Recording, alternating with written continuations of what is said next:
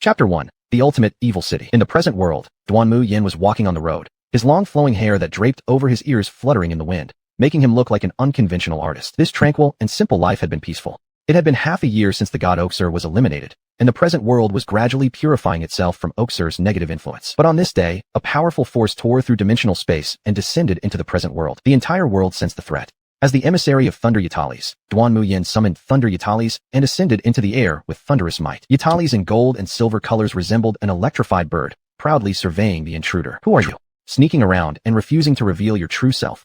Looks like you're no good. Duanmu Yan immediately made his presence known. Given that the intruder did not carry the evil aura of Asura, General Duanmu decided to be somewhat polite for now, as he believed a guest should be treated with respect. The power of thunder? Unfortunately, it is too weak. The intruder wore a red robe, appearing human yet radiating an air of superiority, full of disdain. It has been several epochs since I last returned. I didn't expect that my homeland would independently spawn a thunder sequence, even acquiring an emissary. Looks like it finally has some value worth subjugating. Duanmu Yan, reacting promptly, let out a cold snort and said, I'd like to see what qualifications you have to make such boasts. When I took down the god Asura, you were probably nowhere to be seen. Young man, having spirit is normal, but lacking judgment is unacceptable. Let me show you what a true tyrant looks like. As soon as the words left his mouth, a violent dark red energy surged forth. The mysterious figure in the red robe exuded a bloody red energy that made General Duanmu frown. Definitely not a good guy. Without giving the mysterious person any chance to unleash his power, Duanmu Yan summoned the sword of Thunder Yatalais, harnessing the four elemental forces as its base, calling upon the righteous power of thunder between heaven and earth. The sky thundered in resonance with Duanmu Yan. With the heaven thunder sword, Duanmu cleaved through the crimson tide caused by the enigmatic red-robed figure, but when the lightning blade reached near the mystery man, it seemed like throwing stones into a vast ocean, eliciting no response. The thunderous swordlight rippled ineffectively in front of the mysterious figure, failing to produce the anticipated result. Upon the first blow being ineffective, Duanmu Yan recognized how troublesome the opponent was, ready to slash again with his sword. However, the blood-colored madness erupted, painting half the sky red. Represented by Thunder Yatalais, the power of thunder could barely maintain a small portion of this area from being eroded. A terrifying pressure swept across, while Duanmu Yan felt the power of thunder resisting the infiltration of blood essence, but unable to stop the erosion altogether.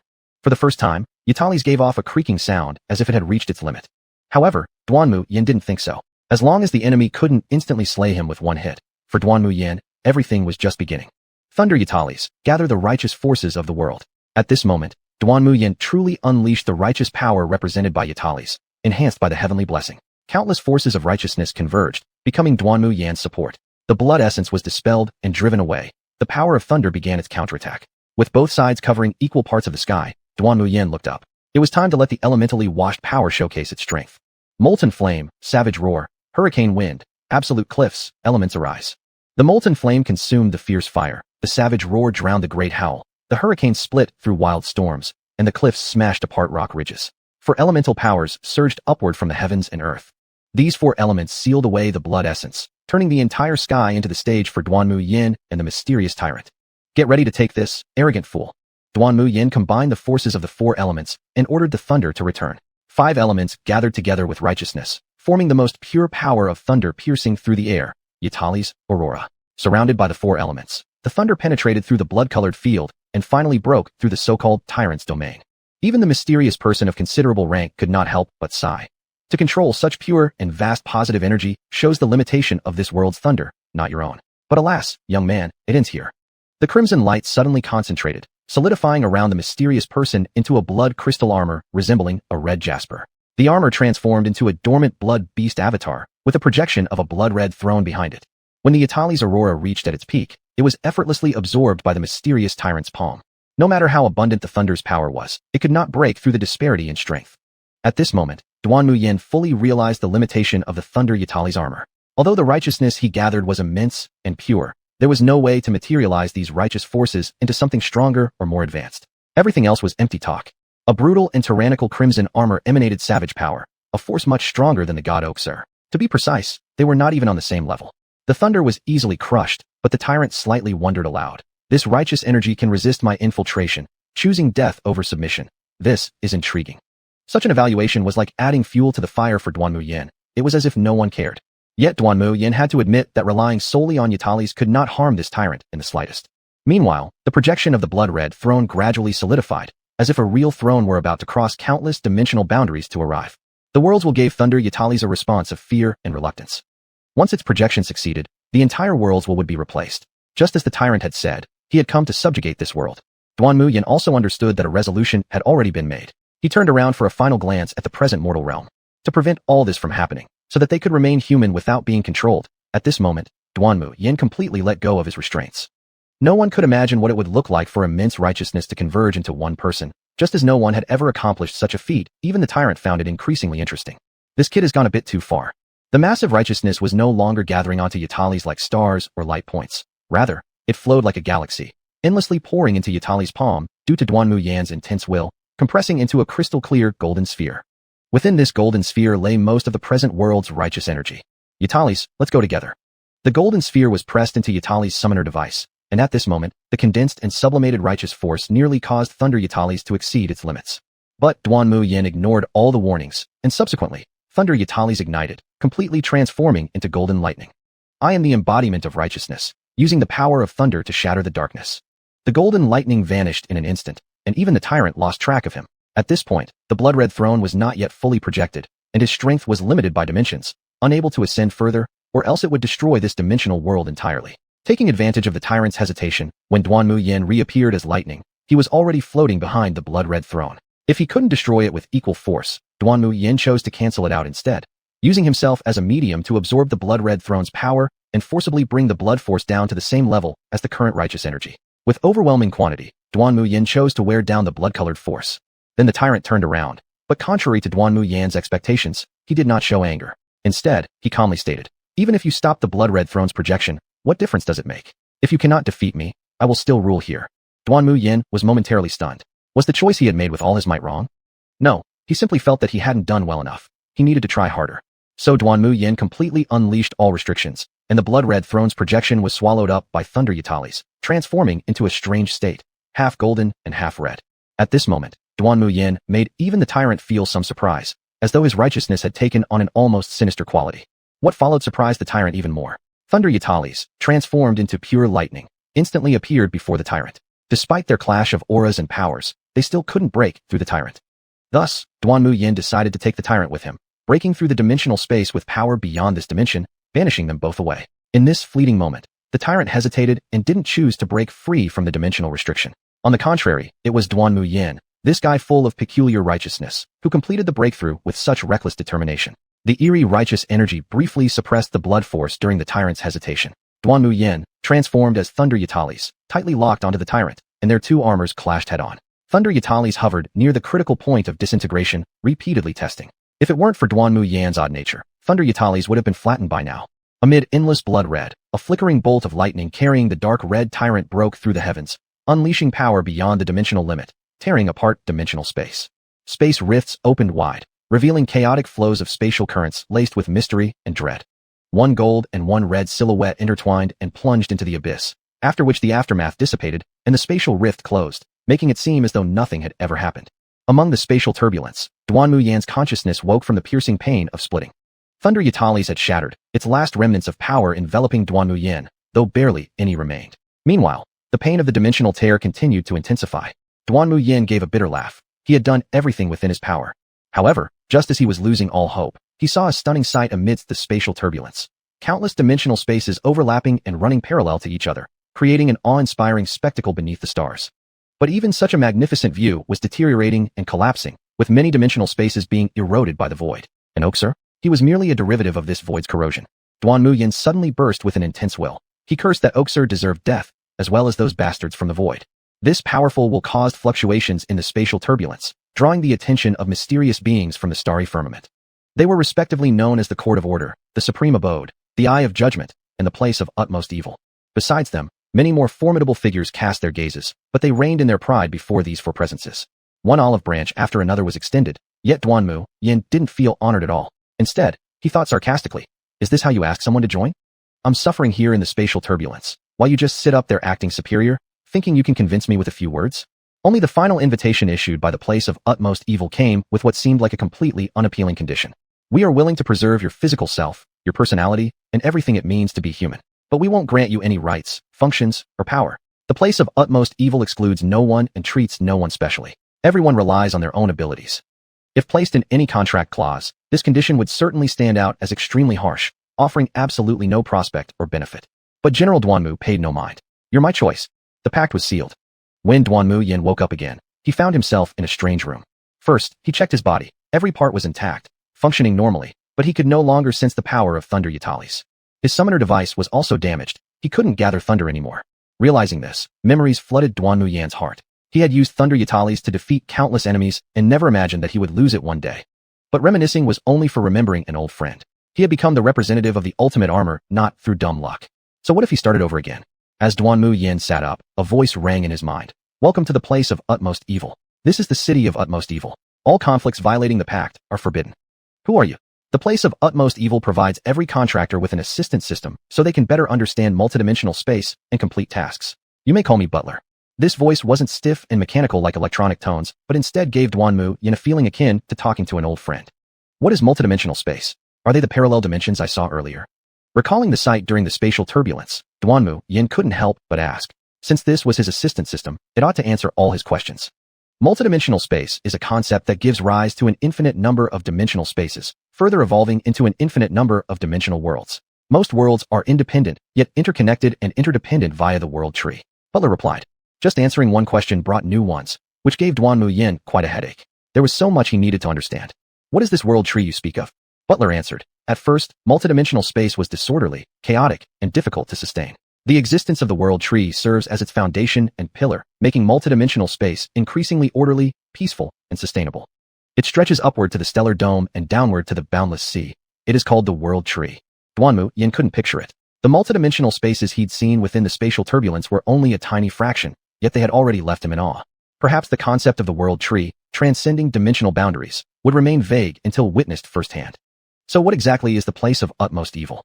By you, Duanmu Yan meant those mysterious entities who extended olive branches to him. The place of utmost evil, the court of order, the supreme abode, and the eye of judgment are managers of multidimensional space under the starry sky, representing the four powers of the world tree. They were jointly spawned by the world tree and multidimensional space. As for other entities, some have broken away from multidimensional space and the world tree, becoming independent dimension worlds, while others are powerful factions unbound by the four major managers. Butler provided a very broad overview, perhaps considering Duanmu Yan had just stepped out of a dimensional world. Duanmu Yan pondered thoughtfully. Based on his experiences, the present world he existed in was also an independent dimensional world, but it belonged to the category of accidental detachment and wasn't particularly powerful. After all, as the strongest in the present world, Duanmu Yan still couldn't harm the tyrant. Recalling the tyrant clad in that crystalline red armor, Duanmu Yan asked, "Who is this tyrant?" According to the information from the place of utmost evil, this requires very high clearance to access. However, given that you and he come from the same dimensional world, some information can be made available. Butler provided part of the tyrant's information to Duanmu Yan. Name unknown, strength, and a host of other information were question marks. Only the summary mentioned that his designation was the tyrant, who mastered a branch sequence of the blood sequence, a semi-forbidden level sequence. Records in the starry annals noted that the tyrant sequence, a branch of the blood sequence, had reached the eternal tyrant level, just half a tier below the 9 supreme sequences. He came from a forgotten dimension world, which happened to be the present world. The present world, having detached itself from multidimensional space and the world tree, continuously plunged into cycles of rebooting. The tyrant had no choice but to leave the present world due to its collapse. After the world's destruction, it would return to chaos, awaiting the next reboot cycle. The place of utmost evil speculated that the tyrant's invasion of the present world might have been an attempt to seize control of it so that it wouldn't reboot again. Having read all this, Duanmu Yan suddenly asked, "So there must be a way for you to bring the present world back under the world tree system, right?" Butler replied, "Indeed, it exists, but it comes with certain conditions. For the place of utmost evil, this is an unstable investment. So, I need to demonstrate sufficient value to secure this investment." Duanmu Yan immediately understood. This aligns with both our interests and your needs. As a contractor, you are supposed to serve the place of utmost evil, but at the same time, the place of utmost evil will also serve you. By displaying enough potential and value, you may even gain a certain degree of leverage over the place of utmost evil. Butler's words seemed tempting, but Duanmu Yan snorted coldly, saying, "If you want me to work for life, just say it outright instead of sounding so sweet. Do you think I'm naive and gullible? The place of utmost evil. Anything is possible." Duanmu Yan scorned further debate. "I don't feel like wasting my breath arguing with you. Based on your potential and your previous ultimate armor, branch of the Thunder sequence, we'll screen out sequences sufficiently excellent and suited for you. But we won't intervene or offer special treatment in whether they recognize you." Butler appeared to lack any temperament, adding, 3 days later, your sequence inheritance will begin. The residency permit has already been opened for your clearance and recorded in your identity information. Before your present world returns to the world tree, You can reside indefinitely as a citizen. As Butler's voice faded, Duanmu Yan felt as if his body had been scanned. He felt warm all over, as though something new had entered him, yet he sensed nothing. Once reassured that no harm or side effects had occurred, Duanmu Yan stepped out of the room.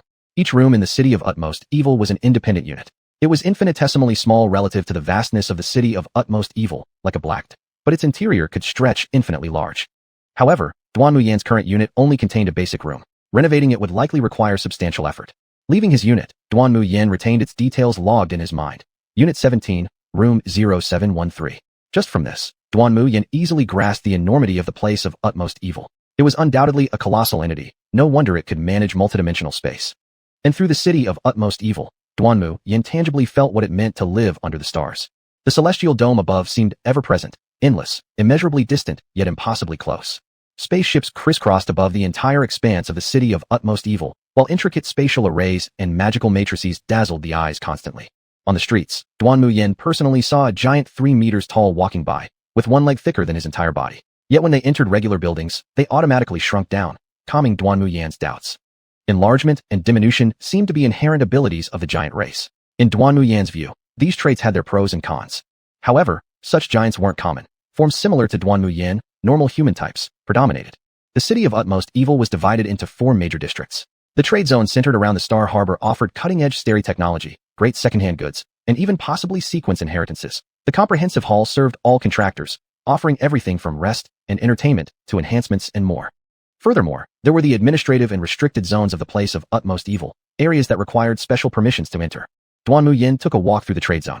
According to his clearance level, the accessible area was also limited, allowing Duanmu Yan only to wander within the lowest tier section. It was similar to a department store, with mass-produced items that were nothing out of the ordinary.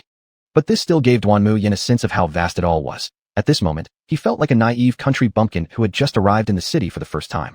However, Duanmu Yan showed no intention of hiding this fact. So what if he hadn't seen the world yet? Just because he hadn't experienced these things before doesn't mean he wouldn't later on. After all, not everyone has everything laid out from birth. The trading in the trade zone was divided into online and offline methods. Bulk items produced in large quantities were ordered via the online system for delivery, while unique items were either sold directly in person or listed online with in-person inspection for transactions. After wandering around for a bit, Duanmu Yan gained a basic understanding of the majority needs of contractors.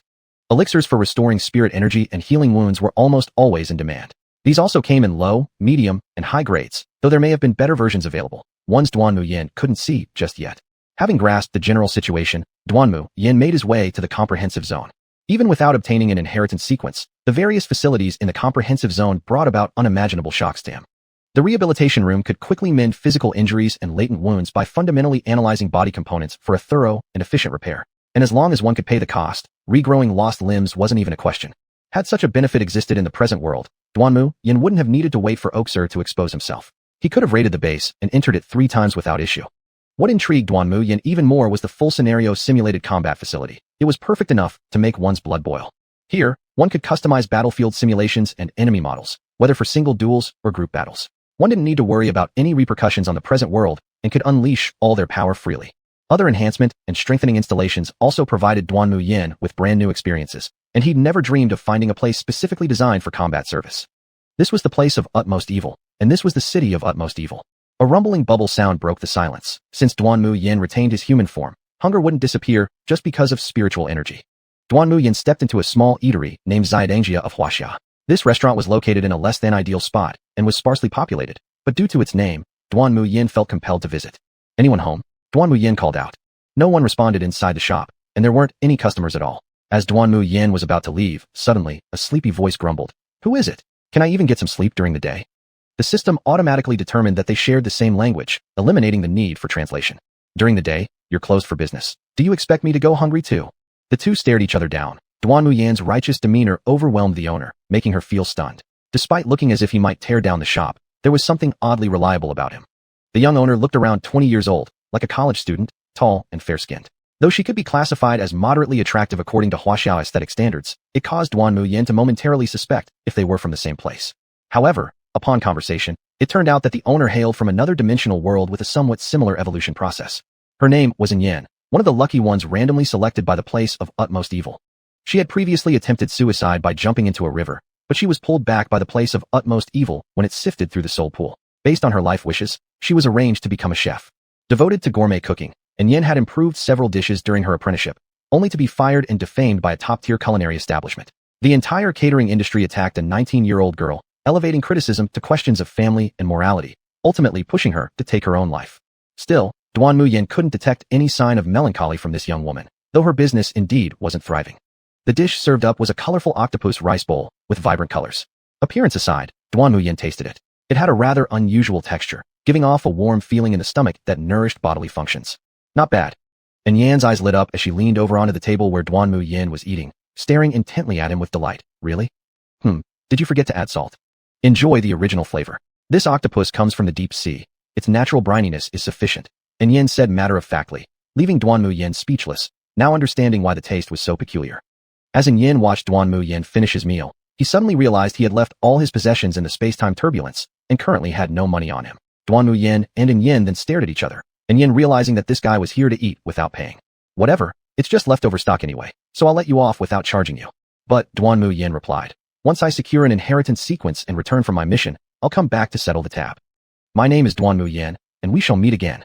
Chapter 2, the Asura Sequence. After freeloaded off in Yan's meals for 3 consecutive days, Duanmu Yan and Yan became more acquainted with each other. This youthful and energetic young woman had a rich imagination and immense passion for creating dishes, which at one point made Duanmu Yan feel it was quite understandable why this person might have been blacklisted by the culinary world. However, fortunately, Duanmu Yan didn't have much to criticize about this aspect. All he needed was large portions that filled him up and provided ample energy. His current body, after being reformed by the power of Thunder Yatalais, spatial turbulence, blood energy, and the absolute evil land, now possessed great potential. This meant that his ceiling would be much higher. You're going to undergo the sequence inheritance today? Since there was no one else in Yan's store except for Duanmu Yan, she casually came out from the kitchen to chat with him. If they were really to compare, Yan was still the senior between them. Yes. Duanmu Yan responded while focusing on his food without lifting his head. Then you really have a bright future ahead of you. Unlike me who only has the most basic sequence, which can barely be considered useful, Yan said disparagingly about herself, utterly carefree. How? Isn't it true that all sequences can be upgraded? Duanmu Yan followed his worldly logic. Sequences could be upgraded under certain conditions. Even Nuwa of the elemental sequence would upgrade as the user mastered stronger flames. Upgrading, sure, but that's too difficult for me. Just helping me with cooking is enough. Yan expressed how she was a little waste of space, lacking any ambition outside of cooking. Besides the basic sequence, do you know what other sequences exist? Duanmu Yan did not know much, although he thought that even with the basic sequence, he could continue to enhance himself based on his own abilities. But with the sequence having a higher limit, he could potentially bring out 200% or more of his capabilities. The basic sequence has low, middle, and high tiers, and these can be upgraded. The elemental sequence is one of them. Moving further up is the super sequence, and ultimate sequence represents the top of the super sequences. Beyond that, I don't know much, Yan admitted. Duanmu Yan understood. This senior wasn't much more experienced than he was. But which category does the tyrant sequence fall into? Duanmu Yan couldn't help but use the tyrant sequence to measure. Although the Thunder Yatalais was the ultimate sequence in the current dimension, it was almost overwhelmed. One reason was the gap between Duanmu Yan and the tyrant. Though under dimensional restrictions, this gap seemed infinitely narrowed. Another aspect was that the upper limit of the Thunder Yatalais appeared to have reached its peak, whereas for the tyrant sequence, it was just another milestone. Above the ultimate sequence lies an even stronger sequence, like the semi-band sequence mentioned in the tyrant's introduction and the so-called supreme sequence. Duanmu Yan privately thought to himself that if he wanted to defeat the tyrant, the sequence level he obtained shouldn't differ too much. In any case, General Duanmu believed that the strength of the user was fundamental, and the sequence was merely an auxiliary enhancement. On this point, Yan found kindred spirits. Well, today's meal was not bad either, Duanmu Yan said nonchalantly after finishing his meal, making a brief comment. As Duanmu Yan was about to walk out the door, Yan called out, "Hey, you must keep pushing. You need to bring me ingredients from various dimensional worlds. Remember our agreement, don't collapse easily." "What? Do I need your reminder for that?" Duanmu Yan turned around with disdain, yet his spirited posture radiated determination. Back in his unit, adjusting to his best state, 15 minutes later, a voice akin to that of a butler sounded in Duanmu Yan's mind. "Duanmu Yan, are you ready?" "I'm ready." "Contractor, Duanmu Yan, check complete. Sequence inheritance will begin selection now." His consciousness felt like it was being sucked away by a vacuum cleaner, separating from his body. Although Duanmu Yan knew this would happen, deep down, mentally, he was not fully prepared. The dark space was dotted with stardust. Duanmu Yan's awareness coalesced back into his physical form. What is this place? This is the heritage site of absolute evil. Go forward, contractor. If a sequence finds interest in you, it will guide you through the darkness. When you reciprocate interest, touch it. It must be a mutual choice, which is what we hope to see. Wish you success. The butler's voice faded. Duanmu Yan moved forward. He had no idea how far or long the place extended, but as long as he kept walking, he would surely reach the end. On the way, many stars lit up. Some were as small as specks of dust, some as pebbles, some as large as pigeon eggs, night pearls, and even fists. But none of them were big enough. Duanmu Yan thought, weren't the powers of the Thunder Yatalais much greater than this? As Duanmu Yan passed them by, those stars dimmed and gradually vanished. However, Duanmu Yan hadn't expected that these starlights would have some shameless fellows who kept sticking around him like flies buzzing and impossible to get rid of. If Yan found out, she would probably cry herself dead. Who among the family members would understand? Turning down what's offered on a silver platter. And Yan would jump up in the middle of the night, surely thinking he was crazy. Duanmu Yan couldn't be bothered about what others thought or how they judged him. If he wanted to become the strongest and eliminate all invaders from different dimensions, then, as his sequence, it couldn't be too weak. This weakness likely used Tales of Thunder as the benchmark. And sure enough, not long after, an ultimate sequence appeared, similar to Tales, its light forming a glowing mass roughly the size of a person. Duanmu Yan sensed it. It was the light sequence, also emerging as an ultimate sequence. On top of that, ultimate sequences akin to molten flame also emerged, but Duanmu Yan only had slight ripples of interest for Tales of Thunder alone. Gently brushing them aside, Duanmu Yan intended to keep walking forward. Once, I owned you because I needed you. Now I push you away because I don't want to lose you again. Farewell, friend, Tales of Thunder. Thank you for accompanying me this far, and for not showing up again in front of me. Otherwise, I might not have been able to let go of you. The tyrant is strong, yet even someone like him cannot dominate under the starlit skies. Tales of Thunder could not support Duanmu Yan's demands. A dignified farewell is always the best. Far behind Duanmu Yan as he walked away, a streak of golden thunder flickered intermittently, appearing to be the only sentient-like presence in this dim space. It silently watched over its former user in their pursuit of greater strength. What lies beyond the ultimate sequences? Duanmu Yan didn't know. But when a spherical structure like luminous sphere appeared, Duanmu Yan finally understood what lay beyond the ultimate sequences. These were legendary sequences, sequences born with extremely low probability through countless evolutions across many dimensions. How low exactly was this probability? Duanmu Yan reckoned just by looking at the number of legendary sequences, one could grasp a vague idea. When Duanmu Yan reached this place, all the legendary sequences within the heritage site had manifested themselves, numbering only 11 massive spheres. How long has the absolute evil land existed? How many dimensional worlds does it control? He did not know. These were concepts beyond Duanmu Yan's comprehension, but it didn't stop him from sensing power, even a power comparable to that of the tyrants. Were they choosing him? No, Duanmu Yan intended to choose them. He would find the one most suited to himself, one that best aligns with his personal beliefs. At this moment, those renowned legendary sequences, yearned for by so many yet unattainable, actually recoiled. In the face of Duanmu Yan's strong sense of self-will and belief, they retreated. Because, using starlight records as templates, the limits of these legendary sequences could not satisfy Duanmu Yan's needs. Duanmu Yan shook his head and walked past them. He did not know if there would be stronger sequences available beyond these legends, or whether, if such stronger sequences did exist, they would actively select him. These were unknowns, and even Duanmu Yan wasn't certain if he'd have the chance to turn back and choose again. He passed by them, those unsuitable ones, and didn't bother explaining further. Then, having walked for what felt like an eternity, just as Duanmu Yan thought there might no longer be any stronger sequences left to appear, a sudden, piercing brightness burst forth from ahead, erupting with infinite light and darkness. Duanmu Yan saw a black and white double-colored sun rise, as if the darkness of this space were made reasonable solely by its existence. And those legendary sequences? They were merely planets revolving around the sun. What is this? This marks the beginning of the heritage site, the sole property sequence of the absolute evil land. This is the supreme sequence of good and evil. The butler's voice sounded appropriately. As per the abilities granted to the absolute evil land, it symbolizes inclusion and the principle of existence being inherently reasonable. The extreme dual ends, half angel and half demon. Absolute evil coexists with the good that eliminates evil. It seems half of them chose you. The representation of absolute good eradicating evil engulfed Duanmu Yan in infinite righteous light, while the other half, representing absolute evil, remained completely unmoved. But Duanmu Yan did not immediately respond. He was feeling, releasing the beliefs inside him, seeing if this supreme sequence would retreat. It did not, and Duanmu Yan let out a sigh of relief. Just at that moment, countless shackles surged out of the darkness within the heritage site, instantly condensing into an ambiguous force, neither purely good nor wholly evil. In this moment, even the supreme sequence transformed into a black and white sun stood ready as an adversary, combining both dark and light powers to curb the spread of this force. At the same time, the overseers of the absolute evil land were alerted. Prohibited sequence? And it actually shows up voluntarily? This one crossed the restricted area from the forbidden land to reach the inheritance site. Even if I traveled through time and space for a light year, I still couldn't catch up. Insane. Is it challenging the supreme sequence? The overseer could not comprehend, but he didn't dare to approach. Prohibited sequences varied in strength, but those bold enough to do this were undoubtedly at the most terrifying level. At this level of prohibited sequence, it might not be acknowledged, yet if an inheritor appeared, they were sure to be individuals who had accomplished monumental feats under the starlit skies. On this, the overseer had some unpleasant memories.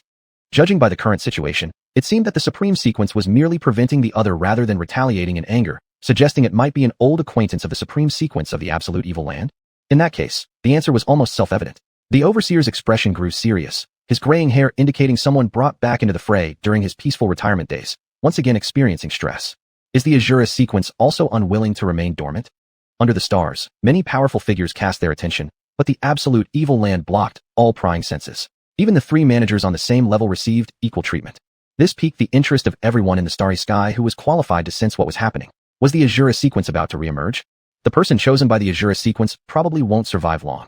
It's hard to say. I think the Asura sequence is just trying to provoke the supreme sequence of the absolute evil land. What? Why not challenge before, but choose now? It even seems to come rushing over just to meddle. Either way, there's definitely an intention to snatch away disciples. Two great powers were engaging in a game of chess high above the starry sky, while simultaneously observing this development. So if you put it that way, maybe I should go recruit apprentices. You're tired of living too, huh? The burly man with stubble on his face glared, reddening his face after being cut off by his old friend. I'm no less significant in the second tier under the stars. How can I not take on students? Pangshur, listen to me. Don't tangle with anyone related to the Asura sequence. They're far too bizarre. TCH, Joeen, just admit you got scared before. It's fine, I won't laugh at you. Though it's pretty funny indeed. I've laughed so many years at this point that I've already developed immunity. Scholarly Joeen turned sullen and refused to entertain the banter any longer, focusing more seriously on the absolute evil land instead. Is the reappearance of the Asura sequence a good or bad thing? Perhaps it's both, or perhaps neither. Because their enemies will always exist. Chapter 3. It's my acknowledgement of you. In the forbidden evil place, the legacy space. Suddenly, a sequence that interrupted Duanmu Yan's choice appeared, dragging chains imbued with the power of order laws, forcibly arriving here. Silver light interlaced with gold and purple gave Duanmu Yan an eerie sensation. While the black and white of good and evil could be considered strange, the silver containing golden and purple hues was exceptionally bizarre. Its appearance drew Duanmu Yan's attention, or rather, its purpose for appearing here was to attract Duanmu Yan's notice. This righteous, yet somewhat evil figure was simply too appealing to the Asura sequence's preference. It matched perfectly. This was a perfect match. Even the supreme sequence of the forbidden evil place couldn't help but doubt whether it itself was the stepmother in this situation. It seemed like this young man might actually align better with the Asura sequence.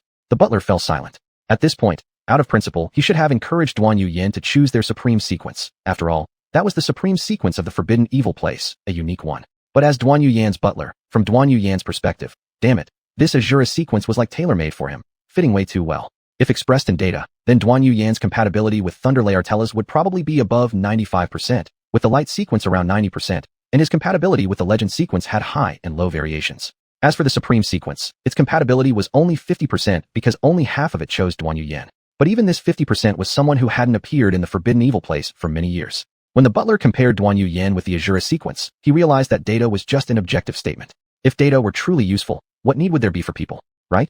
The butler felt like crying but restrained himself.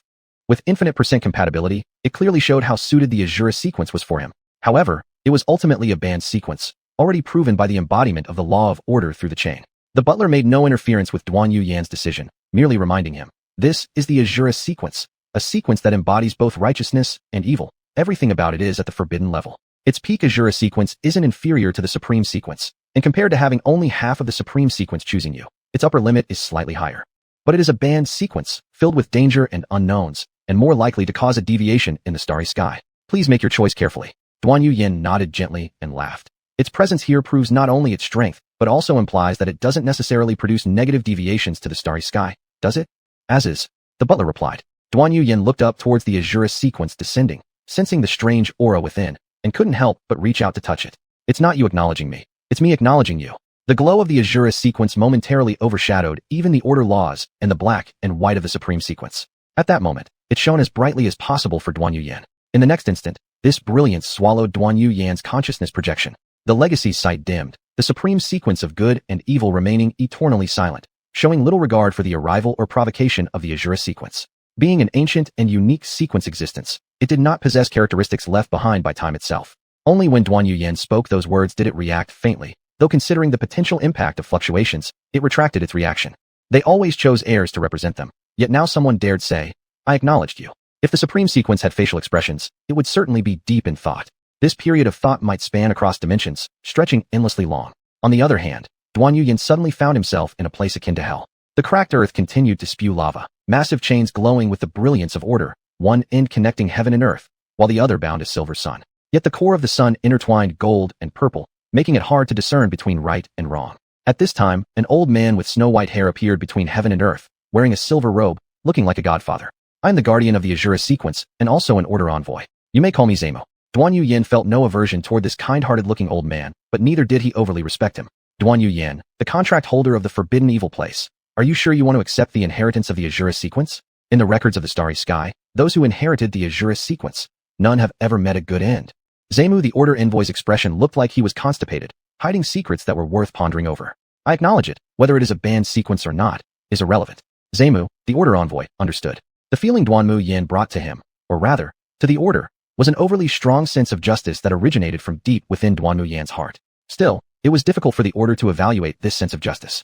A justice based on one's standpoint and values, especially such a strongly held belief, might just be like the phrase that was born alongside the Asura sequence. One thought can lead to demonic madness. Another thought can bring enlightenment. The Court of Order also wished to see how the Asura sequence's next choice, and more precisely, its recognition, would affect the celestial deviations in the starry sky. After all, the starry sky had already undergone some degree of deviation. In the eyes of the Order, whether the Asura sequence caused positive or negative deviations wouldn't significantly impact the greater scheme of things. As the old saying goes, things can't get much better, and they can't go completely wrong. Thus, the Order gave its approval.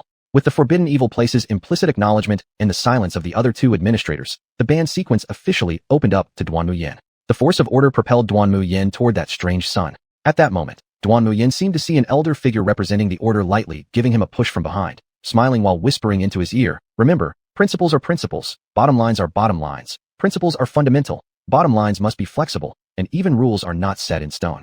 Duanmu Yan hadn't fully grasped what was said, but by the time he wanted to look back, his consciousness had already submerged into the strange sun. In the inferno, only this one sun remained, offering its power exclusively for one person. The silver, golden, and purple forces all merged into Duanmu Yan's body, their energy resonating across the vast expanse of the starry sky, subtly transforming his physical form even as he remained in the forbidden evil place. This process was both painful and long, but the sight of collapsing worlds and the space turbulence spurred him on with an intense belief. It was as if his consciousness became the core of the sun, radiating brilliance far surpassing even the sequence itself. In the depths of the inferno, several wandering spirits couldn't ignore the scene.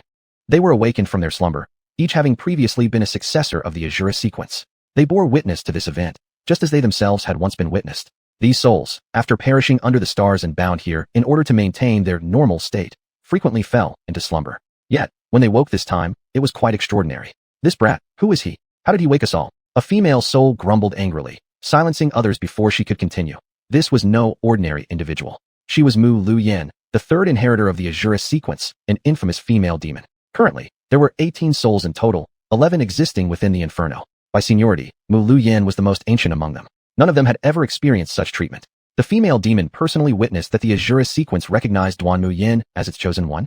Everyone looked on with odd expressions, unsure whether to feel envious or gleefully mischievous. At that moment, a frail and aged spirit suddenly appeared, even surprising Mu Lu Yan, who questioned in puzzlement. "What kind of heavens is it today? Even you have awoken." The origins and causes of the Asura sequence could be traced back to this elderly spirit. His name was Qian. He seems to have bestowed a new concept upon the Asura sequence. Qian gazed upwards with his hazy eyes, somewhat uncertain. The Asura sequence wasn't always like this. Qian's existence and his dimension world that had utterly fallen served merely as the origin. Resonance from countless dimensional worlds gradually formed today's Asura sequence. However, until today, the Asura sequence was still expanding, but not necessarily strengthening. The strength of a sequence stemmed from its core, which defined its very purpose, a concept. The initial concept of the Asura sequence started with Qian, destruction giving birth to creation, an energy also known as vital essence. Whether righteous or malevolent, these represented the extremes within it. With Duanmu Yan's arrival, it appeared the Asura sequence underwent a change. Taking human will as the foundation, belief itself can become a type of energy, a vital force. For him, both righteous and wicked energies are merely parts of his belief, Qian remarked. "Do you approve of him?" Mu Lu Yan didn't conceal her dissatisfaction, viewing Duanmu Yan as merely a latecomer whose growth was still questionable. "He has achieved something none of you managed, including me. My approval or disapproval holds little significance to him," Qian stated. Already understanding Duanmu Yan through his beliefs, he knew Duanmu Yan paid little heed to others' opinions. TCH. Mu Lu Yan turned away, refusing to acknowledge this old man further. The sun formed by the Asura sequence transitioned from blazing heat to internalization, yet its core became firmer than before. Perhaps someday, the slight changes Duanmu Yan initiated would resonate with more people, allowing human belief to truly become a concept. By then, Qian speculated, the Asura sequence might indeed become equal to the supreme sequences. After the inheritance ended, the strange sun above the inferno fell silent. Perhaps for a very long time. Envoy Zemu of the Order could take it easy, or perhaps not. In the forbidden evil place, Duanmu Yan's consciousness returned, and the butler's voice sounded immediately. Abnormal physical traits, abnormal mental state, abnormal spirit energy response, abnormal inheritance sequence. A series of abnormalities made Duanmu Yan raise a question. I think you're the one who isn't normal.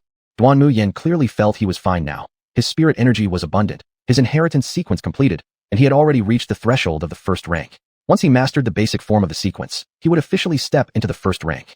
And different from the sequence in the present world, Duanmu Yan could feel how well the Asura sequence fit him. After getting familiar with it, just by thinking about it, he could summon the armor and merge with it without needing the summoner as an intermediary. Your current data does not match the initial data recorded in the starry sky for inheritors of the Asura sequence. After triple checking, the butler concluded, there must be something wrong with you.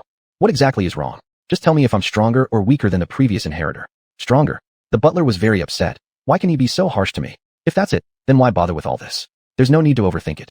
Duanmu Yan even gave some guidance to the butler, momentarily unsure who actually needed more care. Duanmu Yan glanced at his own attributes panel, and all those fancy numbers seemed entirely unnecessary to him. Especially the psychological aspect. What on earth is superior level insanity? Am I insane? Duanmu Yan thought there was a problem, so he blocked this item. It was completely unnecessary to look at. As for his current rank, it was pending for first level. Due to his previous identity as an ordinary person calling the sequence armor in the present world, he only received some feedback from the heaven and earth, without any spirit energy reserve. In other words, using the summoning device in the present world to get the sequence armor was taking a shortcut. It was a green light given by the dimension world of the present, but under the starry sky, such special treatment would not exist. Everything was determined by strength. Still, although Duanmu Yan's rank was pending at first level, the 4 basic attributes of his body had all reached the peak of the first rank. Strength, endurance, speed. All had reached the 10th grade level, comprehensively meeting the conditions for promotion to the first rank, while the spiritual aspect had already broken through the 10th grade and arrived at the first rank and first grade level. One should know, a strength level 1 is already the peak for a common person. From here on, each subsequent level will bring an ever-increasing enhancement in strength.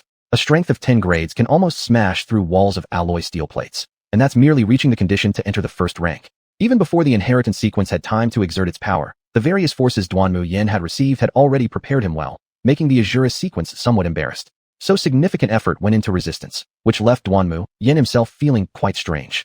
Chapter 4. The Might of a Tyrant. The starting standard for all elemental resistances is 5%, or 5 points. As long as the sequence does not have specific targeted elements, the basic elemental resistance stays relatively balanced. In the later stages, the growth of resistance mostly depends on the user's own inclination to stack up. However, in Duanmu Yan's case, the Asura sequence itself already provides significant resistance bonuses to all kinds of elements, with the initial value typically reaching 8 points. But in Duanmu Yan's situation, it changed. The initial value of each element's resistance directly topped out at 10 points. Fire elemental resistance was even higher at 15 points, but the most extreme part came after. Lightning element resistance was as high as 20 points. Unbelievably, Duanmu Yan was immune to the electrification effects, paralysis, dizziness, and other states caused by lightning at his level and below. Even if it were higher-level lightning force, some of its effects would still be weakened. One could say that an inheritor of the Thunder sequence would not only suffer from greatly reduced damage output, but also could not create any pressure on Duanmu Yan. They would hold no advantage whatsoever. As for poison resistance, this part was normal. It stood at 8 points, providing balanced resistance against various toxins, reducing their additional effects evenly. Duanmu Yan skipped over other scattered resistances, as physical and magical resistances were very standard within the 10-grade range. On the spirit attribute attachment, however, he received an evaluation indicating enormous potential in terms of mental resilience, offering strong resistance against various forms of spiritual intimidation and attacks, and a certain chance of immunity to spiritual attacks. Furthermore, there were some properties that couldn't be viewed, about which Duanmu Yan wouldn't dwell too much. Now that he had basically understood his condition, what he currently needed urgently was an exhilarating battle. After concluding the inheritance of the sequence, he was informed that he would have 3 days to adapt and acclimate himself. After those 3 days, he would be randomly dispatched to a small world for his first mission. 3 days was enough for him to initially adapt to the Asura sequence within the comprehensive area, but the money wasn't enough. According to the laws of the starry sky, the base currency circulating in the starry realm was star coins, a currency recognized by most forces. Yet Duanmu Yan didn't have star coins now, let alone the currencies from the present world reality. Helplessly, Duanmu Yan gave up the idea of borrowing money from the city of absolute evil, since the interest rate of 10 points made it feel like robbing. Thus, Duanmu Yan was left with nothing but to freeload and borrow money. And Yan was generous. Since her money went mainly toward buying ingredients for cooking and served no other purpose, it might as well be treated as an investment. She transferred 1,000 star coins to Duanmu Yan. A holographic simulator's rate was 100 star coins for a day's simulation at stage 1, so Duanmu Yan still had a bit left. Shouldn't he repay the money owed for meals first? Thinking it over, Duanmu Yan decided against it. He'd keep some aside for purchasing other props just in case they come in handy. After bidding farewell to Yan, Duanmu Yan headed to the holographic simulation area where numerous individual rooms were available for users who were signatories to contracts. Though these rooms may look small on the outside, they function similarly to unit suites, with plenty of space inside. Moreover, the comprehensive area also offered door-to-door installation services. If you can afford it, you could even set up a mini comprehensive zone in your personal suite. Duanmu Yan licked his lips. Dreaming was free, but when money comes, the first thing should be to improve oneself. Entering one of the rooms, upon identifying the contract holder's information, 110 star coins were automatically deducted, with the extra 10 coins serving as remuneration for the service and cleaning personnel. Regarding this, Duanmu Yan acknowledged it was reasonable, with effort always coming with its due rewards. The butler connected to the holographic simulation and said, "Any warrior recorded by the starry realm of the first-class level can be simulated here. Although there are some differences compared to the original master, after being adjusted comprehensively and equally, it will almost infinitely approximate to the original." Duanmu Yan nodded in understanding and responded with, "Tyrant." The holographic simulation fighting platform was a spatial platform equipped with an observation area, restroom, meditation zone, combat zone, and overall testing area. At this moment, Duanmu Yan was in the combat zone, several dozen meters away, simulating a first-stage tyrant figure appearing in front of him. Simulation of a Stage 1 level tyrant completed. Legendary sequence, blood sequence. Duanmu Yan furrowed his eyebrows. Knowing that the tyrant sequence was a branch of the blood sequence, shouldn't this be a semi-restricted sequence? Why was it listed under the legendary sequence? Through this point, Duanmu Yan seemed to understand the comparison with the Asura sequence. Although the blood sequence itself belongs to the legendary sequence category, some branches that diverged internally likely reached the restricted level. The tyrant sequence must certainly belong to this kind of branch. Choosing a Stage 1 tyrant, on one hand, was because Duanmu Yan had some private grudges with the tyrant, while on the other hand, it was naturally to experience the actual strength of a Stage 1 warrior. The physique of the simulated tyrant was more robust than Duanmu Yan, featuring the standard broad face, but looking far more youthful than what Duanmu Yan remembered. Still, was the tyrant originally a bald giant? Duanmu Yan was a little surprised. In terms of attribute data comparison, the tyrant at Stage 1 Level 1 had strength equivalent to Stage 1 Level 4, speed at Stage 1 Level 2, and both spirit and endurance at Stage 1 Level 1. Describing Duanmu Yan being comprehensively outclassed by the tyrant was not an exaggeration in the slightest. But before even a blow was exchanged, how could one know for sure that defeat was inevitable? Deep within Duanmu Yan's bones was a resolve that refused to back down. At this moment, he stepped forward with surging spiritual energy, charging ahead like a cheetah. A speed rated at 10 levels versus Stage 1 Level 2. To the tyrant, it was simply too slow. The simulated tyrant naturally didn't know about his feud with Duanmu Yan. This disdainful look stemmed purely from genuine assessment. In his eyes, even if Duanmu Yan activated his sequence, it would be impossible to harm him. Almost as Duanmu Yan reached the tyrant, the latter finally made his move, lifting a hand to press down on Duanmu Yan's head at the very moment his fist was about to land. That instant shock left Duanmu Yan's mind slightly dazed, and the immense force pressed his body into bending its knees. Level 10 against Stage 1 Level 4 might seemingly differ only by 4 levels on the surface, but there was an entire tier gap between them. Duanmu Yan now personally experienced this difference. A familiar surge of blood energy attempted to thoroughly crush him. However, this tyrant was no longer the same tyrant from before, and Duanmu Yan was no longer the Duanmu Yan who once needed all-out effort to barely close the gap between them. With his mental resilience resisting the crimson shock, during the brief pause given by the tyrant, Duanmu Yan took advantage of the situation, sinking downward while leaning forward heavily. In the exact moment when his hands touched the ground, he propelled himself outwards in a bow step motion, delivering a powerful headbutt straight into the tyrant and knocking him backward. Thunder Yatalais might strain and exhaust itself, yet never be able to injure the real tyrant. But a level 10 Duanmu Yan certainly possessed the capability to make a Stage 1 tyrant understand the true essence of General Duanmu. If that's all you've got, I must say, I'm quite disappointed. These words weren't a provocation. They were an honest expression of his feelings. The tyrant clutched his chest. He had sustained a minor injury. He was perfectly capable of avoiding the headbutt and counterattacking, but having to use the sequence power despite holding absolute dominance was undoubtedly an insult. From a personality simulation standpoint, the accuracy was as high as 99%. Boy, your strength is too weak. It's not even worth me activating my sequence power, said the tyrant, who indeed wasn't young when he ascended to stardom, making the term boy justified. Duanmu Yan chuckled scornfully. Old age catches up, always so stubborn with talk. The tyrant's gaze narrowed slightly. Those familiar with him knew this indicated dissatisfaction. So, in order to vent his dissatisfaction, the tyrant unexpectedly launched an offensive, moving faster than Duanmu Yan could react.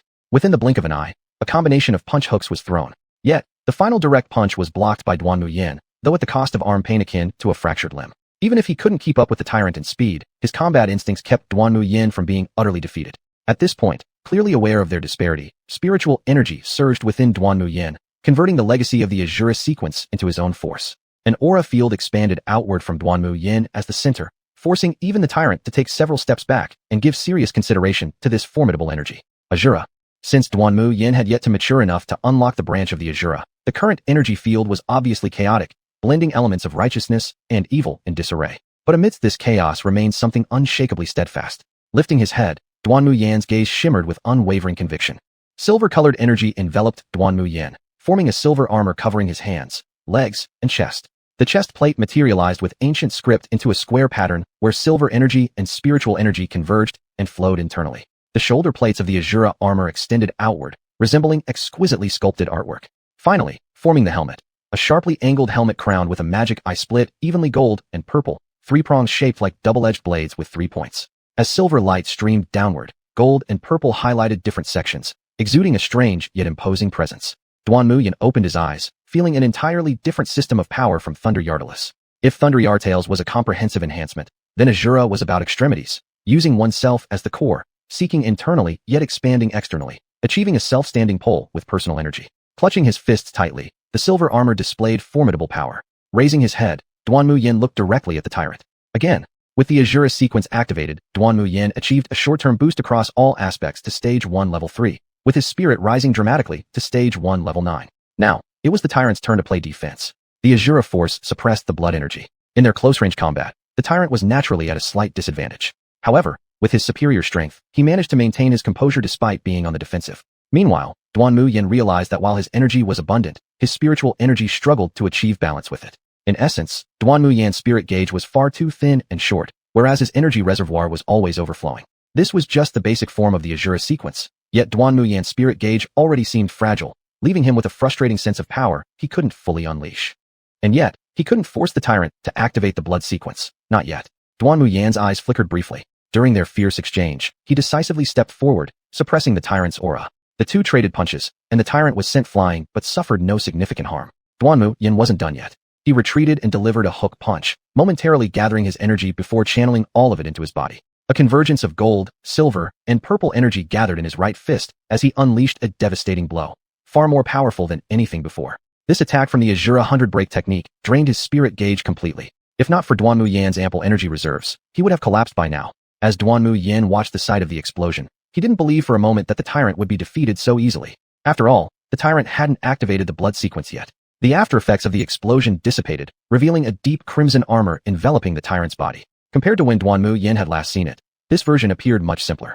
The tyrant truly isn't bad, Duanmu Yan muttered before stepping back, ending this round of combat. Duanmu Yan wasn't reckless. He could wait until his spirit gauge recovered. They had an entire day, and he was in no rush. He also took the time to study the proper use of the Asura sequence. Combining energy and spiritual energy came with significant limitations, yet this method was the orthodox way of cultivating the Asura sequence, prioritizing energy over spiritual energy. Duanmu Yan found it hard to accept this approach. Losing half of one's power due to a lack of spiritual energy? Ridiculous. An Asura sequence that emphasized self-centered needs shouldn't be this restrictive. Duanmu Yan felt there was indeed a reason why the Asura sequence was classified as forbidden. It looks like I'll have to step in. Chapter 5. Advancing a rank. In the following days, Duanmu Yan was only engaging in skirmishes that ended swiftly before transitioning to meditation and reflecting on his mistakes during combat. All attributes of his physical body had reached a critical threshold. Unless he broke through, there would be no further room for improvement.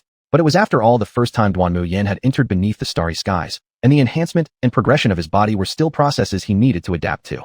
If he could not control his power at will, how then could he expect to eliminate invaders? With this level of self-discipline in mind, Duanmu Yan absorbed and integrated everything beyond imagination at a rapid pace, assimilating these aspects into part of himself. When hunger struck, he would visit in Yan to scrounge for meals.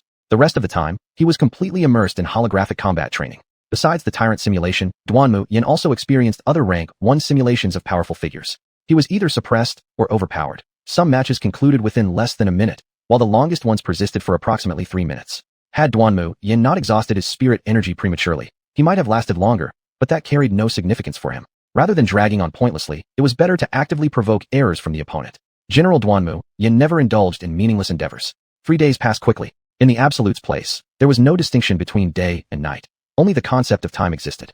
Thus, Duanmu Yan adjusted his routine according to time intervals. For him now, this was equivalent to twilight, marking the conclusion of his holographic simulation practice. Duanmu Yan hadn't formulated any ideas for the next task. What he intended to do now was to genuinely complete his rank 1 challenge. Holographic simulation, level 7 tyrant, simulation completed. After numerous challenges like these, Duanmu Yan was growing stronger while simultaneously adjusting the strength of his opponents, ensuring the pressure consistently remained at a breaking point. Currently, Duanmu Yan was still at level 10, yet to cross into rank 1.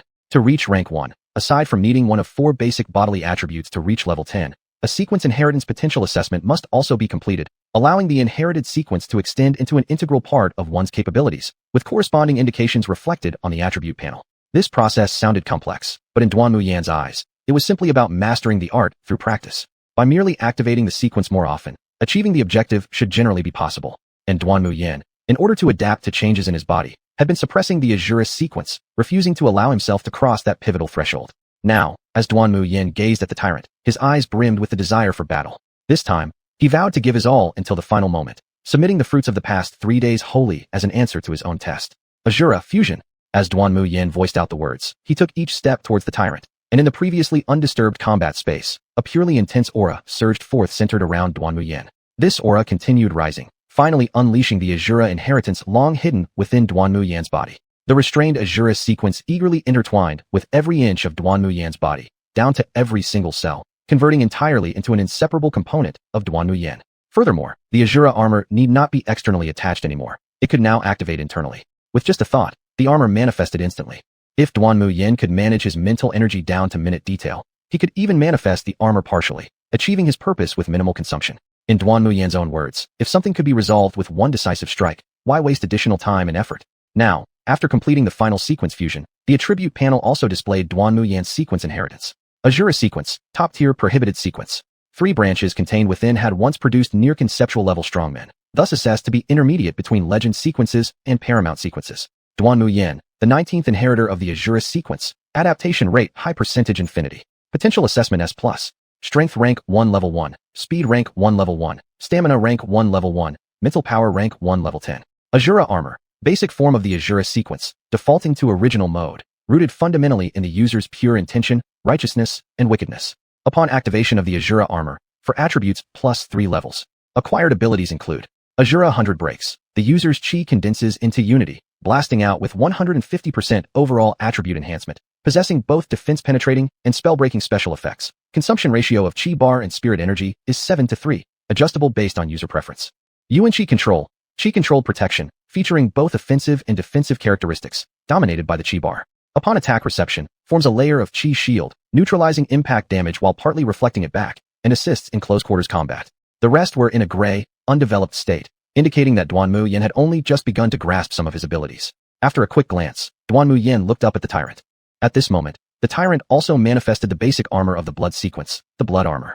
Tyrant, rank 1 level 3. Strength, rank 1 level 6. Speed, rank 1 level 3. Stamina, rank 1 level 4. Mental power, rank 1 level 4. Upon activating blood armor, all attributes increase by +2 levels. Strength and stamina gain an additional +1 level. Passive, blood convergence. As the battle inflicts more injuries, the blood chi becomes denser and spontaneously gathers around the tyrant for use. Other passives are unreadable. Mastered abilities, blood erosion. Erosion of the blood chi on both physical and mental aspects, functioning as auxiliary skills. Crimson Fist. Concentration of blood chi allows attacks without preparation, providing a 140% base comprehensive ability enhancement, capable of mobilizing blood chi infiltrated into the opponent's body for a double-pronged attack. Blood Bravery. Active skill. Activating Blood Bravery greatly amplifies blood chi and places it into an active state. The remaining abilities were also unreadable, classified as either not yet activated by the tyrant or judged by the system to have higher anti-reconnaissance capabilities than Duanmu Yan's reconnaissance grade. One point Duanmu Yan noted carefully was that he seemed not to possess any passive abilities like the tyrant did. However, the fight immediately began, leaving no time for Duanmu Yan to dwell on it. The tyrant transformed into a blood-colored phantom, relying on its absolute advantage in speed to close the distance almost instantly.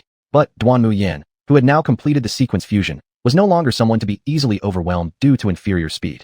Every bit of chi within his body was tightly linked to his personal chi field, and when external changes occurred in the chi field, chain reactions naturally followed.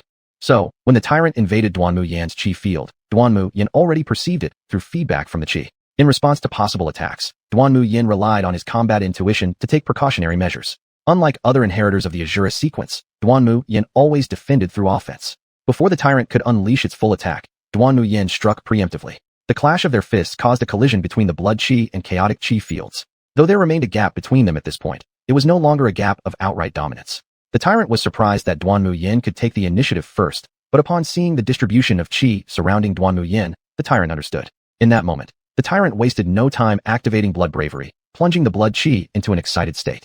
Though Duanmu Yan did not fully comprehend it earlier, he now directly experienced its effects. It was like when a wolf sees a sheep, becoming spurred to action. The blood qi was activated similarly.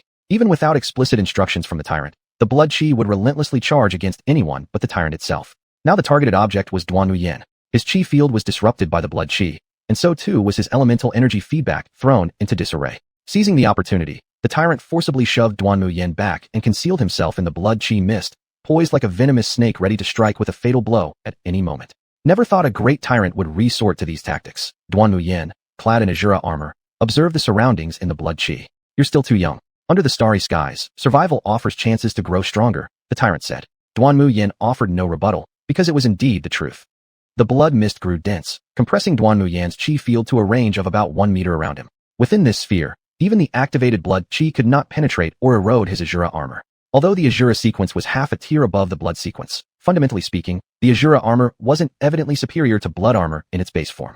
When the tyrant realized that the blood qi could not break through, he understood that the key lay in Duanmu Yan's own presence. Moreover, maintaining blood bravery for too long placed a heavy burden on the tyrant. The side effects of the blood qi affected the spirit. Once the mental threshold was crossed, it led to losing control, turning one into a blood qi monster.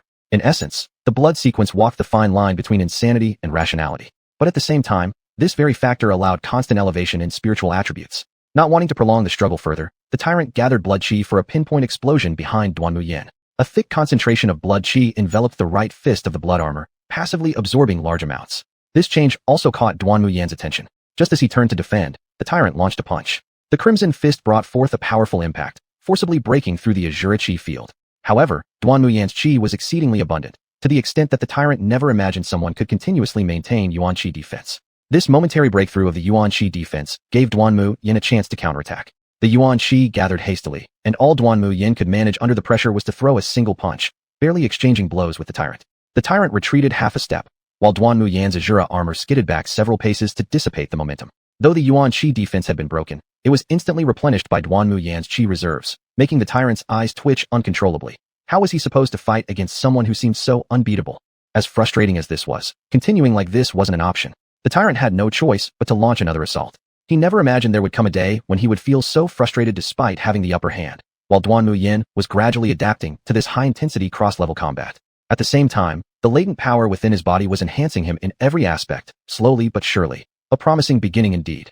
The silver Asura armor and blood armor exchanged another punch, each retreating a few steps afterward. The tyrant was struggling to maintain the prolonged activation of blood bravery, but at this point in the battle, even without it, his accumulated blood qi was sufficient for him to keep fighting. Duanmu Yan understood this too. While he had expended some of his spiritual energy, he still retained a portion, waiting for the opportune moment. Now, seizing the instant the tyrant deactivated blood bravery and the blood qi dimmed, Duanmu Yan positioned himself, raising his hand into a fist. Countless currents of qi emerged and surged continuously toward his right fist. By the time the tyrant noticed, Duanmu Yan had already completed a short build-up and unleashed a powerful burst, stepping forward with overwhelming force to deliver the Asura 100 breaks. The qi drill pierced through the blood qi, and Duanmu Yan's Asura right fist crashed heavily into the blood armor, significantly weakening its manifestation until it appeared nearly on the verge of disintegration. But the tyrant gritted his teeth, forcefully suppressing the backlash from blood bravery, and triggered blood erosion in an attempt to retaliate. Yet, when the Asura Yuan qi crushed the eroding blood qi, the tyrant could only laugh helplessly as Duanmu Yan struck him down with another elbow blow, causing the blood armor to completely dissolve. You win. I didn't think the Asura sequence could truly equally counter the majority of sequences. This was a widely known statement under the starry skies, that the Asura sequence was the sequence with the least weaknesses or natural enemies. In fact, the Asura sequence equitably and dominantly suppressed most other sequences. This naturally included the legendary sequence. But all of this came with one condition. The user of the Asura sequence must possess a level of qi surpassing that of their peers. A person whose qi reservoir was always overflowing could only be restricted by the capacity of their reservoir or the quality of their qi, it seemed. Before the tyrant's figure dispersed, he looked at Duanmu Yan and gave him a thumbs up. Duanmu Yan snorted and also gave a thumbs up, but then flipped it downward. The tyrant could only laugh helplessly as his form dissipated. You're a good opponent, but that doesn't mean you're a good person. Duanmu Yan wouldn't have any change in opinion about this guy. Chapter 6. Miniature World, the Thousand Illusions Forest. Duanmu Yan adjusted herself to the best state, confirmed her identity, and then left the fighting zone. She had pre-ordered 3 bottles of blood recovery medicine, short for red medicine, and 3 bottles of spirit energy recovery medicine, short for blue bottle, online. By the time Duanmu Yan returned to her room, These items had somehow already been delivered to the front of her door. She pushed open the door and played with a batch of red medicines. Inside titanium glass tubes were 100 milliliters of red jelly, through which light could be seen, as well as a red halo. Just such a small bottle. Duanmu Yan could down it like a drink all at once, yet it cost 50 star coins. Why not just go rob people? Duanmu Yan couldn't help but complain sarcastically. She then stored the red and blue medicines inside her bracelet. The bracelet was equipped with a 300 square meter space, verified by Duanmu Yan herself, so others apart from her could not open it. Next, she just had to wait quietly for the mission to begin. Before that, Duanmu Yan remained in meditation. Suddenly, there was a ding in her mind, and the little steward came online. Contractor Duanmu Yan, rank 1 level 1, verified. Duanmu Yan opened her eyes, and rough information about the mission world was already archived in her mind. If she wanted more detailed information, payment would be needed. If it were star coins, Duanmu Yan could consider it after all. This was her first mission, so having more information was crucial. But the information about these worlds couldn't be bought with star coins. Instead, it required spirit stones, 10 spirit stones for the basic information of a miniature world. Duanmu Yan clicked her tongue. This information could also be obtained when she arrived in the mission world. Only fools would buy it. Miniature world, the Thousand Illusions Forest, teleportation activated. As the sound of the little steward rang out, Duanmu Yan had no psychological preparation, yet her entire body was dragged into the process by an irresistible and unresistible force. This sensation was like being dehydrated in a washing machine drum, drying her brain as well. When Duanmu Yan woke up and opened her eyes, she found herself lying in a simple wooden cabin. Outside, it should have rained, making the wooden cabin damp. If he didn't guess wrong, he should now be in a tribe. The Thousand Illusions Forest was a miniature world. In other words, it was a low-level world, with a cap at rank 1. It's hard to say whether or not there is even a single rank 2 powerhouse here. And this area tended towards what Duanmu Yan understood as a primeval forest, lush and towering trees, vegetation almost as tall as him, let alone the indigenous people here, who were uniformly tall and robust. Duanmu Yan got out of bed and went to the stone table where a pot of water was boiling over the stove fire. It wasn't quite a pot, more like a round-bottomed mold that had been polished. At this moment, a shadow almost blocked all the light, quite oppressive. Are you awake? The newcomer's voice was deep and held no particular hostility toward Duanmu Yan, but the element of caution seemed significant. Duanmu Yan thought about it. They probably mistook her for someone from another tribe. Even though the land of extreme evil had concealed their contractor identities and auras using some method, without question, their behavior still stuck out in this world. It was simply assumed among these natives that Duanmu Yan was a part of them. Thank you for your help, chief. Duanmu Yan, without hesitation, turned around and expressed gratitude to the tall man. The man had a bare upper body, with dark red patterns on his skin that looked as if something had branded them there. Staring at them for too long made one's eyes feel somewhat painfully hot. Duanmu Yan knew this was the emblem of the tribe. The tribe's children would be taken by the chief to open an altar for sacrifice since birth, praying for protection from heaven and earth. This blessing manifests as the totem engraved on their bodies. The fire totem, thus they are fire. Duanmu Yan clearly understood within her heart. I am not the chief. The person who overruled everyone to let you stay is. The man flung open the animal skin skirt on his lower half, revealing the source of light behind. A stooped figure leaned on a staff taller than himself, with turbid eyes lifting to gaze at Duanmu Yan. Duanmu Yan softly said, chief, thank you. The chief's hair was sparse and somewhat filthy, and the beast fur clothes on his body sufficed for warmth and modesty, but weren't very clean either, already indistinguishable from any particular animal fur. Which tribe do you belong to? The chief's voice sounded unclear and ambiguous, but distinctly reached Duanmu Yan's ears. It must be one of the functions of Shaoguan, thought Duanmu Yan. She patted her chest and responded earnestly, would Bei from the Asura tribe. The Asura tribe? The man glanced at Duanmu Yan meaningfully, clearly unfamiliar with such a tribe. The chief appeared calm, seemingly experienced and unsurprised. Then it appears that your tribe met with misfortune during migration, and even your tribal totem has disappeared. Duanmu Yan was not at all surprised by chief's probing, and nodded in agreement. Indeed, that's the case. As for totems, Duanmu Yan naturally did not have one. But due to the disguise in the land of extreme evil, when she activated her sequence power, it would be treated as if she had a totem. Oh man, take good care of this guest from another tribe.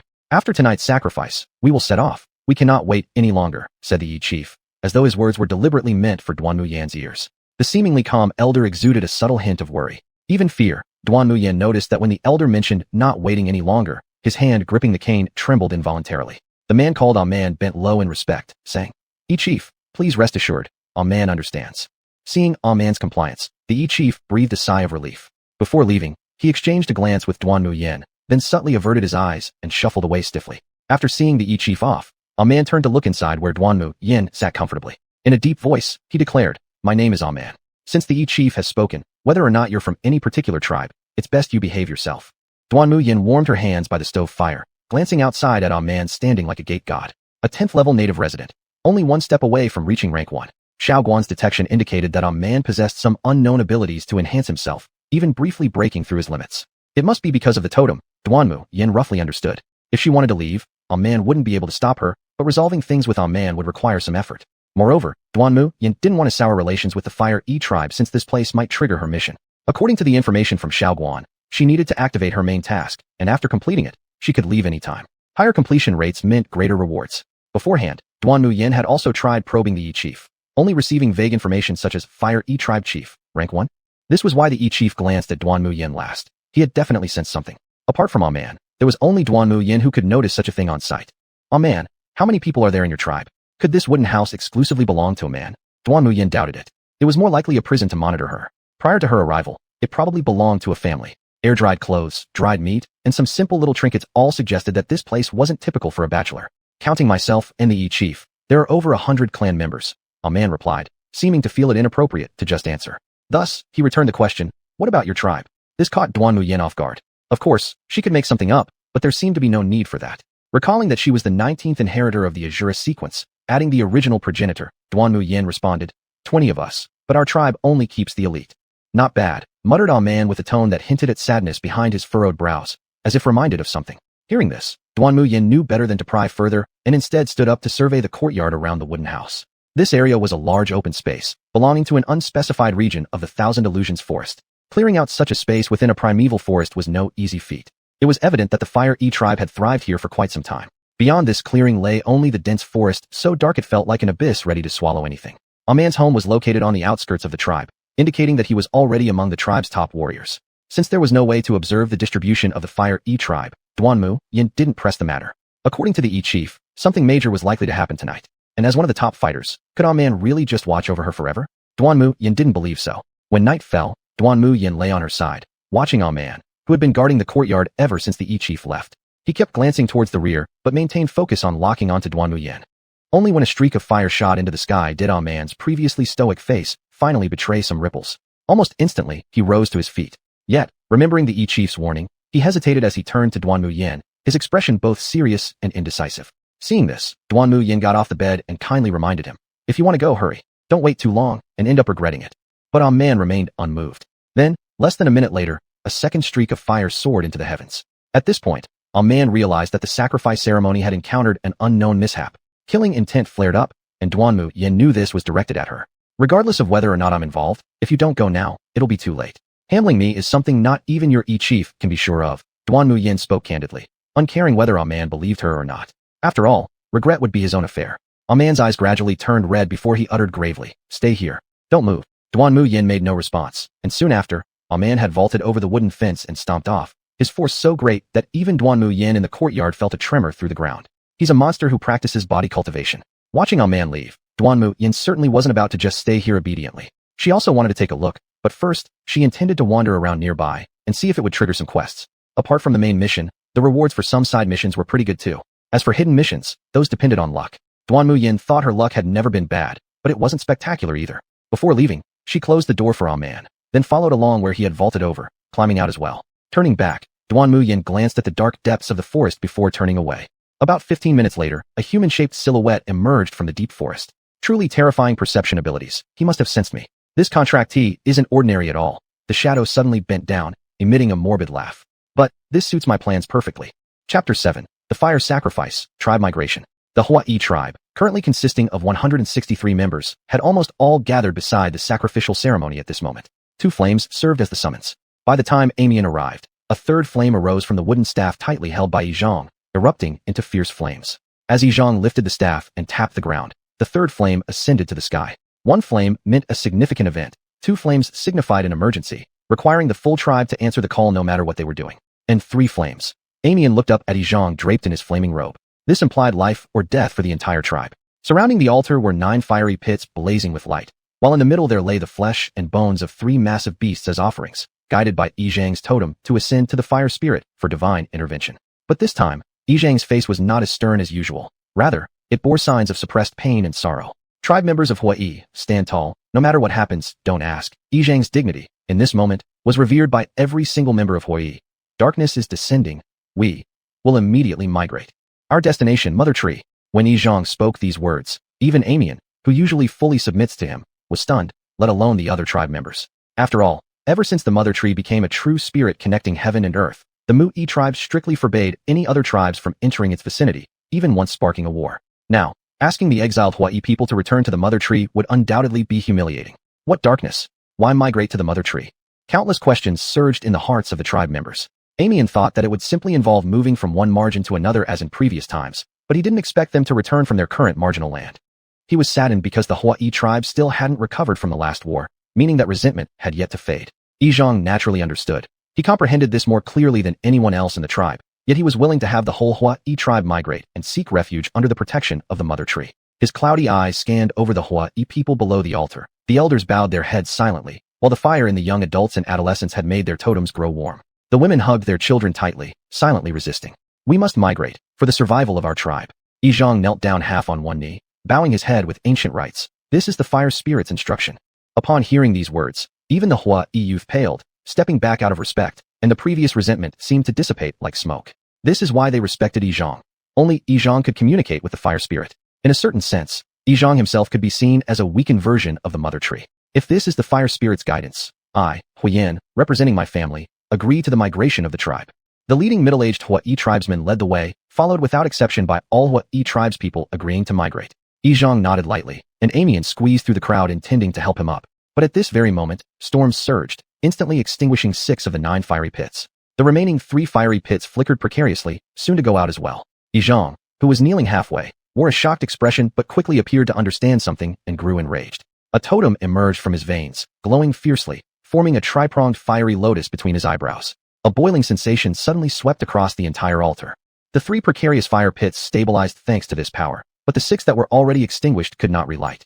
Izhang, now strengthened by the totem's blessing, seemed to have shed the state of aging, exuding explosive force with each movement, causing ripples of heat waves to spread out. The connection to the fire spirit was almost completely severed. However, the sacrifice had not yet concluded, and Izhang had already lost the fire spirit's guidance, indicating that the upcoming migration would likely have to feel its way forward step by step. Is heaven about to destroy my Hawaii clan? Izhang looked up at the sky. He could feel that the mysterious presence which had suddenly appeared was lurking nearby, yet he couldn't find it.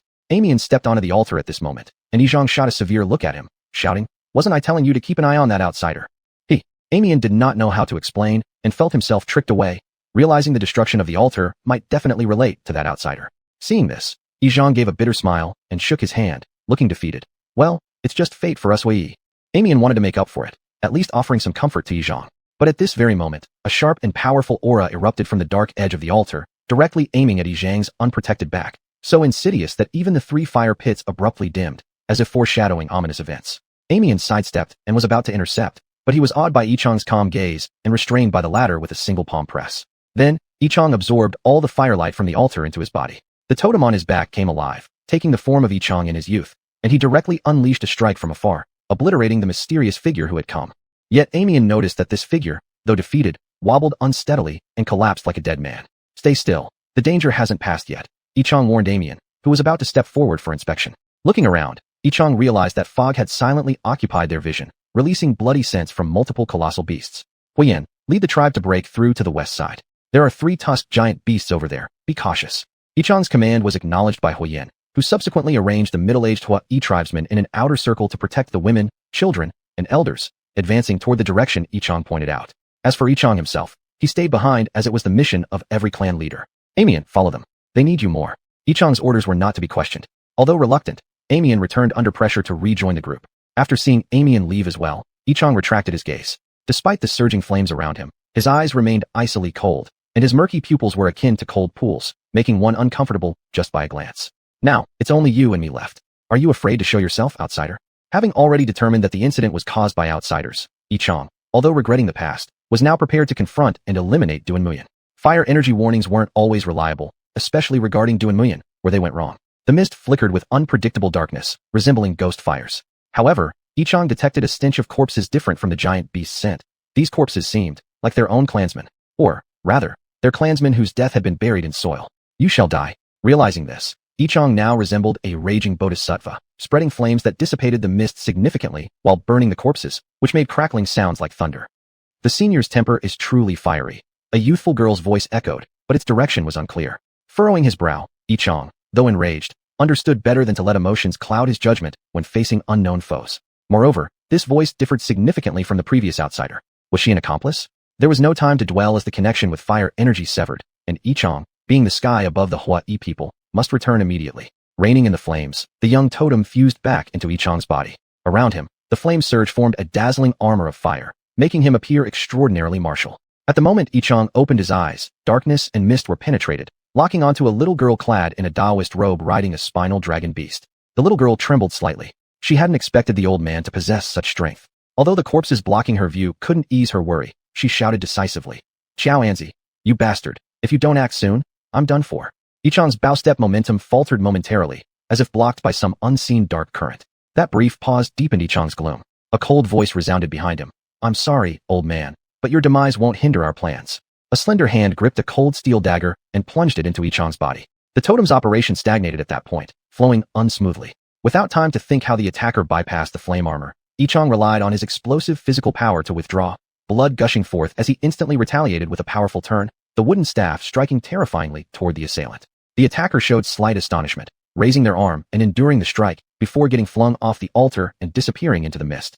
As the corpses and giant beasts moved in to take advantage of the situation, Duanmu Yan slowly stepped onto the altar, exuding a killing aura, tilting her head to look sideways at the old man and speaking calmly.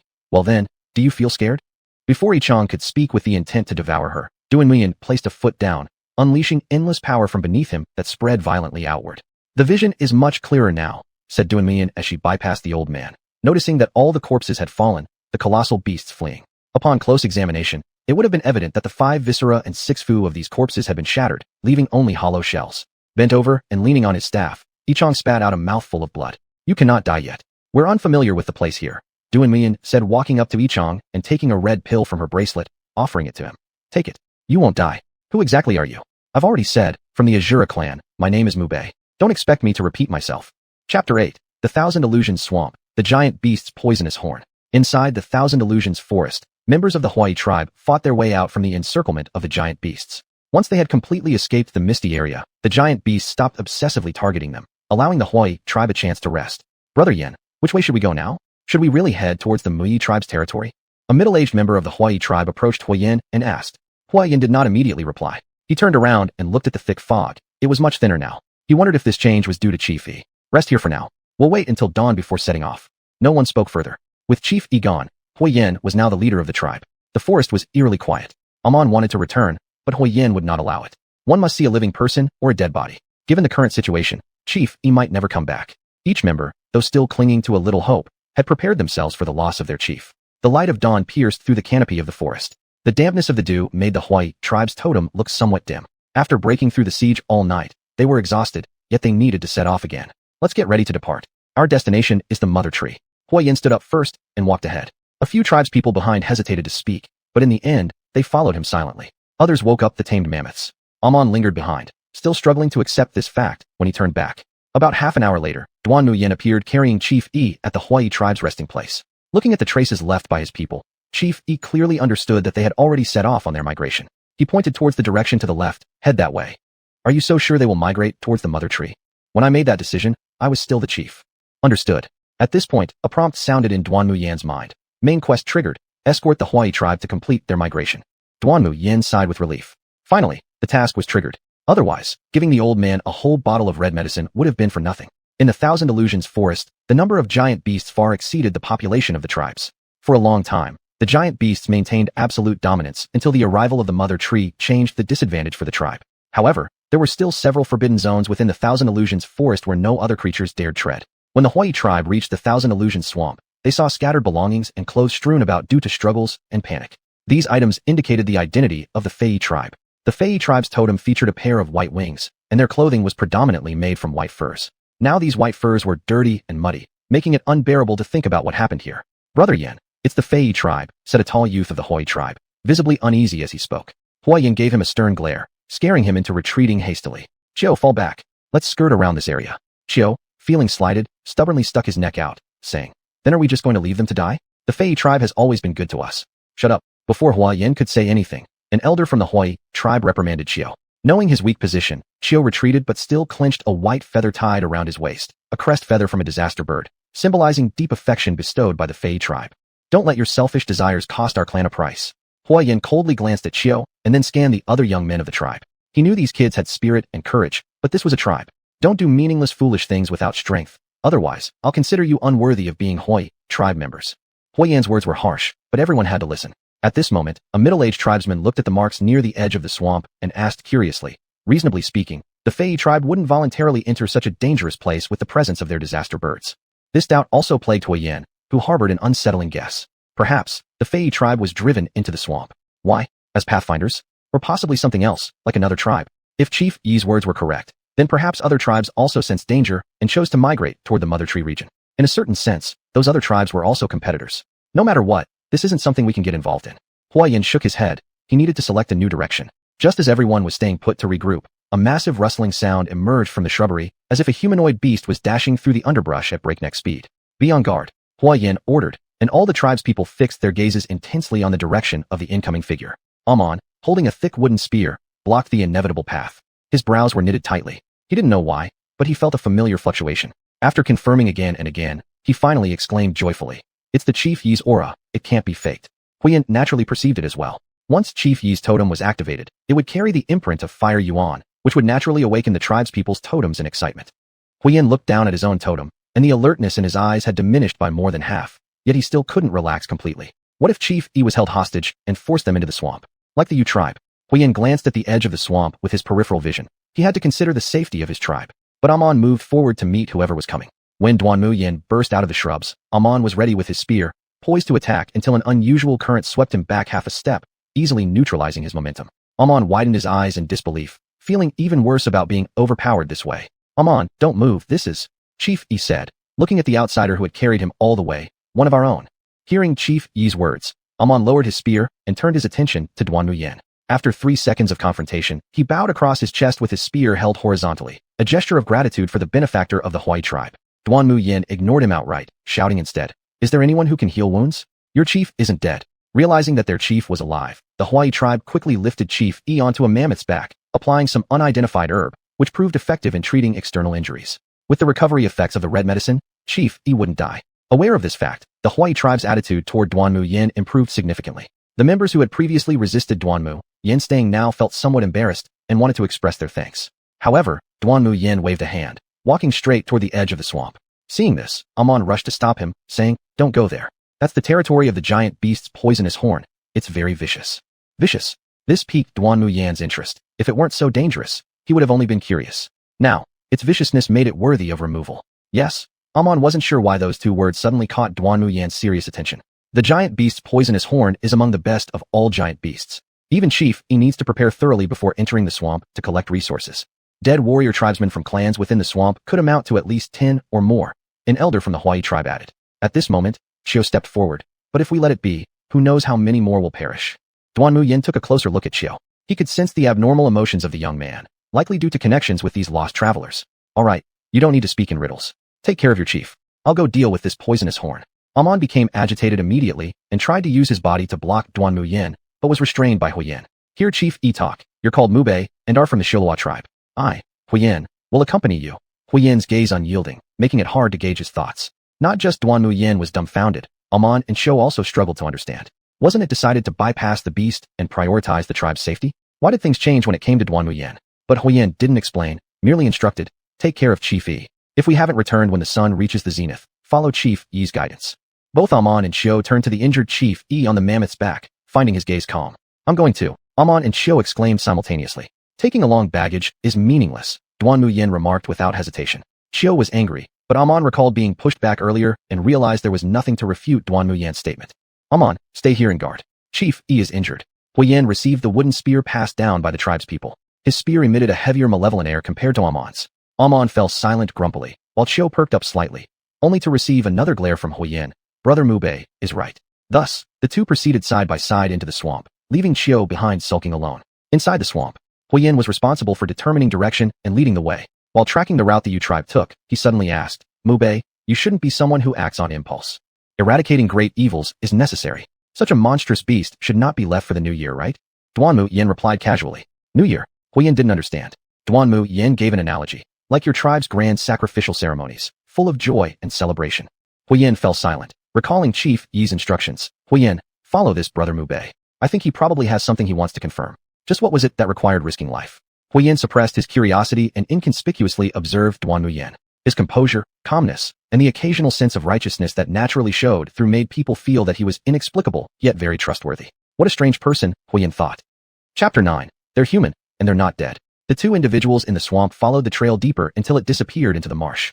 Huyen stopped and gazed ahead. The dim, emerald-green swamp bubbled with green gases. Scattered throughout were rocks, severely corroded beyond recognition, with the occasional glimpse of a poisonous horn wriggling on them. Following the stench of rot mixed with blood in the air, traces of blood could still be seen along the edge of the swamp. These small sights were nothing new to Huyen. What puzzled him was that there were quite a few surviving members of the Yui tribe near the edge of the swamp. They're still alive. More accurately, some of the elite members of their tribe were still alive. There was an unusual tone in Huyen's voice, making Duanmu Yan momentarily unable to tell whether he was happy or sad for these people being alive. If you consider the swamp as a circle, then Duanmu Yan and the others were at the lower edge of the circle, while the survivors of the Yui tribe were towards the upper right. Huyen narrowed his eyes and asked, "What do you think?"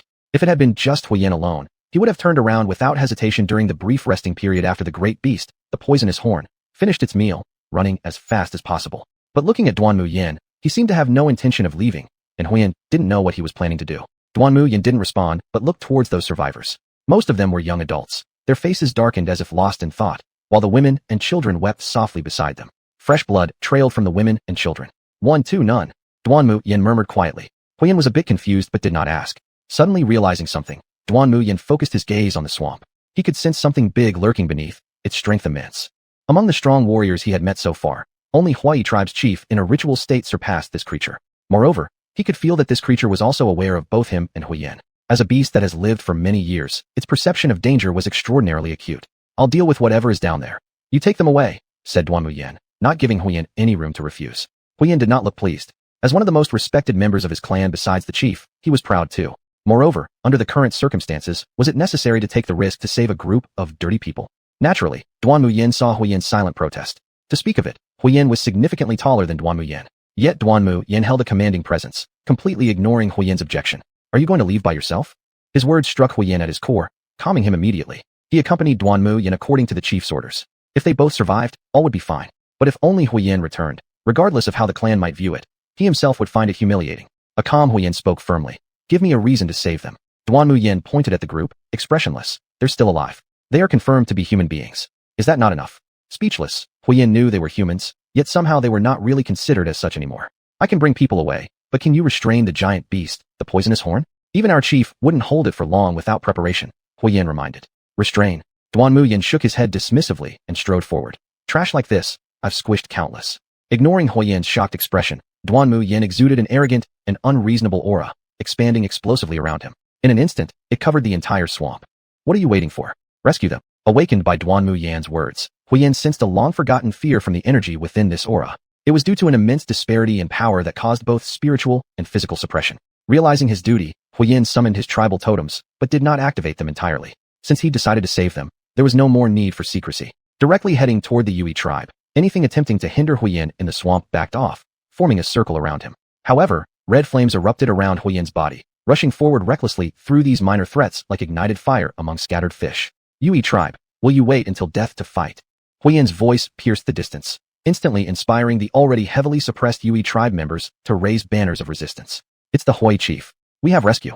Kill out." The Yui tribe cheered in excitement. A Yui man missing one arm raised his remaining hand and cried out loud. "Yui tribe, present. Present." The sparks of resistance spread quickly, igniting a fiery rebellion. Unfortunately, had it only happened sooner. Together, both sides managed to push through the snake and other venomous beasts in the swamp without much hindrance. But Huyen knew well that they were not the main concern. After meeting with the Yui tribe members, his gaze turned toward Duanmu Yan, who was already standing on a large rock in the middle of the marsh. The one-armed Yui man inquired, "Chief Hui, may I ask who that is?" The great beast poisonous horn couldn't possibly be unaware of the anomalies around the marsh, but it didn't appear, only sending these useless tools to surround them, clearly unwilling to let them leave so easily. Therefore, there was only one answer. The person in the marsh was someone even the poisonous horn dared not actively face. Someone neither you nor I would dare to provoke. Huyen's cold attitude made this Yui tribesman feel somewhat awkward, but given their life and death situation, he did not dwell on it. Huyen also didn't expose the lies of the Yui tribe, as anyone could see he wasn't their true chief. If he were, he should have been fighting side by side with Duanmu Yan. "Breakthrough, my clan awaits outside." Huyen took over command from the Yui tribe, which they accepted without any objections. However, before breaking through, Huyen suddenly spoke with an icy tone. Women and children follow behind me. The rest form a conical defense formation on the perimeter. The one-armed member of the Yue tribe hesitated for a moment, then bitterly smiled and said, "All right, we'll do as Chief Huyen orders." Even if Huyen hadn't said anything, he had planned to act like this. But with Huyen mentioning it, the underlying implication left all the young adults among the Yue tribe feeling ashamed and humiliated. Huyen didn't care how they thought. Turning away, he unleashed, no longer holding back. The Hawaii tribe's totems fully blossomed, and gradually, a three-pointed lotus mark appeared on his forehead. This sight was witnessed by everyone in the Yue tribe. A revered powerhouse that inspired awe. Duanmu Yan glanced once, and while Huyen remained at the 10th rank, the strength he exuded now far surpassed what Amen had shown earlier, almost rivaling some first-stage practitioners. It seems the next Hawaii chief has been decided, thought Duanmu Yan inwardly. He originally believed it might have been Amen, but now, it seemed Amen still needed further growth. With such power, breaking through would be enough. That's what Duanmu Yan believed. Shifting his focus back to the swamp, glimpses of several massive bodies revealed just how enormous the poisonous horn truly was. Yet, its casual demeanor had vanished. Slowly, a gigantic scaled snake head emerged from the water, towering until it could look down upon Duanmu Yan, before lowering itself to meet his eyes. It immediately felt an intense chill. A primitive, cold-blooded creature being intimidated merely by a human's gaze. It sent shockwaves through the Yue tribe and Huyen himself. Yet, even this individual was referred to as a deadly one. If so, those who ended the Xianglu tribe must be unbelievably powerful figures. The sense of futility within Huyen grew stronger as he deeply inhaled and shattered the skull of a giant lizard in rage, muttering furiously, "They all deserve to die." As the corpse of the giant lizard slumped lifelessly to the ground, it likely wondered in its last moments why this human's temper flared so suddenly. On the other hand, the poisonous horn cared little for the sacrifices of its minions, but it couldn't understand why this man stared so intently at it, as if trying to pry something out from its body. "Have you seen this thing before?" Lifting his right hand, Duanmu Yan revealed a faint, translucent white bracelet on his wrist. Upon seeing this, the snake-like pupil of the poisonous horn shrank, and its tail suddenly coiled around from behind Duanmu Yan, attempting to entwine him. The thick snake waist, akin to a century-old tree trunk, could pose quite a problem for Duanmu Yan. "TSK, don't you get it?" Duanmu Yan grabbed the snake tail already wrapping around his side. In the instant it began to coil tightly, he leaped into the air, hanging upside down using the tail. Once the snake's body was pulled above water, Duanmu Yan stepped onto it and forced it back down. Releasing the tail, Duanmu Yan gazed down and demanded, "Hand it over." Chapter 10, Robbery or Death? Is there no law and order in this world? Toxic Horn looked at Duanmu Yan with its green-yellow vertical pupils, reluctant and resentful. For the first time in its life, it was being robbed. However, Duanmu Yan didn't see it that way. He just employed reasonable means to retrieve his war trophies. If Toxic Horn wouldn't give them up willingly, he'd beat it until it did. According to Duanmu Yan's detection, Toxic Horn was a Stage 1 Tier 4 great beast with potential barely reaching C rank. This caused Stage 1 Tier 4 Toxic Horn to be rather watered down, to the point where Duanmu Yan could suppress it without using his Asura armor. It was clear how scarce resources were in the lower ranks. In comparison, Huyen had far greater potential than Toxic Horn, reaching B rank. Knowing it couldn't defeat Duanmu Yan, Toxic Horn stayed hidden in the swamp. But this didn't bother Duanmu Yan in the least. Duanmu Yan, whose energy gauge was always overflowing, never held back anything. With one punch, he unleashed an enormous amount of essence toward the swamp, breaking through the resistance and ensuring that at least 70% of the force landed squarely on Toxic Horn. A screech echoed through the air as Toxic Horn leapt out. The rising swamp was kept at bay by Duanmu Yan's essence. Duanmu Yan noticed large patches of scales missing from beneath the snake-like creature's abdomen. Although the wound wasn't serious, it was clearly substantial, indicating that these great beasts had high physical resilience with no sign of fragility. "Who exactly are you?" You can speak?" Duanmu Yan seemed surprised, but quickly realized that this was not entirely accurate. Toxic Horn was merely emitting a sound wave which was processed into the languages Duanmu Yan understood. Nevertheless, it appeared that this great beast could understand a bit of human language. Duanmu Yan glanced sideways at the group, led by Huyen. They had already reached the source of the swamp, but showed no intention of calling him back, displaying appropriate judgment. "Just an outsider. The bracelet you took belongs to us. Kindly return it." Toxic Horn's head swayed slightly, as if pondering something. Eventually, unwillingly, it threw out 2 bracelets from the depths of the swamp.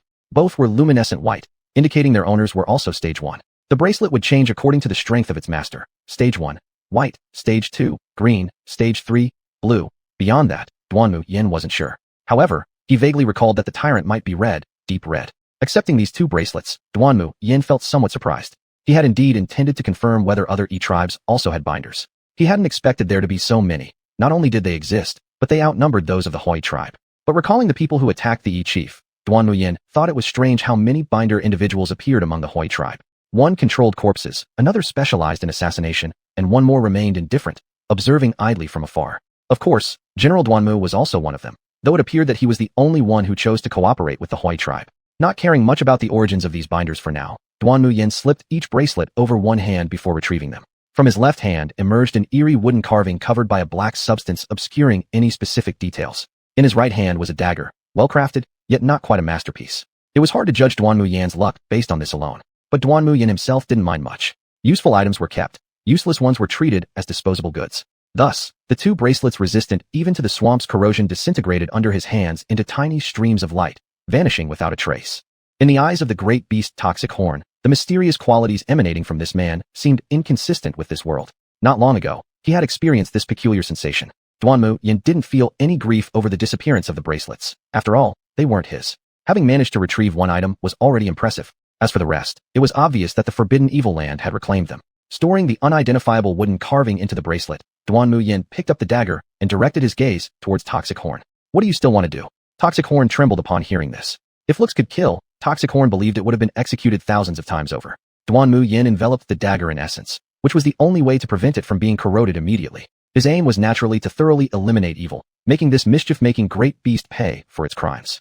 Before Toxic Horn could react, Duanmu Yan stepped off a boulder and shot through the air like an arrow released from a bowstring. Under the protection of essence, the dagger glimmered ominously, exuding an extremely dangerous signal. Instinct told Toxic Horn that even its thick scales couldn't withstand such an attack. However, Toxic Horn wasn't a soft target either. Suffering from fear-induced paralysis one moment after another, this great beast that usually bullied others suddenly felt insignificant, like a frog stuck in a well with limited knowledge of the vast outside world. A roar reverberated through the area. Toxic Horn's fangs opened wide. 3 Duanmu Yans would barely fit inside. The psychic impact arrived instantly, but Duanmu Yan paid it no heed. Withstanding the roar of Toxic Horn, he forcefully thrust the dagger deep into its abdomen. However, the snake-like creature's scales abruptly contracted and tightened around the blade, halting its descent before it could penetrate fully. One strike having failed, Duanmu Yan didn't persist futilely. He pivoted gracefully, using his foot to leap away, landing effortlessly on a rock. Toxic Horn lowered its head to examine the dagger lodged in its belly. Never had it imagined that a day would come when a human would pose a threat to its life. In the past, any leader entering the swamp had to perform sacrifices just to gain its approval. Yet now, these humans kept pushing their threats, driving the great beast whose growth potential wasn't too high to fall into a state of frenzied bloodlust. In this frenzied state, every scale across its body sharpened, ultimately snapping the dagger embedded in its abdomen clean in half. Duanmu Yan scoffed lightly, raising his hand as he declared, "Now that's somewhat interesting." Shrouded by an aura of essence for protection, Duanmu Yan strode over the surface of the swamp, drawing closer step by deliberate step, intensifying the pressure felt by Toxic Horn. But with pain from the wound resurfacing, fury took precedence over reason. It was at the site of the wound inflicted by the dagger where Duanmu Yan infused essence. Since the dagger had penetrated, naturally, so did the essence follow along. Named after chaotic origins, this energy acted as a meat grinder inside its system, far more torturous than being cut 1,000 times. Still, great beast Toxic Horn wasn't to be underestimated. Subduing this energy was within its grasp. After suppressing the influx of energy, Toxic Horn lunged forth at Duanmu Yan, its fangs poised to deliver a bite, filled with a mix of putrid saliva and toxic juices aimed squarely at Duanmu Yan's head. Despite the imminent peril, there was not the slightest sign of Duanmu Yan evading, seemingly swallowed whole by the beast's bite. However, just before the jaws could fully clamp down, they inexplicably stalled. The muscles along both sides of Toxic Horn bulged to their limit, yet closure remained out of reach, while its mouth was instead gradually widening. Draped in layers of essence forming currents around him, an amalgamation of silver, gold, and purple hues, the Asura armor appeared on Duanmu Yan's body. Silver armor adorned him while intricate golden veins etched across his chest. His shoulders and knees were covered in violet armor plates. Lifting his gaze, Duanmu Yan's eyes, a hybrid of gold and purple tones, reflected the beast's upper jaw riddled with sharp fangs still dripping with sticky venom. "Truly disgusting," he muttered. With one swift motion of his arm, the entire head of Toxic Horn was lifted into the air. Then, retreating with a jump, Duanmu Yan raised his fist as the preliminary posture of the 100 ruins of Asura manifested, accumulating essence focused directly at the throat of Toxic Horn. A burst of spirit energy followed. The shockwave detonated violently within Toxic Horn's mouth, tearing apart and piercing through the interior. Streams of blood and poison gushed out, accompanied by jagged pieces of severed fangs falling from its gaping maw. At that moment, the thought of taking its own life likely crossed its mind. Fear and panic gained the upper hand as the rampage ceased. It attempted escape, but even as it darted back to break free from the swamp, Duanmu Yan stomped heavily down on its skull. In fact, purely in terms of speed, Duanmu Yan wasn't superior enough to outpace the beast outright. However, Toxic Horn's bulky form and the terrain of the swamp restricted its movement. What should have been the absolute ground to trap prey transformed into its own restriction. "What exactly do you want?" questioned Duanmu Yan as he bent down, his eerie dual-colored eyes radiating a cold gleam without showing any intention of answering the query from Toxic Horn. Lifting his foot again, essence accumulated, preparing another devastating strike. Toxic Horn could almost imagine how atrocious the consequences of that blow would be. Wait, wait, cried out Toxic Horn in submission. I know which group of Feather E approached me. Your two companions were beaten severely and thrown here. I saw them. Coldly observing Toxic Horn, Duanmu Yan showed no emotion whatsoever, and the build-up of his devastating technique showed no sign of halting. Not good enough. Subsequently, Duanmu Yan stepped down once more, leaving Toxic Horn with only enough time to widen its pupils. Incredulity and incomprehension painted all over its face before it dissolved into a stream of released essence. The giant head of Toxic Horn crumbled under one blow. Its snake-like body wriggled briefly before finally ceasing all activity. The final remains of Great Beast Toxic Horn coalesced into a card emanating green poisonous gas, swiftly seized by Duanmu Yan. When creatures from dimensional worlds are slain by contract holders, most of their spiritual energy condenses into cards. Some can even yield certain spoils of war. Yet, concerning the card from Toxic Horn, Duanmu Yan held little hope. Dispersing the Asura armor, merely spreading his aura ensured the surrounding toxins stayed at bay. Even though enduring long in the swamp, even Duanmu Yan couldn't entirely escape some itching and irritation. He kicked the corpse of Toxic Horn into the swamp, departing indifferently. As for the information conveyed by Toxic Horn, it wasn't contempt on Duanmu Yan's part toward the beast, it simply held no value. For Toxic Horn alone to consume two contract holders, and apparently, ones who've participated in missions multiple times, one of the basic sequences among low-level sequences, was clearly impossible against such a beast. Hence, it became obvious. Behind all this stood a figure manipulating matters like driving a tiger to devour wolves.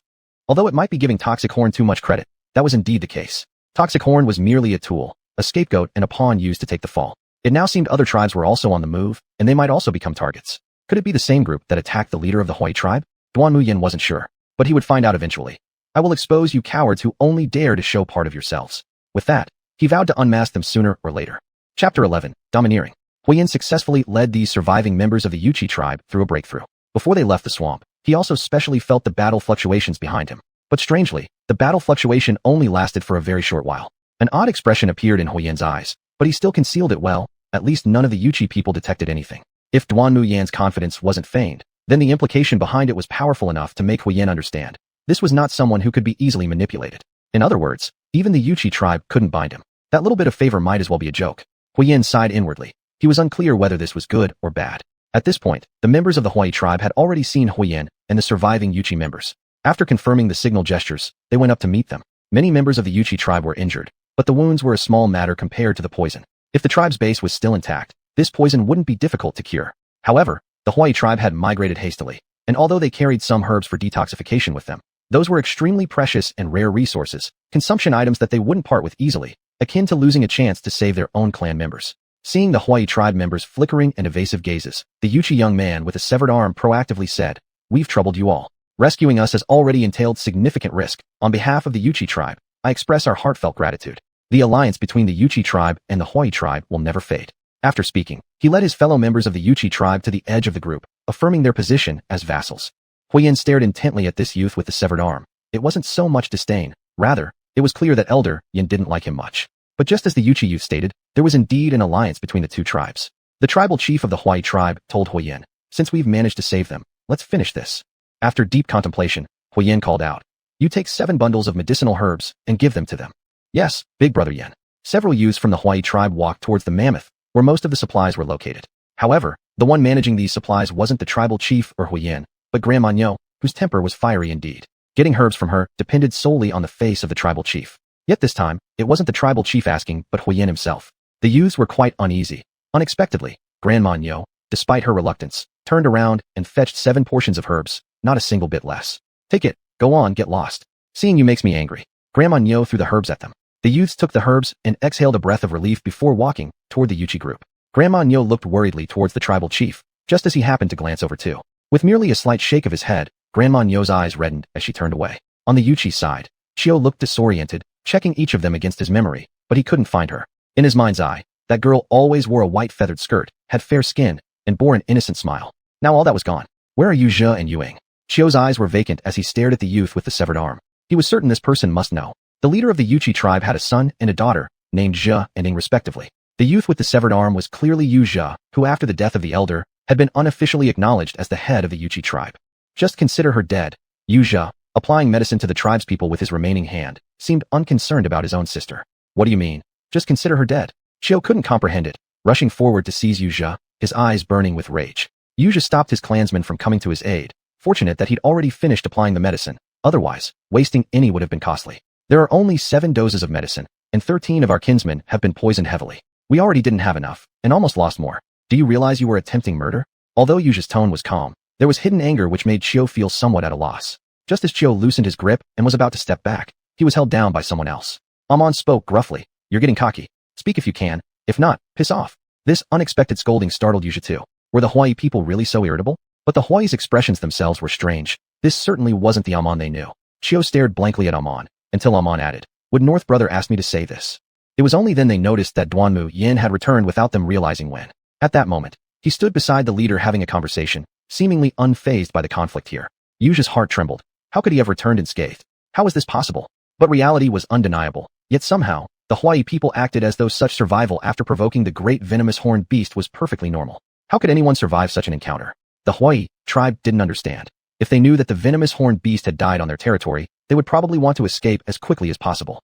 The younger brother man was joking. I was just overly concerned about my tribe, and it made you unhappy. I apologize. Forgive me. Yu recovered and immediately apologized. He then looked at Chiu sincerely and said, My sister was taken away. Rest assured, she didn't die in the swamp, but being taken is probably akin to death. Chiu staggered back, feeling short of breath, and collapsed onto the ground. He eventually asked, Who took her? I don't know. We've never seen him before. Yu glanced at Duanmu Yan meaningfully. It was a foreigner, very strong. It was he who drove us into the swamp. He also injured Yi Chong and his 2 friends. Foreigner, Chiu muttered under his breath, as if realizing something, suddenly turned to look at Duanmu Yan. Duanmu Yan also noticed it, and gave Yu a disdainful look before turning away, continuing to exchange information about the Thousand Illusions forest with Yi Chong. Amon wasn't too concerned with all these affairs. He dragged the dispirited Chiu back, while not forgetting to leave a stern warning. If you want to live, don't have any bad ideas. Brother Mube saved our chief E. If you dare to harm him, I Amon will be the first one not to let you go. The incident came to an end for the time being. Next, Chief E agreed to take the Yuchi tribe along with them during their migration. But during the journey, the Hawaii and Yuchi tribes were clearly divided. It was obvious to all observers that they were excluding the Yuchi tribe people. On the other hand, Duanmu Yan, an outsider without even a pact, gained respect from the Hawaii tribe. This could be seen from the fact that Duanmu Yan and Chief E sat side by side on the mammoth's back. Hua Yan looked at Chief E and asked, Why are you still bringing them along, considering the nature of this Yuchi tribe? By logic, once rescued, they should have parted ways. Giving them herbs had already fulfilled the obligations of the alliance. Bringing along a group of selfish individuals only added fuel to Huayan's anger. The weaker members of the tribe may not necessarily have been abandoned. Perhaps they chose willingly to sacrifice themselves. Chief E seemed completely unruffled by these concerns and even appeared willing to excuse Yu. Hua Yan wanted to protest, but then heard Chief E turn fiercely and say, The sole cruelty of throwing our own clan's folk into the bog to save ourselves is unforgivable and cannot be tolerated. This point was something Duanmu Yan had conveyed to Chief E. The traces of blood extended into the swamp from its edge, indicating that some wounded clan members had been thrown in as bait. This was why the poison-horned beast had merely trapped them instead of killing them outright. Digesting the 2 contract bearers and Chief E of the Yuchi tribe was part of it, but the real key to their survival was their tribe's sacrifices. So why do you still bring them along? Hua Yan couldn't understand. Chief E looked at Duanmu Yan, seemingly listening ahead but oblivious to their conversation, and said, One can wear human skin but needn't always act like a human. But if they're wearing human skin, then they must not be too merciless. Hua Yan didn't get it. Chief E laughed. You're far from taking over my position yet. Abandoning them would make us no different from them. Instead, bestow kindness upon them. Although we appear united with them, we are fundamentally estranged. The discomfort and shame this causes among them will serve as torment, something that neither aligns fully with righteousness nor evil. Chief E concluded earnestly. This should be classified as domineering. Chapter 12. The Living Contract Holder. Old Yi Chong, do you still remember where the other tribes are? Asked Duanmu Yan. When we were expelled from the core area, I was just a child. Back then, there weren't as many tribes. The first to appear were the 5 E tribes, which split into the metal, wood, water, fire, and earth clans. Yi Chong thought for a moment. Among those who migrated with us to the southern region was the metal E tribe. Split. Duanmu Yan was curious. It sounded a bit like the rise and fall of dynasties. After all these years, every time a new totem appears, it signifies a division. Yi Chong gazed into the depths of the dense forest, his eyes profound. The emergence of the mother tree indicated the first division, and it was also the most brutal one. The Wood E tribe emerged victorious. Afterward, when new totems appeared, people no longer resisted it. Divisions would happen, but in the end, each group would simply go their own way. So, the Feathers E tribe actually branched off from you? Duanmu Yan's guess was not without basis. If there were no connection at all, an alliance would naturally be impossible. One might say that. The Water E tribe was also involved. When we were expelled back then, the Water E tribe was with us. Later, they separated and are now probably in the western region, where there are more lakes. Yi Chong didn't hold back any information, partly because of the favor owed, partly because Yi Chong had sensed danger in this migration's mystery. So our route, south, west, and finally central, is to join up with the Water E tribe. Duanmu Yan indeed possessed a rough map of the Thousand Illusions forest, and their current route largely matched what he had said. Yichang did not deny it, nodding. Yes, we need to meet some old friends and hope they're still alive. Upon hearing this, Huiyin and Amon couldn't help but glance at the Feather E tribe. Who knows what they went through to become like this? Yuzha looked somewhat suspicious under their gaze, thinking involuntarily, did someone from our tribe offend them? But Duanmu Yan didn't care about any of this and had no objection to Yichang's decision. Their main task was to escort the Fire E tribe to migrate to the Mother Tree. In Duanmu Yan's understanding, it wasn't necessary for the entire Fire E tribe to make the journey. One person represented the whole tribe. Here was a prime example. Shilua clan survivor Miao, General Duanmu. As for Yichang going to find the Water E tribe, he clearly expected that the Water E tribe would also be migrating. Given their proximity to the Mother Tree region, they certainly wouldn't rush there too quickly. Who knows what the Wood E tribe's attitude is? They were waiting too. More allies meant more strength. While migration was inevitable, living in someone else's debt was unacceptable. I wonder if Brother Mu Bei would be willing to go with us. Yichang's question didn't sound like an inquiry, but rather a test. Duanmu Yan didn't even turn around, feigning helplessness. The entire Shilua clan has only me left, a solitary inheritor of the tribal flame, without any elder guidance. Truly, I am friendless. If old Yichang doesn't disdain my presence, I'll follow you. We naturally have no objections. Yichang's expression remained as tranquil as ever. We hope Brother Mu Bei will always be open to discussion. Throughout their journey, they had encountered several giant beasts blocking their way. Generally, the Feather E tribe led the charge. If they couldn't handle it, it would be Amon's turn. If Amon failed, then it became a problem for Huiyin and Yichang. Since Yichang never consulted him on such matters, Duanmu Yan was unwilling to get involved. Traversing the wetlands and dense forests of the south, they eventually reached the boundary between the west and the south. The change in the forest was remarkably apparent. Before them were sparse yet towering trees, and shrubs were gradually being replaced by other lush vegetation. The appearance of streams formed another landscape. Many giant beasts gathered near the streams, yet there were no conflicts or skirmishes, as if this place were a no-fighting zone. Seeing this, both tribes settled down nearby. Since the migration began, they hadn't rested properly for days and nights. Yichang was naturally aware of this and instructed the Fire E tribe to set up camp simply. Even Huiyin sent some people out to hunt farther away, though Duanmu Yan knew their dried meat supply hadn't dwindled enough to require replenishment yet. Although Niop strictly controlled supplies, Duanmu Yan somehow always received a little extra intentionally or unintentionally. From this, Duanmu Yan could tell that the reserves were certainly ample, and the Fire E tribe seemed quite experienced in migrations, demonstrating considerable knowledge about the geography and distribution of giant beasts in the south and west. This impressed Duanmu Yan a great deal. It was clear why the old Yichang survived that distant migration and rose to become Chief Yichang. Why Chief? Why not rest after joining with the Water E tribe? Yuzha asked after refilling their water supply. After arranging the mammoth properly, Yichang responded calmly without any hostility. Wherever there is water, the Water E tribe will be there. If we don't go to them, they'll come to us. As the evening sun set in dim light, Huiyin returned with his team, emanating an intimidating aura. In a cold voice, he said, "Do you know who you are? Guests coming from afar don't just rush over directly. You may not fear them, but they do fear you." The few Fire E tribe members behind him burst into laughter, showing no intention of giving any face. Yuzha's face flushed with embarrassment, his remaining arm clenching its fist tightly, but Huiyin didn't even spare him a second glance, directly taking his people away. They were busy preparing to light a fire and roast fresh meat. Seeing the clear division of labor within the Fire E tribe, Yuzha glanced back at his own tribespeople, sprawled listlessly on the ground without a will to live, and a resentful sentiment began to brew within him. "Hey, what are you thinking about?" Duanmu Yan abruptly slapped Yuzha's shoulder. Yuzha startled involuntarily, panicking as he asked, "How did you? How did I what?" Duanmu Yan chuckled. "You, pondering so much is futile." When Yuzha regained his composure, he thought Duanmu Yan was consoling him, but little did he expect another sentence from Duanmu Yan. "Because you're utterly useless, anyway. What use could an inept leader have? If their people were capable, they'd have long since declared themselves Chief E instead." Yuzha became chest-tight with anger. Now, it wasn't even necessary to go through some dark transformation, just direct execution. As night fell, the darkness of the Thousand Illusions forest enveloped everything. The night wind piercingly cold, far chillier than the world above. Even Duanmu Yan's physique couldn't help but move closer to one of the campfires under this icy breeze. Although it provided little actual warmth, it was still psychologically comforting. Fresh, giant beast meat roasted, emitting a tempting aroma despite the lack of seasonings, providing ample energy transformed into spirit energy. However, only a small amount of this spirit energy could be absorbed, accumulating slowly. Duanmu Yan estimated that he was still far from advancing to the next level. If the poisonous antelope carcass hadn't been kicked into the swamp, dragging it out and roasting it might have provided more benefits. But Duanmu Yan wasn't one for regrets, such foul-smelling things, better off not keeping around causing nausea. Moreover, traveling tribes would never carry such heavy corpses, only inviting unnecessary trouble. On the other hand, the Feather E tribe could only eat dried meat and drink water while observing the harmonious atmosphere, even the singing and dancing of the Fire E tribe, envying them deep down. Yet, Seeing Yu's grim expression, none of his people dared approach him. Thus, as night grew deeper, both tribes gradually fell asleep, save for those on watch duty. Duanmu Yan took a short rest, then woke up, glancing towards the other side of the stream before getting up and walking straight toward it. Qiu, who was keeping watch, noticed this and asked, "Where's Brother Mu Bei going?" "To relieve myself." Duanmu Yan replied nonchalantly, not even looking back. He had no intention of hiding his actions anyway. After all, no one could stop him. If Chief Yi weren't injured, it'd be negotiable. Being injured, Duanmu Yan wasn't about to show him any fear. Furthermore, this was already considered asking for permission, so Qiu felt it improper to follow along. That was as good as approval. Duanmu Yan confidently crossed the stream and ventured into the darkness.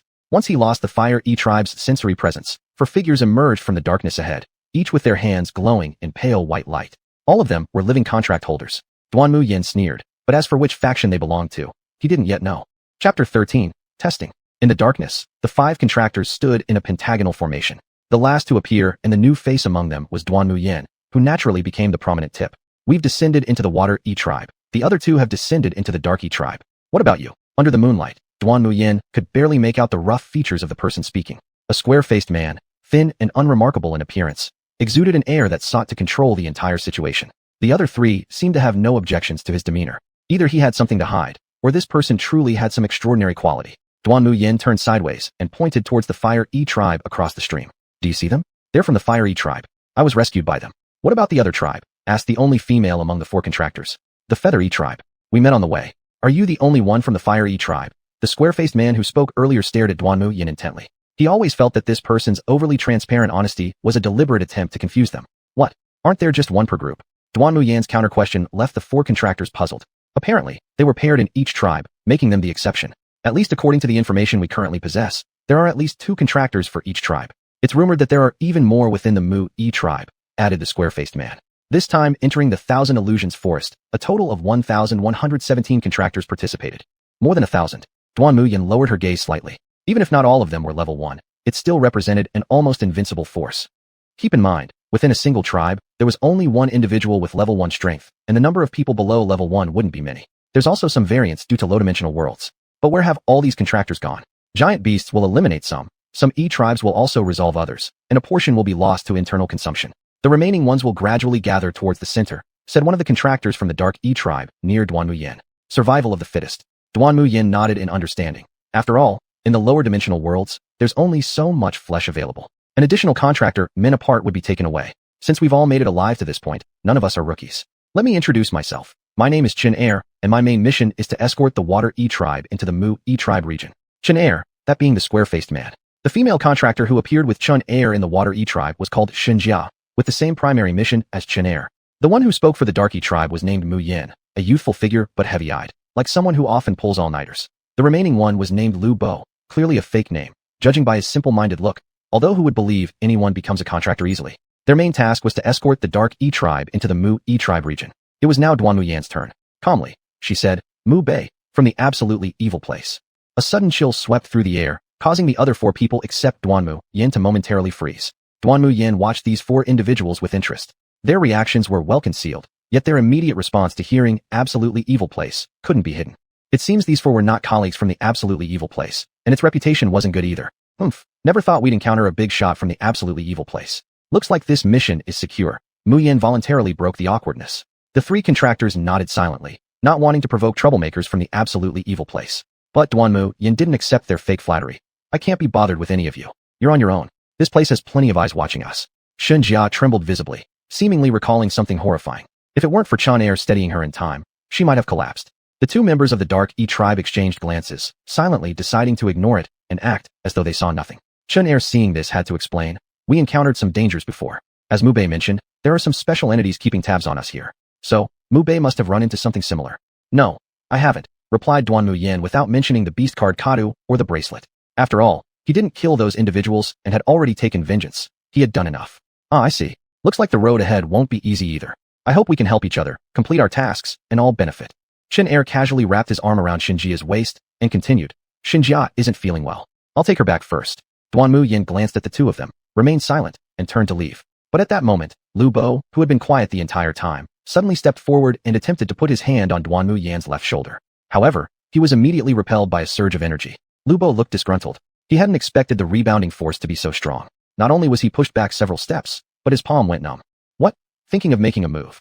Duanmu Yan cast a cold glance. Mu Yan stepped between the two, explaining. He just wants to ask Sir Mu Bei, what's your main mission? Upon hearing this, even Chun Er paused in his steps, but he didn't turn around. So curious? Why don't you come back with me to the Mui tribe, and we can talk details. Duanmu Yan wasn't about to cater to these people. They all harbored hidden agendas. Any cooperation was just for show. That won't be necessary. But since Brother Mu Bei is being so secretive, it's hard for us to trust you. Mu Yan pressed on, drawing a disdainful laugh from Duanmu Yan. If you've got the guts, follow me. If not, worry about yourselves. If you keep trying to meddle without proper warning, I'll stop giving you face. Duanmu Yan looked at Lu Bo meaningfully, then turned her gaze to Mu Yan. These two were probably contractors from the same place, and they knew each other. As for Shin Jia and Chin Er, it was unclear, but there was something strange about them. Chin Er felt more like he had been pushed forward. With one last glance at the four, Duanmu Yan turned and walked away, and this time no one tried to stop him. Isn't he a bit too arrogant? Shin Jia suddenly said, still leaning against Chin Er. Mu Yan ignored her, and instead turned to look at Lu Bo. He noticed that Lu Bo's expression was grim, his hand still trembling despite efforts to suppress it. A monster from the absolutely evil place. Let's go. Mu Yan left with Lu Bo. In the darkness, only Chun Er and Shin Jia remained. A sultry voice rang in Chun Er's ear. Are you done hugging yet? Feels soft, doesn't it? Chun Er stiffened, but instead of letting go, he held her tighter and apologized with a smile. Sister Shun's waist is the waist of a celestial fairy. Smart mouth. Her delicate hand grazed his cheek, the sharpness of her nails leaving Chun Er as if walking on thin ice. Sister Shun has spoken wisely. When Duanmu Yan returned to the Fire E tribe camp, Chiu didn't say much. However, the chieftain seemed not to be asleep, looking over. Duanmu Yan gave him a nod, and then closed her eyes to rest. The chieftain glanced at the stream across to the other shore, then signaled for Chiu to rest while he kept watch. Duanmu Yan remained unmoved, lost in thought about why most of these contractors' primary missions seemed similar, while hers only required escorting the Fire E tribe to complete its migration. Migration doesn't necessarily mean heading to the Mu E tribe's territory. That difference was significant. Completing the main mission was mandatory. As Xiaoguan had said, only after accomplishing their primary mission could a contractor voluntarily leave. But most critically, failing 3 missions would lead to everything being forcibly confiscated, even reducing them to a soul state to be reborn anew, a process not far off from being outright erased. Even failing 1 mission had corresponding punishments. However, the advantage for contractors was that even death within the task world meant survival of part of the soul unless shattered or an accident occurred, allowing re-entry into another dimensional world as a native or revival at a cost. The price of revival was something Duanmu Yan did not want to know. Looks like it's necessary to have a serious conversation with Old Chief. Chapter 14. 3 tribes gathered to do big things. When the sky was just brightening, Huyen took a few young people from the tribe to check on the traps surrounding their area. Some had been triggered, but most were still intact. Duanmu Yan woke up and walked over to the side of Old Yizhong, both facing the stream. The Shui tribe and Ani tribe should be sending people over today. What are your plans, Old Yizhong? Duanmu Yan disliked beating around the bush, so she came straight to the point. There are no special plans, just gather, negotiate conditions, and cooperate selectively. The Old Yizhong replied succinctly. Have you considered that we don't necessarily have to relocate to the Muyi tribe's territory? Duanmu Yan suggested. I've thought about traps or even conspiracies, but this is Huiyuan's directive. It's not about relocating to Muyi's territory. It's about the mother tree. That's our goal. Old Yizhong's answer was unreserved, which made Duanmu Yan furrow her brows in deep contemplation. Judging by his stance, there seemed to be no room for negotiation. Huiyuan symbolizes the tribal totem and also one aspect of this world, just like how Duanmu Yan summons Nawawa through a summoning device in the present reality, indicating that Nawawa itself represents the power of the heavens and earth. Making them go against Huiyuan's instruction? Duanmu Yan was confident, but not overly arrogant. What exactly is it that compels Huiyuan to force the tribe to relocate to the mother tree? Duanmu Yan was puzzled since, as far as they could tell, no great calamity had yet occurred. Old Yizhong gazed at the stream and said gravely, Darkness. I see nothing but darkness sweeping across, even Huiyuan's light turning into darkness. As if realizing this sounded too abstract, he pointed to the stream before them and said, just like this stream. Once a single drop of blood enters, it becomes contaminated and uncontrollable.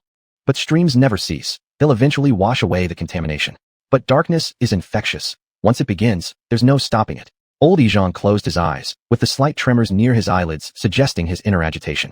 Duanmu Yan recalled the Oksars. They behaved much the same way, possessing the ability to infect and erode the human spirit like viruses. Knowing she couldn't sway Old Yizhong, Duanmu Yan decided to take things one step at a time. Despite already sensing ominous signs, they seemed unable to alter the situation. If there are traps, then break them. If there are plots, then shatter them. If such ominous darkness truly exists, Duanmu Yan wouldn't mind forcing it back inside. This has nothing to do with strength. It's all about personal conviction.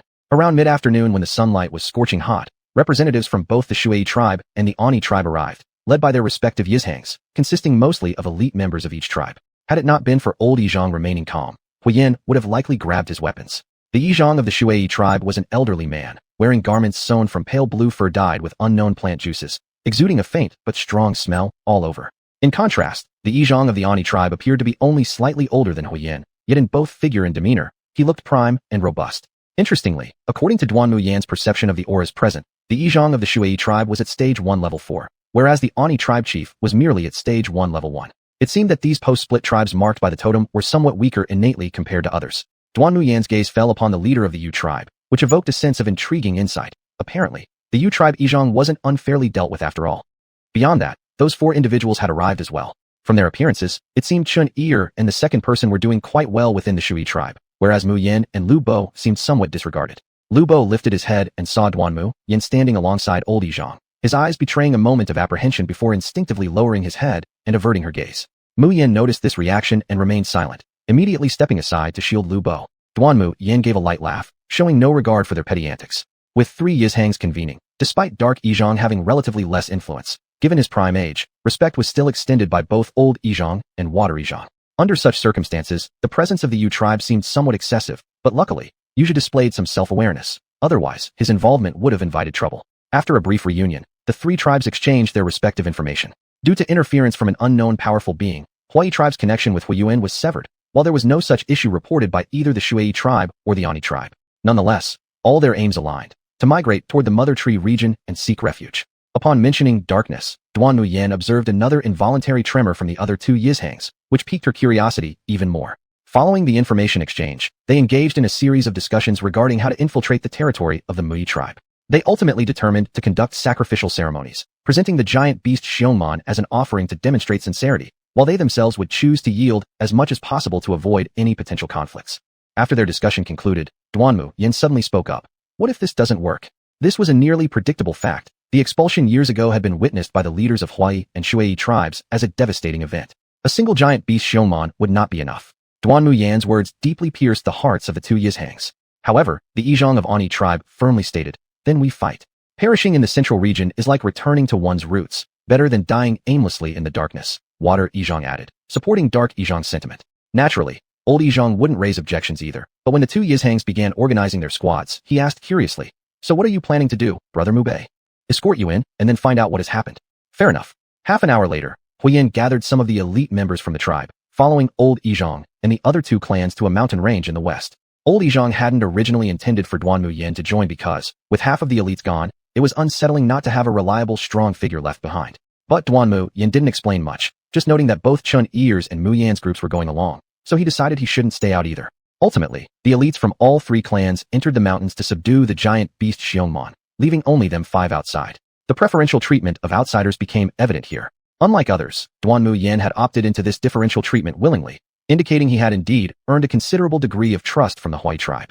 This bear-like beast isn't weak, it's level 5 of rank 1, with B+ potential. It could very well be considered the dominant power in the mountains, Chen Er assessed objectively, with no extra remarks from the other 3. Even if the natives of low-tier worlds varied in strength, Xiongman was small among them, and roughly estimated as genuinely rank 1 level 5. Any one of them facing off alone would have little certainty of winning. Too bad we can't go inside and take a look. Else we'd at least have a counter-strategy, Lu Bo lamented, echoing the thoughts of the other 3. Does worrying about it so much help? Unless you want to go against them. Are you saying your main task isn't real? Duanmu Yan taunted sharply, infuriating Lu Bo so much he nearly attacked, stopped only by Mu Yan. Brother Mu Bei truly has confidence, Chen Er muttered mockingly, embracing Shun Jia beside him and quietly keeping distance from Lu Bo. In this world of dimensions, such quick-to-anger individuals don't last long. Your praise is flattering. Duanmu Yan responded unfazed, then gazed into the mountain depths gravely. They're coming. What is coming? Mu Yan caught on first, but didn't receive an answer before being interrupted by a thunderous rumble from the mountain that made it hard to stand steady. Wave after wave of tremors followed, subsiding only after the 5th. Numerous trees around them were toppled. Duanmu Yan brushed dust off his clothes and kicked away a tree in front of him. The others were in similar states. Damn, what did they do? Lu Bo cursed, having been buried under a few trees. He was still disoriented. It's rampage. The bear has gone berserk, Mu Yan explained calmly. Looks like they've succeeded. Sometime after the berserking ended, the battle must have finished. Duanmu Yan scrutinized Mu Yan from head to toe, discreetly retracting his gaze. This person probably wasn't involved. His attention then turned to the woman lying gently in Chun Er's arms, delicate, yet overly exaggerated in her poise. She seemed pitiable. As if sensing Duanmu Yan's scrutiny, Shun Jia trembled slightly and hurriedly protested. What are you looking at? Help me up. Someone's watching us. Not only did this leave Duanmu Yan speechless, even Lu Bo had nothing to say. Not long afterward, Members of the three clans returned, carrying back parts of the giant beast Xiongmon, not the entire body, but its internal organs and skull. According to Amian, this Xiongmon belonged to a primeval race capable of shaking mountains, vast as a small hill. Just the head required 9 clan elites to carry together. Duanmu Yan observed that old Yizhang's bones were fractured, his breathing erratic. He might. However, Water Yizhang and Dark Yizhang also bore significant injuries, but Duanmu Yan paid them little mind. He was more concerned if anyone planned something, as this was a rare good opportunity. Mu Yan silently glanced toward Duanmu Yan, feeling this guy was merely sitting idly by, his intentions unclear. Yet Fire Yizhang seemingly trusted this brother Mubei so much that despite the heavy wounds, he allowed Duanmu Yan to stay nearby, confusing the 4 contractors profoundly. Why? Is the difference between people so obvious? Chapter 15, The Swarm Crisis. Back at the garrison, the Yi chief of the Shui tribe and the Yi chief of the Ani tribe decided to leave the head of the barbaric bear with the Hui tribe, while the internal organs would be divided and kept in part by both tribes. After bidding farewell to the elites of the 2 tribes, Hui Yan's expression immediately turned weary. It was evident that there was no genuine exchange of hearts among the 3 tribes. Duanmu Yan watched Hui Yan rest while Amian still bore the responsibility of guarding the post. At this moment, the old Yi chief approached, his wooden cane striking the pebbles with a dull tapping sound. Little friend Mubei, is there any more of that medicine? Duanmu Yan glanced sideways at the old Yi chief. With her injuries from the ambush not yet healed, now having forcibly fought, her complexion grew paler, giving an impression of frailty. Noticing that the old Yi chief's left hand was covering his abdomen where there was a healed wound, it was likely to have reopened. The medicine is still available, but I can only give another bottle to the old Yi chief. Duanmu Yan did not refuse the old Yi chief's request. Not to mention the many troubles ahead, just the status of the old Yi chief was enough for Duanmu Yan to make a bet on. A tribe, the totem is the belief, but what upholds this belief are the people closely connected to the belief. If the old Yi chief fell, the Hui tribe would lose half its vitality. Taking out the second red medicine from the bracelet, Duanmu Yan handed it over to the old Yi chief. The old Yi chief had no doubts and directly opened the medicine bottle, drinking down the fresh red liquid. It tasted slightly sweet and lingering upon entry, but as it surged into the wounds, it burned hotly. Even with the resilience of the old Yi chief, he couldn't help but tremble slightly, beads of sweat forming on his forehead. After a long while, when the efficacy of the red medicine settled, the old Yi chief exhaled a turbid breath. His complexion became somewhat ruddy. Everyone secretly watching here let out a sigh of relief. They were closely observing, fearing that Duanmu Yan might do something to the old Yi chief, but seeing his color, they understood that Duanmu Yan not only hadn't taken advantage of his predicament, but also provided assistance. But Duanmu Yan stared intently at the old Yi chief, asking, "How much longer can you hold on?" "I don't know. There will be plenty of troubles along this route, but I hope we can last until we enter the territory of the Mu Yi tribe." The old Yi chief clearly understood his own condition. The desperate counterattack of the barbaric bear had subjected him to the majority of the impact. If it weren't for that first bottle of red medicine which preserved some effects, the old Yi chief might not even have held on. The red medicine wasn't all-powerful, and because it was a wholesale product in such a dire place like Jui, it was quite inexpensive. But for the lower realms, this thing was an incredibly precious secret drug. For this reason, the old Yi chief asked Duanmu Yan to extend one hand. He covered Duanmu Yan's right palm with his left hand, murmuring strange words that could not be translated, much to Duanmu Yan's surprise. Only when the old Yi chief's body quivered did a warm current rise from the totem on the old Yi chief, transmitting to Duanmu Yan's palm, gradually sketching out a pattern of a 3-pointed lotus. What is this? Without sensing any discomfort or abnormality, instead Duanmu Yan felt through this pattern the subtle connection between heaven and earth. This connection was familiar to him. When using the summoner in the present world, he had such a feeling, just more intense and direct. The old Yi chief released his hand, taking a deep breath before explaining. "This is the blessing of the clan. Consider it as a thank you for the bottle of red medicine." Duanmu Yan looked at the mark on his palm and straightforwardly said, "That won't do. You still owe me a bottle." The thin hand just retracted hung in the air, the old Yi chief incredulously staring at Duanmu Yan. After a long while, reluctantly, he placed his hand again. With the 2 imprints overlapping, Duanmu Yan felt this connection deepen somewhat, but it still didn't reach the level of Flame's Nawava. Use it sparingly. With just this advice, the old Yi chief turned and left. Aunt Nyo had already ground the medicine and was waiting to apply it to the old Yi chief. Though Aunt Nyo was old, her heart was still fine. Duanmu Yan clenched his palm, just about to meditate when he suddenly sensed Hui Yan's gaze. He hadn't rested, or rather, he had been observing Duanmu Yan and the old Yi chief all along. Noticing Hui Yan's fixation on his clenched right fist seemed absent-minded, Duanmu Yan looked at the seemingly oblivious old Yi chief and somewhat understood. But what did this have to do with him? It was the Hui tribe's business. Why should he care? Closing his eyes to meditate, he excluded all outside scrutiny and probing. Nothing will shake our general even a bit. As soon as the sky brightened the next day, all members of the 2 tribes were gathered, including the Yi tribe. 3.5 tribes set off towards the center. To Duanmu Yan's surprise, both Yi chiefs of the Shui tribe and the Ani tribe were all right.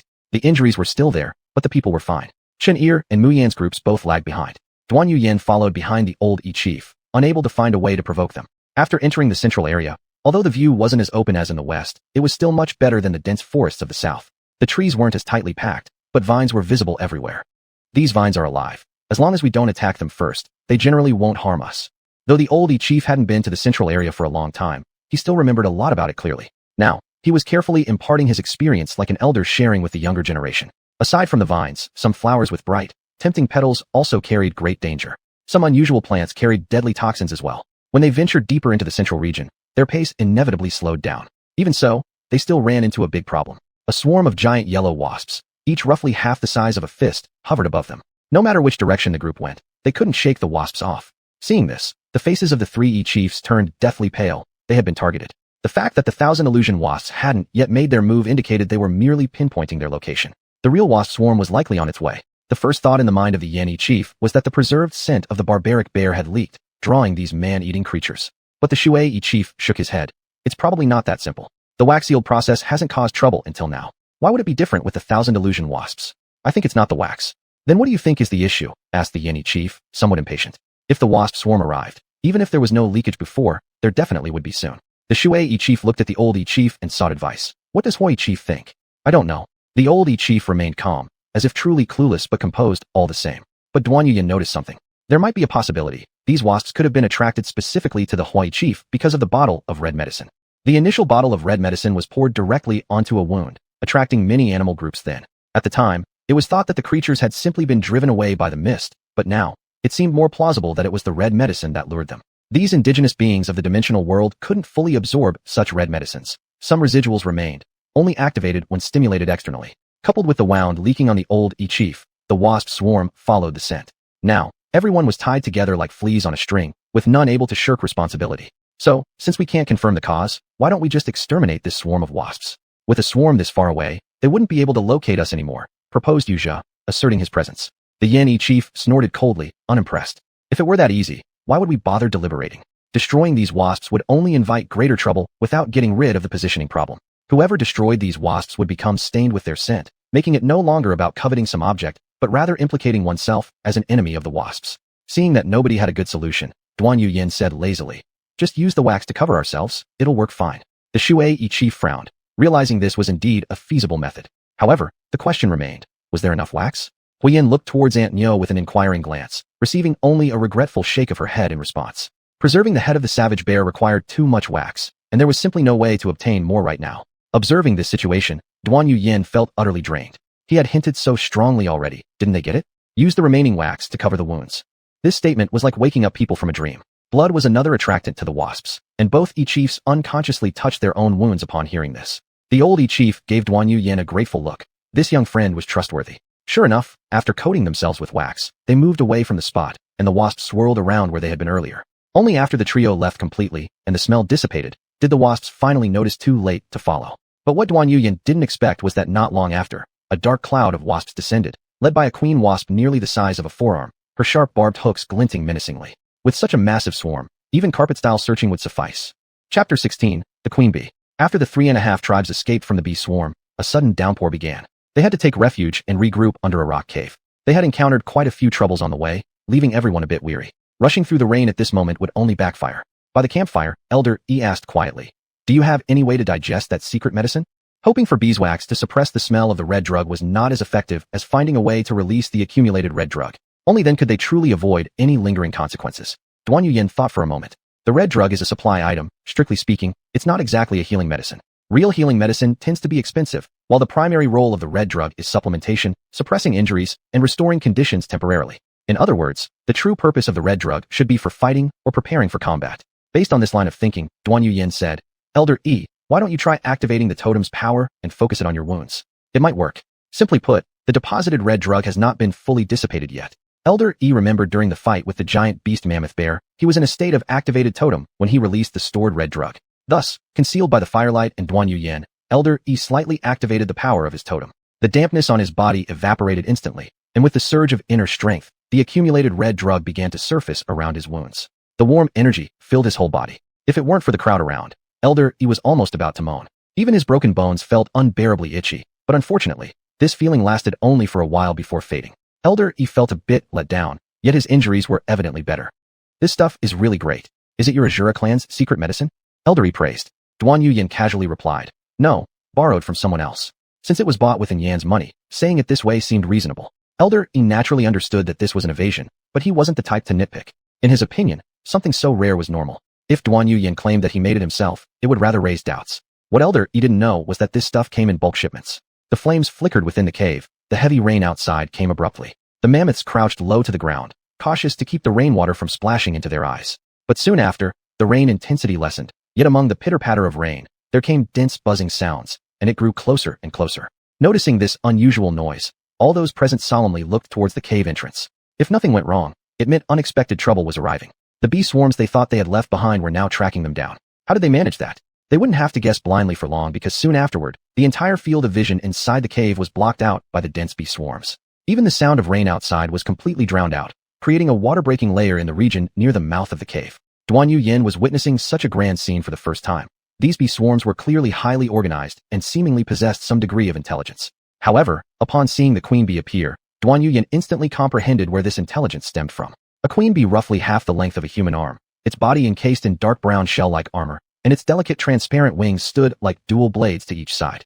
She looked exceedingly dangerous. However, through chi perception, Duanmu Yan sensed no malice coming from her, as if they had come here merely to confirm one thing, the red drug. Since Elder E had already fully assimilated the red drug, no matter how hard these hornets search, they would be unable to detect the trace of the red drug. The queen bee inspected every person inside the cave as if conducting a thorough check. Finally, she hovered right in front of Duanmu Yan. The entire cave fell deathly silent, with only the sound of breathing reverberating. Everyone was on edge, Amin gripping the spear tightly in his hand. At the slightest sign of trouble, the wooden spear would shoot forth instantaneously, pinning the queen bee to death. But that also meant they'd be at loggerheads with the swarm outside. Duanmu Yan was also surprised. Looking at the queen bee's pair of red eyes, through Yuanqi resonance feedback, it appeared that the queen bee bore absolutely no hostility. Yet her gaze fixated on him, making Duanmu Yan feel somewhat strange. At this moment, the queen bee suddenly emitted a peculiar sound wave. There was no noticeable disturbance among the external swarm yet, but Amin moved first. Leaning forward explosively, the wooden spear was hurled into the air. The friction generated a whistling wind sound. Without even turning around, Duanmu Yan effortlessly extended his left hand to catch the spear shaft firmly, without any waver or movement. Focusing strength in his palm, the momentum of the spear ceased immediately. Relieved sighs resonated within the cave, their frightened gazes mixed with awe. To intercept the spear launched with full force by Amin so easily, a few tribal elders compared themselves, hesitant now to utter boastful words. Amin, it's fine. Duanmu Yan turned around and tossed the spear back, speaking as he did so. Amin, who had been named, caught the spear and remained vigilant. He had fully accepted the fact that Duanmu Yan had caught his spear with bare hands at full force. Duanmu Yan turned to the queen bee and opened his palm, revealing the so-called blessing left by Elder E. Is this what you're looking for? The low-frequency sound wave earlier transmitted into Duanmu Yan's ears was a form of inquiry, expressed rather naively, but roughly meaning fire. Yes. The queen bee appeared to nod, her gaze firmly locked onto Duanmu Yan's palm. Duanmu Yan glanced sideways at Elder E, who seemed deep in thought, then steeled himself to use Yuanqi to peel off part of the blessing's mark. As he was about to pass it to the queen bee, he suddenly drew it back before handing it over again. This moment caused everyone's heart to skip a beat, but fortunately, the queen bee exhibited endearing behavior. Upon receiving the imprint peeled off by Duanmu Yan, she transferred it into her mandibles and sucked it into her mouth. Witnessing this, they all sighed in relief, glad that Duanmu Yan hadn't poisoned it. However, Shunjia noticed something interesting. The moment Duanmu Yan pulled his hand back, his bracelet flashed. She couldn't believe that Duanmu Yan did nothing, and even wondered how an outsider like him could possess the mark of fire energy. This discovery completely changed their perception of Duanmu Yan. He was definitely not ordinary. Lu Bo regretted his actions. If only he knew that this person was on such good terms with the Hui clan, he wouldn't have bothered provoking a strong enemy without reason. According to their collected information, among the original 5 tribes, Hui and Genie were the strongest after eliminating Muyi, which benefited from natural advantages. Therefore, their corresponding totems were also powerful, making their elders formidable figures too. With the Hui tribe showing such trust in Duanmu Yan, Lu Bo was filled with jealous admiration. After receiving benefits, the outside bee swarm began to stir, signaling that the queen bee realized it was time to leave. Before departing, however, she turned her gaze one last time toward Duanmu Yan, emitting another sound wave. This wave was only meant for Duanmu Yan, as it vanished immediately after reaching him. Upon receiving the sound wave, Duanmu Yan smiled lightly, nodded, and gestured for the queen bee to return. Thus, under everyone's incomprehensible stares inside the cave, the queen bee actually obeyed and returned home. Outside, there came a strange sound wave, after which the bees calmed down and followed the queen back. Then, the rain started again, as though it had never stopped. With the danger lifted, everyone breathed a sigh of relief and settled back down. Soon night fell deeply. Approaching Elder E, Duanmu Yan asked, Elder E, do you know anything? For the queen bee to actively seek this blessing mark, it wasn't likely without a reason.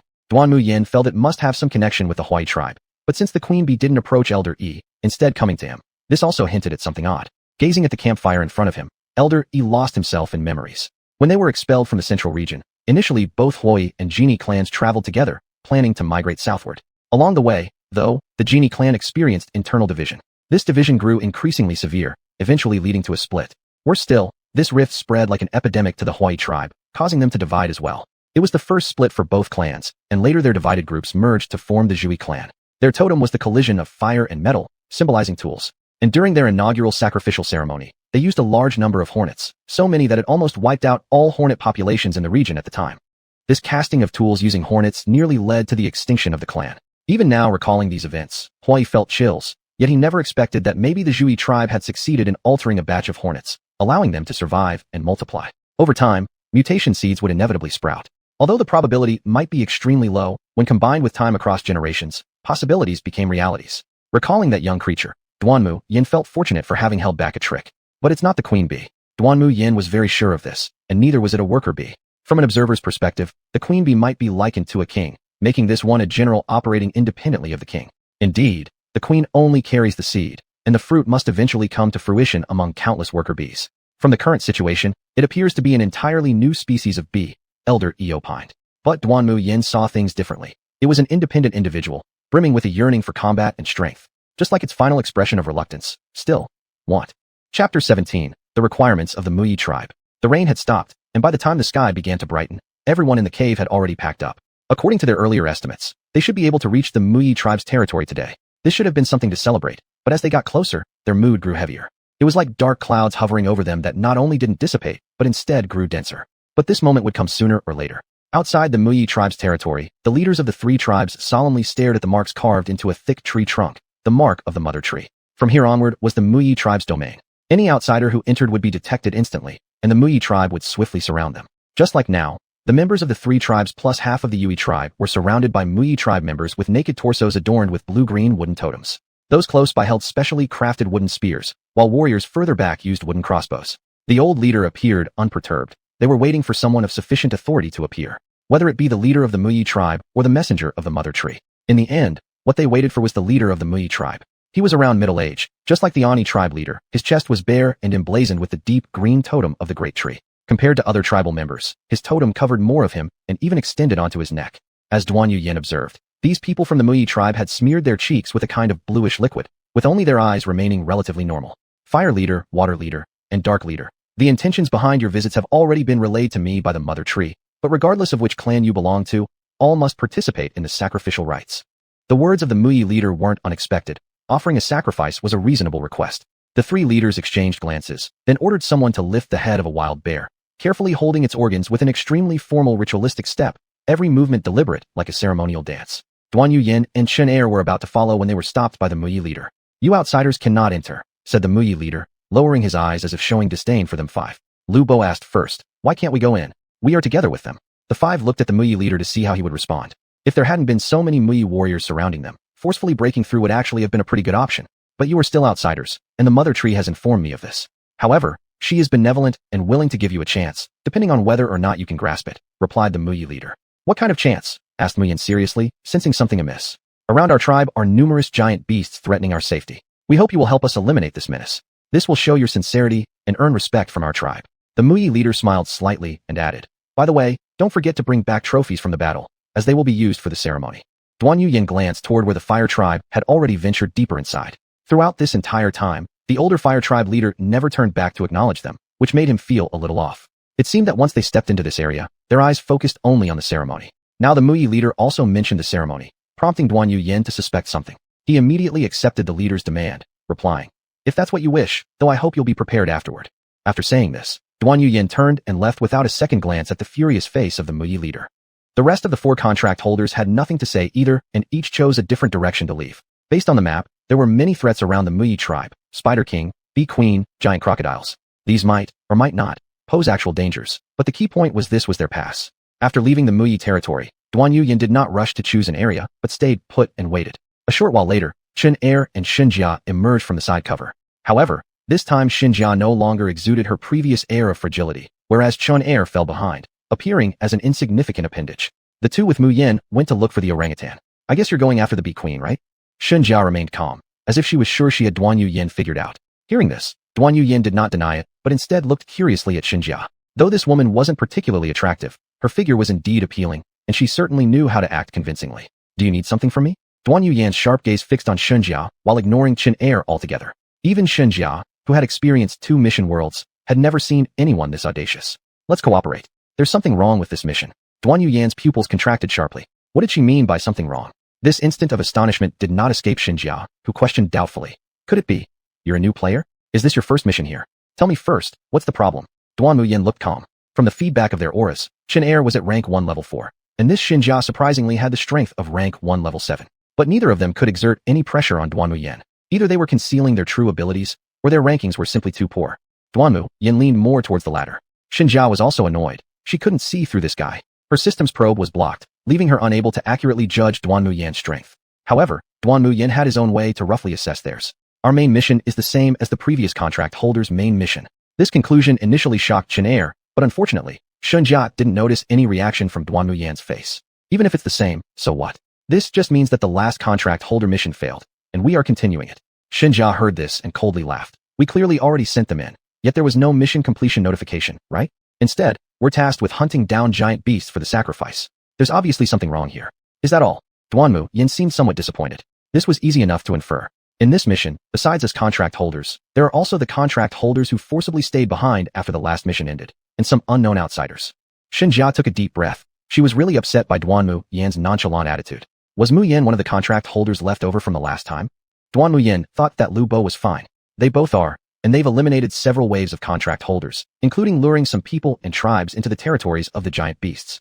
This piece of information made Duanmu Yan's eyes brighten. The reason the Yue tribe stepped into the swamp had such an underhand cause behind it. But Duanmu Yan thought that Mu Yan definitely wasn't involved, because although Xinjia said they were luring people, in the case of the Yue tribe, it was actual coercion. The only difference was between dying sooner or later. The Yue tribe chose to die later. What benefit does doing this have? I assume you two collided. The involvement of the Water tribe and the Dark tribe brought these 4 together, each constraining the other, preventing anyone from breaking free. The appearance of the Fire tribe should have been a chance, but unexpectedly, neither Duanmu Yan nor Lao Yichang were easy to deal with. The more people who are eliminated, the richer the reward. Duanmu Yan scoffed at this. I don't want to cooperate with a bunch of dirty bastards. I think you two and Mu Yan should be colluding instead. Duanmu Yan sneered, but had already activated her energy, ready to respond to the sudden attack from these two. Xinjia realized this and proactively stepped back, saying, no matter how you think about it, I hope you seriously consider it. The water here is much murkier than you imagine. Leaving these words behind, Xinjia turned and left with Chun Er. That was it. So scared of me. Duanmu Yan only moved away after confirming their auras had dissipated. Outside the Spider King's territory, Chun Er couldn't help but ask, let him go just like that? Sister Shun. Xinjia's expression was dark. She had thought this guy would understand a bit better, but he turned out to be stubborn. Or what? Should we really fight him and let Mu Yan take advantage? Xinjia said coldly. Chun Er shrugged. All right then, anyway, I'm here to assist Sister Shun, you decide. Humph. Xinjia got even angrier thinking of Duanmu Yan's disdainful look. Go and lure out the Spider King. An enraged Chun Er cried out as Xinjia directly threw him into a vast web. A huge black spider leaped off the net, ready to feast, unaware that its back was now exposed. Blacker than a black widow was Xinjia's mercilessness. On the other side, Mu Yan had just dealt with the orangutan and was heading back. What none of them expected was that Duanmu Yan didn't even go after the Bee Queen. She directly returned along the same path back to the Mu tribe's territory. In front of the Mu elder, she took out the red medicine, placing a third of it on the altar. What is this? The Mu elder was very confused. To his knowledge, none of the nearby giant beasts looked anything like this, nor was it blood. Don't rush, wait and see. Duanmu Yan smirked, watching the empty altar. With a sky full of bees, Duanmu Yan granted your wish. WBG. See you at the World Championships. Another update tonight. Chapter 18, Alienation. As the swarm arrived, the sky above the Mu tribe darkened. Mu Yizhang's face turned sullen. Only at this moment did he truly understand what Duanmu Yan had meant by hoping he could hold on. In the face of overwhelming numbers, the defense forces of the Mu tribe were completely occupied. Only Duanmu Yan, the chieftain of the Mu tribe, and the Bee Queen remained on the altar. Duanmu Yan ignored the Bee Queen that was feeding and instead turned to look at Mu Yizhang, asking, where are the old chiefs? Mu Yizhang sneered. You'd better worry about yourself. With his words, Duanmu Yan felt an evil aura emanate from within Mu Yizhang. This power exuded a highly aggressive presence in its field of energy. Duanmu Yan instantly thought of a Kexi, but this force seemed purer. Perhaps this is what they call darkness. Without another word, Duanmu Yan delivered a flying kick, sending Mu Yizhang tumbling off the altar. The Bee Queen seemed to have fallen into slumber after finishing her meal. Not wanting to disturb it, Duanmu Yan decided to take the battle outside. By the time Duanmu Yan caught up, Mu Yizhang had already stood back up. That kick hadn't inflicted much damage. Yet, Duanmu Yan knew well that no strength had been held back in that kick. All the might from level 1, rank 1, had fully unleashed, aiming to either kill outright or severely cripple its target. But as Mu Yizhang struggled back to his feet, the bones and tendons of his body snapped and groaned. Strangely, the color of his totem also changed. The originally green giant tree had been replaced by a dark ink color, this blackness spreading with abandon, carrying an evil air. If earlier, Mu Yizhang was still perceived by Duanmu Yan's energy senses as a human being, then now, he had become a murky mass of gas, thoroughly eroded inside out in an instant, turning into a hideous form. So it seems your kind, the natives, have been infiltrated too. According to the void power mentioned earlier by Xiao Guan, it could be deduced that this Mu Yizhang had been corrupted by so-called void power into this neither human nor ghostly figure. Still, one point was clear, he had undoubtedly acquired immense power. It wasn't hard to see, considering that after Duanmu Yan's blow landed, and he showed no signs of injury, being invaded by the void rendered ordinary methods ineffective against them. Black mist began overflowing from Mu Yizhang's body, slowly eating away even under his feet. Although the range was not large, the process appeared utterly unstoppable. The fearless bee swarmed in, only to fall, infected by the black mist, transforming into nourishment for the void force. Upon seeing this, vital energy suddenly spread, pushing the bees aside to form a boundary zone where only the mutated Mu Yizhang and Duanmu Yan faced off. Interestingly, the previously intimidating black aura seemed unable to gain any advantage when it encountered this life force. Recalling the tyrant's words, the Asura sequence equally and strongly counters most sequences, and now it became apparent that this supposed void power fell within that scope. Having determined that the black mist was being restrained, Duanmu Yan wasted no more time. Asura. With just a thought, the Asura armor enveloped her body, covering the heavy vital energy.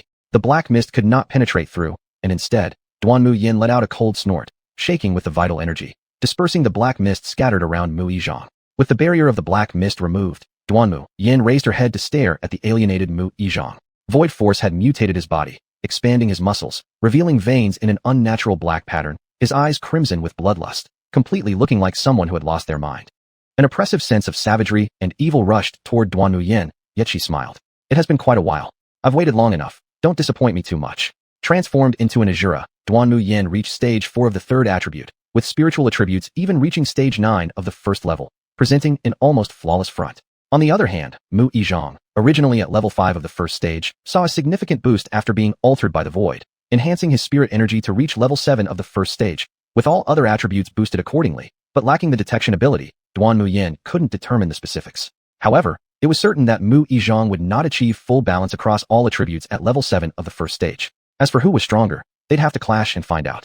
Mu Yizhang rushed forward, bringing a suffocating pressure combined with wind that swept towards Duanmu Yan. His alienated frame almost eclipsed the Asura, massive muscles swinging out in powerful blows. The force brought forth by this physical impact caused many spectators to worry for Duanmu Yan, but she simply raised her left palm, placing it firmly along the path of this punch, easily catching it.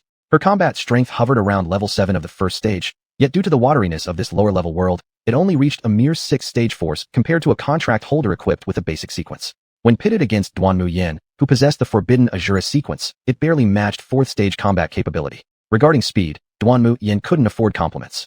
As his attack was easily intercepted, Mu Yizhang roared in anger. The abnormally mutated muscles across his body swelled further, black veins writhing beneath the skin as if he had exhausted everything to gain a stronger force. Duanmu Yan could feel the increasing power on the fist coming her way. She glanced sideways at Mu Yizhang with not an ounce of mercy, then lifted her foot and delivered a straight kick that hit right into Mu Yizhang's abdomen. Having repelled Mu Yizhang, Duanmu Yan seized the momentum to follow up with relentless strikes, advancing with a series of combination punches where the force of her fists carried along surges of primordial energy, causing ripples of energy fluctuations. But every punch landed on Mu Yizhang only managed to encounter forces inside him that counteracted the damage, falling short of the desired effect. Nevertheless, even though this was the case, Duanmu Yan still beat Mu Yizhang down with no resistance for him to fight back. Even when he retaliated despite enduring her assault, she raised her arm and blocked it aside before following with a leaping knee strike that sent him airborne into a floating state. With primordial energy gathering on her right leg, Shura's 100 breaks readied after a brief build-up and cleaved down from the air. The effects of breaking defenses and disrupting internal energies were instantly triggered when the alienated force surged, causing the primordial energy to burst out violently, tearing through the abdominal defenses and restoring the strength within Mu Yizhang to its original form. Without the alienating force mitigating the blow, Duanmu Yan's unreserved axe split struck hard, directly smashing Mu Yizhang heavily into the ground, creating a powerful backlash. Just as Duanmu Yan was about to deliver the final blow, Mu Yizhang's body suddenly collapsed, as if all his strength had been instantly drained. Strands of black qi returned to the wounds, healing and closing the tears on his abdomen caused by the primordial energy.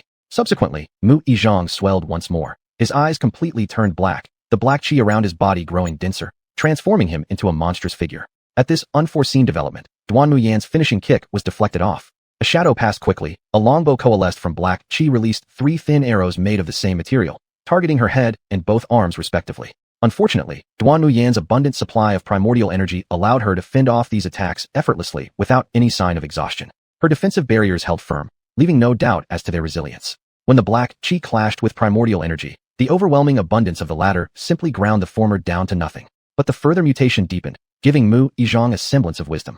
He realized close combat against Duanmu Yan was futile, and now attempted to use the arrows to prevent her from closing in while trying to break through her primordial energy defense.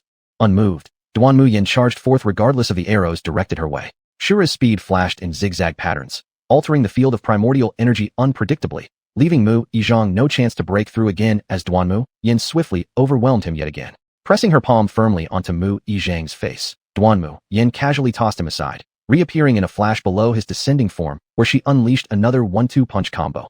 First, breaking through his defense followed by an explosion of primordial energy. Mu Yizhang slumped helplessly onto the ground again, but this time there was no sign that he would inflate or recover. Is this all you've got?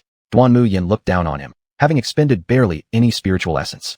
Black qi emanated from his body, forming a dark crystal reminiscent of ink color. This did not align well with the conditions known to Duanmu Yan. Moreover, the crystals seemed conscious and were attempting to escape on their own. But primordial energy immediately sealed them off tightly, locking the dark crystals. Carefully examining the substance through her Shuro palm, Duanmu Yan noticed faint wisps of black qi swirling within the crystals, so pale and so brief. Apparently, it was just some minor fry, Duanmu Yan thought to herself.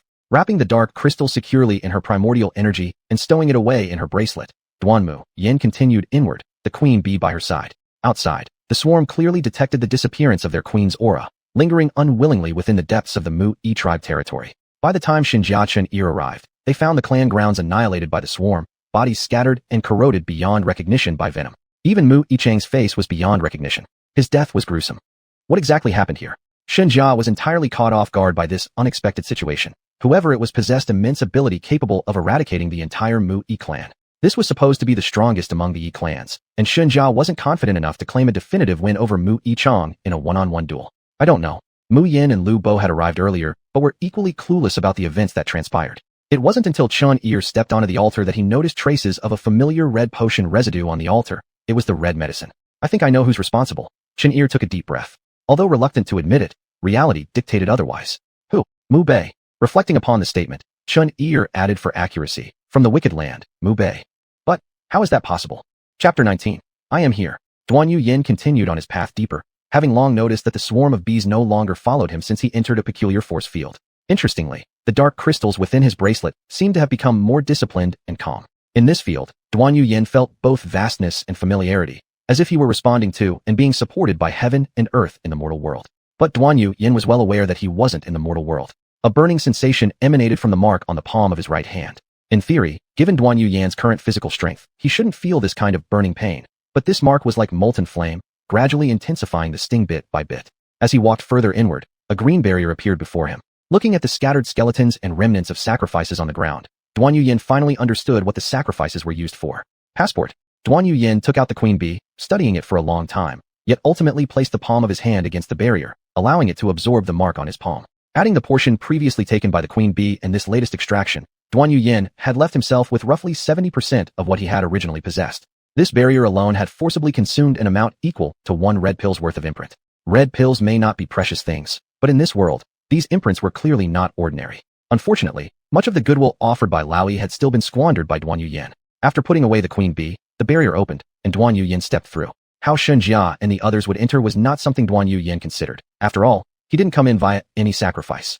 Once inside the barrier, the scenes outside and inside became 2 entirely different worlds. Outside was the territory of the Mu Yi tribe. Beyond their wooden huts stretched mostly vine-wrapped jungle. But within this barrier, a mother tree immediately caught the eye, its grandeur reaching into the heavens like some enormous celestial wood. Numerous vines coiled around it like wooden dragons. At this moment, a familiar ding resounded in Duanmu Yan's mind. It was the butler coming online.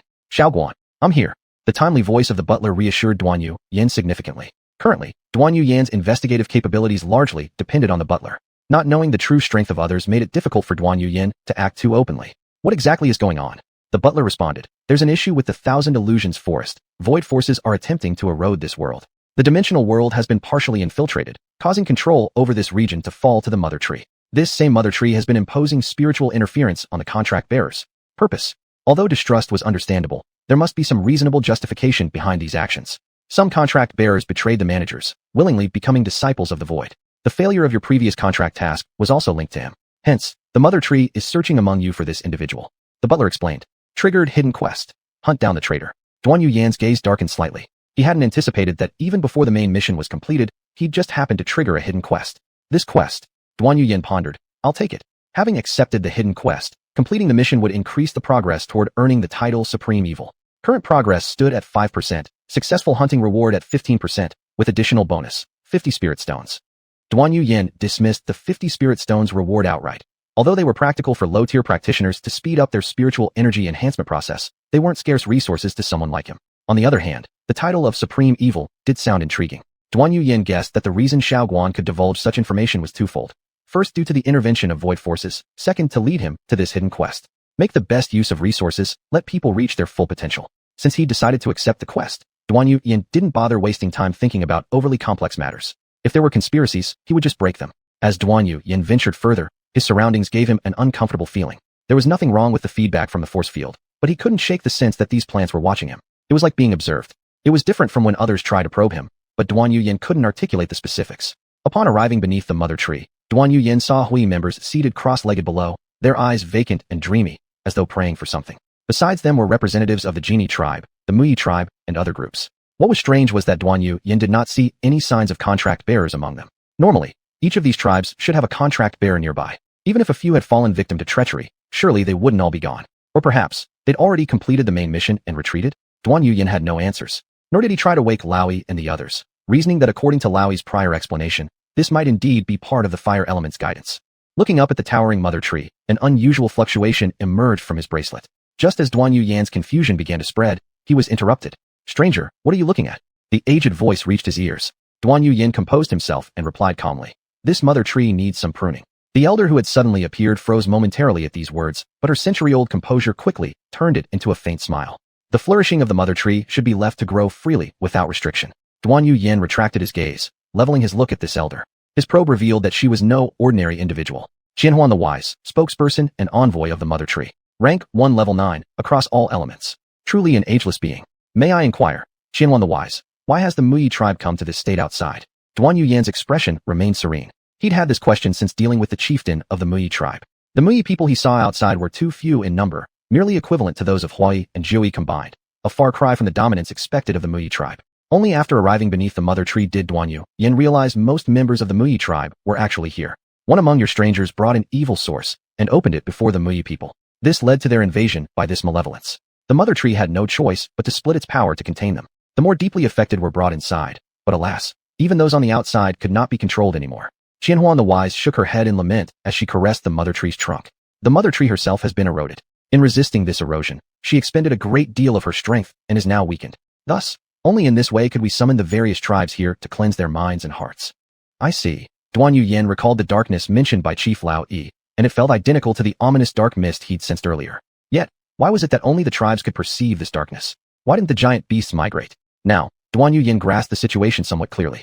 Does Qianhuan the Wise know who that person is? Asked Duanmu Yan. I only know he wore all black robes, encased in a miasma of deathly qi, said Qianhuan the Wise. His powers aren't exceedingly formidable, but they're peculiar, slipping through my grasp. Understanding fully, Duanmu Yan walked around the Mother Tree under Qianhuan the Wise's watchful eyes, then gazed up at her again. Surely, Qianhuan the Wise must have met the other strangers besides me. Where are they? They've all gone. Isn't your mission simply to escort the tribes here? Qianhuan the Wise maintained her patient tone. Not necessarily so. Recalling what Butler had told him, Duanmu Yan speculated. Could there be mental manipulation affecting the visitors, misleading them, or even subtly altering their missions? Perhaps through influencing the tribes, thus indirectly affecting the contract bearers, the World Tree rules weren't violated, nor any harm done to the contract bearers breaking the manager's pact. Qianhuan the Wise's complexion turned slightly peculiar, scrutinizing Duanmu Yan for long moments before saying seriously, perhaps it is the world itself recognizing your potential. Perhaps it hopes you'll help us resolve this trouble. Saying this, Qianhuan the Wise drew out a wooden box intricately carved with mystic patterns, binding seals engraved upon it. Although I couldn't capture that person, the evil source remained sealed within the box by the mother tree. Duanmu Yan focused on the box. The reaction from the dark aura within his bracelet confirmed everything, yet he refrained from rash actions. He doubted whether he could challenge Qianhuan the Wise on the mother tree's grounds. What do you need me to do? Duanmu Yan understood that once she had presented this object, there would be no backing out. The main mission wasn't completed yet, and things were getting increasingly intriguing. Bring this to the sacred lake of the Shui tribe. Its holy water can dissolve this, stated Qianhuan the Wise. Why don't you go yourselves? Why find me instead? Qianhuan the Wise looked towards the mother tree with evident affection in her eyes. I cannot leave her side while she is weak. As for others, they're powerless against him. Giving this thing to them would be futile. You, however, are different. My senses tell me you're strong enough. Plus the blessing of the fire element makes you capable of at least matching his abilities in battle. But merely not losing won't suffice. Duanmu Yan prodded further. To that end, the mother tree bestows her blessing upon you. Qianhuan the Wise made Duanmu Yan extend his left palm and inscribed a green mark shaped like a mighty tree. Receiving the blessing of the mother tree, his latent energy increased temporarily by 1 level across all attributes and could stack with other blessings. The mark bore a striking resemblance to the Muyi tribal totems. Duanmu Yan noticed nothing unusual. With this blessing, other tribes and giant beasts will easily avoid provoking you. I'll rest with you. With that, Qianhuan the Wise handed over the box to Duanmu Yan. Acquired low-grade seal source, rare rank, high danger coefficient. The red exclamation point hinted at ill omen, but Duanmu Yan paid it no mind. Tucking the box away, he acknowledged. You shall see results soon. Triggered second phase of mission. Fulfilled Qianhuan the Wise's request, and placed the sealed source into the holy water. Duanmu Yan's lips curled up in a smile, and he then left the barrier under the guidance of Qianhuan the Wise. Chapter 20, Cooperation. Just as Duanmu Yan left the Mu Yi clan area, Shunjia and Chen Er intercepted her. Shouldn't you have left at the mother tree? According to Qianhuan Jixian's explanation, Duanmu Yan speculated that these contractors were misled. In fact, only by reaching the mother tree area could the mission be considered completed. This was also the mother tree's way of evaluating them. But it seemed that these two didn't even enter the area. Did you have something to do with the Mu Yi clan? Xinjia questioned. Duanmu Yan arched an eyebrow, annoyed by her accusatory stance, and attempted to step past them. But Chen Er stepped to the side and blocked her path, chuckling nervously. Don't make things difficult for me, Brother Mu Bei. Sister Shun has a bit of a temper. Duanmu Yan gave him an impatient glance and kicked out her foot. If Chen Er hadn't reacted quickly, she would have kicked his rear end flat. Do we need to resort to violence just to let us pass? That's troublesome, Duanmu Yan muttered, lifting her leg to leave. However, Shunjia suddenly said in a low tone. In the last mission, 700 contractors arrived when the Court of Judgment appeared, but only 11 returned. Our deliberation division lost over 70 new members and all the senior leaders who led them. We're here to investigate the reason. If we don't figure this out, many more will die. Duanmu Yan stopped in her tracks. Just from their voices and emotions, it was hard to discern the truth or falsity of what they were saying, but one thing was clear, it was a fact. However, Duanmu Yan harbored doubts about the so-called deliberation division. Seeing this, Chen Er extended his right hand, and a bracelet appeared, signaling that Duanmu Yan could use the bracelet to directly probe into their identities. After exiting the barrier, the steward had gone missing again, a fact Xinjia and the others were clearly aware of too. So using the bracelet to verify identity was the most reliable method. Duanmu Yan glanced at the exasperated Chen Er, not bothering to verify his identity, instead turning toward Xinjia and asking, Who are Mu Yan and the others? This is something you should ask. They both belong to your place of ultimate evil, but they forced themselves to stay after the last mission at some cost. Their purpose, I don't know either. However, one thing is certain, they have made agreements with some outsiders. Xinjia did not hold anything back since, until now, they indeed still weren't clear about Mu Yan and the others' intentions. Cooperating with the outsiders? As a newcomer, Duanmu Yan truly knew nothing about this. But under the context, Duanmu Yan was 90% sure that the ones responsible for assassinating the elder chief had formed some sort of alliance with Mu Yan. Still, she couldn't be sure if those same people were also responsible for the harm inflicted on the Yui tribe. Don't you fear I'm one of them? After finishing this sentence, Duanmu Yan noticed both Xunjia and Chen Er's expressions change curiously. The people from your place of ultimate evil are the most feared group of monsters. You all distrust each other intensely, and being independent is your calling card. Xinjia tried to give a fair evaluation. Duanmu Yan didn't bother explaining anything. After all, he was a newcomer. The reputation of the place of ultimate evil had nothing to do with him. Collaboration can work, but you'd better not interfere with my affairs. As for what you want to investigate, it has nothing to do with me. Duanmu Yan loosened up a little. Agreed, but you have to tell us what you discovered at the mother tree. Information exchange is the basis for cooperation. Duanmu Yan took out the seal source without worrying that these two might act rashly. Any accident would result in mutual destruction. Moreover, Duanmu Yan might also have been probing them intentionally. One of the sources of the problem in this world is this object. I've triggered the next phase of the task. Even with the seal, it was impossible to fully suppress the eroding aura escaping from this thing. The moment it was removed, there were signs of abnormal changes in the surrounding vegetation. The power of the void. Chen Er's face turned grim while Xunjia revealed a hint of deep terror in her eyes. As a result, the 6 words about the next phase of the task sounded deathly silent. The seal source was returned to its containment, cutting off the terrifying aura. There's something peculiar about the Mother Tree. If Mu Yin and Lu Bo are indeed contractors from the place of ultimate evil as you say, then I believe their goal must be connected to the Mother Tree. Duanmu Yan provided his conjecture. This guess wasn't very rigorous, and Shenjia asked, what does this have to do with how they trick the contractors and the tribes? The Mother Tree is deliberately summoning these tribes and guiding contractors to take on missions towards the Mu Yi clan. Even the shielding of the auxiliary system and the problems encountered during the mission can partly be answered there. After providing her information, Duanmu Yan posed a final question that made Shenjia ponder deeply. Was the Mother Tree originally part of this world? Isn't it? Shenjia had no information about the Mother Tree. The Deliberation Division paid little attention to the Thousand Illusion Forest, a low-level world, and the collected information could only be considered rough. Had they not lost so many rookies in the last mission, it wouldn't have attracted much attention. According to Duanmu Yan's statement, if the Mother Tree is part of the Thousand Illusion Forest, then what exactly is it? The Mu Yi clan's totem? But the Mu Yi clan's totem should be Mu Yuan. If the Mother Tree were the world's spirit, it wouldn't be able to interfere with contractors, and even mental interference would result in punishment from the managers. A low-level world wouldn't dare to do such a thing.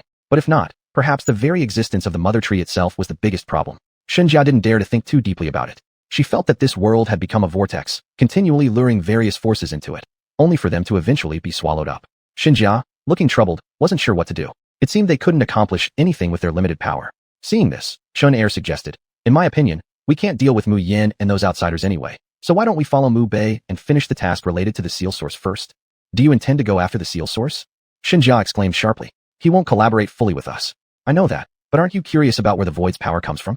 This must also be related to the mission. Chun Er reminded her. Are there any renegades among the contractors? Shenjia immediately realized what Chun Er was getting at. Aren't you worried that this renegade could also be Mu Bei's target? Chun Er shrugged his shoulders. Let's just follow and see. Shenjia, are you really afraid of him? Shut up. Shenjia shot him an angry glance, hesitating along the direction Duanmu Yan had left, and finally decided to go and check it out. West. By the time Duanmu Yan arrived here, it was already the morning of the next day. The Shui tribe's settlement was different from the Huai tribe. They were mostly built along the lake. Behind the settlement lay a clear, emerald green lake, the sacred lake of the Shui tribe. As for whether this sacred lake truly possessed miraculous effects, Duanmu Yan didn't know either. However, since the administrator had issued the second phase of the mission, it clearly indicated that it was indeed possible. But when Duanmu Yan passed through the deserted village and reached the area of the sacred lake, she saw a figure draped in black robes mentioned by Qian Huanji Xian. This person gave off the exact same aura she had faintly sensed earlier in the Hua Yi clan's deep forest. Upon discovering the renegade's trail, the renegade assassination mission officially began. Renegade Lu Ji, super tier, inheritor of the necromancer lineage. Duanmu Yan was slightly surprised. It seemed the mental interference from the Mother Tree had been quite limited, further showing that the hidden mission's level was rather high. I've kept you waiting. Duanmu Yan took out the wooden box, softly smiling. Chapter 21. Look at me, whelp. Lu Ji, the rebel, laughed and said, what? Don't you think you're deliberately coming here? The two people who had a sense of each other in Hoi clan, now really meeting face to face, felt somewhat harmonious, as if they were old friends who reached an unspoken agreement. The uneasiness and caution between them would be hard to imagine if not spoken out. Shenjia and another person hidden in the dark wore solemn expressions. Just one rebel was enough to give them headaches. If Duanmu Yan and this guy came to a consensus, then the world was surely doomed to fall into corrosion. I'll go persuade him. You stay hidden here and don't show yourself, Shenjia said. As Shenjia was about to rush out, she was pulled back by Chun Er. With a frown, Shenjia turned around, but heard Chun Er calmly say, Shenjia, don't be hasty. Why don't we wait a bit longer? Do you think Mu Bei is such a person? After hearing this, Shenjia calmed down and thought it through. This was a lone wolf kind of person, extremely confident even, but gave off a very upright impression, with decisive actions. As long as he wasn't offended, he didn't seem like someone hard to talk to. Then let's watch for a bit longer. Shenjia belatedly realized that how steady the new person was compared to her. But this was not the time to consider that. Outside the sacred lake, Duanmu Yan was playing with the wooden box in his hand, his movements so casual that it made Shenjia's eyes twitch wildly. Even Lu Ji couldn't help but remain silent. Cowards are afraid of the fierce ones. The fierce ones are afraid of those who have nothing to lose, and those who have nothing to lose are afraid of the madman. Now, in their eyes, Duanmu Yan was a madman, an upright madman. I know you want this, but you should at least tell me why you wanted to open the wooden box and taint the leader of the Mu Yi clan. Duanmu Yan was completely fearless. The seal on this wooden box could last for a while, so there was no need to rush. Instead, there was one thing Duanmu Yan couldn't quite figure out. If Lu Ji really intended to contaminate this world, then why didn't he do it the moment the box was opened? Starting from the Mu Yi clan, contaminating this world seemed like a good plan. But it wasn't the case. Not only were the Mu Yi tribe members contaminated, even the source of the seal was taken away by the Mother Tree. Lu Ji shouldn't be stupid enough to be caught without resistance. I don't care much about a low-level world like this, Lu Ji replied coldly, the disdain in his words sounding genuine. After hearing that, Duanmu Yan knew what he meant, but there was still a question on his mind. He didn't plan to ask this question right now. Thank you. Now we can begin. Duanmu Yan casually took the box and put it inside his bracelet. After this series of moves, Lu Ji's wariness and patience were almost worn out, his eyes glaring fiercely at Duanmu Yan. Why don't you take that ugly black hat off your head? Duanmu Yan started commenting earnestly, making Lu Ji unconsciously doubt whether he truly looked ugly. But when he saw Duanmu Yan's teasing gaze, he instantly realized that this guy was purely mocking him. It's rare to find such an interesting contractor. Too bad, I was actually interested in you. Now, I'm going to kill you. Lu Ji took a step forward, releasing a wave of death energy. Within a few miles radius, everything was affected by the death energy. Signs of decay appeared on the trees. Duanmu Yan carefully perceived the power. It was strong. A super sequence being indeed quite unusual. It was worth noting that Duanmu's Thunder Tower Yatalais used to be super sequence too, though it belonged to the ultimate top-tier sequence among all sequences. Still, compared to the Asura sequence, there were still a few levels between them. Stepping into the heavily concentrated area of death chi, Duanmu Yan slightly lowered his gaze and arrogantly commanded, "Look at me, whelp." Even though Lu Ji was genuinely half a head shorter than Duanmu Yan, it was the first time since birth that he felt disrespected by someone of his own rank. That's pretty interesting. I'd love to see what skills you have. With a step forward, Lu Ji emerged, thick grayish death energy swirling around his black robes. His speed was ghost-like, nearly invisible the moment he left his original spot, and their distance didn't even require any further pursuit. The wind of his punch approached instantly. Duanmu Yan tilted his eyes slightly downward, and primal energy arose out of thin air, scattering the gray death energy swirling around behind him just as the gust brushed past his face. Lu Ji's expression showed a slight surprise. He hadn't expected his backup move to be directly seen through and blown apart. In previous battles, unless the opponent was several levels higher, such direct repelling was impossible. Though the backup move was gone, there was still the main move. But soon his complexion froze. His punch stopped 3 inches from Duanmu Yan's face and was halted by an intangible protective force constructed from elemental essence, unable to breach even a fraction. But Duanmu Yan wasn't as composed either. His hair was still disheveled by the boxing wind, revealing his forehead. With the initial strike unsuccessful, Lu Ji decided to retreat, unsure of Duanmu Yan's true strength. He too was a prime target for the Mother Tree's spiritual interference. First stage, 5th level, Super Sequence Necromancer, Duanmu Yan slowly announced. Due to the fusion of Asura sequence and his innate talent in combat, Duanmu Yan had an exceptionally precise grasp of both spirit energy and various elemental attributes. A simple comparison with the Tyrant revealed the approximate strength of their opponent in just one move. Lu Ji's face darkened, half hidden under the black cloak hood, yet his somber mood was palpable. Uncertain about Duanmu Yan's capabilities, Lu Ji spoke gravely. "Brother, let's each take a step back. You return the seal source to me, and I'll pay you accordingly. How about 100 spirit stones? Not bad," thought Duanmu Yan. "Hunting you down would only be worth 50 spirit stones. Why don't you guess your own worth? I'll give you 50 spirit stones, commit suicide, and save me the trouble." Duanmu Yan gestured invitingly. After Lu Ji killed himself, Duanmu Yan would collect 50 spirit stones from him, which would then be returned as there'd be no one to claim them. "It's what you refused," and Duanmu Yan felt it made perfect sense. "Are you playing a joke on me?" Lu Ji gritted his teeth. "Not at all, because I'm completely serious." Duanmu Yan chuckled lightly as primal energy gathered around him, forcibly carving out a small area within the death-tinged region.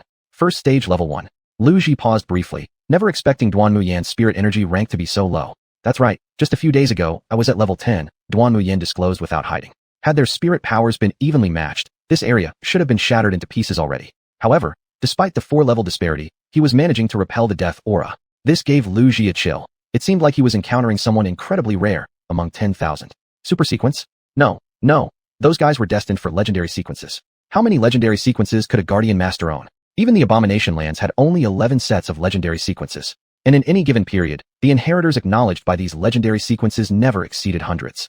This did not include the common legendary sequences shared by the 4 main guardians. Among the billions of souls, how many were chosen as contractors? How many could ever receive the favor of a legendary sequence? Lu Ji dared not think of these things. He knew he'd been rejected, so he chose another path, a route that required no extraordinary talent, but simply enough malice, enough ruthlessness, enough abandonment of principles. Yet now, this pass was tightly clenched in Duanmu Yan's hand.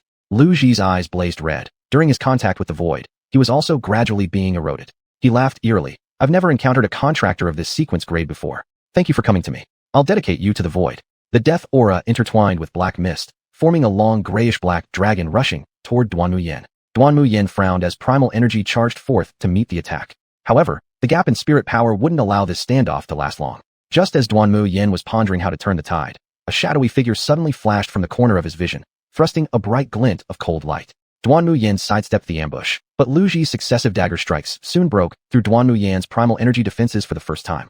The gap in spirit power also couldn't support prolonged high-frequency output of the primal energy shield. The black-gray dragon also penetrated the primal energy assault, hitting Duanmu Yan full force. The sound of breaking echoed as the primal energy shield perished along with the dragon. In a short while, Duanmu Yan wouldn't be able to regenerate the primal energy shield, and even if forced, Lu Ji's advantage in spirit power would certainly break through the shield again. But that was fine. After all, constant defense wasn't something Duanmu Yan specialized in. The strength and speed of first stage level 5, endurance at level 4, and spirit at level 5. You're quite ambitious. There was no impact from the breach of the primal energy shield on Duanmu Yan. Can't match you, replied Lu Ji. To balance all 4 attributes, a super sequence inheritor needed to invest much more than for a legendary sequence, and even so, they were generally considered a notch lower when compared at the same level. Indeed, what you said isn't wrong. Duanmu Yan extended his left palm, revealing a massive green tree mark. Amidst the suffocating death aura, it somehow brought some vitality to the surroundings. The entire body of Duanmu Yan became encased in green before slowly merging into his form. Temporary upgrade of 1 level in spirit power and all-around stats, restricted for use only in the Forest of Thousand Illusions. After using the blessing once, the mark visibly dimmed, but should still suffice for 2 or 3 more uses. Compared to the blessings provided by Elder Chong, these were much more reusable. The Mui clan's blessing mark. Lu Ji was greatly shocked. Duanmu Yan adjusted slightly, and the spiritual energy within her body increased a bit. There was no change in her mental power, but everything else had improved marginally. Stage 1, Level 2. Duanmu Yan looked up as her figure darted forward. Lu Ji clearly spotted her silhouette, but just as he tried to react, he was suppressed by an overwhelming ethereal force. This brief suppression cost Lu Ji his best chance for a counterattack. Though Duanmu Yan's use of mental power was still quite rudimentary, the simplest and most aggressive method would be direct forceful suppression, allowing her to take the initiative and place her opponent on the defensive. Now, a pair of shoe soles caked with mud came flying straight toward him. Lu Ji could only hastily defend himself and was sent hurtling backward. Whether he was injured or not was of little concern. His posture, however, was certainly rather undignified. Now look at me straight in the eyes, trash. Duanmu Yan said thus. Chapter 22. The Ultimate Evil Crown. Duanmu Yan's gaze was sharp, and her condescending attitude made Lu Ji feel an even deeper sense of hatred. He was once also a prodigy in the dimensional world, but unexpectedly, after being chosen by the administrators under the starry sky as a contractor, he experienced a series of major setbacks in life. It was bad enough that he was rejected by the legendary sequence. Unexpectedly, even the ultimate sequence didn't care for him, leaving him with no choice but to select the less traveled path of the oversequence. Despite having a fairly acceptable start, his first mission failed because he lacked ruthlessness, which caused him to be used as a scapegoat by other veterans. After that, he began to realize that in the dimensional world, one had to rely solely on oneself. However, he was wrong again. A single person's strength was ultimately limited. He wasn't strong enough yet wanted to act alone, leading to the failure of his second mission. With 2 consecutive mission failures, it seemed like he could already see his own fate. His soul would be shattered, crushed into a lump, reshaped arbitrarily, and then discarded into a completely unfamiliar dimensional world, one that would most likely be inferior to the one he originally came from. Therefore, when he came into contact with the power of void during a mission, he chose to break his contract. The light blue wristband was eroded into blackness, and under mental suppression, Lu Ji ultimately walked down the road of abnormality, completely choosing to follow the rage within his heart and become a true rebel. A renegade merely breaches a contract but isn't necessarily enslaved by the void. But a rebel is absolutely a servant of the void. Duanmu Yan's punch filled with vital energy was blocked by Lu Ji's raised arm in an eerie state. Endless dark mist dominated the death aura within him. In a sense, when Lu Ji accepted the void, his sequence armor was also forcibly invaded. At this moment, Duanmu Yan couldn't help but have a doubt. If the sequence armor chose to die rather than surrender? After all, the inheritance recipient might accept the void, but the power of sequence inheritance isn't without spirit. Especially for over-sequence and above sequences, their autonomy and spirit are much more pronounced. Then Duanmu Yan witnessed something that made him furious. Lu Ji lifted his face, stepped back after blocking Duanmu Yan, removed his hat, revealing 3 unclear wounds on his face with black mist spreading and even seeping into the muscle tissue of the wounds. Isn't this what you wanted to see? I'll show you. He pointed at the wound on his forehead with his finger. It was a knife wound. This one got here because so-called teammates grabbed me to block an attack. If it weren't for the use of over-sequence, I should have been split open from here to here.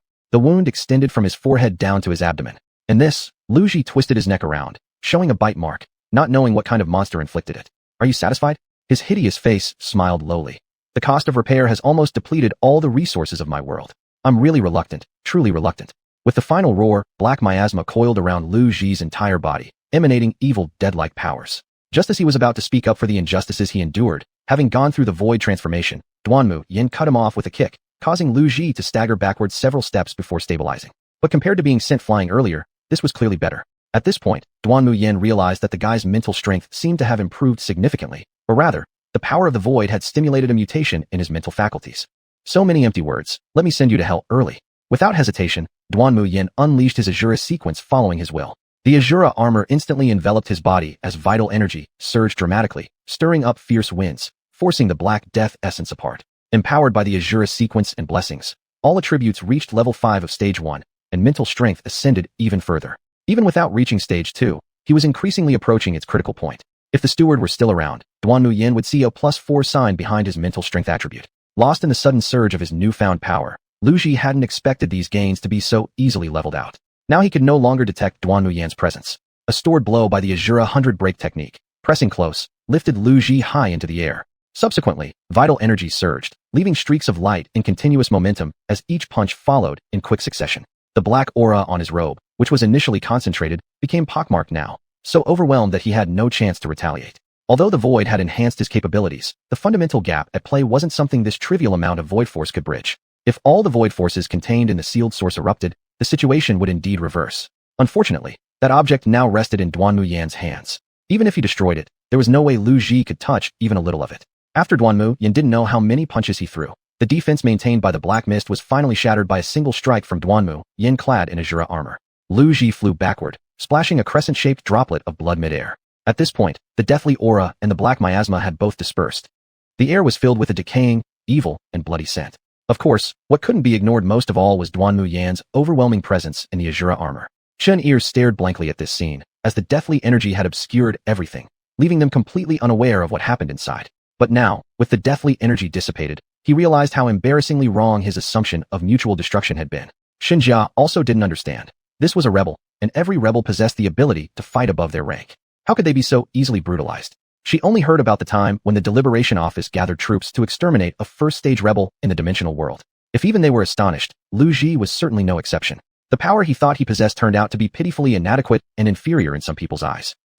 If I hadn't been unprepared, there's no way I could lose to you. Lu Ji referred to the fact that he hadn't completed communication with the Necromancer sequence yet. If he could let the Necromancer sequence accept the void erosion and undergo a transformation together with him, then with the Necromancer armor granting him a level increase in all attributes, an additional level boost in speed, and the enhancement of void mutation, he would surely surpass Duanmu Yan. What he didn't know was that Duanmu Yan still had a blessing, which could be temporarily stacked.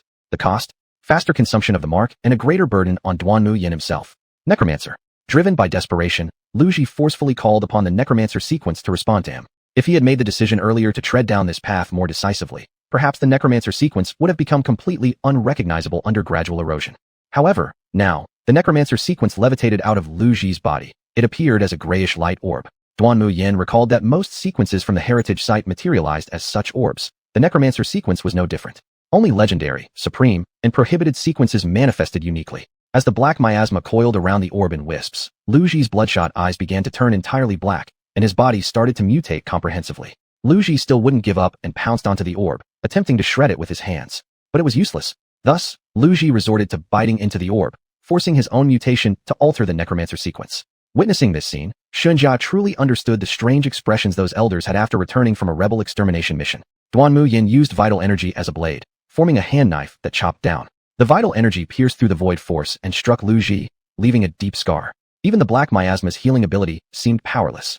Yet, Lu Ji wouldn't let go, and the orb grew increasingly dark. A peculiar gleam appeared in Duanmu Yan's eyes, and his internal Asura sequence resonated, not out of fear, but intense suppressed anger. In response to the explosion of the Asura sequence, Duanmu Yan stopped holding back. With all the vital energy he had left, and half of his spiritual energy, a massive vital energy warblade appeared in midair. Since Duanmu Yan didn't yet possess an Asura weapon, he didn't use the corresponding slash technique. Instead, he applied the Asura 100 break to break through defenses and barriers. The warblade cleaved through the air, creating an immense spectacle. Birds and beasts scattered instantly, as if sensing some terrifying danger. Under this warblade, Lu Ji was split into two halves, fulfilling his wish in some sense. One half clung to the Necromancer sequence orb, while the other slumped helplessly on the ground, though the black miasma spread, signaling his imminent rise again. Having already anticipated this scenario from the E-Tribe leader, Duanmu Yan hesitated not at all, releasing his entire vital energy and enveloping Lu Ji completely before exploding, causing the vital energy and black miasma to cancel each other out. As for the other half, Duanmu Yan focused on the orb. The orb, having detached from its host and already weakened, suddenly flashed brightly. The Asura sequence trembled abruptly, causing the vital energy to instinctively shield Duanmu Yan. A sudden burst of light, akin to the sunrise, lit up where he stood. In this moment, the Necromancer sequence's power reached an unprecedented peak, disappearing alongside its inheritor and the Void Force. And this disappearance of the necromancer inheritance would inevitably affect the necromancer sequence itself. Whether or not it would fall from the super rank sequence status remained unclear. Duanmu Yan bore witness to this scene and would never forget it. Thunder Yatalais had once protected him just as fervently, sparing nothing. The necromancer orb dissipated, and Duanmu Yan noticed a flicker of light entering his body. It was gray and absorbed by the Asura sequence. Acquiring a portion of super rank sequence light contributed 1% to Asura's upgrade progress. Hunting rebels mission completion, 100%. Eliminating void forces added another 50% task reward. Duanmu Yan paid no mind to these rewards. What he was curious about was the progress toward the ultimate evil crown.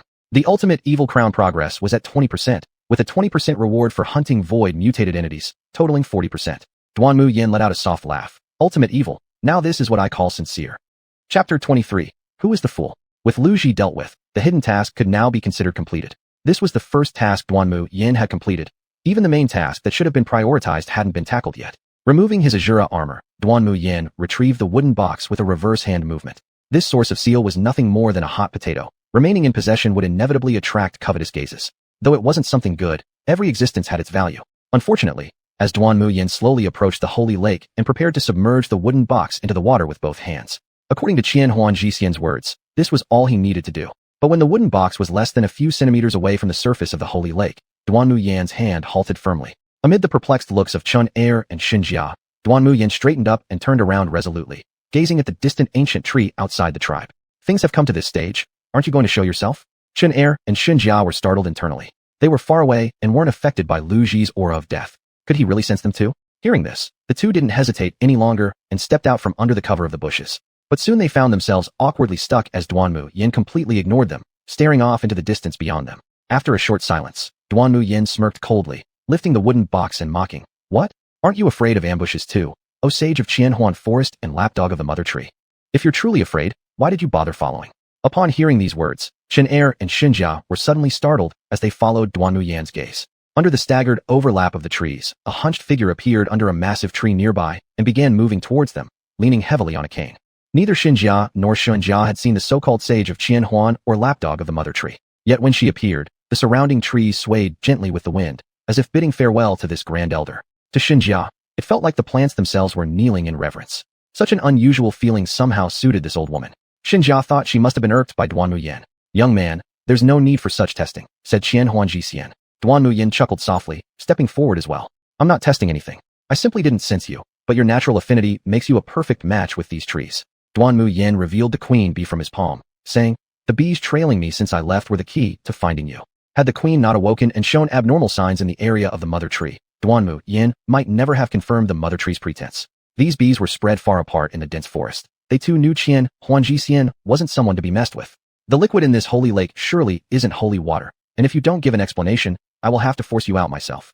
Duanmu Yan pointed aside at the clear green lake water, ignoring Qian Huan Jixian's grimacing face. Chun Er asked, isn't this holy water? Then why are you here? Duanmu Yan glanced at him indifferently. If I hadn't come here, how could I kill the rebels and force Qian Huan Jixian to leave the Mother Tree? What do you mean?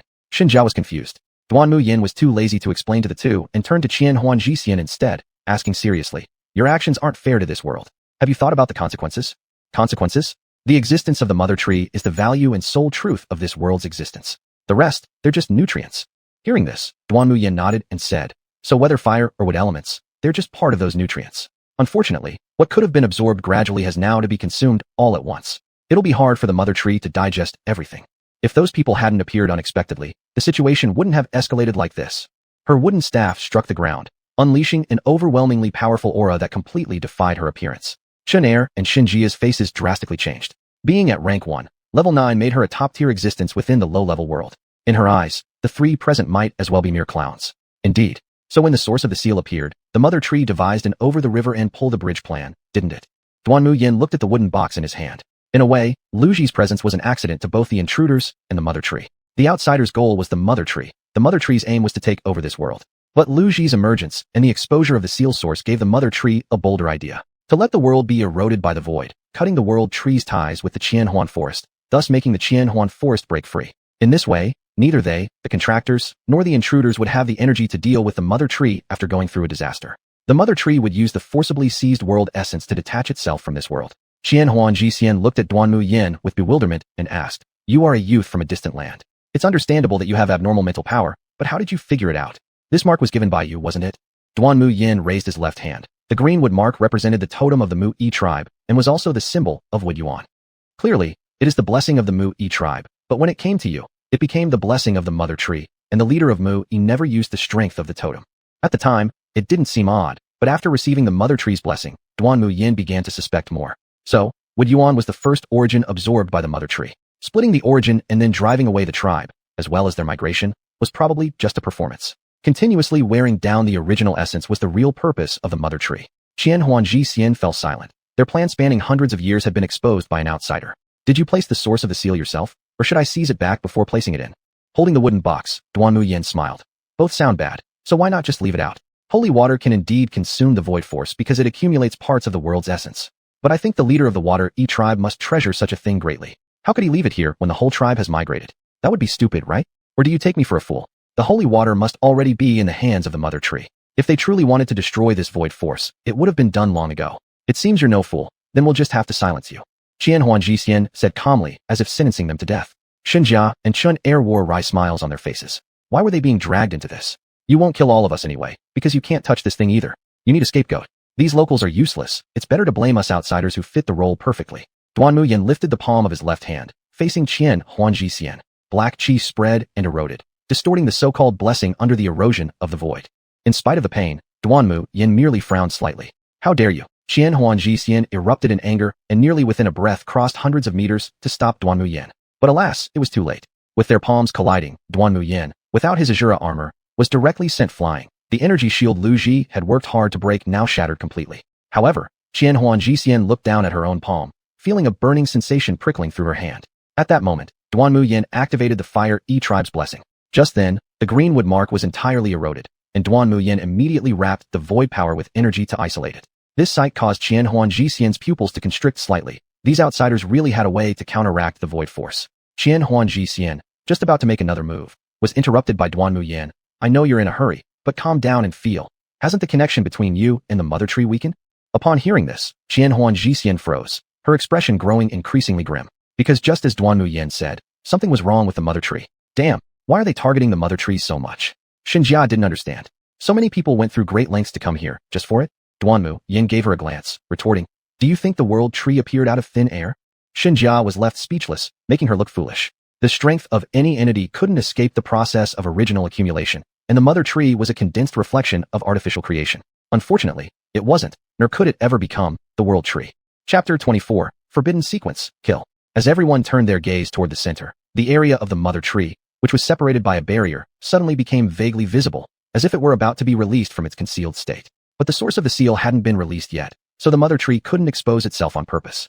Thus, the answer was obvious. Those intruders had finally started making a move against the mother tree, capitalizing on the moment when the Sage of Illusions left the vicinity of the mother tree. After all, although a rank 1 tier 9 individual might have some leeway in lower tier worlds, with the mother tree's enhancement, there shouldn't be much of a difference in strength. By now, returning in time would obviously be too late. How could they possibly remove the barrier? Not even the mark could achieve this.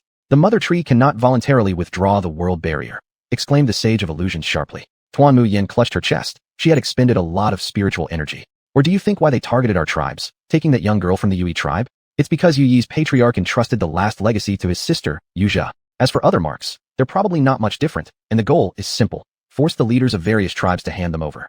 Duanmu Yan thought this wasn't enough and added, they just wanted to prevent the mother tree from swallowing up the essence of the world. Clearly you've underestimated them.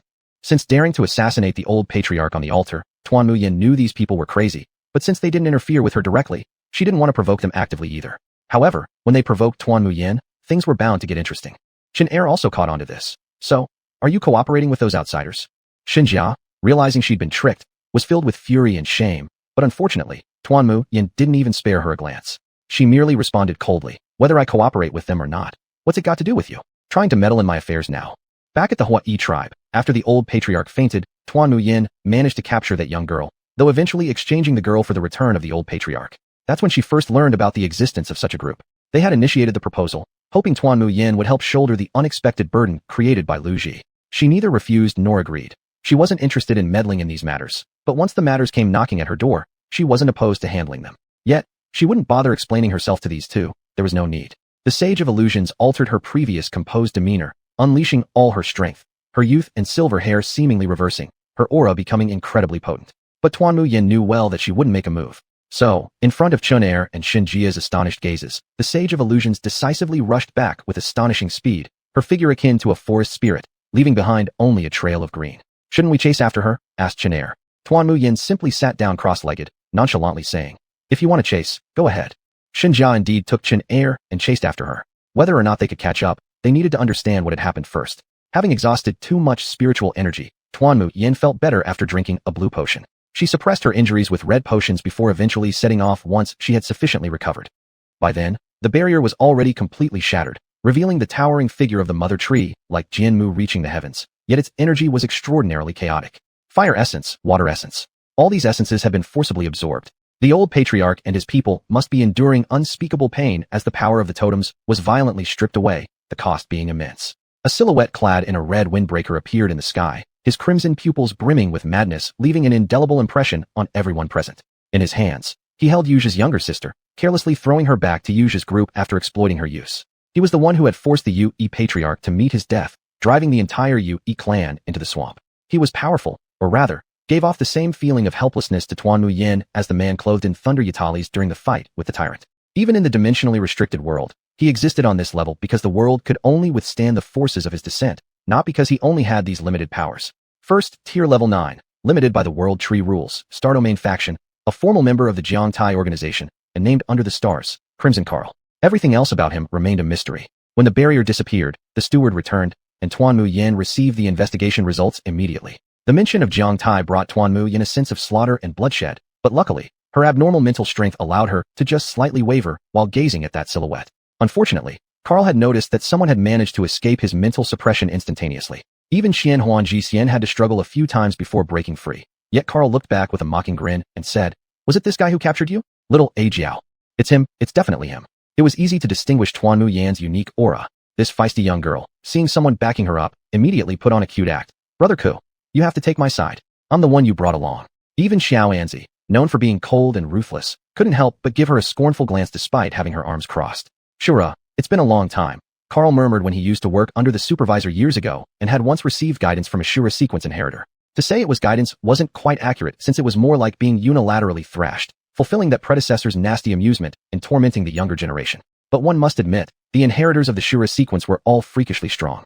This was the first time Xiao Anzi and a Jiao saw their leader and elder brother speaking to a complete stranger with such a tone. "How long has it been?" a Jiao asked. "Never mind," Carl replied casually as his disheveled hair covered his eyebrows and eyes while he instructed them. "These people in the ultimate evil region alone can't stop the Sage of Illusions. You two should go too." "What?" A Jiao didn't want to leave. She still wanted to see how Carl would deal with the Mother Tree. But Xiao Anzi had already pulled a Jiao away to intercept the Sage of Illusions without even looking back. "This Xiao Anzi is indeed sharp despite his clumsiness," Carl commented. His distinctive scarlet eyes gazed at the Mother Tree as he said coldly, "Afraid it might burst open?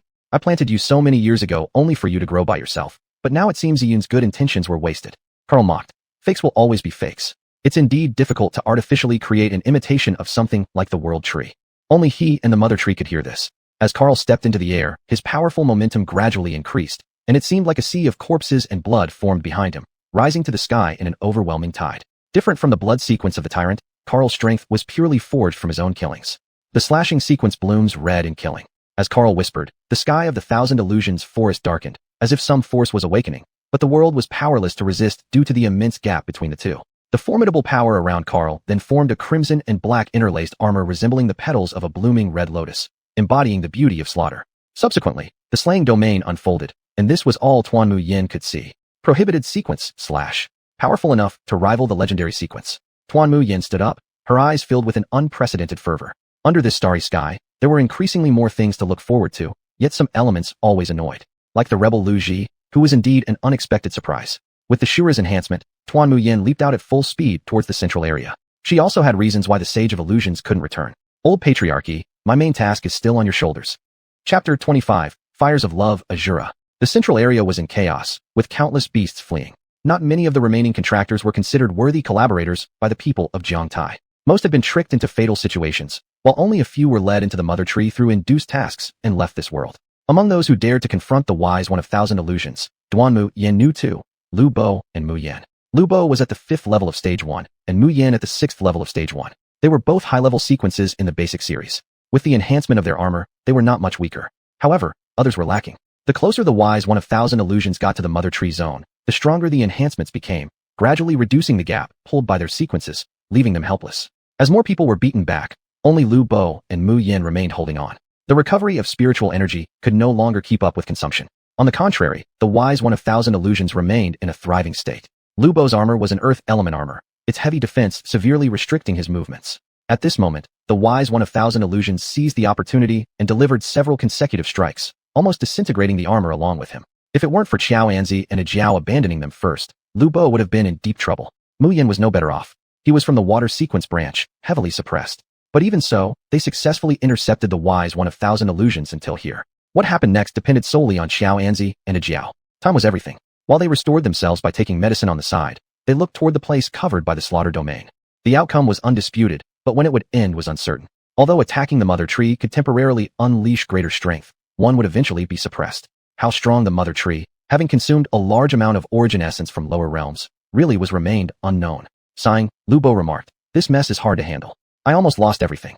Jin Yichang was very powerful, so powerful that even when a group of them teamed up, they almost failed within her reach. In the end, it was Carl's intervention that resolved the situation and allowed them to obtain the Jin Yuan mark. But the returns were sufficient. The sincerity of Jiang Tai was impressive. Mu Yin wasn't too worried, yet he felt there might be something unexpected. He couldn't explain why until Chun Er and Xin Jiao appeared, causing him to suddenly realize. His shock was not because of these two individuals, but rather his sudden outburst. "Where's Mu Bei?" Lu Bo was stunned. Why bring up that guy? Though also from the absolute evil land, it wasn't necessary to go to such lengths.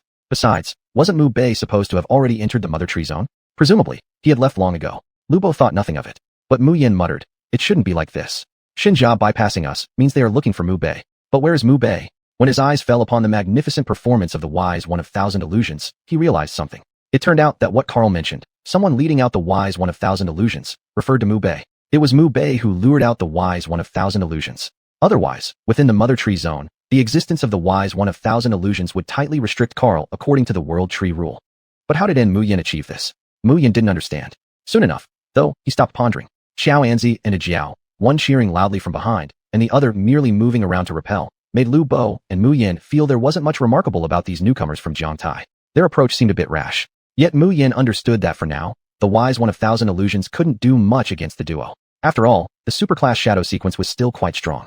Qiao Anzi was far from as disheveled as the two of them. Ajiao, appearing small and harmless, her skill in mental control made it unclear what her true background was. The situation reached a slight stalemate. Xin Jia and Chun Er couldn't hastily intervene, so they focused their gaze on Lu Bo and Mu Yin instead. "How many contractors have you harmed?" Xin Jia asked accusingly. Lu Bo paid no heed, retorting mockingly. "Oh, little Missy finally stops pretending? You used to look so pitiful. Now, you seem like a righteous figure from the tribunal." Xin Jia blushed, but outsiders often evaluated their contracted judgment eye holders this way. People usually assumed half their goodness upon hearing judgment eye. The good news was higher credibility. The bad news was it easily caused trouble. They weren't easy collaborators since they always wanted to interfere in everything and give lessons in return. Order court personnel were always much more reasonable than them. Mu Yin was indifferent, issuing a warning. "We've been inside the mother tree zone and can leave any time. Don't plan anything against us. Of course, continue your recovery." Unlike Xin Jia, Chen Er was much more sensible. Truly fighting wouldn't just risk what hidden cards the people from the absolute evil land had tucked away. It could also allow the wise one of thousand illusions an advantage. At that moment, a rumble sounded throughout the slaughter domain, nearly causing it to collapse. Seeing the situation, Qian Huanji burst into laughter. Having already recovered a certain amount of her youthful vitality, she now resembled a witch, taunting them. "You think you can fight against the mother tree with just yourselves?" None of those present bothered to refute her. It seemed like a fact. Even Carl couldn't suppress this entity anymore. Ajiao didn't believe it. Even with the dimensional world's restrictions in place, after all, this was still a low-tier realm. It shouldn't be able to suppress her that much. The only explanation was that something had changed there. They weren't sure exactly what had happened, but as long as the changes in the slaughter domain seemed stabilized, it wasn't wise to insert Qian Huanji into the battle, which would ruin their efforts. Realizing this, the few observers wanted to jump into the fray. But Qian Huanji obviously understood that too. To break through as quickly as possible, she even dared to summon the hidden wood essence mark concealed beneath the mother tree mark. With her power boosted once more, Qian Huanji suddenly lunged forward with one step and intercepted Jiao Anzi, whose movements were shadow-like. A massive pressure came pouring down, leaving no time for Jiao Anzi to shift her figure. Forced to defend herself with her shadow daggers, Jiao Anzi clashed directly with the powerful Qian Huanji, but was promptly beaten back by a wooden staff and thrown off, crashing into several big trees. Her shadow armor began flickering, nearly reducing Jiao Anzi to her original form from just one blow. Ajiao was startled as well. Her mental interference had failed, and Qian Huangji's spirit energy was even attempting a counter-invasion of a Jiao. But just as a Jiao was about to be suppressed and executed, Mu Yan's premonition became reality. A streak of fire flashed by as Duanmu Yan did not try to block, but instead stepped forward and kicked a Jiao away. The direction aligned perfectly with where Jiao Anzi lay sprawled on the ground. Although a Jiao remained uninjured, neither did she look better than Jiao Anzi. Having sent a Jiao away, Duanmu Yan swirled and dodged aside, narrowly avoiding the staff which grazed past his Shura armor. Qian Huangji's eyes subtly shifted, seemingly recalling something. Instead of anger over Duanmu Yan's interruption, a hint of joy crossed her face. The other 6 people hadn't fully grasped the meaning, but Duanmu Yan knew. Qian Huangji had recalled the source of the seal. Regardless of whether it worked or not, the seal source was the final key to breaking the deadlock. And evidently, Qian Huangji was no longer intending to hold back. Any hesitation could result in regret without an outlet to vent. Good timing. She forcefully altered the downward swing trajectory of her wooden staff, slightly bouncing it back before unleashing a sweeping strike so strong the wind howled. Such a crisis sense was practically placing an exclamation mark above Duanmu Yan's head. He had no way to evade at this point. Fire essence. With Duanmu Yan's low murmur, blazing flames surged forth from the Shura armor, activating the remaining half portion of the 5 blessings left by the ancient E, now at around 50% capacity. All attributes Stage 1 Level 5, Fire Essence Blessing. Fiery Shura, reborn. Duanmu Yan braced himself to intercept, directing as much elemental energy as possible to the blocking area. Layers of elemental energy were wrapped around him, but dissipated easily like slicing tofu. Stage 1 Level 9 Qian Huangji, enhanced in multiple aspects, faced off against the Forbidden Shura and barely had an advantage, a difference of only about 1 tier's worth of strength. A solid Stage 1 Level 8 attack, delivered with everything they had, instantly shattered his defenses. Could his last line of elemental protection hold out? Duanmu Yan didn't know. Judging by the data panel given by the steward, the chances were slim. A wisp of black gas emerged then, strange and ominous. Though Qian Huangji realized something crucial when she saw it, it was too late to disengage. As the elemental defense shattered completely, the black mist spread onto her staff, eroding it at an alarming speed until it almost reached the other end. With no choice, Qian Huangji discarded her staff, made from part of the mother tree. Even though it was a piece detached from the sacred tree, priorities must come first. Treating the staff as a spear, she kicked it with her foot, sending it straight toward Jiao Anzi and a Jiao. Knowing that this attack might not finish off Duanmu Yan, it was better to first resolve these 2 nuisances, so they wouldn't encircle her later and cause even more trouble. Without hesitation, Duanmu Yan instantly moved forward, gathering elemental energy within his palms and grabbed onto the staff mid-air, managing to shift it sideways a dozen meters before halting it completely. He forcibly reclaimed this trace of void force, retracting the staff into a ring behind his back.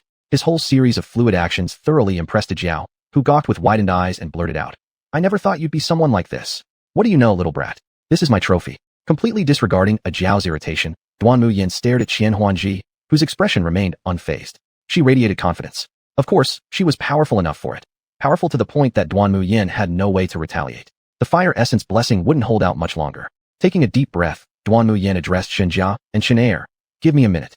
In response to the situation, Duanmu Yan immediately focused his mind and followed the Ganying of the fire essence mark, using his spirit energy as guidance and his self-belief as support, sending out a call to this world. Without the fire essence mark, Duanmu Yan would have had no confidence, even though he had once been a representative of a dimensional world. Shenjia and Shenair felt quite helpless that Duanmu Yan trusted them so much. At this point, they really needed to come up with some tricks to make a difference. Both summoned their armor sequences.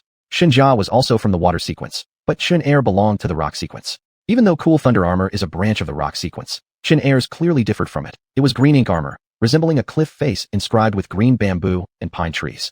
The 2 worked together seamlessly, one attacking while the other defended. But Mu Yan knew they wouldn't last long, because he and his team were in a similar state.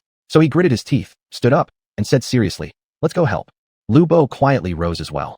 Although he hadn't recovered much, summoning the armor sequence was still possible for him. 4 sets of armor sequences moved to surround from 4 directions. But despite losing her staff, Qian Huangji's dual blessings from the mother tree and wood essence made her seem like she was wearing Qingwood armor, impervious to attack.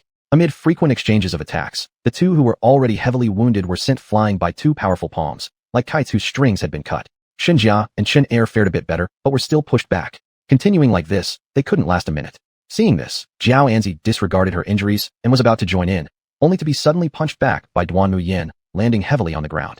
A Jiao couldn't contain her anger and scolded, "You ungrateful wolf." There had been no holding back in that punch. Bathed in tangerine red firelight, Duanmu Yan's Shura armor appeared like a war god walking out of a battlefield. He glanced sideways and said, "This punch is on behalf of old E to repay you. And one more thing, my battle doesn't need your interference." Duanmu Yan swept his gaze over Shenjia and Shenair, causing them to shiver slightly and silently step down. In their eyes, at this moment, Mu Bei seemed increasingly mysterious.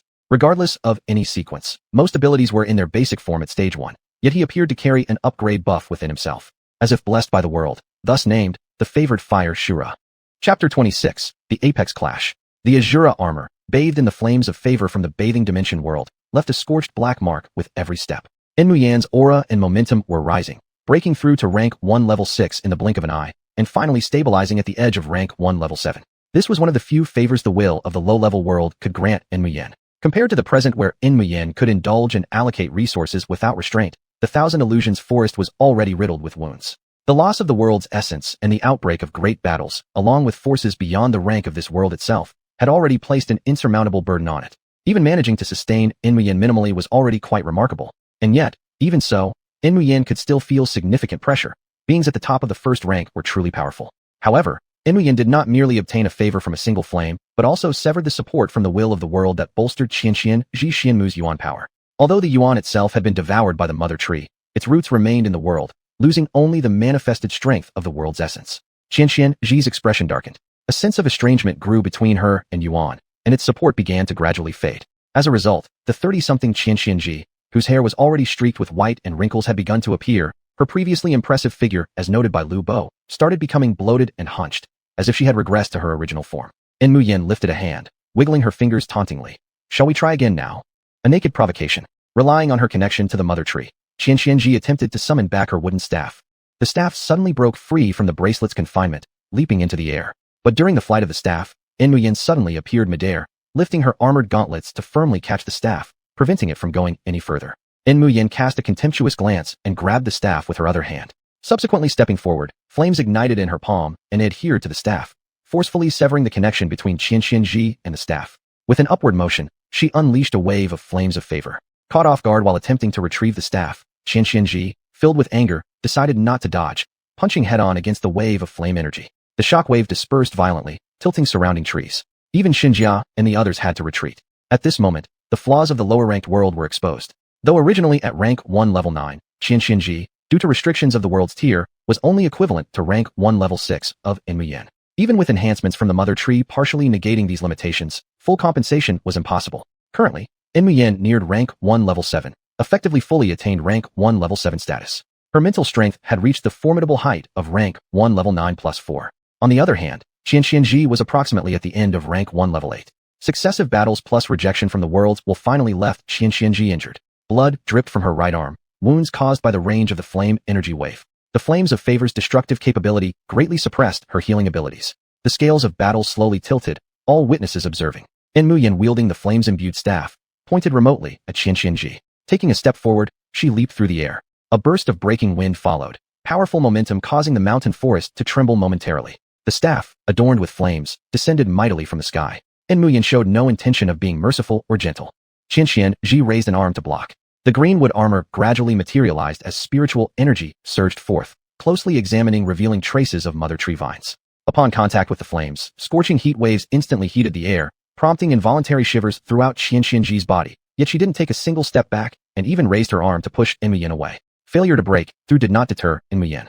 Energizing the air around her, she channeled elemental powers through her staff, forming a whirlwind around it, as the flames surged forward ferociously. This sight made Ajiao's heart quiver. This Mubei was truly a monster, treating everyone equally ruthlessly. What Ajiao didn't realize was that this was General Enmu, who never engaged in empty talk when it came to warfare. Qianxian Ji felt the agony that Ox once endured. The greenwood armor seemed futile under such an assault, consuming a vast amount of her spiritual energy. The characteristic ability of the Asura 100 Breaks technique nearly countered all sequential armors equally. With Duanmu Yan's outburst, the staff penetrated the greenwood armor's protection, and the residual force slammed heavily onto Qianxian Ji's body, launching her several meters away. Previously nearly invincible, Qianxian Ji now lay in a pitiful state.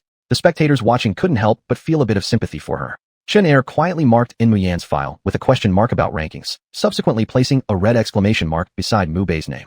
Qianxian Ji struggled to stand up. The flames of favor were burning her body, and the Yuan Qi was rampaging inside her. Although on paper she seemed stronger, in front of Duanmu Yan, she appeared like a mere plaything. Why? She couldn't comprehend it. Because you're weak, that's what Duanmu Yan would answer. Over-reliance on the mother tree's protection had made Qianxian Ji an equivalent of a local tyrant. Even due to the existence of the wooden element's origin, she had managed to survive for so long. Accustomed to overwhelming others, she had grown weaker and assumed everyone would be crushed by her. Duanmu Yan held the wooden staff, flashing into sight. The two collided at high speeds across the cleared-out space. Even Ajiao, who was extremely confident in her speed, had difficulty keeping up. Qianqianji's combat instincts were gradually waking up, and she wasn't always at a disadvantage during the battle. However, Inmu Yan gave Ajiao a strange feeling. He sensed that Inmu Yan was waiting for something, always holding back some strength unintentionally. Another clash quickly separated them, with Inmu Yan's aura slightly unstable. The great consumption of spirit energy by the flames of favor caught even Inmu Yan off guard. To put it plainly, using the power of rank 1 level 3 to support rank 1 level 7 fighting was indeed pushing the limit of this spirit energy. She once again gulped down a potion, and the Asura armor's flames of favor surged once more. Qianqianji didn't know what Inmu Yan drank, but instinct told her to interrupt. Thus, she rushed forward with the green wood armor emerging, throwing a direct punch. Inmu Yan blocked it with her arm when suddenly a warning came. Watch your step. Without time to think it through, Inmu Yan instinctively attempted to counterattack, only to find her legs tangled by vines. These vines were ones she'd seen before. Elder Laoi had said they were alive. But how did they appear now? Inmu Yan looked at Qianqianji and realized that the mother tree's mark granted control over the vegetation of this world. As the vines exerted force, Inmu Yan refused to yield. She dragged several thick vines without being pulled down. The flames of favor spread, causing the vines pain as they retreated.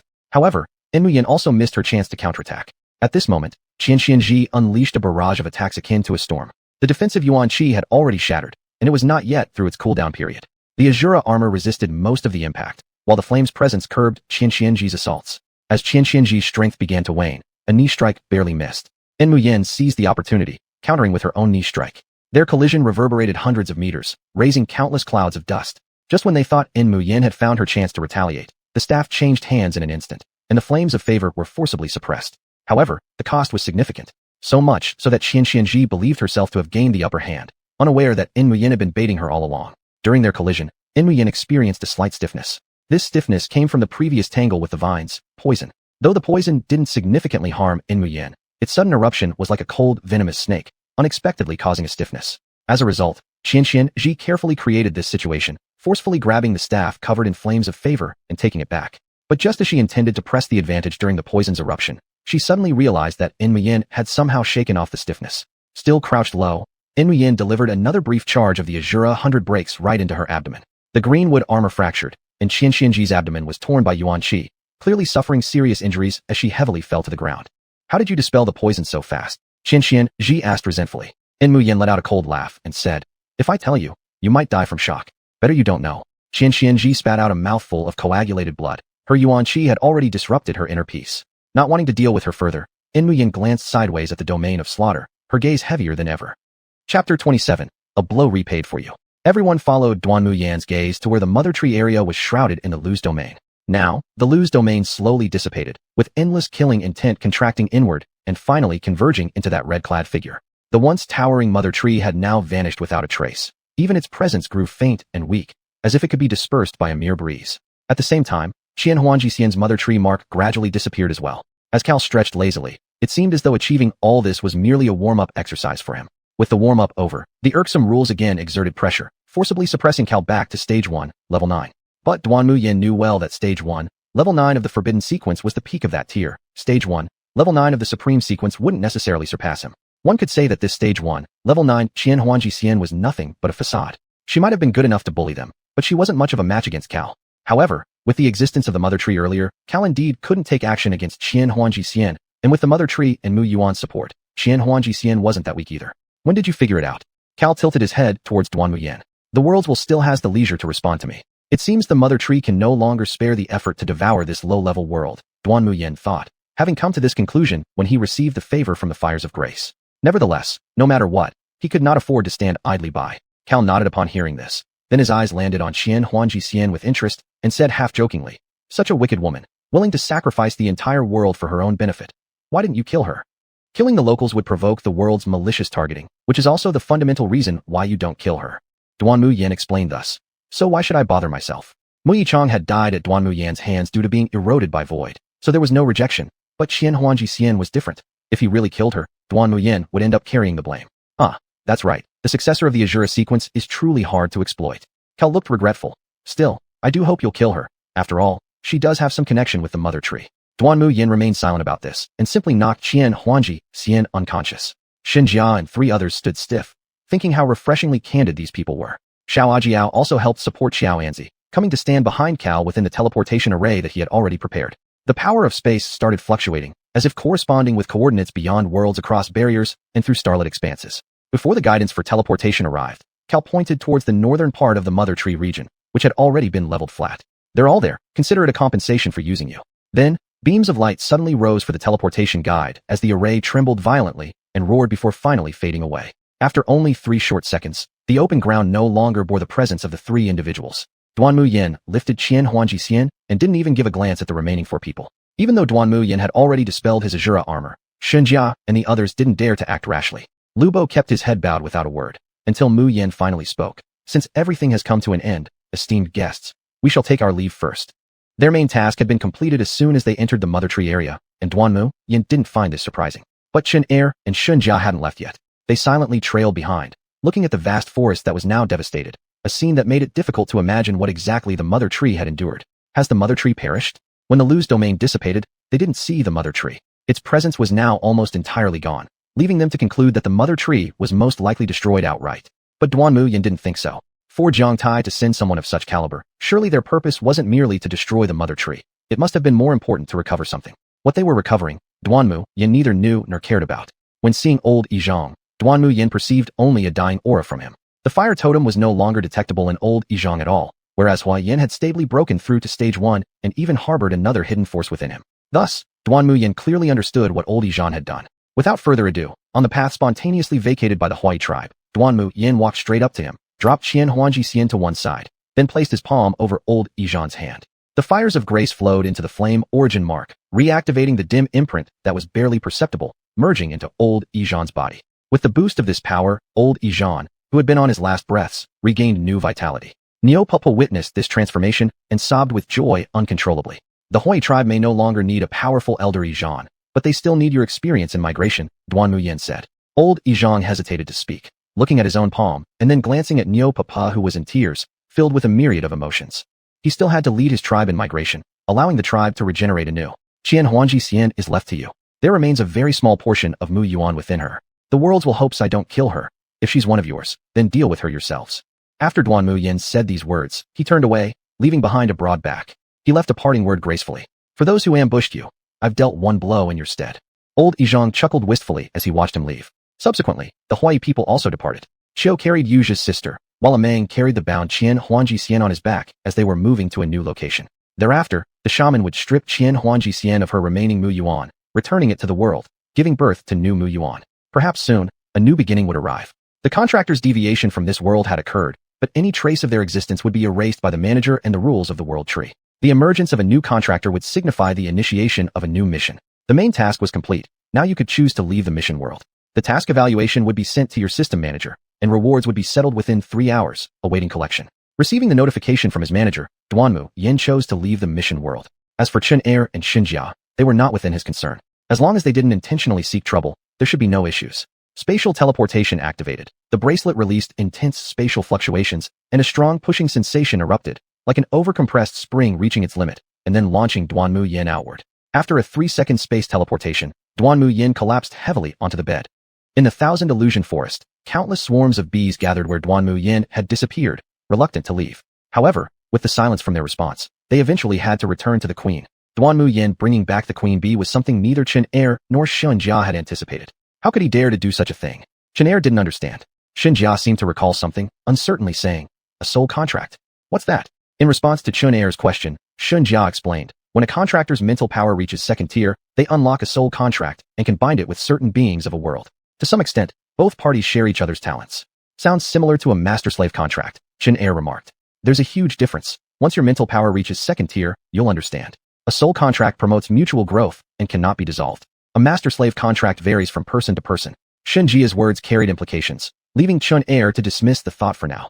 Having gathered enough information, it was also time for them to leave. The appearance of Jiang Tai might make even the review office, or possibly the entire Judgment Eye, have to reassess this seemingly insignificant small task. And the emergence of Jiang Tai Carl would certainly prompt many people to inquire about the intelligence of this mission. The value of intelligence, too, holds worth. Chapter 28, Mission Settlement. Duanmu Yan woke up after sleeping for 10 hours. However, since the starry sky has no distinction between day and night, Duanmu Yan wasn't overly concerned about the duration. In the mission world, Duanmu Yan hadn't had a proper night's rest. So upon returning to her room, the first thing she did was restore herself to a normal state. Now, By detecting her attributes panel, Duanmu Yan confirmed all data were regular before reviewing the gains from this mission. First was the main mission, escort Hui tribe through their migration. Mission rating, S-, reward increased by 30%. The reason for such a high evaluation could be attributed to 2 points. Firstly, when entering the mission world, Duanmu Yan's abnormal mental energy allowed her to avoid interference from the mother tree's spirit. Hence, her mission truly aligned with the rules of the world tree. Secondly, Duanmu Yan not only ensured the completion of the main mission but also kept the Hui tribe from suffering too much loss. The old Hui chief's revival at the end was key to achieving an S- grade. Lastly, it unlocked the next phase of the mission. Even though Duanmu Yan didn't complete it, it didn't hinder the perfect conclusion of the first phase. If she managed to accomplish the second stage, the rating might reach S or even higher. For a newcomer, this was something utterly unimaginable. Bear in mind, Xunjia and others maxed out at a B+ level, and that was with the help of ample information collection. As for the previous batch of contractors who got swindled by Lu Ji, they were grateful just to survive. They were already one step away from completing the task when Lu Ji's appearance with the sealing origin caused the mother tree to act differently. The sealing origin was released out of necessity for Lu Ji's self-preservation. Otherwise, he wouldn't have been able to escape from the Sage of Thousand Illusions. Among the survivors from the last group, Mu Yin and Lu Bo linked up with the outsiders, forcing them to stay and assist in completing the layout aimed to counteract the mother tree. Looking back now, Duanmu Yan seemed like a genuine outlier. As for what Mu Yin and his team gained through cooperation, Duanmu Yan couldn't care less. What mattered was why Jiang Tai could directly descend into the dimensional world. This fact deserved Duanmu Yan's attention because the tyrant seemed to arrive in this manner as well. It related to whether Duanmu Yan could return to the real world and restore it to a multidimensional space. Now, it was time to claim the mission rewards. Regular low-tier world mission rewards may include some benefits for newcomers, but they wouldn't be overly generous. Yet, due to Duanmu Yan's high score and remarkable performance, these rewards reached levels other rookies could only dream of. Basic rewards, 130 spirit stones, unclaimed. Basic attribute value +3, 1 soul contract, already used. 13 low-tier fire crystal stones, unclaimed. +2 low-tier loot cards, plus 1,300 starry sky coins. Duanmu Yan knew all this when the main mission ended, as Xiao Guan had already explained. What she anticipated was the upcoming bonus. Additional rewards. 1,000 illusion forest, low-tier dimensional world, recognition. While the contractor is within this world, favorability +1, all attributes +1. Receive blessings from the 1,000 illusion forest. World will acknowledgement +1, world favor progression increases by 1%. S-level evaluation rewards. The choice of the next mission, 1 spirit orb. Permissions raise 3 levels within the corresponding tier. To earn an S-level rating on the first rookie mission resulted in extraordinarily generous rewards. Primarily, Duanmu Yan's actions in the 1,000 illusion forest received world recognition, and reaching 100% world favor would automatically grant blessings from the dimensional world, slightly increasing luck, making it easier to gain trust from natives of the world, triggering the next phase of missions with significant probability, etc. In addition, having the right to choose the next mission sparked some excitement in Duanmu Yan. If she could purchase more information about the mission worlds, then she could pick those beneficial to her. The Spirit Orb, unlike Spirit Stones which are natural productions of dimensional worlds with lower concentrations and purity of spiritual energy, was exclusive to managers and could be absorbed and converted directly into personal spiritual energy. This portion of energy made Duanmu Yan confident that upgrading 1 level would definitely not be a problem. Next came the hidden mission reward.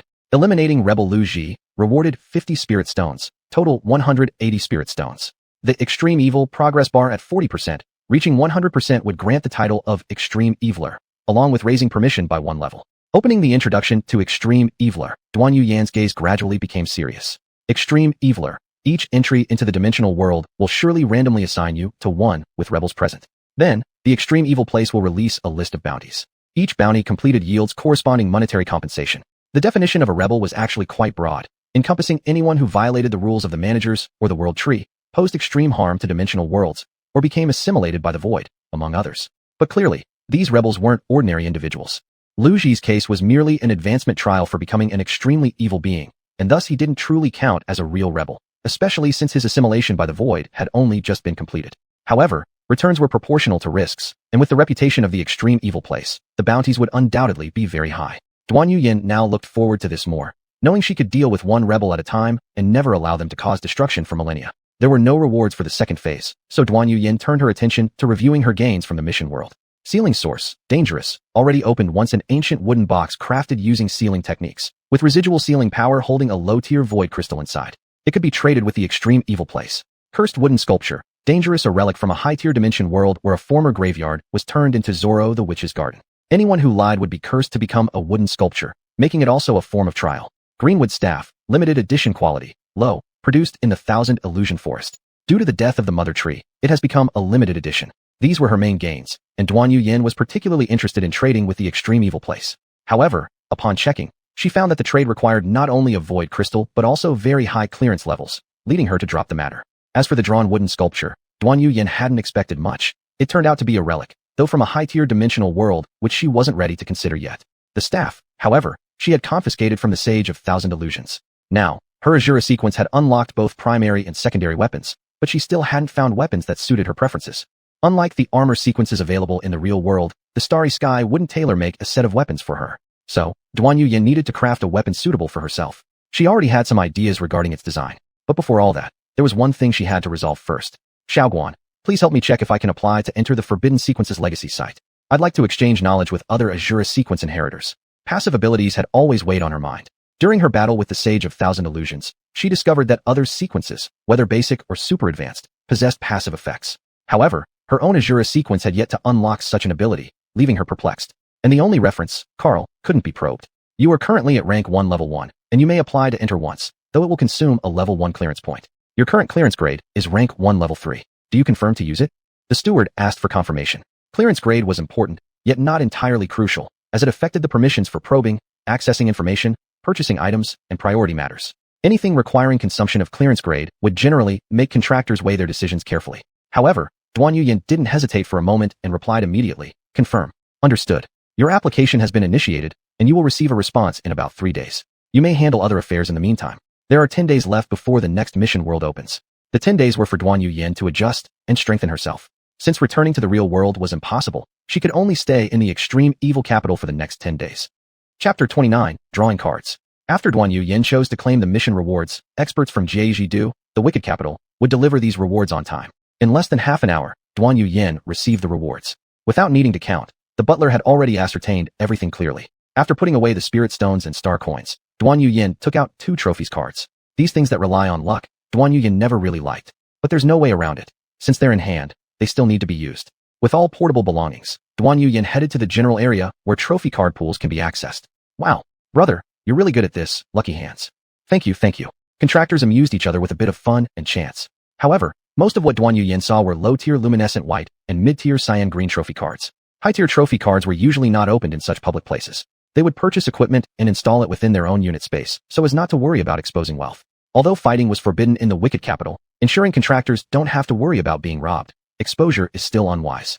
If the capital itself couldn't intervene, could the task world? Moreover, more unknowns mean more confidence.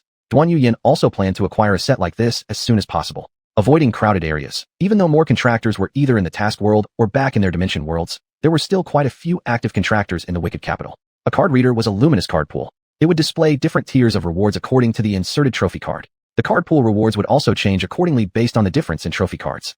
For example, now, the trophy cards in Duanmu Yan's hand are rewards settled from the mission world, so most of them are production rewards related to the Thousand Illusion Forest, with a small part being supplementary rewards from the Wicked Lands. If the drop trophy card came from killing another contractor, then the card pool would contain items inside the contractor's bracelet. And if it were from killing a powerful figure in the mission world, the reward would relate to the powerful individual in the mission world. Besides these, there are many special trophy cards, with peculiar and strange rewards, possibly space junk, or possibly rare star items. Luck is such a fickle thing, who could predict it well? Even if your luck is 99+, you merely have a greater probability of drawing good things, but cannot completely avoid garbage. 2 luminescent white trophy cards facing up, once inserted into the card reader and activated, projected mysterious light patterns. The random rewards darted and flashed within the glow, awaiting Duanmu Yan's draw. Without any hesitation, Duanmu Yan reached out and touched the light with his palm, locking the reward onto his palm. The light flashed brightly for a moment, and Duanmu Yan subsequently received the corresponding prompt. Congratulations, contractor has obtained, plus 666 star coins, plus 1 mother tree branch. Mother tree branch? Duanmu Yan suppressed his curiosity. Both trophy cards were drawn all at once. On the surface, Duanmu Yan didn't show any ripples. Several curious contractors gathered around for a glance. The card reader didn't even flash its dazzling light, suggesting that the rewards weren't rare. There's nothing to worry about, buddy. You got what you got, it's not a big deal. An experienced contractor patted Duanmu Yan's shoulder to comfort him. Duanmu Yan shook off this elder brother's pat on the shoulder, picked up the reward, and left. This elder brother didn't say anything, quietly moving away from Duanmu Yan's card drawing machine and choosing another spot where people were cheering. However, he would have to wait in line. Upon leaving, Duanmu Yan inspected the item. Mother Tree Branch. Produced in the low-tier Thousand Illusion Forest, it is a drop product from the Mother Tree. It can be used as weapon material or medicinal material, a rare output in low-tier worlds. Note: Due to the mother tree's rank being constrained by world tree rules, the quality of this item has been downgraded to low level. After reviewing it, Duanmu Yan's attention fell on the rare output. He hadn't realized his luck wasn't too bad. Although he might not necessarily use it, it would still make a great trade item. Since Duanmu Yan drew both trophy cards simultaneously, the luster of the rare reward was suppressed. But it turned out to be an unintentional gain. If that elder brother knew, he would probably regret it for a while. Hanging the greenwood staff on the system for sale waiting for bids, Duanmu Yan went to Yan's restaurant, finding that there were even more people than before. Finding an inconspicuous corner, Duanmu Yan sat down without hurrying to call Yan over. The queen bee flew out of the bracelet, landing in Duanmu Yan's hand. Placing a spirit stone in front of her, this counted as the queen bee's lunch. For Duanmu Yan, the amount of spiritual energy stored within 100 spirit stones was about enough to boost him one level. However, for the queen bee, just part of the red medicines contained spiritual energy would be sufficient to sustain its digestion for some time. Still, Duanmu Yan was confident that this little thing would get stronger and stronger, but by then, the resources it required might not be so easily obtainable anymore. At the time, when Duanmu Yan had asked the steward what needed to be done to take the queen bee with him, the steward had given two options. One option was a soul contract. Since Duanmu Yan had already reached the threshold of rank 1, tier 9, and, under the world's acknowledgement, was almost infinitely close to rank 2, only restrained from breaking through to rank 2 due to limitations of spiritual energy levels, he still qualified to initiate a soul contract without much burden or danger. The other choice was a master-servant contract. Both contracts were crafted by the overseers for the contractors, but as these were designed to serve the contractor themselves, whether they opted for the soul contract or the master-servant contract, how they chose and used them depended on the contractors, provided no rules were violated, in which case the overseers wouldn't interfere. The former was suitable for aiding growth, but required paying a price upon dissolution, damage to one's soul. Moreover, conditions were relatively strict regarding who could enter such a contract. The latter, however, was more flexible, allowing even contracts with other forces or native beings of some dimension worlds, albeit without sharing the contractor's talents. Its dissolution carried minimal cost, and its binding force was naturally weaker. Following Xiaoguan's suggestion, Duanmu Yan chose the soul contract. Because his soul was at an extremely high level both in quantity and quality, for the queen bee, this kind of unusual creature generated by mutation, it acted as the safest catalyst. This indirectly expedited the queen bee's intellectual evolution. Now it could engage in basic soul communication with Duanmu Yan. The intimacy fostered by the soul contract also led the queen bee to develop a sense of dependence towards Duanmu Yan. Just as Duanmu Yan was observing the queen bee feed, Yan finally finished her busy session and sat down opposite Duanmu Yan casually. Hey, you've tamed yourself a little pet. Yan knew Duanmu Yan had been to the mission world, so returning must mean he'd completed the task. Therefore, any new things brought back were considered mission gains. Duanmu Yan nodded and replied. Queen bee, brought back via soul contract. Yan clicked her tongue, enviously saying, that's great. You guys go out once and can bring back so many good things. Something in those words struck Duanmu Yan as off. There aren't any good ingredients in that world. Dried meat has some value though, but I'll pay you back first. Handing over 1,000 star coins and a low-tier fire crystal stone, Duanmu Yan settled the debt with Yan. Yan didn't hesitate, accepting the fire crystal stone. To her, it was definitely useful, so it could count as interest. What do you want to eat today? You decide. Duanmu Yan wasn't picky about food, asking casually. Do you know where there's a shop for forging weapons? Go right after leaving here. Keep walking inward until you reach Tianjiao Old Alley. Follow the smell of wine deeper inside, and at the end, there's a blacksmith shop. All my kitchenware is ordered there. Yan turned away without looking back, leaving only that line for Duanmu Yan to puzzle over. Blacksmith shop? Kitchenware? Duanmu Yan suspected she hadn't understood him clearly. The supply-demand relationship seemed mismatched. It wasn't until the sea intestine rice bowl and golden sacred beef arrived that Yan explained to Duanmu Yan, that shop has been around for a long time, even before I came. A senior recommended it to me. He has a rule. If you go to him to custom make a weapon, it's not based on what he knows how to do, but on what you bring. If your ideas or materials for the weapon don't impress him, then it won't work. Duanmu Yan skeptically asked, then how did you manage? Simple, prepare a deep-sea five-fold dish, which you've tried. Yan answered accordingly. That makes sense why. The so-called five-fold refers to all 5 organs of a deep-sea fish beast being intact. A meal that, apart from its taste, offered absolutely nothing valuable. Its appearance was pitiful, with a peculiar odor radiating a twisted sense of resentment. It was hard to imagine what state of mind the blacksmith had been in to acknowledge Yan. What kind of weapon are you making? Yan asked. One that suits me. Asking was like not asking, answering was like not answering. After sucking up a spirit stone, the queen bee contentedly lay on the table, showing no concern about these matters. Chapter 30, Asura returns. Following Yan's instructions, Duanmu Yan brought the queen bee out to adapt to the new environment and arrived at this alley. The old alley of Tianjia Street, the Sunset Red nursing home in absolute evil capital. Upon entering the old alley, just as Yan had said, the aroma of wine was incredibly strong here, but the fragrance was rich and sweet, not causing any discomfort. The alley was deep, with only a few shops on both sides, but each one was exceptionally large. There was no sense of modernity or freshness like in the comprehensive zone. It was purely a state of leisurely living. Tea houses, calligraphy, and painting stores were all present, and some coffee shops and wellness centers with a modern touch also had their own characteristics, though their business wasn't really thriving. Many people along the way cast glances of scrutiny, yet Duanmu Yan walked through without changing expression, reaching the end of the alley. There was only one shop here, which was exactly the blacksmith shop that Yan mentioned. Number 31, Tianjia Old Iron Shop. The shop wasn't small, but the messy defong of random items made it seem smaller.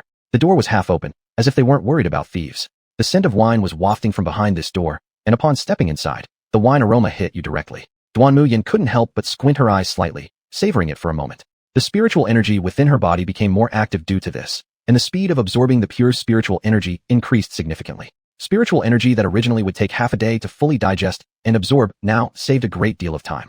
However, after Duanmu Yan adapted to the wine aroma, the stimulating catalytic effect gradually faded. If it could continue, she would likely be able to fully digest the spiritual energy in less than an hour. Collecting her spirit, Duanmu Yan entered the shop and saw an elderly man lying in a bamboo chair wearing a sleeveless jacket and smoking a pipe, leisurely swaying his bamboo chair and humming a tune while shaking a wine jar in his hand, looking quite comfortable. Duanmu Yan was certain that the wine aroma came from the jar in the old man's hands. Her throat felt somewhat dry, and it was the first time Duanmu Yan developed an interest in alcohol. It seemed that this drink had an unusual auxiliary effect on spiritual energy. Who sent you here, young man? The old man looked at Duanmu Yan with half-open eyes, as if he hadn't completely woken up from his drunkenness. From the moment Duanmu Yan stepped into the old alley of Tianjia Street, the old man had known that a young person had come. Duanmu Yan didn't show much reverence, and simply said, "A friend said your blacksmith work is excellent, so I've come to take a look." "Take a look? Then you can leave. This isn't a place where you can compare prices," the old man replied rather casually, waving his hand and sending a gust of wind to push Duanmu Yan back towards the door. But Duanmu Yan stood firmly as if nails were planted on his feet. However, the sweat droplets falling indirectly indicated that Duanmu Yan wasn't as relaxed as he appeared. "What? Since I've politely tried to send you off and you won't go, then I might just have to get rude." As the old man finished speaking, a resonant sound arose from every corner of the shop, countless edges of sharpness blossoming from these seemingly unimportant ornaments. Just perceiving this presence nearly caused Duanmu Yan's energy field to become thoroughly disordered. But even so, it was still not enough to make Duanmu Yan retreat. Since the perception of the energy field couldn't be used, Duanmu Yan decided to abandon it, and said respectfully, facing the cutting edges of these objects, "If this is merely a test, senior, it's kind of boring."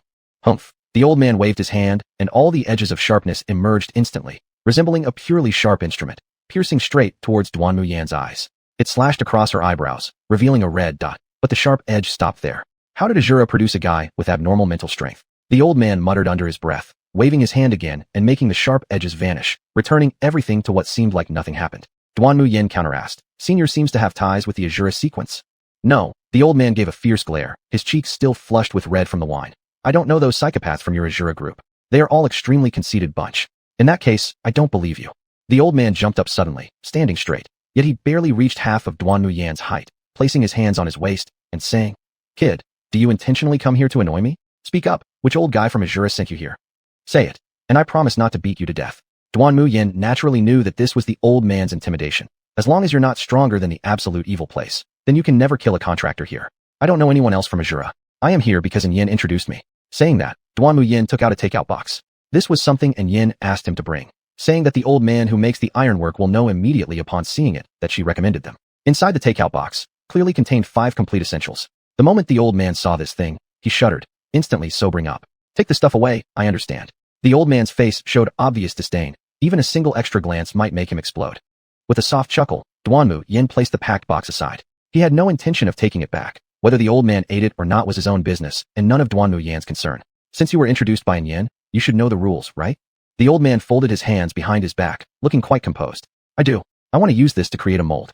Duanmu Yan took out the sealed source from his bracelet and placed it in front of the old man, along with a conceptual drawing that the butler had helped him draft. The old man, who had been calm until now, instinctively took half a step back upon seeing the sealed source. After confirming that the object was sealed and didn't seem too powerful, the old man resumed his usual composure, picking up the item to examine it carefully. "You're sure you want to use void crystal as material for forging?"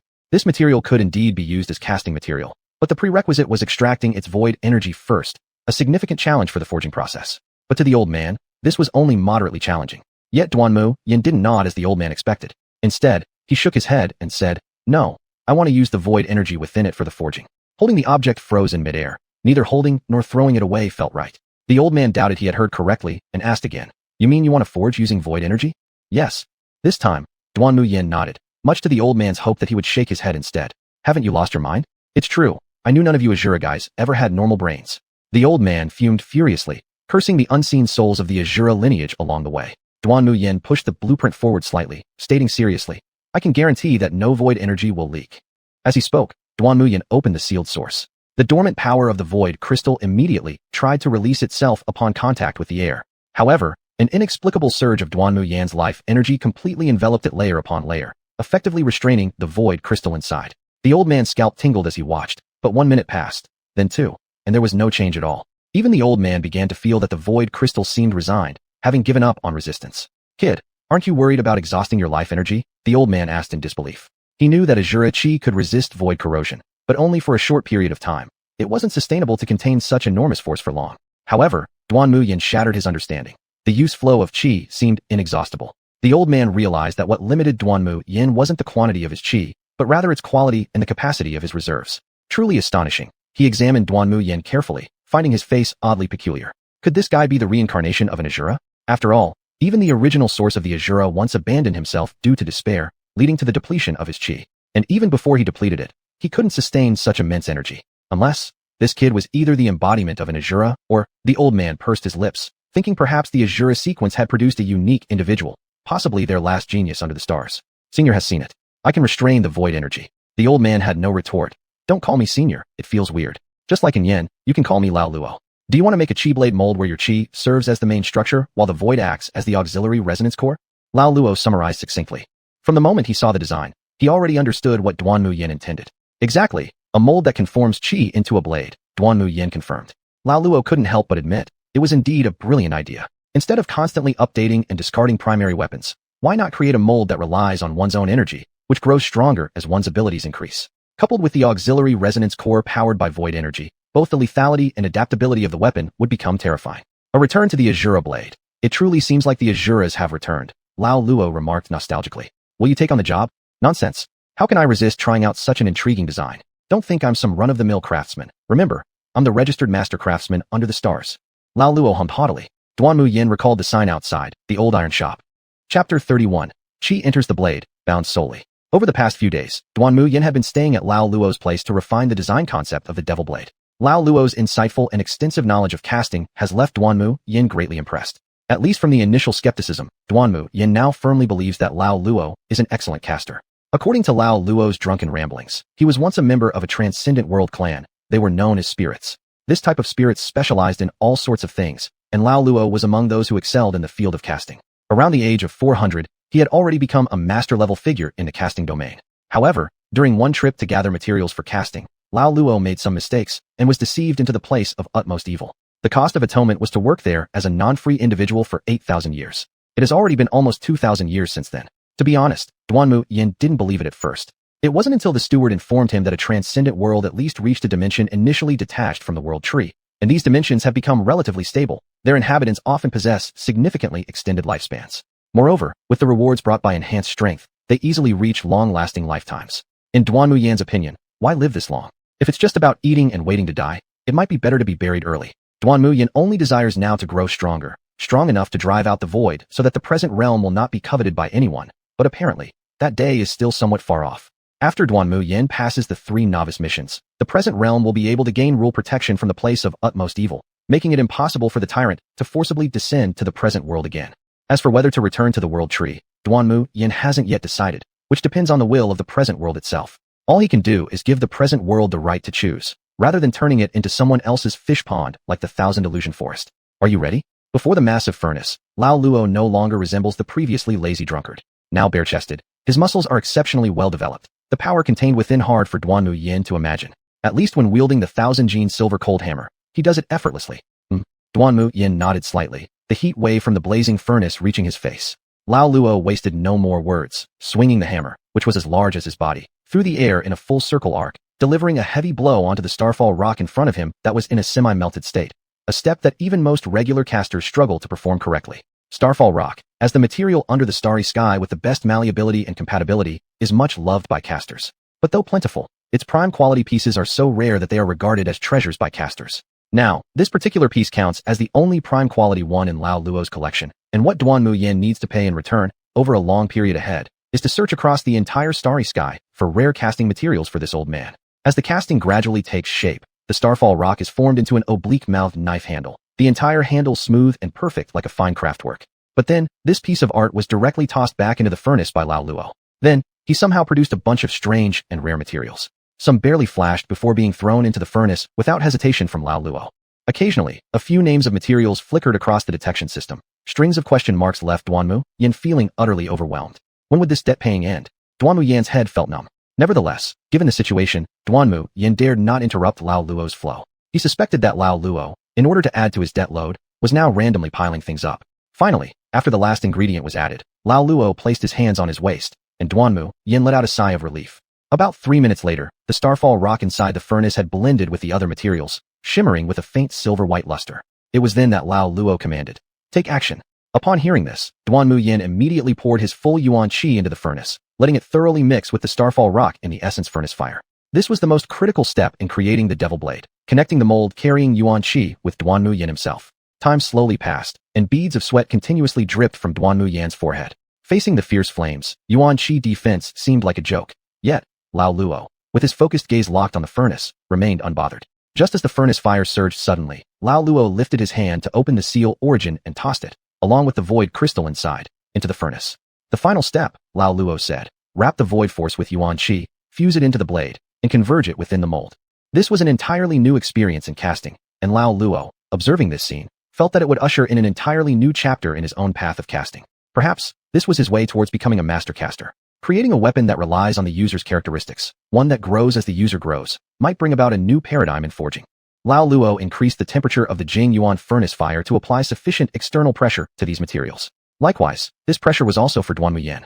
To possess such a weapon, the user's will, ability, and belief are all indispensable. If he cannot even conquer these forces, then he won't be able to truly unleash the power of the blade. Duanmu Yan's arms trembled as the excessive draw of yuan qi pushed his body to its limit. Qi originates from within but is carried by Duanmu Yan's physical body, which has its own limitations, leaving Duanmu Yan feeling powerless. Even after being shaped by spiritual energy and enhanced by attributes, the human body still starts with a low baseline. The inheritor of the Asura sequence gains 3 points of attributes for every level increase in spiritual energy, allowing the inheritor to self-strengthen accordingly. Despite having already reached level 2 of stage 1, and having used 6 attribute points to reinforce all attributes except spirit, thus achieving stage 3 of level 1 in everything else, Duanmu Yan could not withstand the strain. Asura, summoned by Duanmu Yan, the Asura armor appeared, stabilizing his faltering frame. Progress inside the furnace had passed the halfway mark, but Duanmu Yan's spiritual energy began to deplete. Even with replenishments, they couldn't keep up with consumption. The internal spiritual energy circulated rapidly, like a small vortex. One end absorbed external spiritual energy, while the other continuously powered output. This process of smelting not only forged the weapon, but also honed Duanmu Yan and his spiritual energy. Much like now, the changes in spiritual energy due to both internal and external pressures represented a transformation suitable for Duanmu Yan, enhancing his combat endurance. Both absorption and sustained output improved significantly. When progress hit 70%, Duanmu Yan inside the Asura armor appeared pale-faced. However, a sudden surge of strength emerged within him, blending into his spiritual energy and easing some of the strain. It was the residual power from digested spirit stones absorbed by Duanmu Yan after processing the impurities. Because of their mixed and impure nature, they were extraordinarily difficult to digest. Until the smelting in the furnace removed their impurities, further filtered through the spiritual energy vortex, making them fit to merge directly into Duanmu Yan's spiritual energy. Upon seeing this, Duanmu Yan quickly extracted the remaining spirit stones, converting them all into spiritual energy. After undergoing 2 purifications, through the furnace and the spiritual energy vortex, they managed to sustain him. At 90% completion, there was no longer a need for the Jing Yuan furnace fire, but Duanmu Yan suddenly made an action that shocked Lao Luo to his core. As seen, concentrated yuan qi from the Asura armor gathered into his right hand, which plunged directly into the furnace. Are you insane? Though much subdued, it was still the pure yang essence of the Jing Yuan furnace fire. Yet Lao Luo stopped mid-motion, hesitating for a moment before glancing at the furnace interior with a peculiar expression, slightly stirred. Amazingly, the pure yang furnace fire did not harm Duanmu Yan. Given the righteousness inherent in the Asura itself, Lao Luo let it slide. With one firm grip, Duanmu Yan held onto the devil blade. Intense heat penetrated the armor and reached deep into his soul, instantly melting his yuan qi defenses. The concentrated yuan qi dissipated within the furnace. The devil blade absorbed this yuan qi, gaining a rebirth through the Asura armor and Duanmu Yan himself. At 99% completion, failure was no longer an option, and Lao Luo felt deeply gratified. This was the first time crafting such a weapon, and he was also anxious. But Duanmu Yan thought differently. With a muffled groan, blood surged in his veins, alarming Lao Luo. Their interactions over the past few days revealed to Lao Luo that Duanmu Yan was a commendable young man, albeit eccentric. A luminous cluster predominantly silver, embellished with golden and purple streaks, emanated a cord-like strand split by Duanmu Yan, connecting to the handle of the devil blade, winding around like a decorative belt that resonated with the heartbeats signifying their interconnected fates. You're really willing to part with it, Lao Luo sighed softly. In his ears lingered a faint murmur of admiration. Fetching a chestnut from the fire, Duanmu Yan had staked quite a bit. Few have the courage to sacrifice part of their sequence's intrinsic strength to empower a weapon. In their eyes, weapons would eventually change, making it unworthy. But Duanmu Yan didn't see it this way. The inheritance of sequences from the present realm taught him that only a weapon that grows alongside its wielder can truly accompany them. He merely modeled the binding process according to the present realm's sequence framework, attaching this devil blade to his Asura sequence. Upon extraction, the silvery black handle of the devil blade seemed like a dormant beast laden with fearsome force, ready to unleash terrifying consequences upon activation. Golden purple patterns wound around the handle and Asura armor, adding a touch of eerie beauty. However, what drew the most attention was that this blade had no edge. The handle was empty, yet it exuded an intimidating sharpness that one couldn't bear to look at directly. This was exactly what Duanmu Yan wanted, shaping with qi, free from the constraints of fixed forms. Yuan qi surged forth, gathering on the handle and spreading to the edge, then continuing upward, forming the shape of a battle knife. The outer layer consisted of thick, pure Asura Yuan qi, while the inner seemed to conceal forces of erosion and destruction. All can be done according to the method if they are feasible. With such belief, Duanmu Yan commanded the void power, making it serve him. And thus, it was accomplished.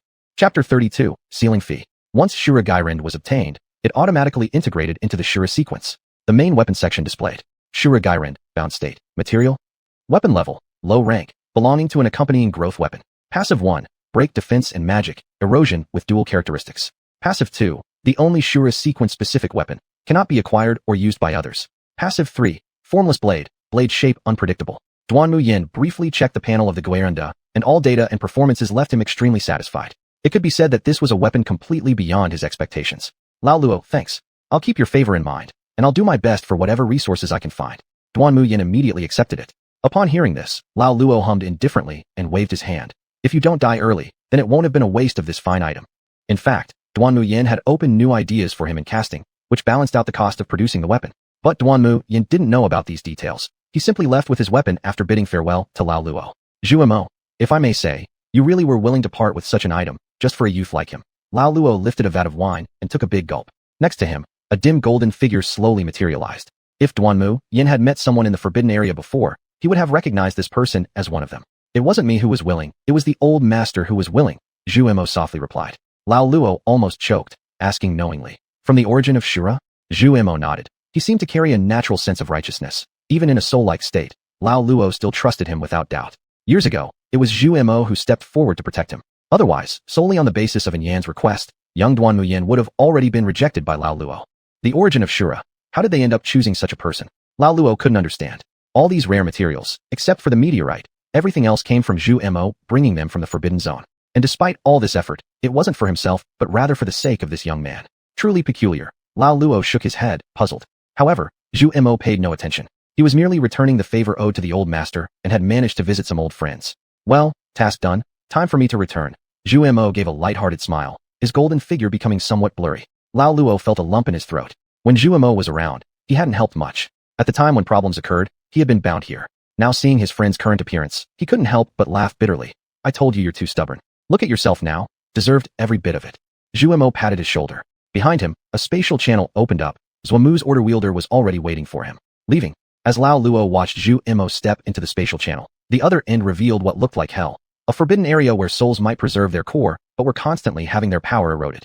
I'll save you eventually. Definitely. Having forged the weapon, Duanmu Yan naturally wanted to go somewhere and practice properly. Under holographic projection, a stage 1 tier 5 tyrant and Duanmu Yan at stage 1 tier 2 faced each other. Both were currently breathing heavily. The Shura sequence consumed more essence than Duanmu Yan imagined, so recovery wouldn't happen anytime soon. According to the steward, if he wanted to recover quickly, either he could go to the heritage site, or spend heavily to purchase fruits of the world tree. Though undoubtedly there were other ways within the vastness of space, the generally accepted methods are these two. Therefore, Duanmu Yan could only wait until tomorrow, when he visits the heritage site, to see if he can strike a deal with the sun representing the Shura sequence. That's enough for today. Duanmu Yan backed away, the spiritual energy inside him wildly fluctuating, quite unstable. Too many spirit stones were absorbed and digested at once, preventing Duanmu Yan from fully assimilating and harmonizing them. His strength kept shifting between mid-tier 2 to late-tier 2, making control difficult. Exiting the combat zone, Duanmu Yan originally intended to visit the trade zone. Unexpectedly, he bumped into Lu Bo in the comprehensive hall. Given how Lu Bo eagerly entered the enhancement room, Duanmu Yan guessed that Lu Bo had gained rewards from their last mission and was eager to boost his capabilities immediately. As for Mu Yan, Duanmu presumed the two of them guarded against each other as well. And Duanmu Yan showed no interest in this matter, glancing aside and leaving. But coincidentally, when Duanmu Yan reached the trading area, he happened to encounter three familiar faces: Xiao Anzi, Ajiao, and their leader, Crimson Carl. The trading area is divided into free trade zones, merchant districts, and Star Harbor areas. Currently, Duanmu Yan was on the fringe of the free trade zone, while deeper within lay a mist that required identity authentication to penetrate. There was indeed someone contacting Duanmu Yan about the Qingmu staff he had listed online, but unfortunately, the offer didn't meet his expectations. Moreover, Duanmu Yan had no intention of selling the Mother Tree's withered branch online, so he rented a stall here. He placed these two items on display, waiting for potential buyers.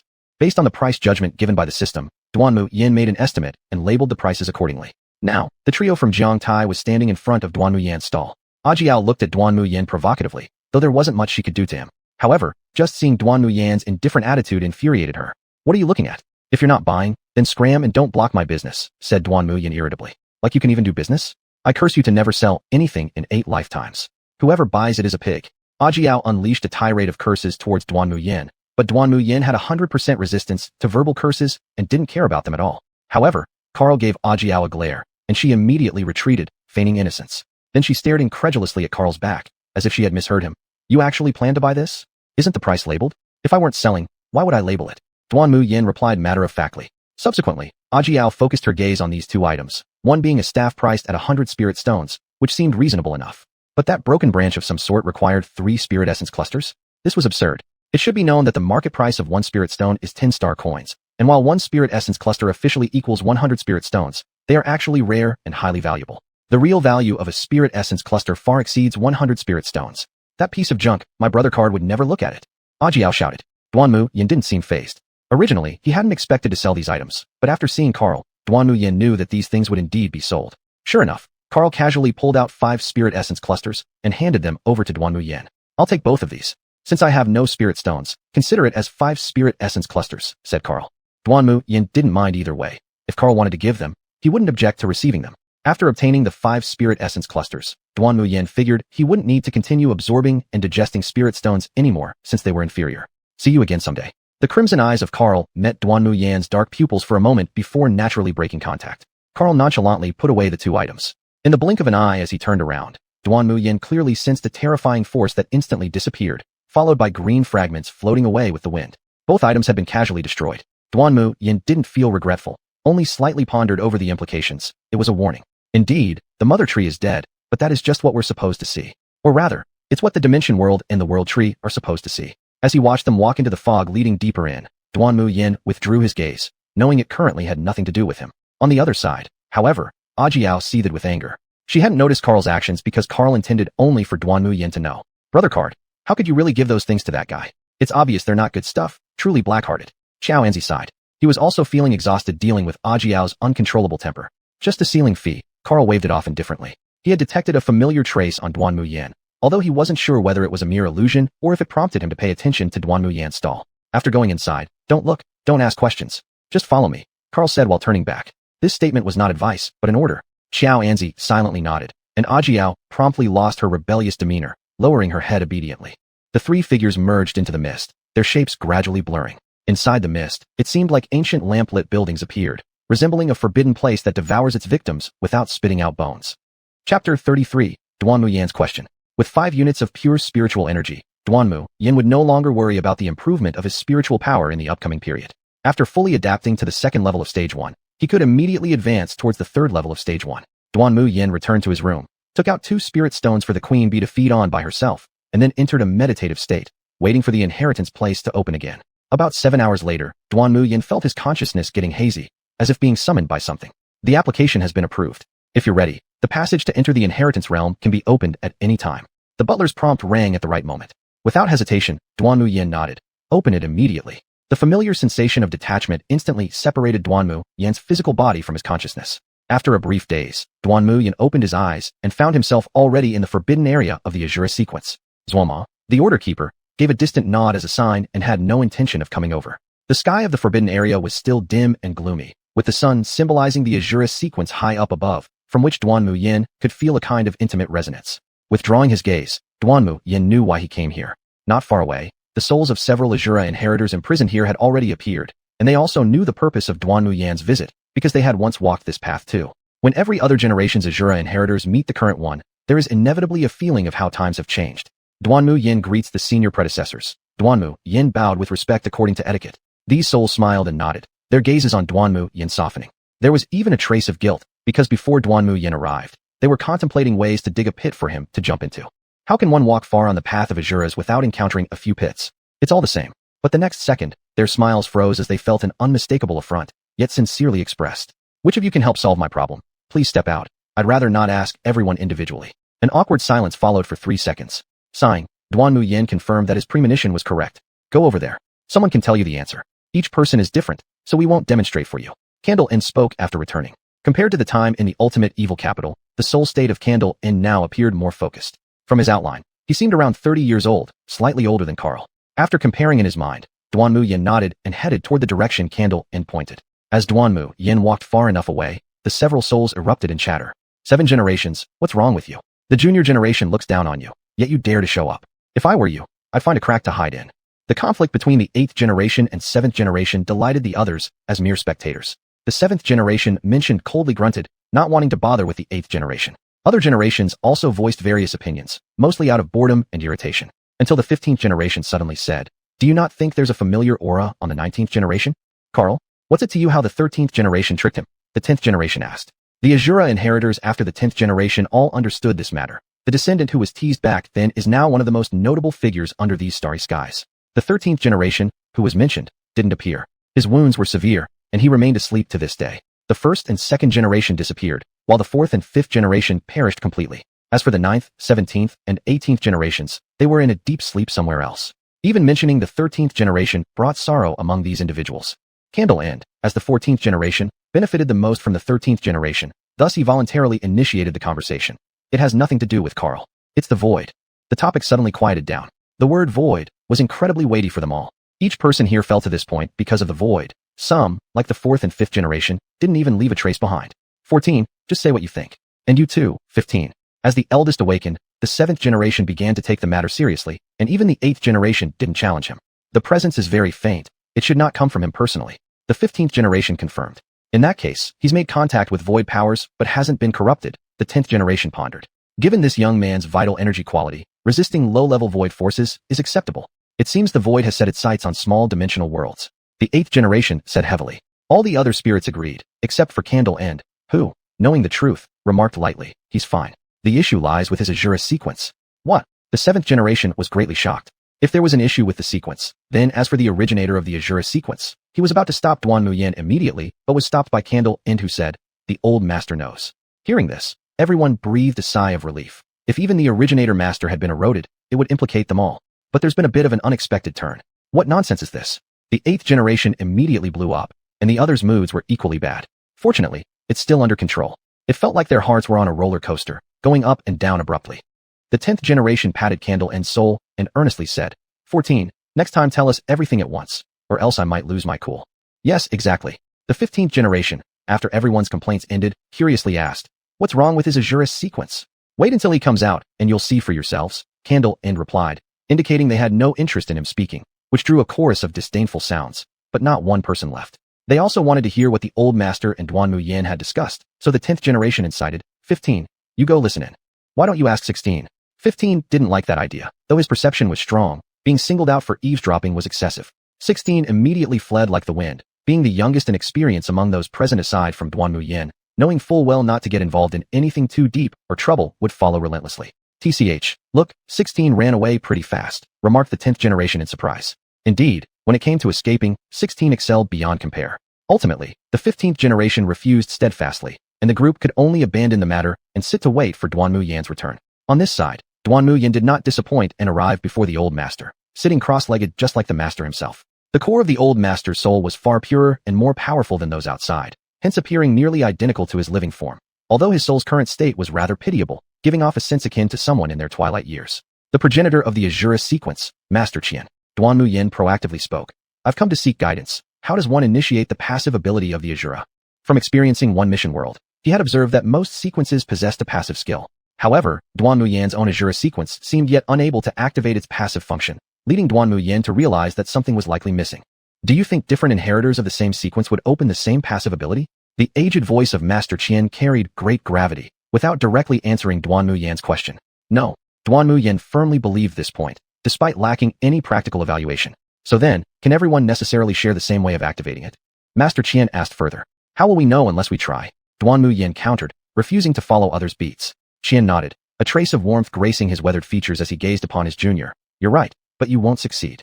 Before Duanmu Yan could question, Qian explained. Because you are different from them and from me. They are chosen by the Asura sequence. I stand independently from the sequence, while you have recognized the sequence willingly. Therefore, it doesn't work for you. Do you know where your biggest problem lies? Duanmu Yan frowned silently, unsure of the elder's intentions. It's your excessive trust in yourself. The user of the sequence may be the main entity, but the sequence itself need not always be subordinate. Trusting in your sequence means trusting in your choice.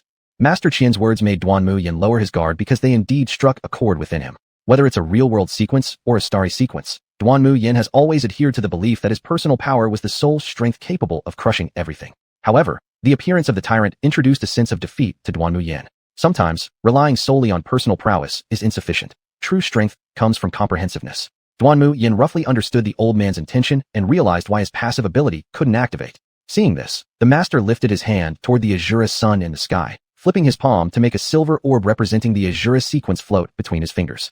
The depletion of the sequence's essence is minor, but if you do not sufficiently trust and accept it, that's a big deal. Duanmu Yan received the essence handed over by the old master and quietly nodded. Go, you'll find your own answer. I can't take this for free. I owe you a favor. Duanmu Yan stood, bowed respectfully, turned to leave when the old master suddenly reminded. The few guys out there cannot be fully trusted nor completely dismissed. Just keep it in mind yourself. I understand, old master. After leaving, Duanmu Yan was again intercepted by them demanding to see his bound weapon. It was their first time encountering an Asura sequence with such an item. Who envied in silence at the moment Duanmu Yan materialized the Asura's returning blade. Bearing the old master's corrections and the Asura sequence's essence, amidst the gazes of various spirits, Duanmu Yan opened the passage back home. His consciousness returned, as if he had just woken from a dream. Chapter 34, Passive Skill Surge. Duanmu Yan opened her eyes in the room. This time, from entering the inheritor to coming out, it didn't take as long as she had imagined. The queen bee had just finished eating a spirit stone and was staring blankly at Duanmu Yan, who had suddenly awakened. The reason was the silver light orb in Duanmu Yan's hand, which held an unimaginable allure for the queen bee. Unfortunately, it had already eaten its fill. With its increasing intelligence influenced by spiritual energy, it now knew how to restrain its desires. Duanmu Yan put away the queen bee and focused her gaze on the light orb. Pure Asura inherent energy orb can be used to repair damage to the Asura sequence and enhance it. Not for sale. There is a certain probability of obtaining part of the Asura inheritance skills after absorption. With this light orb, the consumption Duanmu Yan experienced before could be repaired, and there was even potential for further refinement. As for the inherited skills, Duanmu Yan did not have high expectations. He never relied on things determined by luck. Before choosing to restore herself, however, she had some doubts. She wasn't surprised that the old master could perceive the damage to her sequence, but giving it so easily left her somewhat confused. But Duanmu Yan wasn't someone who overthought things. If it was given to her, she'd use it first and deal with any issues later. With the absolute evil location system's judgment in place, there was no need to worry about problems arising. The light orb slowly merged into her body. Duanmu Yan tried guiding it to spread within her, integrating with the Asura sequence. Fully opening her heart, she let it merge completely with herself. In the real world, sequence armors like Nawa or Thunder Yatalais are more tools. But Duanmu Yan was learning to treat them as partners fighting alongside her. Partners that could be fully trusted and grown together with. Not just mere tools to destroy Okurther. Unchanging still was its mission in Duanmu Yan's hands, to eliminate all evil as the goal. From this moment on, Duanmu Yan officially became the 19th inheritor of the Asura sequence, named Asura Mubei. The Asura sequence's inherent essence dispersed in Duanmu Yan's body, interweaving and responding with these light orbs. It flickered like stars in every breath of each cell, surging continuously. It was as though infinite power surged without pause, supporting all of Duanmu Yan's actions. The pleasant sensation inside Duanmu Yan's body made her involuntarily close her eyes to enjoy it. The positive transformation of her body gave her a joyful mood. The queen bee, connected to Duanmu Yan's soul, also received some benefit at this time, her body color gradually transforming toward silver. The changes inside her body lasted for about 3 hours before gradually calming down. But the queen bee's evolution continued. As a mutant creature, its evolutionary path was still long, but it had at least started off well. Once the queen bee completed this evolution, it would genuinely enter the realm of a one-stage being. Duanmu Yan had a premonition that this evolution would truly awaken its talents. The Ue tribe probably wouldn't have expected their experiments to someday come to fruition. After opening her panel, Duanmu Yan happily saw her passive skill. Asura Sequence, prohibited level. Passive skill, Surge. Her own spirit energy and Qi were always in an active state of surging. Reinforcement of Qi defense, +1, consumption reduced. When surge overloads, spirit energy and Qi temporarily combine, significantly reducing spirit energy consumption, increasing Qi strength, drastically increasing mental energy consumption, but all attribute values +1, Qi defense reinforcement +2, other skill effects reinforcement +1. After the surge overload ends, a silent period will follow where the reinforcement of Qi defense -1, the activity of spirit energy and Qi is greatly reduced, and the enhancement of other skills effects -1. Duanmu Yan was very satisfied. This reinforcement +1 means a 10% increase based on the original value, meaning that what was originally 100%, after reinforcement, becomes 110%. The skill damage calculation is based on multiple factors, so the exact reinforcement effect still depends on actual combat. As for the silent period after overload, solving the trouble beforehand or ending the overload state early can minimize the impact. And as Duanmu Yan continues to grow stronger, the Asura sequence will become even stronger, shortening the duration of the silent period. Compared to the blood bravery of the tyrant, Duanmu Yan felt that hers was at least controllable. After closing the panel and meditating briefly, Duanmu Yan went out to eat with Yan. Over the next few days, Duanmu Yan spent most of her time in the sparring zone. Besides strong characters like the tyrant, Duanmu Yan also found the corresponding simulation of Carl. However, this was Carl during his first stage, like a gentle and delicate handsome man. This Carl still had black hair, and his pupils were the same black as Duanmu Yan's. It has to be said, though, that his face, which radiates sorrowful literature, is indeed distinctive. Duanmu Yan held the Gue blade in her hand, with her Yuan Qi extending into a battle knife, the same shape as the initial Wa armor Malong blade. Only now, it was somewhat longer and broader. The nature of the Yuan Qi also made the Gue blade appear more substantial. After testing out various blade forms, she still found the Malong blade most convenient to use. At this moment, Duanmu Yan stepped forward with her blade held high, taking one step for each strike, completely blocking Carl's moves and not giving him a chance to counterattack. In the end, she sent him reeling with a charged slash from the Shura Gue blade, causing his armor to disintegrate directly. Duanmu Yan felt somewhat disappointed. At this stage, the sequence mastered by Carl was not today's prohibited sequence, but rather the hyperclass, dark sequence. This disparity meant that if Duanmu Yan were to unleash her full firepower, she would need to adjust Carl's strength to level 7 of stage 1 to drag the fight into an intense climax.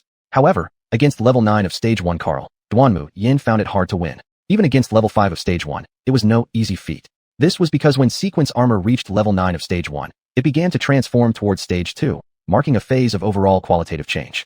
Duanmu Yan estimated she herself would need to reach level 5 of stage 1 before being able to consistently outperform level 9 of high-class sequences in stage 1. As for reaching level 9 in hyperclass sequences, Duanmu Yan might have to wait until she herself hit level 7 in stage 1. Without any world blessings boosting her power, she would only have a chance at winning if she activated Overload Surge. Without activating Overload, she wasn't necessarily certain to lose either. But the silence following an overload was akin to receiving a tranquilizer shot. It required sheer willpower just to regain control over one's body movements. Having adapted for so long, Duanmu Yan had not only stabilized herself at the late stages of level 2 in stage 1, but was already starting on absorbing her second spiritual mass. She expected to fully absorb it after the mission commenced. In addition to this gain, the prolonged battles also stimulated Duanmu Yan's body. Her newly absorbed and repaired Shura essence had been activated. After one bout of fighting the tyrant, while in the state of post-overload silence, she began meditating and gradually sensed her consciousness drifting away, as if arriving at the place of inheritance. In the darkness stood an ancient tree with intricate roots, beneath which hovered a shadowy figure. This was the inheritance shadow, indicating that he was once a Shura inheritor who left behind such an image for future generations to learn from. As for the tree, though unfamiliar to Duanmu Yan, it was certainly not a phantom figure. Little one, which generation of Shura inheritors are you? A hoarse voice emerged from under the tree, as if spanning countless spaces and carrying the weight of time. 19th generation. And you old man, which generation are you? Asked Duanmu Yan. First generation, Shura Yamada. Chapter 35, Asura Yenkong / Asura Yama. Of this title, Yan Duomo had never heard. In the forbidden place he knew about, the existing wandering souls were from the third generation. But didn't the first generation disappear? Yan Duomo did not rush to inquire. Who knew who this person might be? Since we have an edge, I will teach you a move. Whether you learn it or use it is none of my concern. The elder seemed indifferent to Yan Duomo's attitude. He turned his back on Yan Duomo, making his face hard to see, but the presence revealed in that intangible breath was as terrifying as an abyss. He casually plucked a twig and pointed it towards the vast darkness. With a wave, a rift in space instantly formed before him, spreading out at an incomprehensible speed due to the force pushing forward. It finally vanished into endless darkness. This is the Asura Yenkong / Do you want to learn it, or just use it? The elder's tone was calm, as if there was no difference between the two options, merely presenting Yan Duomo with a choice. If used simply as a skill, the elder could imprint it onto Yan Duomo's Asura sequence, forming a cutting skill. Such a skill could be considered entirely modeled after the Elder, possibly very powerful in the beginning, but would lose room for improvement in later stages because of its lack of variation. Just using it wouldn't satisfy Yin Duanmu. So Yin Duanmu countered by using Qi as a blade, raising his hand to cut through the air with an energy strike aimed at the Elder's back. The Qi slash traveled through the darkness, but it quickly faded before reaching far. It looks like you want to learn it. The Elder nodded, seemingly without faulting Yin Duanmu for his disrespectful act. Once again lifting his hand, this time he didn't use the earlier twig. Instead, like Yin Duanmu, he used Qi as a blade. Still casually waving his hand to cut through, the Asura Yinkong slash instantly tore apart the space and disappeared in place. Even in terms of Qi's strength and quantity, it remained at the same level as Yin Duanmu, yet the gap was still evident. You have one more try, the Elder reminded. Yin Duanmu stared at that patch of darkness. Every strike by the Elder was different, evolving according to his understanding and insight of this technique at various stages. Even in such a short time, despite being in a place like the Heritage Land which enhances the perception and insight abilities of heritage seekers, it was still impossible for Yin Duanmu to fully grasp all the mysteries within. However, when raising his hand to gather Qi, Yin Duanmu constantly recalled his previous feelings. What was the commonality between the first and second times? It was resonance. Every time Qi gathered and attacked, there was vibration, very subtle vibration, but limited to inside the Qi, causing only changes in the external Qi field. The vibration of a single bit of Qi was very weak, but countless bits of Qi resonating in unison formed an extremely formidable force. Only then did Yin Duanmu understand why a random strike could penetrate the resistance of the darkness and maintain most of its power even at extreme distances. But was it just resonance? When Yin Duanmu raised his hand to gather Qi, he infused spirit energy and mental ability into the process. On one hand, this was to control the amplitude of the Qi for better cutting efficiency and stability. On the other hand, Yin Duanmu now seemed to comprehend why random strikes were so strong without needing preparation beforehand. It was integration. The Elder's strength was perfectly unified. The idea that pulling one hair could affect the whole body applied here. Each strike was the culmination of all his strength, but each portion of force contributed and consumed very little, yet resulted in much stronger combined force. Therefore, when Yin Duanmu attempted to integrate his own strength, the gasified Qi blade disintegrated immediately. To this, General Duanmu showed no surprise, only slight regret. With his current experience, he couldn't accomplish such integration yet. Even the crudest form of integration required enough time and practical combat experience. The Elder obviously understood this well too. For Yin Duanmu's performance, he neither praised nor frowned. Calmly he said, for the third time. His fingers joined together like a sword, and suddenly his momentum changed dramatically. He seemed like a completely revealed sharp sword, blinding and powerful. The first generation stood up while cross-legged sitting, as though standing under the tree meant towering over all peaks. Raising the finger sword above his head and bringing it down in a simple gesture, he carved out an unremarkable sword path. But as the finger sword struck downward, the darkness in front seemed to show no reaction at all. But Yin Duanmu already closed his eyes. The piercing brilliance was unbearable to look at directly. In his perception, this sword strike had already disappeared completely. Vanished from sight, vanished from his senses, vanished from the space itself. However, Duanmu Yan could affirm that this strike had truly existed. Thus, it wasn't about not seeing or not perceiving, but rather that it was too fast, too far. Given Duanmu Yan's current strength, he simply couldn't see it, let alone sense it. It was hard to imagine what such a strike would do if aimed at an enemy. Whether traversing dimensional space or interstellar distances, it still left no escape. Duanmu Yan took a deep breath. This first generation was overwhelmingly strong, even more terrifying than the tyrant. In the instant that the Elder drew his blade, Duanmu Yan finally understood why he was named Asura Yama. The word devil meant madness itself. Go back, the Elder softly said, and Duanmu Yan's consciousness was instantly expelled by an intangible force, returning from the Heritage Land back into his own body. When he opened his eyes again, his back was drenched in sweat. If that strike had been aimed at him, Duanmu Yan couldn't help but think, perhaps he'd be fine in the Forbidden Zone, but in the dimensional world, who knew? Looking back to the World Tree incident, there were indeed many loopholes in the rules of the World Tree. After stabilizing his spirit, Duanmu Yan reviewed the gains from this inheritance. He obtained basic mastery of bladeway techniques. Mastered the Yama Cut Style 1, Asura Yuan Void Slash, using energy vibrations to enhance cutting power, greatly increasing both speed and strength of the slash. Attribute enhancement by 130%. At the same time, after unlocking his weapon, a skills panel appeared on Duanmu Yan's attribute interface. Among them, bladeway skills were one category, while martial combat skills were another. However, the martial combat skills were at advanced mastery level. But Duanmu Yan didn't know that the bladeway skill set was a new categorization based on the system's evaluation of his personal traits.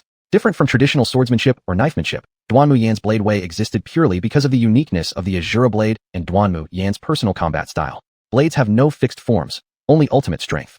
There were still many things for Duanmu Yan to verify within himself, so after a quick wash, he headed straight for the martial combat zone. Now it seemed imperative to create his own martial combat area, along with enhancement rooms and restoration rooms, among other facilities. Duanmu Yan felt like there were countless places where money was needed. For days later, when Duanmu Yan emerged from the martial combat zone, He had not only broken through to level 3, Tier 1, but also emanated an indistinctly sharp aura. People around him instinctively gave way, but fortunately Duanmu Yan's mental energy was strong enough, allowing him to quickly suppress this aura, making him appear understated yet refined. Having strengthened his basic physical attributes to level 4, Tier 1, he wouldn't need any blessings to easily take down Lu Jidu next time they met. The next mission is likely approaching. Duanmu Yan murmured quietly to himself. In the mall, he ordered 5 red potions and 7 blue ones, then returned to his unit room. He adjusted his condition to its peak, waiting for the system prompt. 3 hours later, as expected, the familiar tone arrived. Contractor, hello. We are now initiating your second rookie mission. This mission is optional. Chapter 36, Choice. Optional. For this mission world, Duanmu Yan was not surprised that there was a choice. But judging from the tone of the system, it seemed like more than just the dimension world for the mission could be selected. Since this is your rookie mission, you will have 5-dimensional worlds to choose from. 3 are small worlds, and 2 are medium-sized worlds. The system's words made Duanmu Yan frown slightly. Medium-sized worlds had already appeared. Was this reasonable? Given the contractor's strength, only certain areas of the medium-sized worlds will be open to you. After a brief explanation, the system continued. They are as follows: small worlds, Muluo Village, Yatantu, Phonglin Volcano; medium worlds, Burgit, Frozen Tundra. Subsequently, basic information about the 5 worlds was sent to the manager, and Duanmu Yan skimmed through them quickly. Muluo Village in the small world is a human tribe from the wilderness with a harsh environment where savage beasts run rampant. In contrast, Yatantu is more advanced, forming a human civilization with a defined nation. However, humans aren't the most powerful race there. Phonglin Volcano is a resource-based, dimensional world rich in material resources and spirit stone rewards. The 2 medium-sized worlds are only partially open, and the main tasks don't involve searching like in the Thousand Illusions Forest, but instead have tasks actively assigned by desolate lands. They seem fairly simple at first glance. However, Duanmu Yan believed that perhaps during the completion of the current task, the next phase's mission might also trigger. All small worlds are fully accessible, and these 3 are all top-tier small worlds. This means even level 9 of Tier 1 isn't invincible within them. Correspondingly, the missions issued are not so easy. To Duanmu Yan, it feels like the first rookie mission is used for weeding out the weak, while the subsequent missions contain some training and honing. Interestingly, on the information about the medium-sized world Ice Plain Freezing Land, Duanmu Yan noticed a highlighted note. Note: there are rebels in this world, and more than one. Since Duanmu Yan has started down the road of being labeled a supreme villain, he has been given access to a hunting list. However, due to permissions, not all names and contents can be seen. There are 2 level 1 rebels, and another 5 who cannot be viewed. A total of 7. Is this world a rebel stronghold? How many rebels exist there? After carefully noting down the information on this world, Duanmu Yan decided not to rashly enter it. Despite his caution, he was intrigued by the large number of rebels within. In addition to this medium-sized world, another small world also has a red highlight, but its note only mentions the existence of rebels without providing names. This indicates that their identities, numbers, and strengths are unclear. Precisely because of this uncertainty, Duanmu Yan is more interested in seeing what kind of individuals are hiding under wraps, too scared to show their faces. Yatantu, the top-tier small world. The mission world is a continent called Yatantu. On this continent, there are 7 kingdoms that serve as dependencies of the Yatanta Empire. Besides these nations, there is constant threat from the beast races. Endless warfare has left the people in dire straits, and unrest erupts across the land. The entire empire is like an old machine, its parts rusted and the empire itself gradually being emptied out.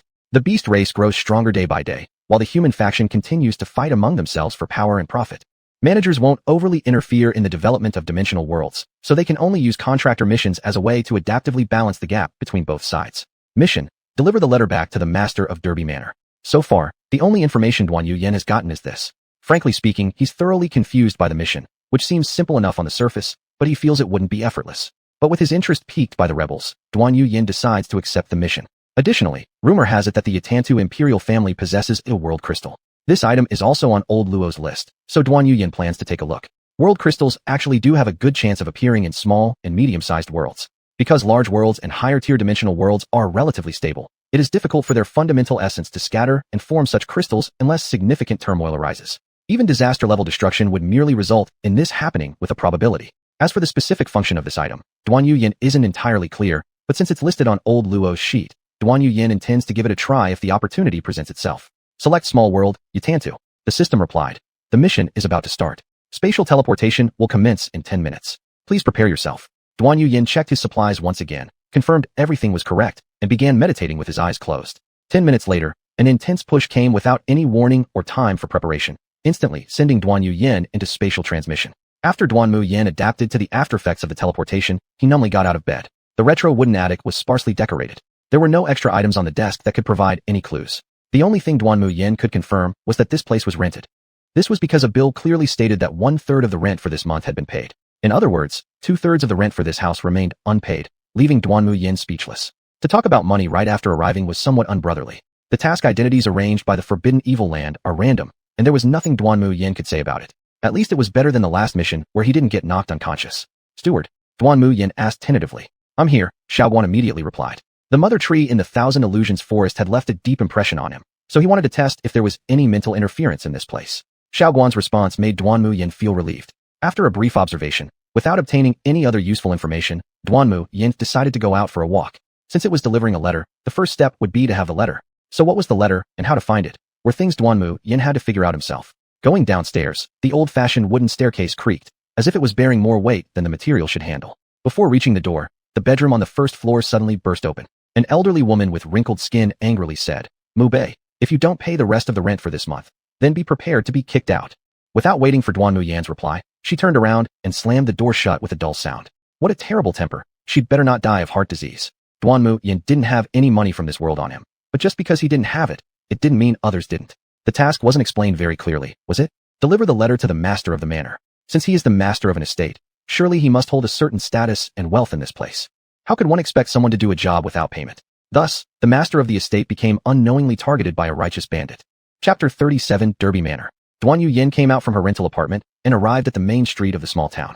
This was a remote small town in the Darrow Kingdom, named Devoured Town. And in this small town, the name Derby Manor was known by everyone. Just by casually asking around, Duanmu Yan found out the rough direction of the manor. With the direction figured out, Duanmu Yan wasted no time and headed straight for the manor. Most contractees either observed the surroundings first or waited for others to go in and scout, and some even abandoned their tasks to make money. But Duanmu Yan was different from them. He was a man who preferred action over words. Since the target and the direction were both clear, there was no reason not to pay a visit. Although Duanmu Yan had neither letters nor intelligence, he believed that going to the manor would provide part of the mission information. Even if it didn't, collecting a reward wouldn't hurt.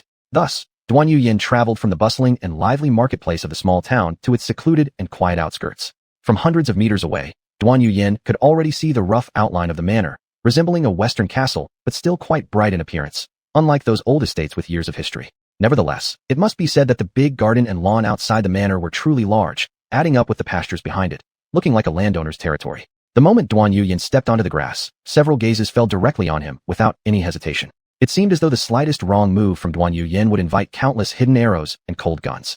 Excuse me, sir. May I ask what brings you to the manor? An elderly man dressed in black formal attire walked toward Duanmu Yan. Investigation revealed that this elderly man had some strength, but not much, even less than Amo from the Thousand Illusions forest. Is the owner of this manor here? Duanmu Yan asked. After examining the situation, the old man, as the steward of the manor, strangely felt reassured somehow, as if as long as this young man before him was present, danger would not reach them. This strange illusion momentarily distracted the manor steward, who then apologized for his awkwardness. The master is practicing swordsmanship behind the manor. I am here to solve problems. Lead the way. Duanmu Yan gave no room for refusal. As soon as these words were spoken, he strode towards the ancient castle. However, the manor steward wasn't just standing there doing nothing. He sidestepped in front of Duanmu Yan and warned, Sir, if you insist on intruding, do not blame me for being unfriendly. The steward's presence suddenly became more formidable despite being in his 50s and 60s, yet his posture remained upright. Duanmu Yan merely smiled in return, after which his elemental energy burst outward centered on him, sweeping through like a storm and covering the garden along with the ancient castle indiscriminately. In the center of this elemental storm, the face of the manor steward changed drastically as he stumbled back several steps, nearly reaching the entrance of the castle. At this moment, the grand gates opened inward, releasing a sharp and contained swordsman aura which repelled all the elemental energies. A middle-aged man sent the manor steward aside, calmly stepping out alone to face Duanmu Yan's overwhelming pressure emanating from the castle. Elemental shocks were divided before him, as if an invisible blade cleaved them apart. Duanmu Yan narrowed his eyes slightly. This man was the owner of the castle, and also the owner of the manor, Duke Derby.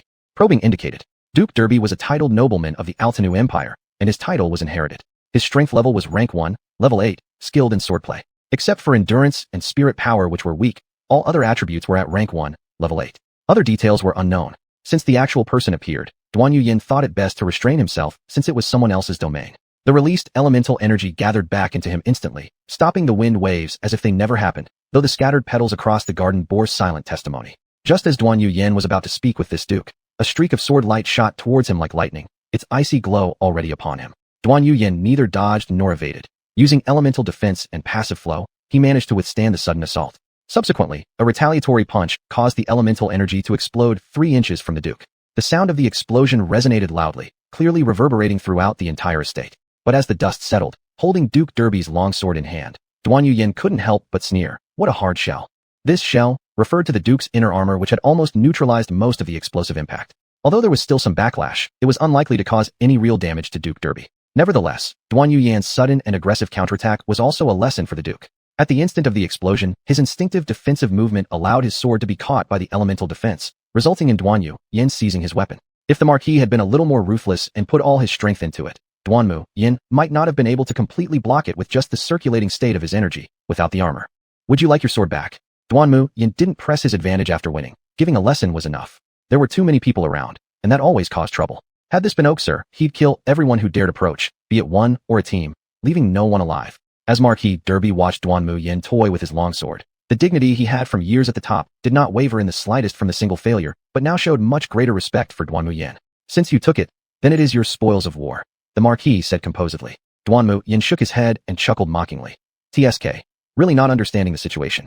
The results of the small tube's investigation revealed that this sword's material was still quite decent, even considered a fine piece among low-grade weapons, barely worth about 300 spirit stones. Duanmu Yan tossed the sword back and stated plainly, here's your sword. The price is clear in your mind. Let me give you a 20% discount. Just compensate me accordingly. The long sword carved an arc through the air, and the estate steward's expression changed dramatically. But Marquis Derby stopped him, catching the blade with a reverse hand and placing it back on his waist.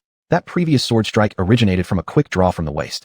Clearly, this was a move Marquis Derby had practiced extensively. Otherwise, it wouldn't be as fast as this. Within 5 paces up close, peers at the same level might not be able to block it without injury. At least, with only the circulating state of his energy defense, Duanmu Yan couldn't either, unless the Asura armor was activated. Even considering the peak sequence of Duanmu Yan, he probably wasn't far superior from this evaluation. Marquis Derby was not a stingy man. He casually instructed, go fetch 100 silver coins and present them to this gentleman. The estate steward was momentarily surprised. Not punishing this impertinent individual was already tolerable, but why was the Marquis really giving him money? Moreover, this sword certainly wasn't worth 100 silver coins. But since the master of the estate had spoken, there was nothing left for the steward to do except obey. As the estate steward departed, Marquis Derby invited Duanmu Yan into the ancient castle. Once inside the castle, several probing gazes disappeared. Duanmu Yan pretended not to notice them and decided to deal with these contractees, fishing for information later during the night. This place is pretty large, such a waste, Duanmu Yan commented. Everywhere within the castle, there were hanging decorations, oil paintings, armor, etc. Even so, the whole castle still appeared unusually vast and empty, lacking the liveliness it deserved. Though the servants were numerous, they seemed to lack any intimate connection with this ancient castle. Led by Marquis Derby, Duanmu Yan arrived at the reception hall on the 2nd floor, just as the estate steward returned and handed over 100 silver coins to Duanmu Yan. Without needing to count, as soon as he touched them, the small tube reminded him, 100 silver coins received, equivalent to 10,000 star coins. Unfortunately, it was impossible to directly take anything out of the dimensional world. Even if converted into star coins, a full 50% would still be deducted, a truly exorbitant fee. With a flick of his lips, Duanmu Yan stored the money into his wristband. You said you're here to solve problems. So may I ask what problem needs solving? Marquis Derby was not exactly handsome, but his narrow face and thick eyebrows added a touch of seriousness and solemnity. Upon hearing the question, Duanmu Yan smirked lightly and countered, that's something I'll have to ask you, since I'm just doing my job for pay. Sitting on a chair trimmed in gold with red padding, Marquis Derby exchanged glances with Duanmu Yan for several seconds before his fingers tapped lightly on the armrests, pondering for quite some time before nodding and saying, it should be reasonable. The utterly baffled estate steward didn't comprehend the exchange, but knew this was when he should leave. Once the estate steward departed, Marquis Derby opened the conversation. What do you think about those outsiders?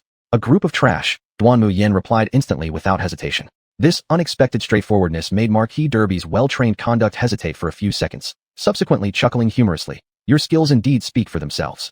So, could you help me get rid of them? You've already received your payment. A side mission, completing the Marquis request, yielded no additional rewards. Instead of accepting right away, Duanmu Yan asked in return. The Marquis has wealth and status. Surely you aren't short on people to use. This kind of trivial matter isn't worthy of my intervention.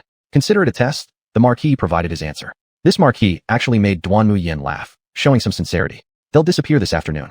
Please send someone to address number 136 Fuchin Street in the town at 6 o'clock for dinner. Duanmu Yan turned and left, accompanied by the estate steward out of the castle. From start to finish, the owner of the ancient castle, Duanmu Yan, met only the Marquis. After Duanmu Yan left, the Marquis stood by the window, gazing at Duanmu Yan's departing figure, and their earlier encounter had left a deep impression on him. This was precisely why he had invited Duanmu Yan into the castle.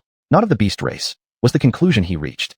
Chapter 38. Trash fish, 10 yuan each. After receiving the 100 silver coins, Duanmu Yan couldn't help but complain about how wealthy the Duke of Debi was. That sword was worth at most 30 silver coins, so what were the remaining coins for?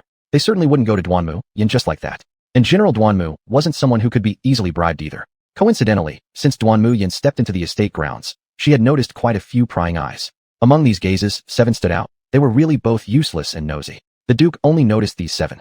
On calculation, 10 yuan per person. As for exactly how many were stationed near the estate, Duanmu Yan wasn't very sure, but it definitely exceeded 7 people, and they weren't all just contract holders. But their hiding skills were pretty deep, so Duanmu Yan could only handle them one by one. Once they were on the list, there was no way they could escape. After leaving the estate, Duanmu Yan immediately headed to the nearby wild forest. In this wild forest, 3 of them were hiding, and if Duanmu Yan guessed correctly, these 3 were a group.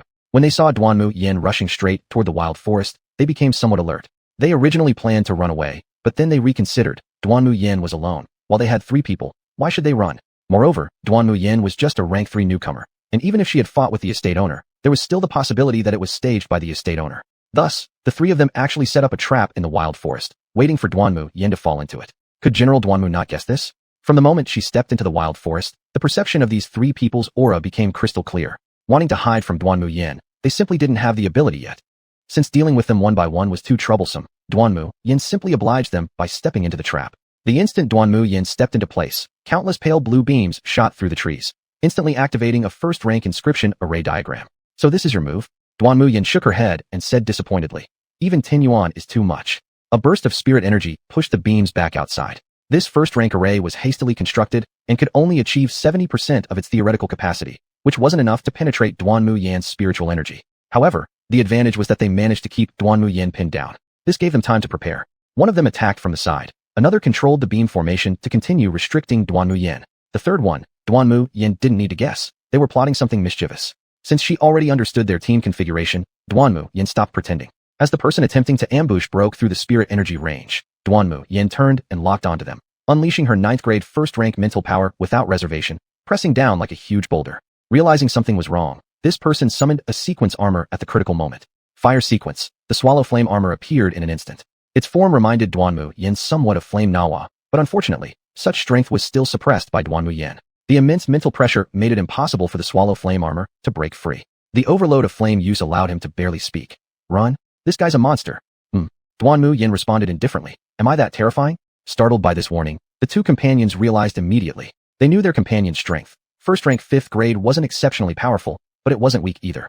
With the boost of high-level sequences, it should have been impossible to get taken out instantly. Should they continue or flee? The answer was decided almost immediately as Duanmu Yan shook her head and said, "Why are you running? You won't be able to leave this place even if your legs give out." Duanmu Yan gathered her spirit energy and then flashed over to the swallow flame armor holder. With a palm wrapped in thick spirit energy, she struck his neck, causing him to faint on the spot. In conclusion, she mocked, "What did you shout about? Shouting till your voice breaks won't help." Then a fierce aura enveloped her body, and her momentum surged to its peak in an instant. A righteous yet malevolent aura swept across the perception of the 2 fleeing individuals, as though a madman had emerged from hell. It was a nightmare. The sound of breaking wind roared as Duanmu Yan appeared in front of the contract holder who activated the formation. She showed no interest in hearing any explanations, raising her leg to deliver a kick directly into the chest. He flew backward several meters, spitting blood uncontrollably on the ground, but at least spared from death. Fearful you'd run again. Let's break one leg for now, she said casually, followed by a blood-curdling scream echoing through the wild forest. But Duanmu Yan smirked and taunted. I haven't pressed my foot down yet. Are you still running? No, no more running. This man lying on the ground didn't care about dignity anymore, hurriedly replying. Duanmu Yan nodded. The Asura armor exuding a heavy atmosphere remotely locked onto the last contract holder who was still running and about to escape the wild forest. Rank 6, first tier, this was confirmed by the small tube probe. Are you so timid? Duanmu Yan commented offhandedly, scaring the man on the ground half to death. Who knows how brave you truly are? Then the Asura armor moved swiftly like the wind, leaving only the sound of Yuan Qi breaking through the air, while the contract holder on the ground could only silently pray that his brother wouldn't act defiantly. Afterward, a cry that did not fall short of the earlier wail somewhat comforted the brother lying on the ground. When Duanmu Yan arrived, dragging the battered and bruised contract holder, both the fire sequence member and the one lying down couldn't help but swallow their saliva. This presence, this oppressive aura, if they were told she was the ultimate big boss, they believe it. Now with all 3 reunited and gathered together by Duanmu Yan, they were truly having an awful day. This fellow brother, we're all contract holders. No need for this, right? The fire sequence member tried to play the emotional card, but it was useless against General Duanmu. Who's calling you a brother? I ask the questions, you answer. Duanmu Yan retracted the Asura armor, dispersing much of that oppressive sensation, which allowed the three of them to take a sigh of relief. At least they could confirm that Duanmu Yan wasn't the type who indulged in killing for no reason or plundering everything. What are your names? Whose contract holders are you? The three of them acted as though in sync, giving off an impression reminiscent of the Yatalais style. The one lying down took the initiative to speak. I'm from the Court of Order. My name is Yancheng. These two belong to the Yatalais, and because we've cooperated before, they planned on collaborating again this time. My name is Chongli. His name is Yuqing. Chongli was the fire sequence guy, while the bruised and battered one nodded vigorously, indicating that he was indeed Yuqing. As for Yancheng betraying them, neither of them cared. In the task world, there were no absolutely loyal teammates. Even master contract partners had loyalty issues, let alone mere contract holders. What's your mission? Why gather here? Protect Duke Devoured, Chongli added further. For 3 days, we just need to protect him for 3 days. Duanmu Yan didn't dwell on whether it was true or false. Instead, she became curious about the name Devoured. Her previous investigation results only showed the Debbie Duke, and now retrieving more information about the Duke actually filled in this minor detail. Thus, the Duke's name itself was also information. Why would he want to conceal it? Are all of you alike? Duanmu Yan didn't want to waste time on one question, so she decided to set it aside for now. Alike. All three nodded in agreement. Duanmu Yan surmised that there might be others assigned similar tasks, but it wouldn't be too many. After all, this was merely a small town, insignificant in the grand scheme of the entire Adanta continent. But within this small town, it seemed quite unusual. Was someone trying to kill the Duke? An imperial-appointed Duke appeared in such a remote small town, seemingly living there for some time already. Duanmu Yan looked at these three individuals, speaking with an unchallengeable tone. I'll give you a chance. Whether you seize it or not depends on yourselves. After getting replies from the three, Duanmu Yan selected one item from each of them as collateral and then left the area. Once they confirmed Duanmu Yan had gone, Yancheng cursed angrily. That's not a bandit. That's an armed robber. Chongli and Yuqing stayed silent. They were glad to still be alive, and Duanmu Yan seemed to have no reason to deceive them. If her words were true, then losing some possessions turned out to be avoiding calamity. Do you believe him? Yancheng couldn't understand, wanting to stay far away. However, Chongli said coldly, I'm only informing you of my decision and Yuqing's. Go if you want. With this, the small team of three ended with Yancheng conceding. On the other hand, Duanmu Yan arrived at an abandoned church. Looking at its cobweb-laden appearance, it must have been unused for years. Duanmu Yan was too lazy to search. If these people hadn't fled, then they likely had something to rely on. Hey, Tenuan trash fish, no need to hide anymore. Come out and fight me straight up, lose, and then follow me. Faced with Duanmu Yan's taunting and mockery, they truly couldn't bear it. Hence, one got beaten until his armor disintegrated, another got stomped underfoot, the rest, a couple, one holding his waist, and another squatting while hugging his head. A four-man team with peak combat strength at the 7th level of Tier 1 was significantly stronger than those encountered previously. Pity, still just Tenuan trash fish. No difference. Chapter 39, Changing Faces. After dealing with the small fish costing 10 yuan each, Duanmu Yan wandered around the town for a while before returning to her rented apartment before evening fell. On the table in front of her lay 7 items. Only after carefully examining them and ensuring there were no issues did Duanmu Yan put them into her bag. These 7 items naturally came from Zaya's pocket. There were spirit stones, spirit clusters, star coins, materials, and more. Duanmu Yan considered these as deposits. Rather than kicking them all out and letting the bracelet randomly choose who stays, it was better to have them willingly hand over what they had. This way, everyone would get through this more easily. Now Duanmu Yan had 6 pure spirit clusters, not only replenishing the consumed ones, but also having 1 extra. After absorbing 1 spirit cluster, Duanmu Yan thought for a moment and decided to increase the queen bee's rations as well. After all, it had done its part too. 1 spirit cluster would last the queen bee for a while. Duanmu Yan wasn't worried about them not coming because soon they would realize that they had been poisoned.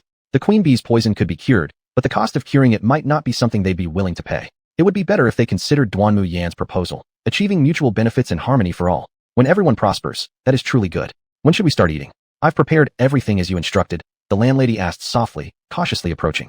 Duanmu Yan glanced at the clock on the wall. There were about 20 minutes left until 6 o'clock. It's not urgent, just bring it over first.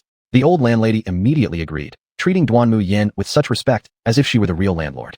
This was the charm of 2 silver coins. It could turn an otherwise mean-spirited landlady into an accommodating grandmother willing to comply with every request. But whether this elderly lady would experience heart palpitations if the Viscount were to arrive was another story entirely. As time slowly approached, someone finally showed up. However, it wasn't the Viscount, because their agreed-upon meeting time hadn't yet arrived, and thus, it must naturally have been the contractors Duanmu Yan had dealt with. The landlady opened the door, and Chongli stood at the forefront, followed closely by Yuqing. As for Yancheng, he reluctantly dragged his feet a little as if in protest, but eventually complied. We're here for the antidote. Chongli directly addressed Duanmu Yan, completely ignoring the landlady. Yancheng tried to sit down, but Duanmu Yan shot him a cold glare. You'd better think twice before sitting. Startled by this sudden warning, Yancheng quickly glanced between Chongli and Yuqing, finding both standing quietly to the side, without even attempting to sit. They also kept their distance from the lavish spread of dishes on the table. Grudgingly, Yancheng stepped back, realizing the food wasn't meant for them. Antidote. Changli repeated, emphasizing the demand. However, Duanmu Yan gave a disdainful laugh, mocking, "What? Aren't you capable enough to solve this yourselves?"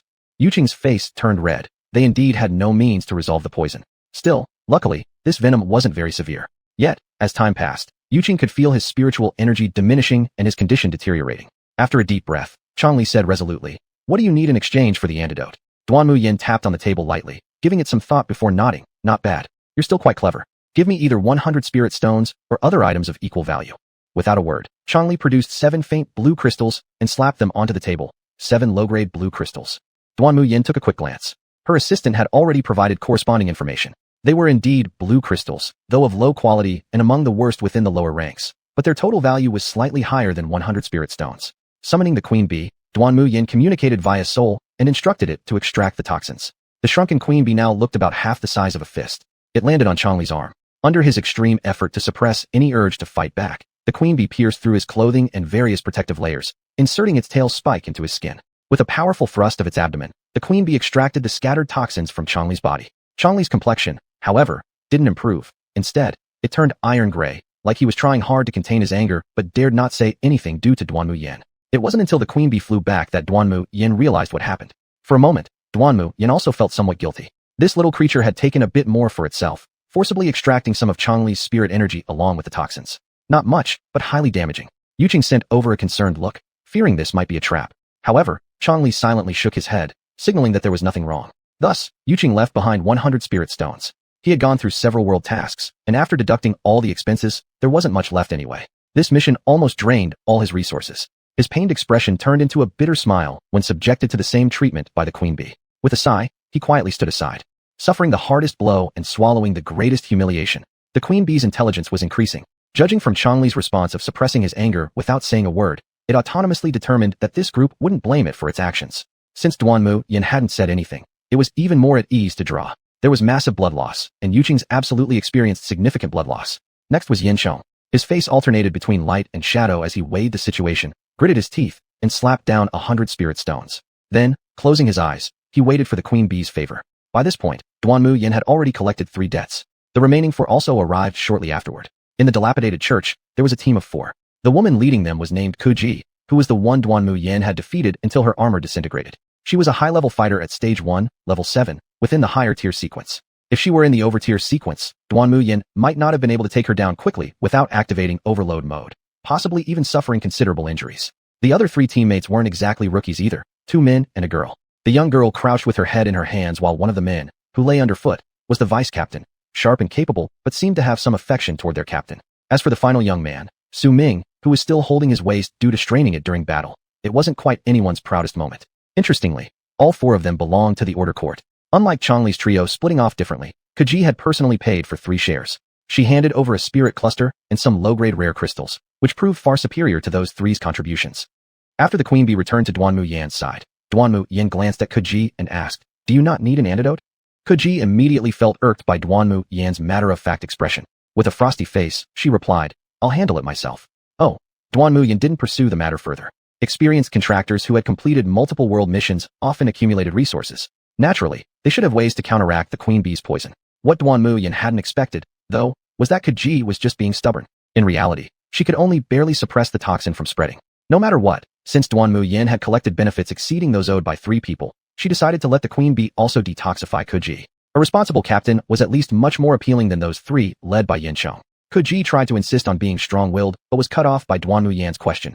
"Do you want your pride or your life?" Her 3 teammates behind her also chimed in with advice, creating an awkward scene that pierced deeply into Yancheng's heart. In the end, Kuji nodded and accepted the help without putting up too much resistance. But the queen bee wasn't shy about drawing. A large gulp later, Kuji's face instantly turned crimson with blood rushing to it. Even someone like Kuji, exuding a certain elder sister vibe, now looked so flushed that even Changli couldn't resist stealing a glance. However, Duanmu Yan, having become comfortable after eating her fill, completely ignored it. Leaning back and resting against the chair, she quietly awaited 6 o'clock to strike, because according to the arrangement, the Marquis would arrive. Not the estate steward, not a servant, nor anyone else in charge of errands, but the Marquis himself coming in person. Chapter 40. Each gets what they want. At exactly 6 o'clock, a crisp chime sounded, and the entire first floor fell silent. Yancheng was growing restless. He was about to vent his grievances when he suddenly noticed that everyone around him was staring intently at the door, as if there were some terrible creature guarding outside. Their instincts weren't wrong. Indeed, it was a formidable presence. A first-tier 9th-level aura, even with adjustments for lower-world factors, was not something Duanmu Yan felt fully confident in defeating.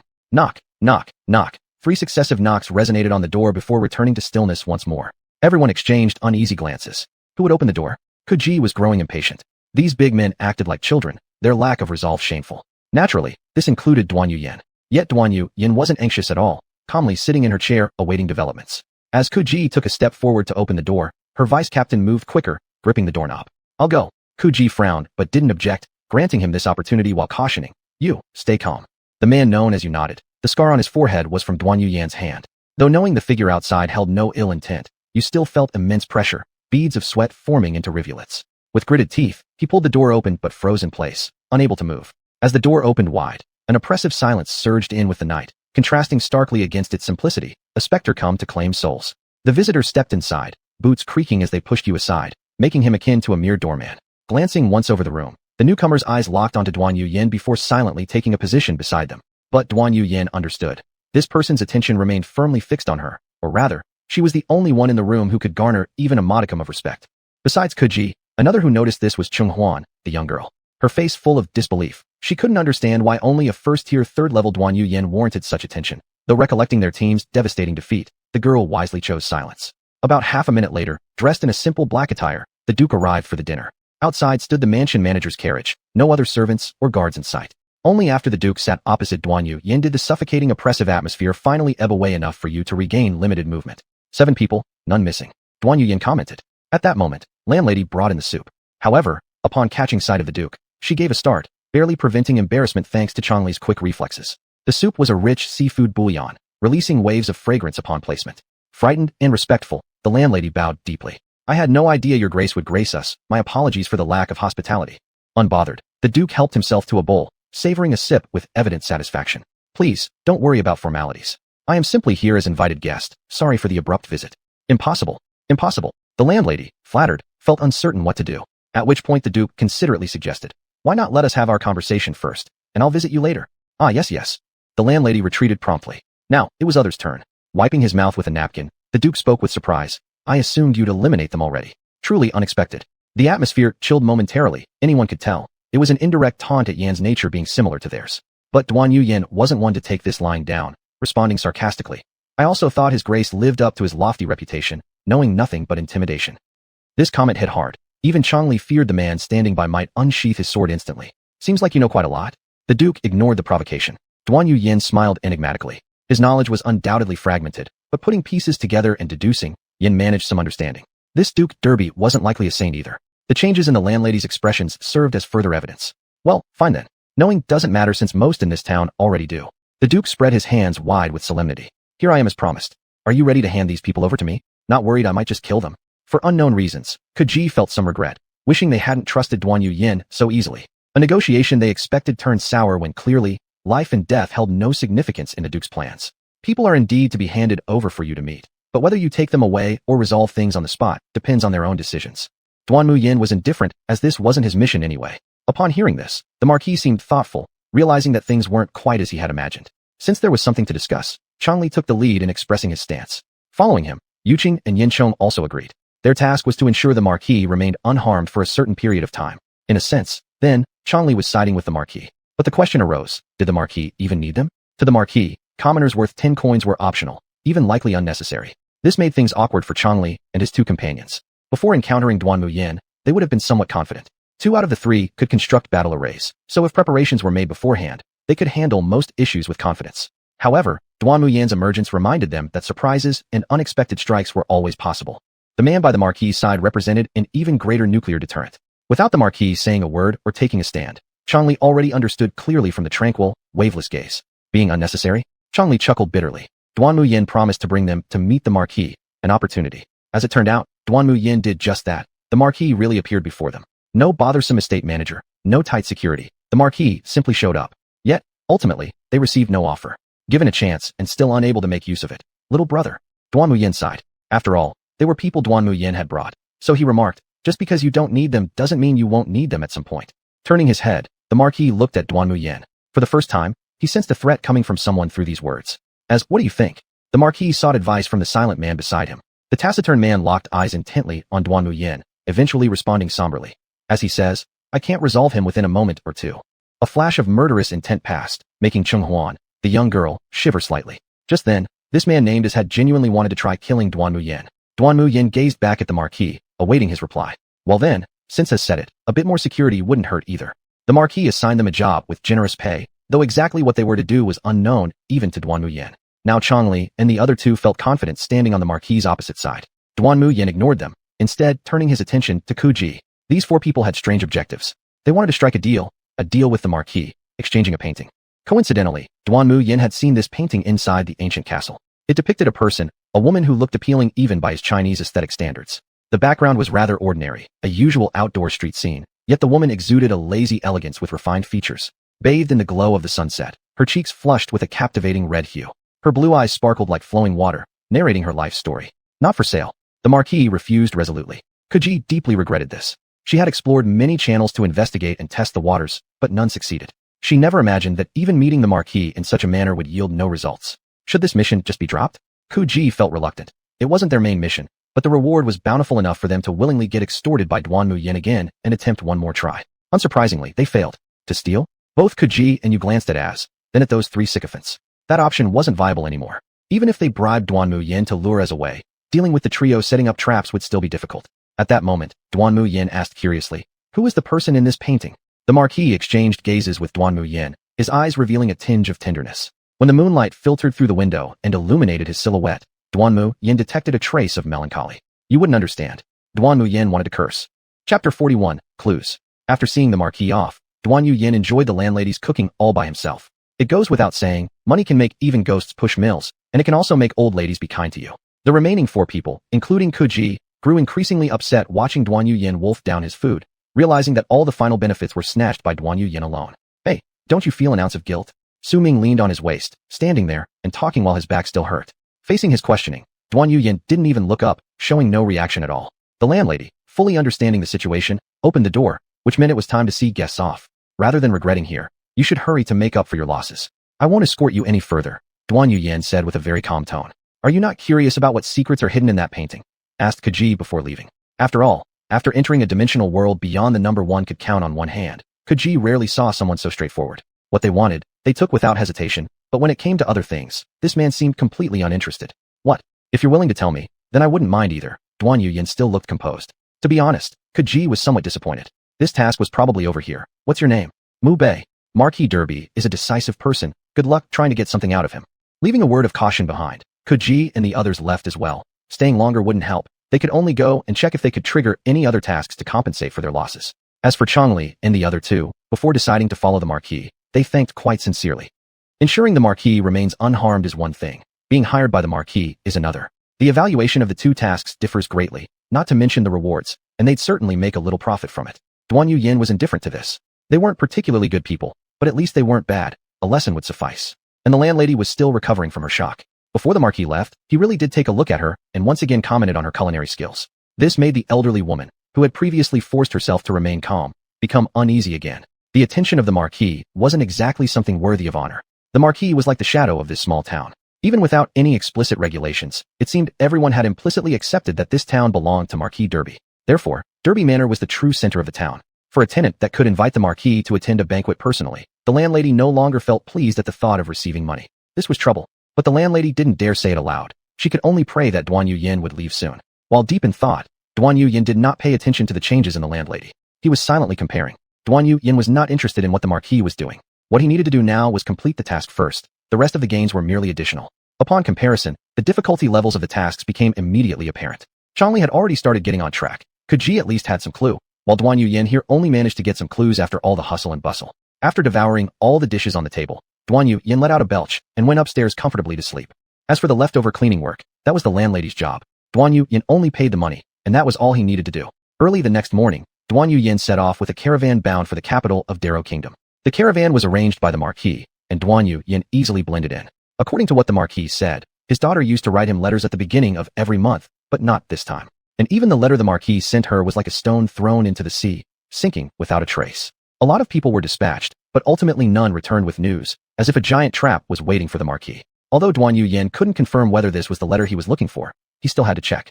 Because of this, Duanmu Yan triggered the second phase of the task even before completing the main mission. Rescue the daughter of Marquis Derby and ensure her safety. There was no surprise to Duanmu Yan about this task. Following this rhythm, it was almost certain that the Marquis's daughter had met with some misfortune. However, she was still alive. The system wouldn't trigger a mission that was impossible to change. Bringing people back from the dead? That was just nonsense. Reincarnation might be plausible. But what puzzled Duanmu Yan was why the Marquis allowed his daughter to study in the kingdom. Besides, Duanmu Yan did not believe the Marquis failed to provide his daughter with enough protection. Still, she had ended up disappearing without a trace. With danger lurking ahead, Duanmu Yan's eyes became brighter and brighter. I don't care what conspiracy or tricks you have, bring them on. Lying flat on the carriage within the caravan, Duanmu Yan quietly felt the sway of the carriage along the road. Under the cover of nightfall, the caravan rested in a forest clearing, lighting several campfires. Duanmu Yan didn't seek any special treatment. He casually found a slightly secluded spot, leaned against a tree to sit down, and gradually entered a meditative state. The spiritual energy within his body continued to rise, and the time needed to digest a spirit cluster was shortened somewhat. But Duanmu Yan couldn't continuously exert full force in digesting spirit clusters, so he estimated that without any accidents, it would still take 1 or 2 more days. By then, Duanmu Yan would reach the late stage of Tier 3 at Rank 1.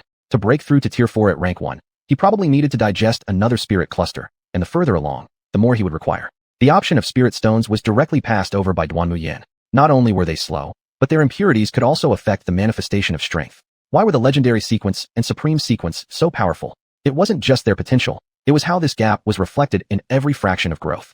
An increase in level for someone on the legendary sequence was nearly equivalent to a 2-level increase for the lowest tier of the super sequence. Not to mention the disparity between high sequence and low sequence, which grew wider as levels increased.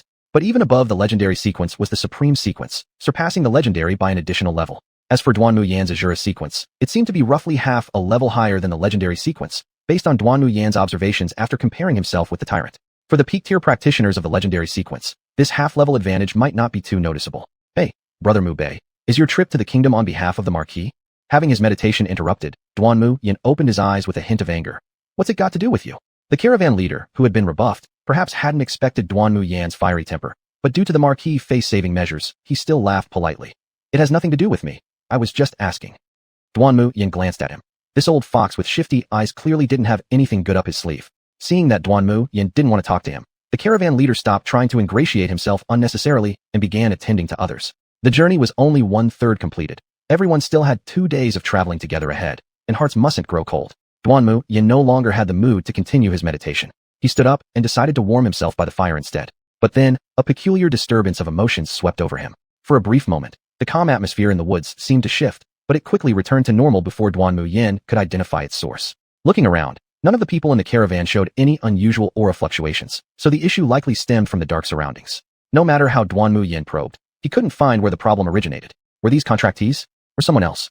It couldn't possibly be the Marquis. There was no reason for him to kill his own envoy. A ridiculous notion. Duanmu Yan calmed himself. Whoever this person was, they certainly didn't appear for no reason. If they wanted to hide, let them try. Duanmu Yan wanted to see how long they could stay concealed. Chapter 42. Beastmen. Fatigue always invades the mind so easily, especially after a long day's journey. Even those who stay awake at night feel an unending wave of sleepiness. The flickering light from the campfire emits subtle pops. In such a silent place, it's the only thing that draws attention. Duanmu Yan leaned against a large tree. The trees of the Yatanta continent, compared to the ancient forest like the Thousand Illusions forest, truly pale in comparison.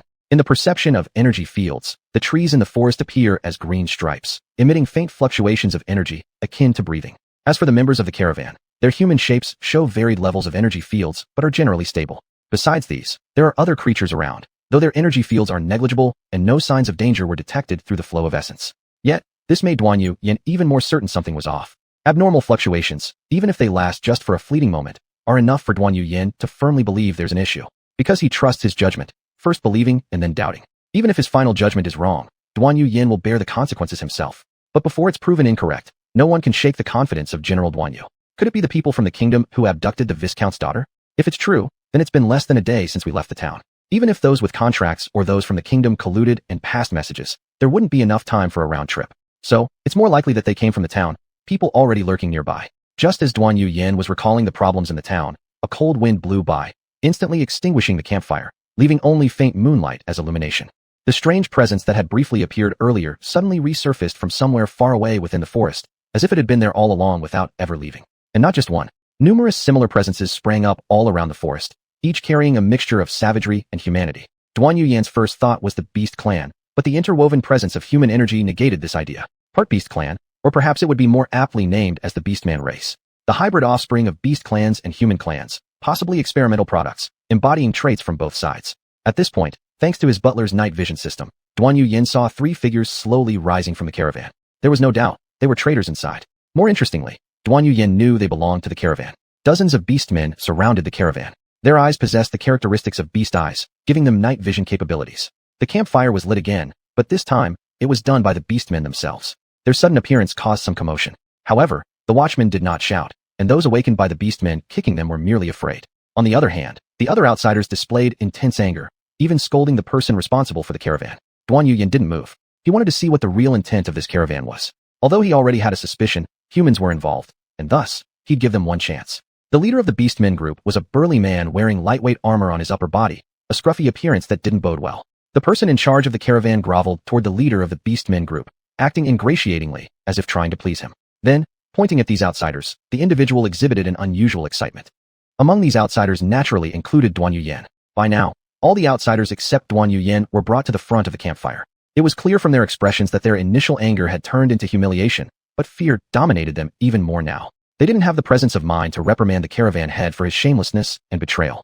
Duanmu Yan was surrounded by three beastmen who stood close, but showed no unusual movements nor any indication of wanting to bring Duanmu Yan over to join the other outsiders. The leader of the beastmen looked at Duanmu Yan, seemingly quite interested. As for the caravan head, all he cared about was handing over everyone sent in by the Viscount.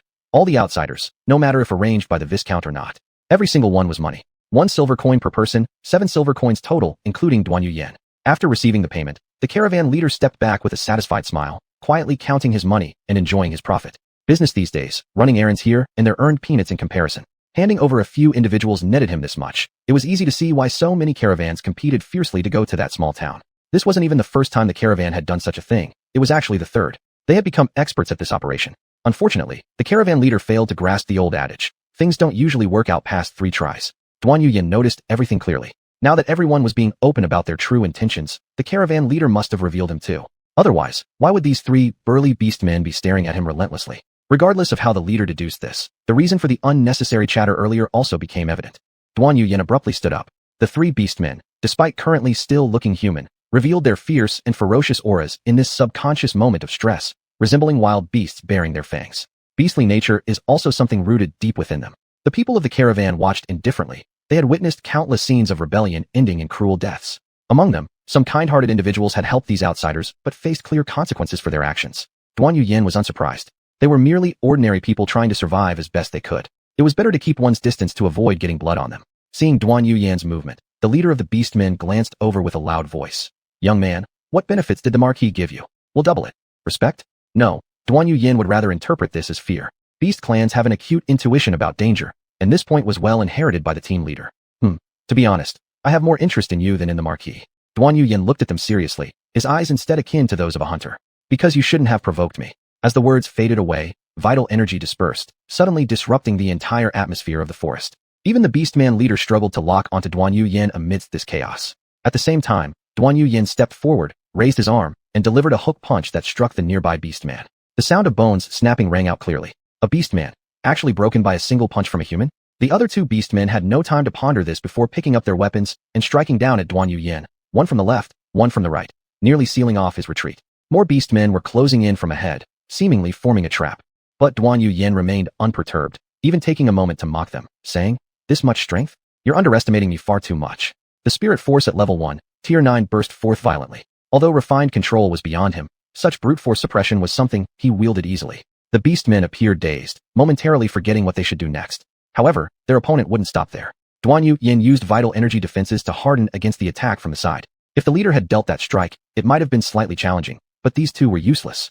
Vital energy pushed back the weapons, and Duanmu Yan spun around, using a sidestep while executing the Asura 100 break technique, followed by an air grab and a back throw to slam both beastmen to the ground. It all happened so fast that they didn't even have time to react. The remaining beastmen came back to their senses, but the earlier shock had left them with some psychological scars. They felt such an overwhelming pressure only when facing the true mighty warriors among the beast clans. It turned out that the leader's premonition was correct.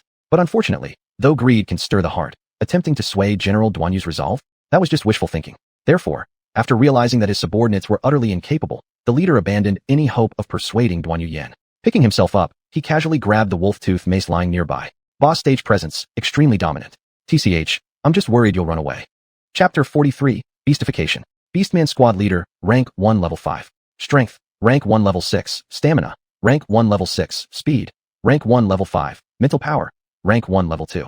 Average combat skills. Weapon, a mace with low quality. Active skills.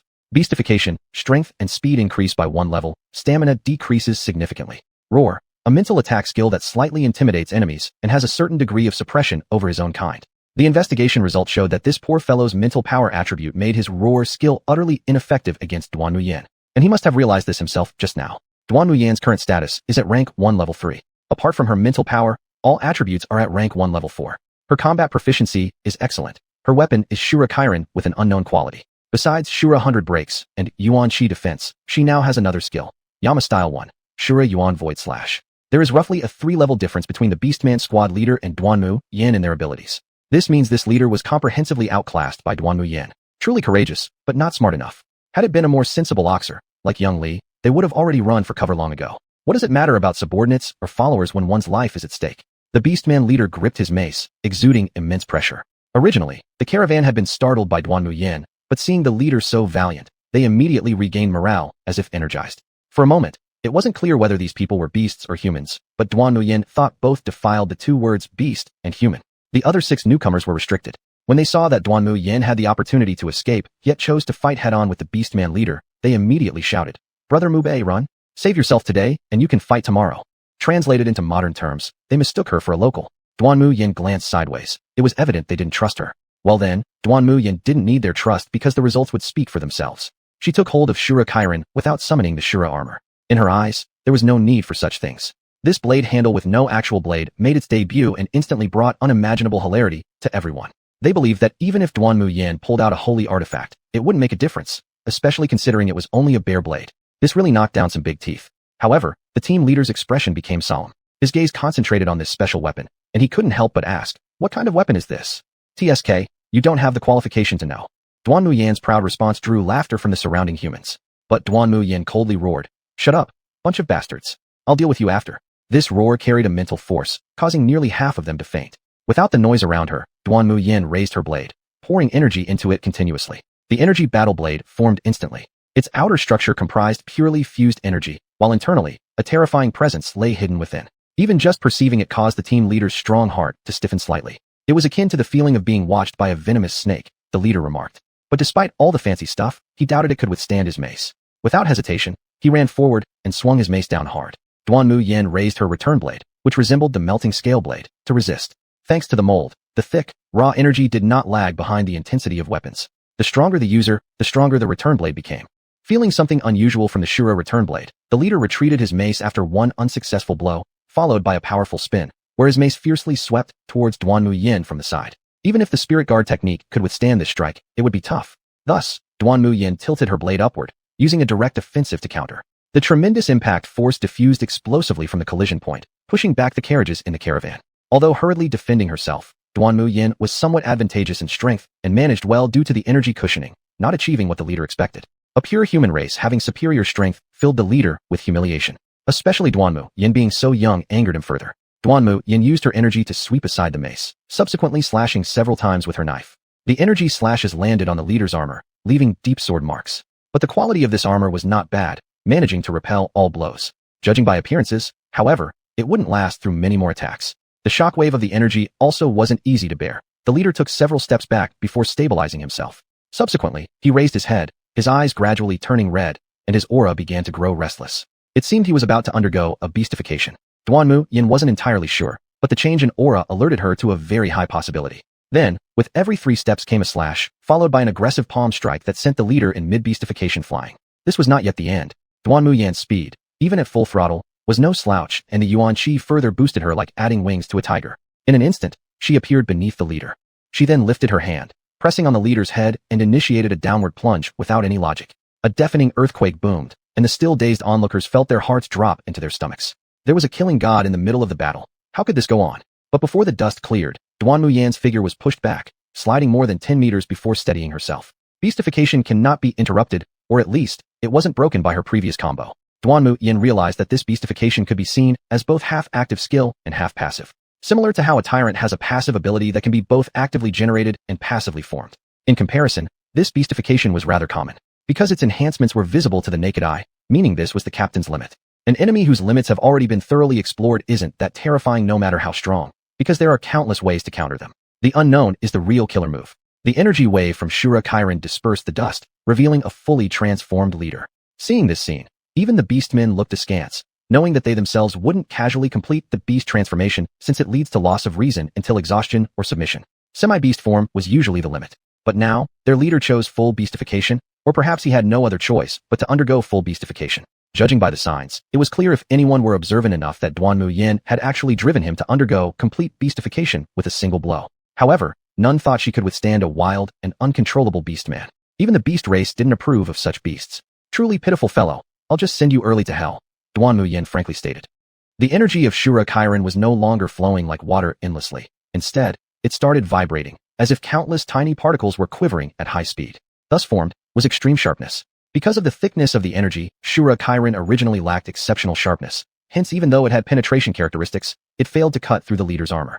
But now, in this manner, Asura attained sharpness, the extent of which depended solely on how hard the opponent's defense was.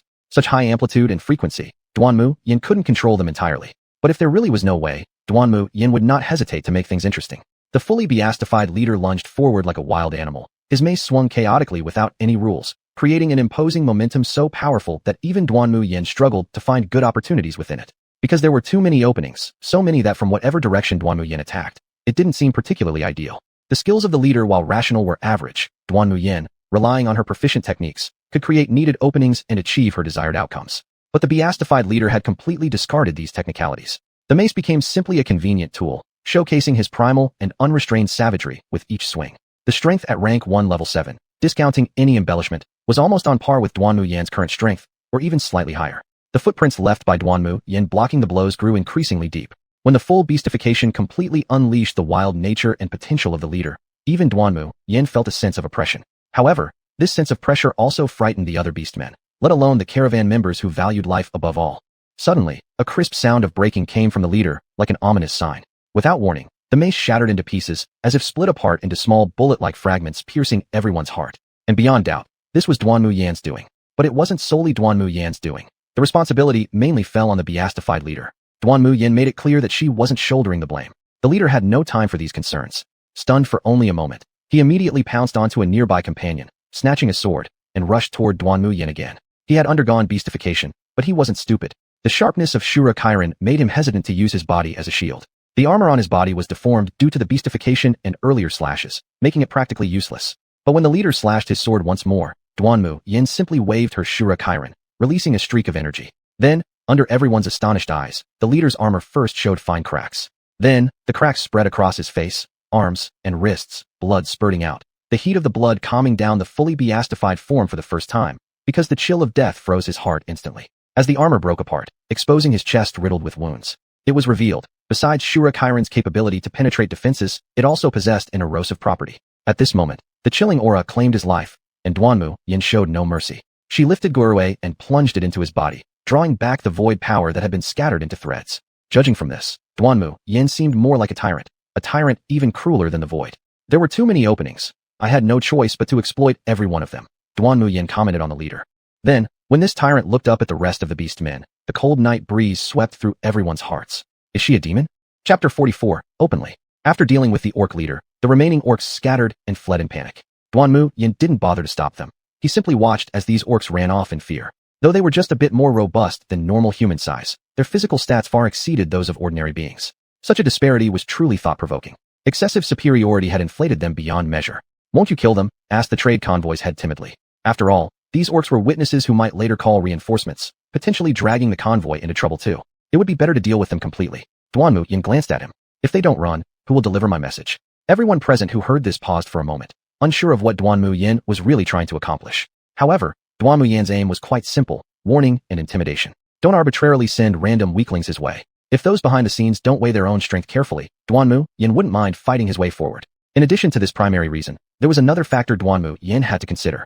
Killing an orc leader did not bring any malevolence from this dimension's world, but it still left Duanmu Yan slightly uneasy. Perhaps the blessings received in the last mission were too numerous, making this discomfort a first-time experience for Duanmu Yan. It's no wonder that Cao and the others prefer borrowing knives to kill instead. With their strength, though suppressed by rules, sweeping away the Yuhui tribe would still be easy for them. Besides, given that Qianhuan's forest has suffered significant damage in this dimensional world and has no time to focus elsewhere, it is a good opportunity to act recklessly. Yet Cao still hesitates to move personally, showing how terrifying the world's malice and rejection can be.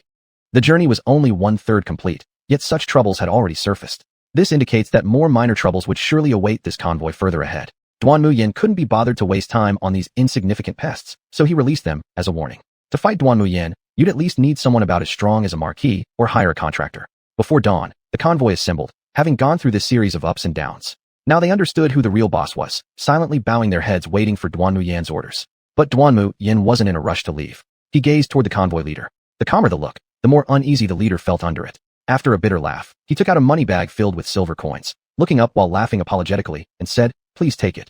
A money bag like this contained at least 7 silver coins, if not more.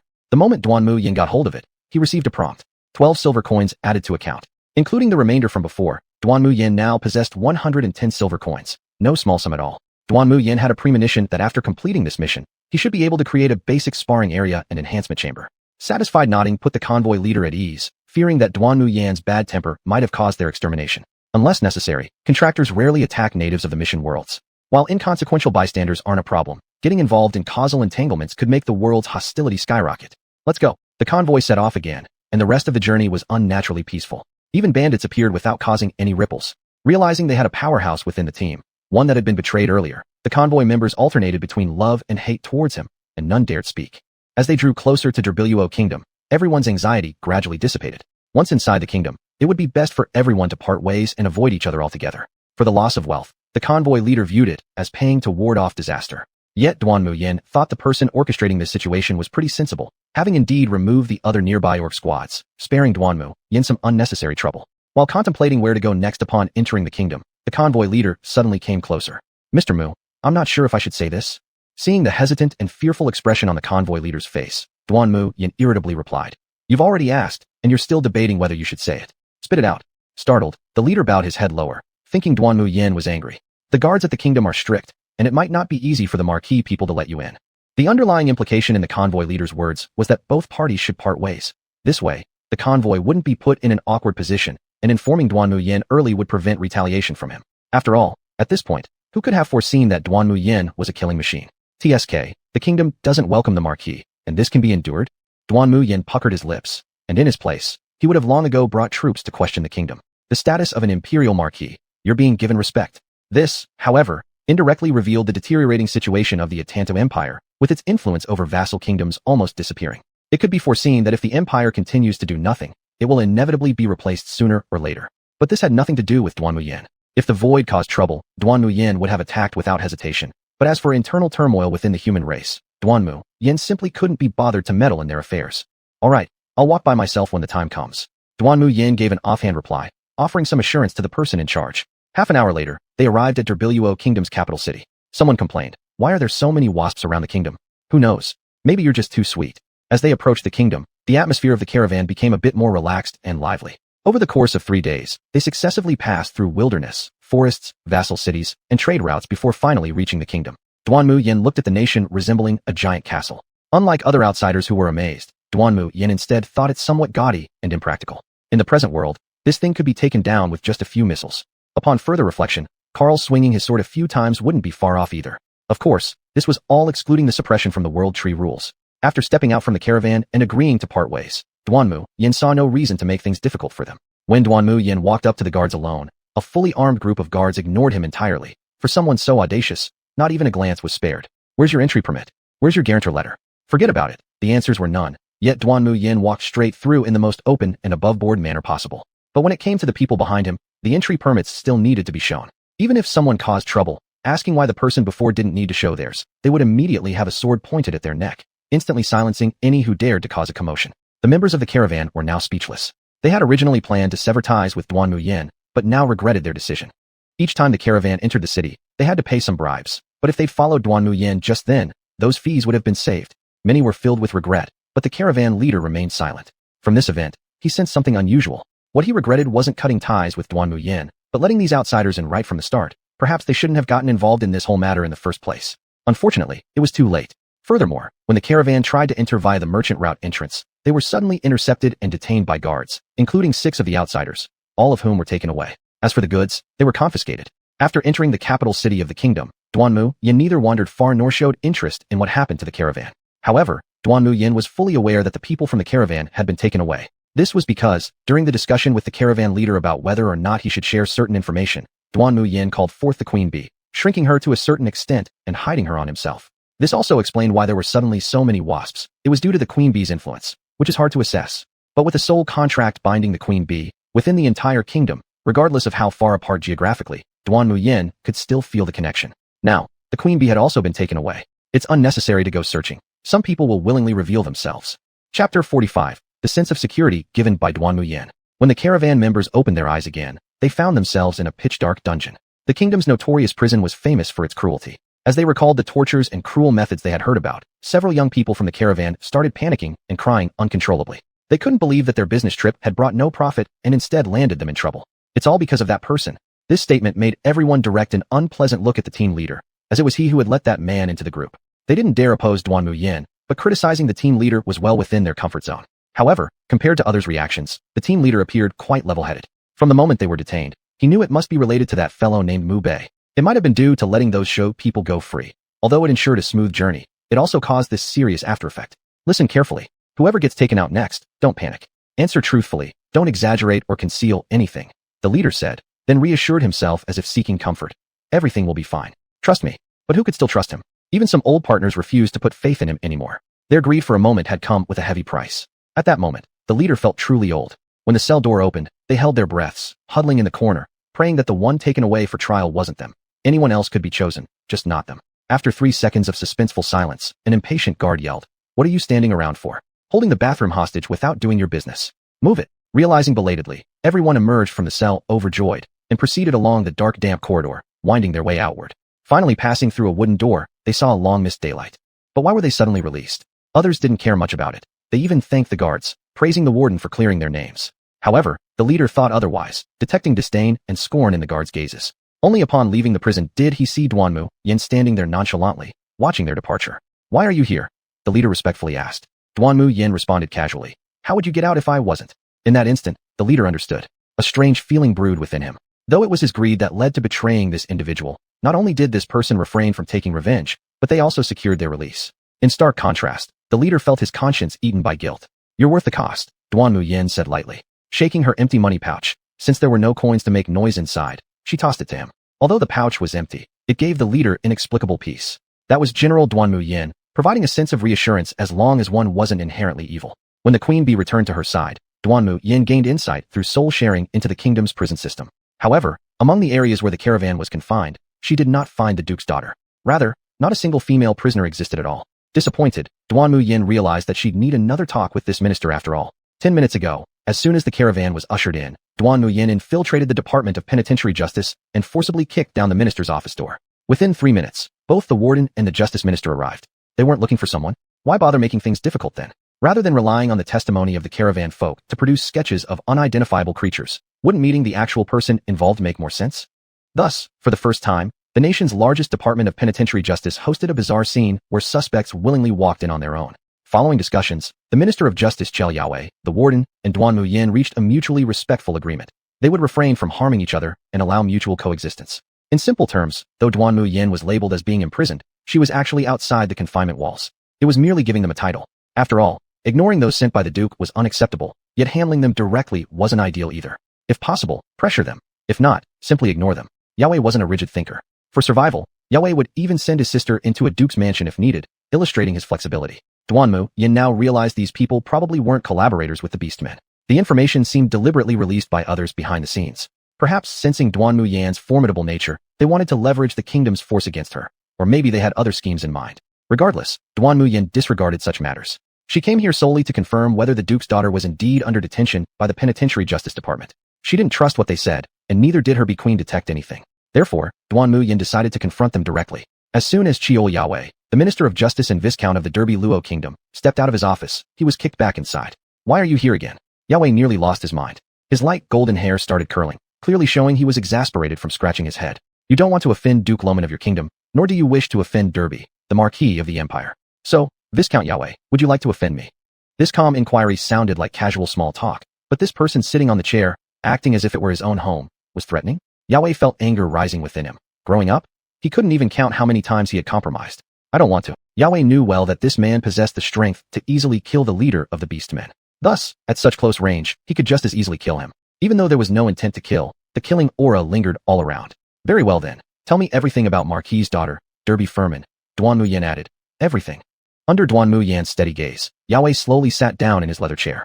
To be honest, he didn't think Duanmu Yan could find the Marquis daughter, because their kingdom had been looking for her too, but hadn't found her after a long search. The continuous clash between the Empire's Marquis and the kingdom's Duke had resulted due to this search. The Marquis put pressure on them, but the kingdom remained the Duke's territory, and now things were messy for both sides. One thing was certain, the Marquis daughter wasn't dead. How did they confirm? It was obvious when the Marquis himself hadn't gone insane yet. Yahweh took a sip of tea and began revealing details about the Marquis daughter, Furman. Derby Luo Kingdom was the second strongest of the 7 kingdoms under control of the Yintan Empire. After the royal family, came the 3 dukes, followed by 2 marquises and 5 counts controlling various departments across the government.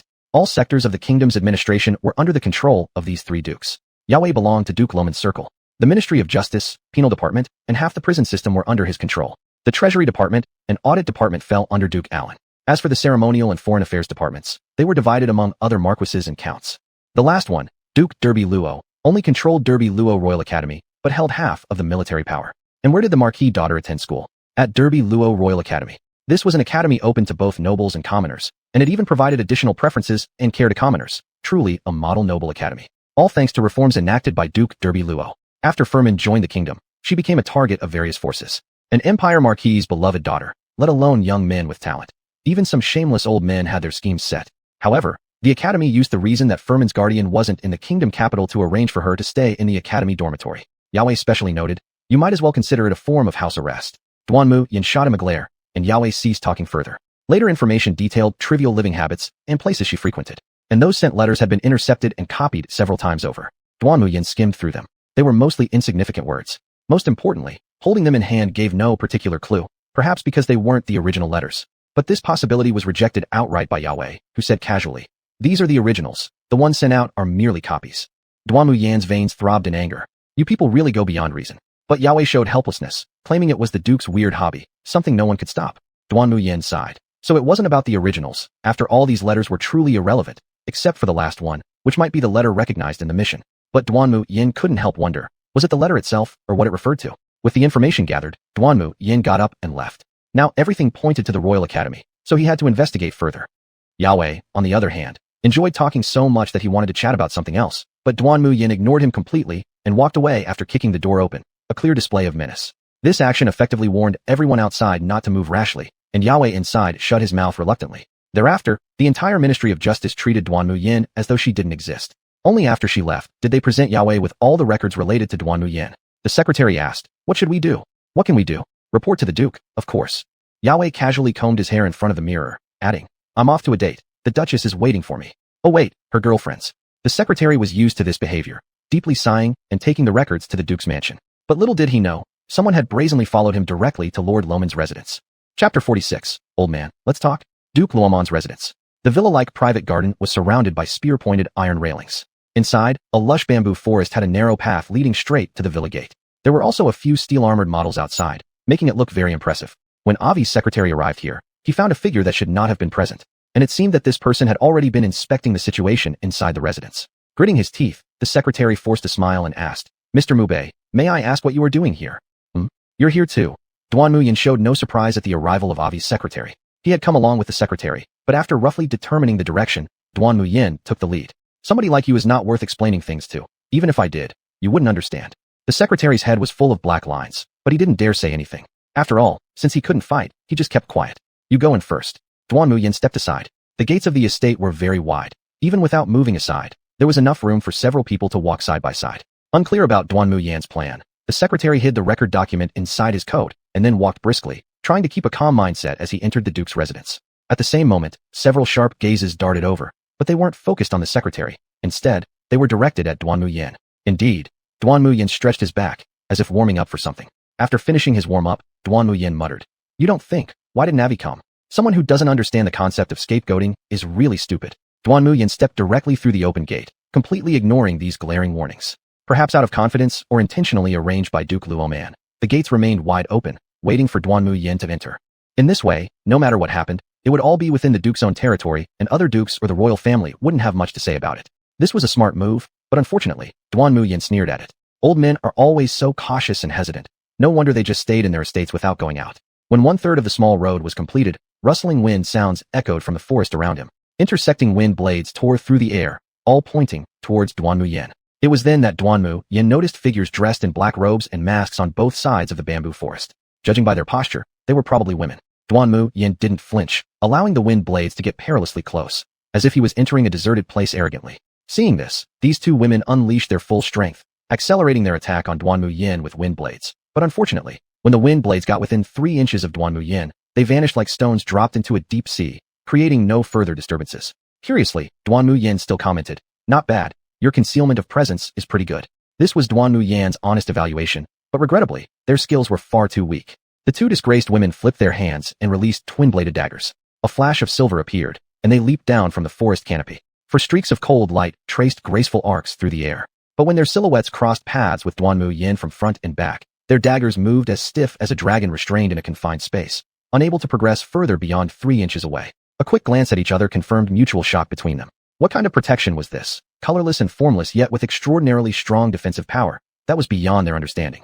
Duanmu Yan didn't bother with explanations or clarifications, taking another step forward while impatiently pushing aside the woman in front of him. "Step aside. It's the next one's turn." Enraged, the woman turned around and attempted a stab from behind with her dagger, channeling all her force into it. An all too familiar energy burst forth, causing a brief look of astonishment to flash across Duanmu Yan's face, but his footwork remained swift. He shifted his right calf slightly to create a pivot point, executed a fast-spinning sweep kick, and simultaneously unleashed an explosion of energy. With such force, both she and her dagger were sent flying. Beast transformation? Duanmu Yan wasn't certain because it felt weak. Not quite a genuine beast transformation, but more like she couldn't sustain it fully. Before Duanmu Yan could finish her off, a whooshing sound came from behind. A large sword swung in a thunderous motion. This is more interesting. Level 1, rank 6, swordsman. That was all the description needed. It was clear he wasn't an exceptionally formidable character. Duanmu Yan assessed him internally but gave credit where it was due, for the speed, precision, and ruthlessness of this strike. This attack exploited the gap created by Duanmu Yan reining in his sweeping leg movement while questioning the nature of the earlier technique. Especially commendable was how the swordsman attacked immediately with full force, unlike the two women who tested before committing. As energy erupted from Duanmu Yan, he forcibly retracted his leg and bent his waist, squeezing out a tiny bit of space just as the massive blade descended upon him. His sword gleamed faintly, manifesting its edge, and held against the great downward slash. Subsequently, as power surged through his legs, Duanmu Yan performed a bouncing step to push the sword away and swiftly advanced, stealing a cutting advantage by swinging his sword at the armor of the swordsman. With just one slash, the armor was cracked by half, and a horrifying gash was clearly visible on the swordsman's muscular upper body. Despite having seized the initiative, it was he who got injured first, a fact the swordsman couldn't grasp. Duanmu Yan had no intention to capitalize on the advantage and kill the man right then. After a quick glance, Duanmu Yan continued striding forward with an imposing aura. Even if Duanmu Yan didn't counterattack, the swordsman wouldn't be able to cause him any harm. With Duanmu Yan's chi defense at stage 1 level 4, not even a desperate effort from a fighter of stage 1 level 6 in a small world could break through. If Duanmu Yan's yuan chi reserves were limited, perhaps they could have engaged in a battle of attrition, but unfortunately, his energy gauge never hit the bottom. However, Duanmu Yan still decided to retaliate, simply because it was becoming troublesome. These natives weren't impossible to kill, but eliminating them would also bring trouble for Duanmu Yan. Furthermore, they weren't exactly evildoers deserving death. Thus, a warning might serve better. This also allowed other hidden adversaries to weigh their own strength. Sure enough, after the swordsman's quick defeat, all others concealed in the shadows chose silence. In the face of overwhelming power, unless quantity can bring about a qualitative change, it is otherwise futile. Kicking open the doors of the villa, Duanmu Yan focused his eyes ahead. The secretary lay collapsed to the side, while further away, there sat a hoary old man on a golden yellow chair. Stage 1 levels 7 to 9, Duke Luoman of the Durbiro Kingdom. Throughout the entire ground floor of the hall, a dangerous aura spread, but it wasn't emanating from Duke Luoman directly in front. Would the Duke risk using himself as bait? Duanmu Yan smirked. Despite his apparent old age, Duke Luoman spoke with a robust voice. Care to test? Test? Then let's. Duanmu Yan narrowed his eyes slightly, activating his perception field that enveloped almost the entire villa. He knew every detail down to how many mistresses there were, yet he still couldn't locate the source of danger. So, Duanmu Yan scoffed and decided against searching anymore. His gaze, sharp like a hawk's, locked onto Duke Luoman. Without any additional probing or preliminaries, he held the blade tightly and rushed forward violently, like an arrow leaving the bowstring, causing a sonic boom in the air. Duke Luoman looked calm, his aura fluctuating unpredictably, showing no sign of retreating. In mere 3 meters, Duanmu Yan could leap across and cut the throat instantly, but he chose to halt his steps instead, with the sonic boom chasing after him. At the same time, an underlying threat surged forth. For the first time, Duanmu Yan's Yuan Qi defense shattered under such bizarre circumstances. Without hesitation, in the instant it broke, he activated the Asura armor. A silver light flashed momentarily. Duanmu Yan was now clad in the Asura armor. 2 Roman short swords were attempting to pierce through it, targeting each arm. But after being weakened by the Yuan Qi defense, there was no way they could penetrate the armor attached. Through the purple and golden heterochromatic eyes of the Asura armor, Duanmu Yan glanced to both sides. 2 figures at stage 1 level 8 appeared, both powerful, arguably stronger than a marquis. But Duanmu Yan, currently elevated to stage 1 level 7, felt that it was merely acceptable.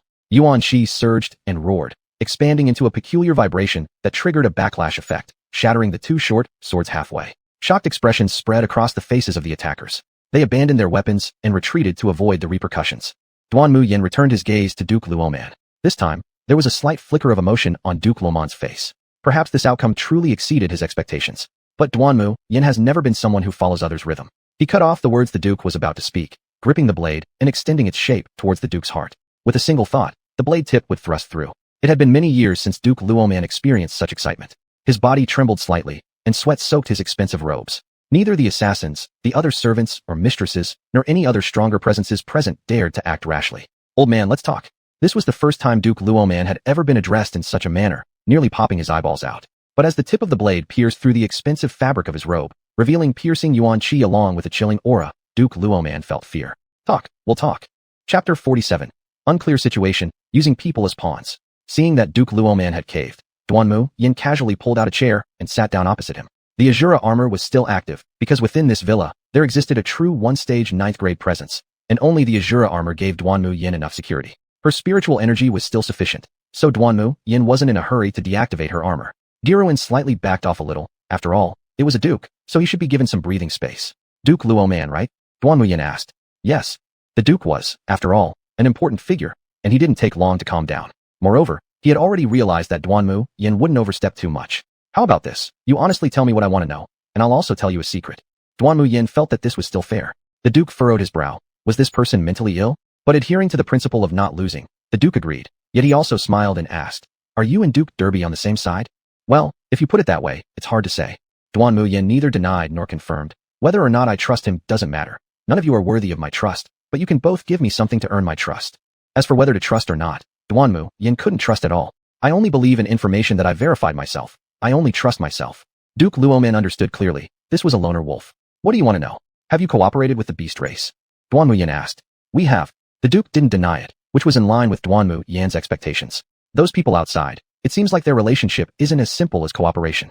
Duke Luoman hesitated for a moment, weighing something. "They are people I've cultivated, injected with a certain drug. They're not quite stable yet." "Oh, looks like you won't make it to that day." Duanmu Yan saw through the duke's plans, but didn't expose them. So-called drugs were probably research results from studying the bodies of beasts and the beast race, the real purpose being to extend the life of this old man. Perhaps other high-ranking individuals had similar studies underway, but judging by the progress, save your strength, Duanmu Yan didn't even bother criticizing it. With a light hum, Duke Luoman seemed very displeased with Duanmu Yan saying such things. Duanmu Yan didn't care. Since Duke Luoman had cooperated with the beast race, it meant the beast race had taken root in this kingdom and possessed formidable power. Is the cooperation between other dukes and the beast race deep? Duke Luoman guessed what Duanmu Yan was thinking about. After just a moment of reflection, he said, "It's hard to say, but it's certain that they have cooperated with the beast race." "Not excluding the royal family?" The duke was momentarily stunned, uncomfortably replied, "No, not excluded." Duanmu Yan had a look of "I knew it." Then it seems Duke Derbilluo is part of the royal family. He should be the lead person, and ultimately, the issue stems from the Royal Academy. Do you really think that? Duke Luoman had the feeling that his purpose was achieved without him needing to guide anything. Of course not, because it's too obvious. Duanmu Yan sarcastically said, "I think any old guy who could live as long as you wouldn't be this stupid." The duke had a sense of being subtly insulted but had no evidence, which made him feel aggrieved. "Do you know Duke Allen?" Duanmu Yan suddenly brought up this person. The duke in charge of financial powers shouldn't be a link overlooked under any circumstances. Yet oddly, it seemed like this whole incident had nothing to do with him. There must be no way he'd be using such sophisticated tactics. Therefore, he must be involved in some capacity. From humble origins, the current king of the royal family elevated him. Talking about it, today's King Derbilluo ascended to the throne thanks largely to Alan's efforts, around 80%. Duke Luoman seemed to know quite a lot about this man. That's why the royal family trusts him, but it's limited to the king. The royal family mostly leans towards Duke Derbiluo. What about the remaining 20%? Duanmu Yan suddenly seized on this point and asked. Duke Luoman also paused for a moment. Was there something wrong with this statement? But after pondering it, he explained. At the time, various barons and other ministers took sides. It's hard to clarify. Duanmu Yan didn't intend to dwell on this issue. He had learned the general outline of Furman's life from Avia, mainly within the academy. You ensure my entry into the academy. Duanmu Yan left no room for refusal. The Duke, however, laughed. What benefit do I get from ensuring your entry? What if you cause trouble, and then I'm dragged into it? The blade tip of Giruin once again pressed against the Duke's skin. Duanmu Yan coldly said. Based on this alone, you cannot refuse. As for the consequences, if a Duke like you lacks the ability to deal with them, I think you'd better go straight to your grave. Sheltering in this villa, what use are you? Duke Luoman's face alternated between red and pale, but eventually, he endured it. The Marquis needs a legitimate reason, and you cannot give it to him, at least not directly from you. Duanmu Yan leaned closer to the Duke and whispered softly. Upon hearing this, the Duke's annoyed emotions calmed down. The kingdom's borders harbored the Empire's fierce beasts. As long as the Marquis remained, there would be constant worries oppressing the Derby Luo kingdom day by day. The Duke realized that Duanmu Yan was right. I agree, he said, not for his own life, but for the sake of the country. Duanmu Yan sheathed her sword and deactivated her armor. With an agreement reached between them, it was unnecessary to continue pressuring the other party. At the same time, a powerful presence arrived in the blink of an eye. Since the energy barrier had yet to recover, unless Duanmu Yan activated the surge overload directly. Stop, the Duke commanded sharply. The dagger hovered midair, just mere centimeters away from Duanmu Yan's neck. I will find the Marquis daughter, but you'd better reflect on why you chose to step forward and stand in front of Duke Derby. It seems you're being manipulated by someone. Duanmu Yan left these words hanging in the air before turning to leave. This was the secret he decided to leave behind, and in fact, this secret already subtly hinted to the Duke. Whether or not the Duke could understand, Duanmu Yan didn't care much about, but the final command from the Duke made Duanmu Yan change his mind. This man could withstand scrutiny and also afford to lose. Duanmu Yan walked away, leaving Duke Luoman sitting there with a stormy expression, lost in thought for a long while. No one in the entire villa dared disturb the Duke. 10 minutes later, the Duke suddenly gave an order. Wake up this secretary. After the secretary awakened, the Duke finished reading the record about Duanmu Yan and told him to pass a message. Let Avia get Mubei a certificate of honor from the Royal Academy and just slip it in. Understanding fully, the secretary immediately left, sparing no glance at the traces of the fight or even noticing the Duke's disheveled state. Next, the Duke continued giving orders. Li, you two take people to the black market. With my personal order, seal off the place and bring me the leader of the beast people stationed there. His gaze landed on the torn robes with an uncharacteristic flash of anger. Amu, starting now, do not leave my side for a moment. The last person who appeared was quite young, referred to as Amu by the Duke. He placed his left hand over his chest and bowed respectfully. Yes. After leaving the Luoman Duke's residence, Duanmu Yan followed the secretary back to the Department of Justice. In his office, Avia was showing off when he didn't expect the secretary to walk in accompanied by a certain unwelcome visitor. Wow, what a coincidence. Duanmu Yan grinned. Avia froze in shock, and the secretary looked exasperated. Where was the serenity everyone talked about? Someone else was simply fighting your battles. Chapter 48, Battle Tutor. On the second day after arriving at Derby Luo Kingdom, Duanmu Yan entered the Royal Academy under the arrangement of Yahweh, claiming to be a distant cousin of the Minister of Justice. However, after entering, Duanmu Yan found that he was not accepted by the Academy as a student. Tutor Mubei, welcome to join us. The headmaster of the Academy, Kelu, welcomed him personally. Duanmu Yan remained expressionless. A set of black mentor robes prepared by the Academy had good quality, but the chest plate hanging on it made Duanmu Yan quite speechless. Battle Tutor Mubei. Was this implying something about him? Although the position was quite accurate, Duanmu Yan didn't completely recognize it. But things have come to this point. Duanmu Yan couldn't just storm off, so he had to listen patiently as Director Kelu introduced the Academy. Later, Duanmu Yan simply said impatiently, "Let me wander around myself. Aren't you busy?" Kelu paused, feeling as if his saying staying wouldn't be appropriate. The director, intimidated by Duanmu Yan's aura, chose to follow Duanmu Yan's suggestion and left with a reminder. Starting tomorrow, you will officially start teaching, starting with a trial class. Duanmu Yan casually waved his hand, which seemed like a way of indicating that this director was somewhat in the way. The teaching time was at 10 a.m. tomorrow. These noble sons and daughters were all precious. Without any morning classes early, this academy would hardly gain approval in the modern world. After Director Kelu left, there was already a greeting from Yahweh before and an order from the president after. Kelu was also considerate. Now Duanmu Yan represented people from both sides, Duke Derby and Duke Luoman. To outsiders, it seemed like these two parties had actively put aside their enmity. But Duanmu Yan knew well that even if Duke Luoman wanted to stop, Duke Derby wouldn't let go so easily. As for the attitude of the Duke representing the Derby Luo royal family, Duanmu Yan could not yet conclude, so he had to wait and see while observing inside the academy. The Royal Academy was large, almost as big as the Veiled Town. Green plants and artificial lakes and mountains everywhere perfectly built a landscape picture full of grandeur, but less practical value. The only thing worth mentioning is that the air quality was indeed quite good. Not far away were several halls, very vintage and majestic three-story college halls. Divided into theoretical teaching buildings, laboratory buildings, martial arts halls, etc., Duanmu Yan's teaching place was at the martial arts hall. Just, where was the dormitory area for the faculty? Duanmu Yan thought for a moment whether to call Kella back, but decided against it. Following the information given by Yao, Duanmu Yan adjusted the direction according to the location provided by the housekeeper and finally found the location where Fulman was staying in the school. This was the school's dormitory complex, and looking around, there were quite a few buildings here. Duanmu Yan wasn't really interested in this place. To live within the academy requires application and a sponsor, and Duanmu Yan did not have the intention to live here. Firstly, since Fulman was kidnapped, she obviously wasn't here, and secondly, there were too many things that couldn't be done freely within the academy. After asking around, Duanmu Yan arrived downstairs where Fulman lived. After confirming through his presence that no one was around, Duanmu Yan jumped gracefully, landing steadily in the courtyard. The small yard planted some flowers, seemingly maintained well daily, so much so that after just a few days without care, they had already begun to wilt. They were truly delicate. Duanmu Yan pushed the door open, which was not locked, thus easily opened. After Fulman disappeared, the royal family must have sent people to search here, but based on privacy protection for the daughter of a marquis, they did not take away or seal off anything here. Mainly, they didn't want to publicize things and damage the reputation of the academy and the royal family. But people must still be found. Only they have been searching for so long and still haven't found her, showing the incompetence of the royal family. Of course, since she was lost in the academy, technically the academy bears the responsibility. But what if Fulman hid herself? Duanmu Yan couldn't help but think, because the marquis served the empire and had irreconcilable contradictions with Derby Luo Kingdom. Therefore, as the daughter of the marquis, under the condition of self-preservation, doing this could make sense. Still, she couldn't accomplish this alone. Someone must be helping her. Is it someone from the academy? Or someone from the Beastman race? Or perhaps, a student from here, those aristocratic kids? Duanmu Yan suppressed this thought. If necessary, tomorrow he might have to properly educate these so-called young nobles. Stepping inside the first floor, high-quality wooden furniture was arranged simply in the living room. Besides, there was also a kitchen and a washroom. It seemed much better than the landlady's house. But Duanmu Yan noticed that there were no mirrors here, not even in the washroom. Duanmu Yan only found a small mirror in the drawer of Fulman's bedroom upstairs. Other than that, there was absolutely no trace of anything related to mirrors. It couldn't possibly be because Fulman was too ugly, Duanmu Yan thought. This small mirror at least proved that the daughter of the marquis still cared about beauty. With no leads on the mystery of the mirror, Duanmu Yan also didn't find many clues in the bedroom. There was only some evidence of Fulman's behavior and habits, which largely matched Yao's intelligence. Since there wasn't much other progress, Duanmu Yan had to leave the room and go downstairs. He still had another place to visit.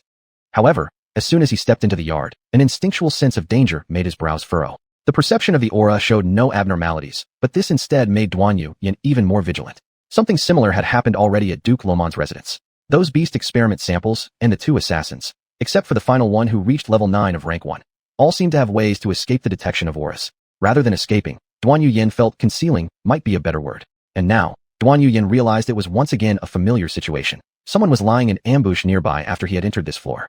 Duanmu Yan didn't bother to speculate about who had betrayed his whereabouts because he had never tried to hide in the first place. Thus, letting his aura fully expand, Duanmu Yan walked out of the building, his feet landing in the courtyard where waves of energy spread instantly. The flowers in the courtyard, which were already half dead, withered away completely. Since his aura could not detect them, Duanmu Yan decided to force them out. Under the resonance frequency, energy diffused like sharp blades, and sure enough, several figures were compelled out of the shadows from the dim corners. A team of people, and Duanmu Yan's immediate reaction was that they were contractors, but their clothes bore the emblem of law enforcement officers. Duanmu Yan couldn't be bothered to guess whether these identities were genuine or not. Direct action would prove it just fine. A fleeting shadow zipped past. In the moment when they instinctively dodged the spreading energy, Duanmu Yan flashed toward a guy on the right side and delivered a palm strike directly to his crown, bursting forth with the power of a 4th-level rank 1 individual, combined with the impact of energy. Even though the man attempted a timely block, he still ended up stunned by the shockwave and lost his ability to fight back. Duanmu Yan pulled up the sleeve of his uniform. Energy pierced his wrist, and a pale white light shone as the bracelet appeared. As expected, Duanmu Yan mused silently to himself. At this moment, whoever chose to provoke him could only be the task-driven contractors. Seeing their comrade defeated in one move threw the remaining 3 into a panic. However, they neither retreated nor intended to gang up on Duanmu Yan. At this point, Duanmu Yan knew well they were waiting for backup. Calmly knocking the guy unconscious and tossing him to the ground, Duanmu Yan was about to step out through the gate when suddenly, a figure appeared outside the door, throwing a fierce punch, the knuckles flashing with golden light. Caught off guard, Duanmu Yan quickly reacted with an energy shield, sending out a counter-vibration wave. As a result, Duanmu Yan took a half-step backward while the attacker retreated a full step. Rank 6 of level 1, Awado, holder of a superclass sequence, adamant and armor. Wait a moment, otherwise I'll be hard-pressed to report.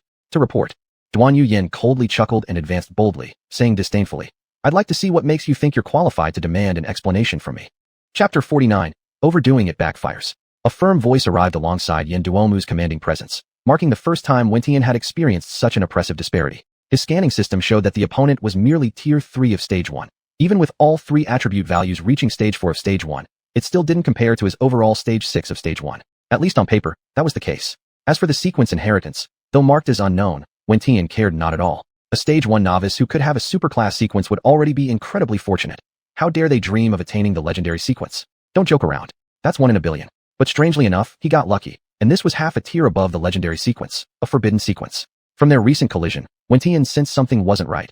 He'd stumbled upon a tough adversary. Could it really be the legendary sequence?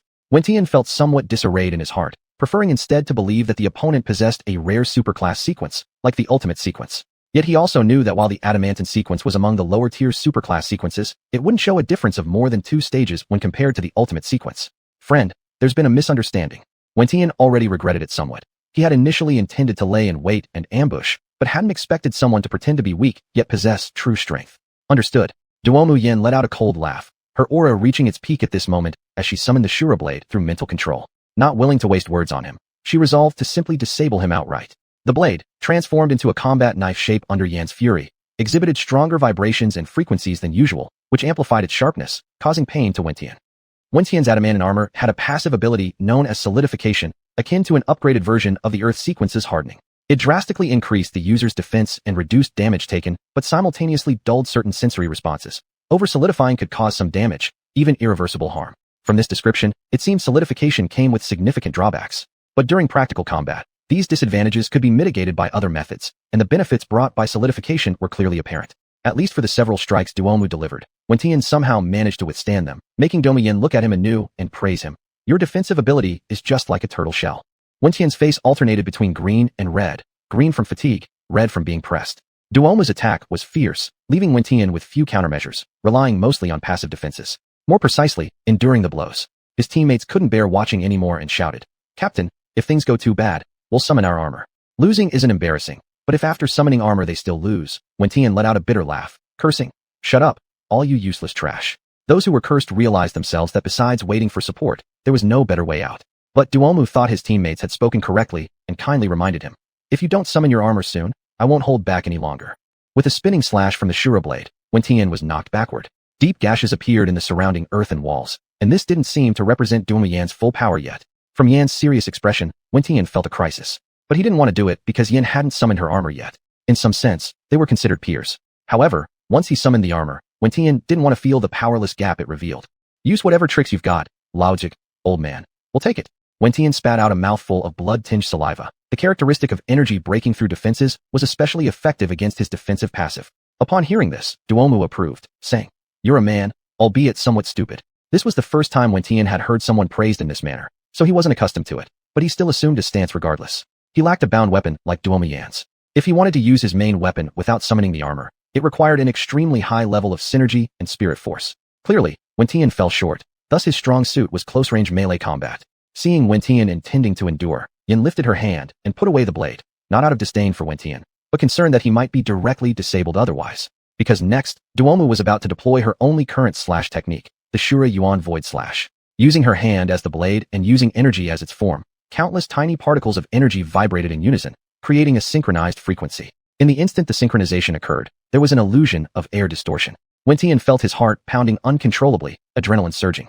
An unprecedented sense of danger transmitted through the atmosphere before him. Solidification was activated to its maximum normal state, and beyond that, Wentian also enabled the adamantine cover. Golden light encircled his entire body, forming a humanoid cover, making it look as though Wentian was placed inside a golden casing. Duanmu Yan's gaze was focused, and her right arm trembled slightly, as if even she, the executor, couldn't fully control this power. If it were merely an imitation of the first generation, Duanmu Yan wouldn't be expending much effort at all. But that wasn't enough. The core of the Shura Yuan Void Slash was unification, the unification of all one's forces into a synchronized slash. Duanmu Yan couldn't achieve ultimate unification. She could only unify her attributes and energy. These were derived powers, relatively easier to handle. However, even so, it was difficult for her to stabilize them. Since direct unification wasn't feasible, Duanmu Yan decided to forcibly stabilize them through brute force.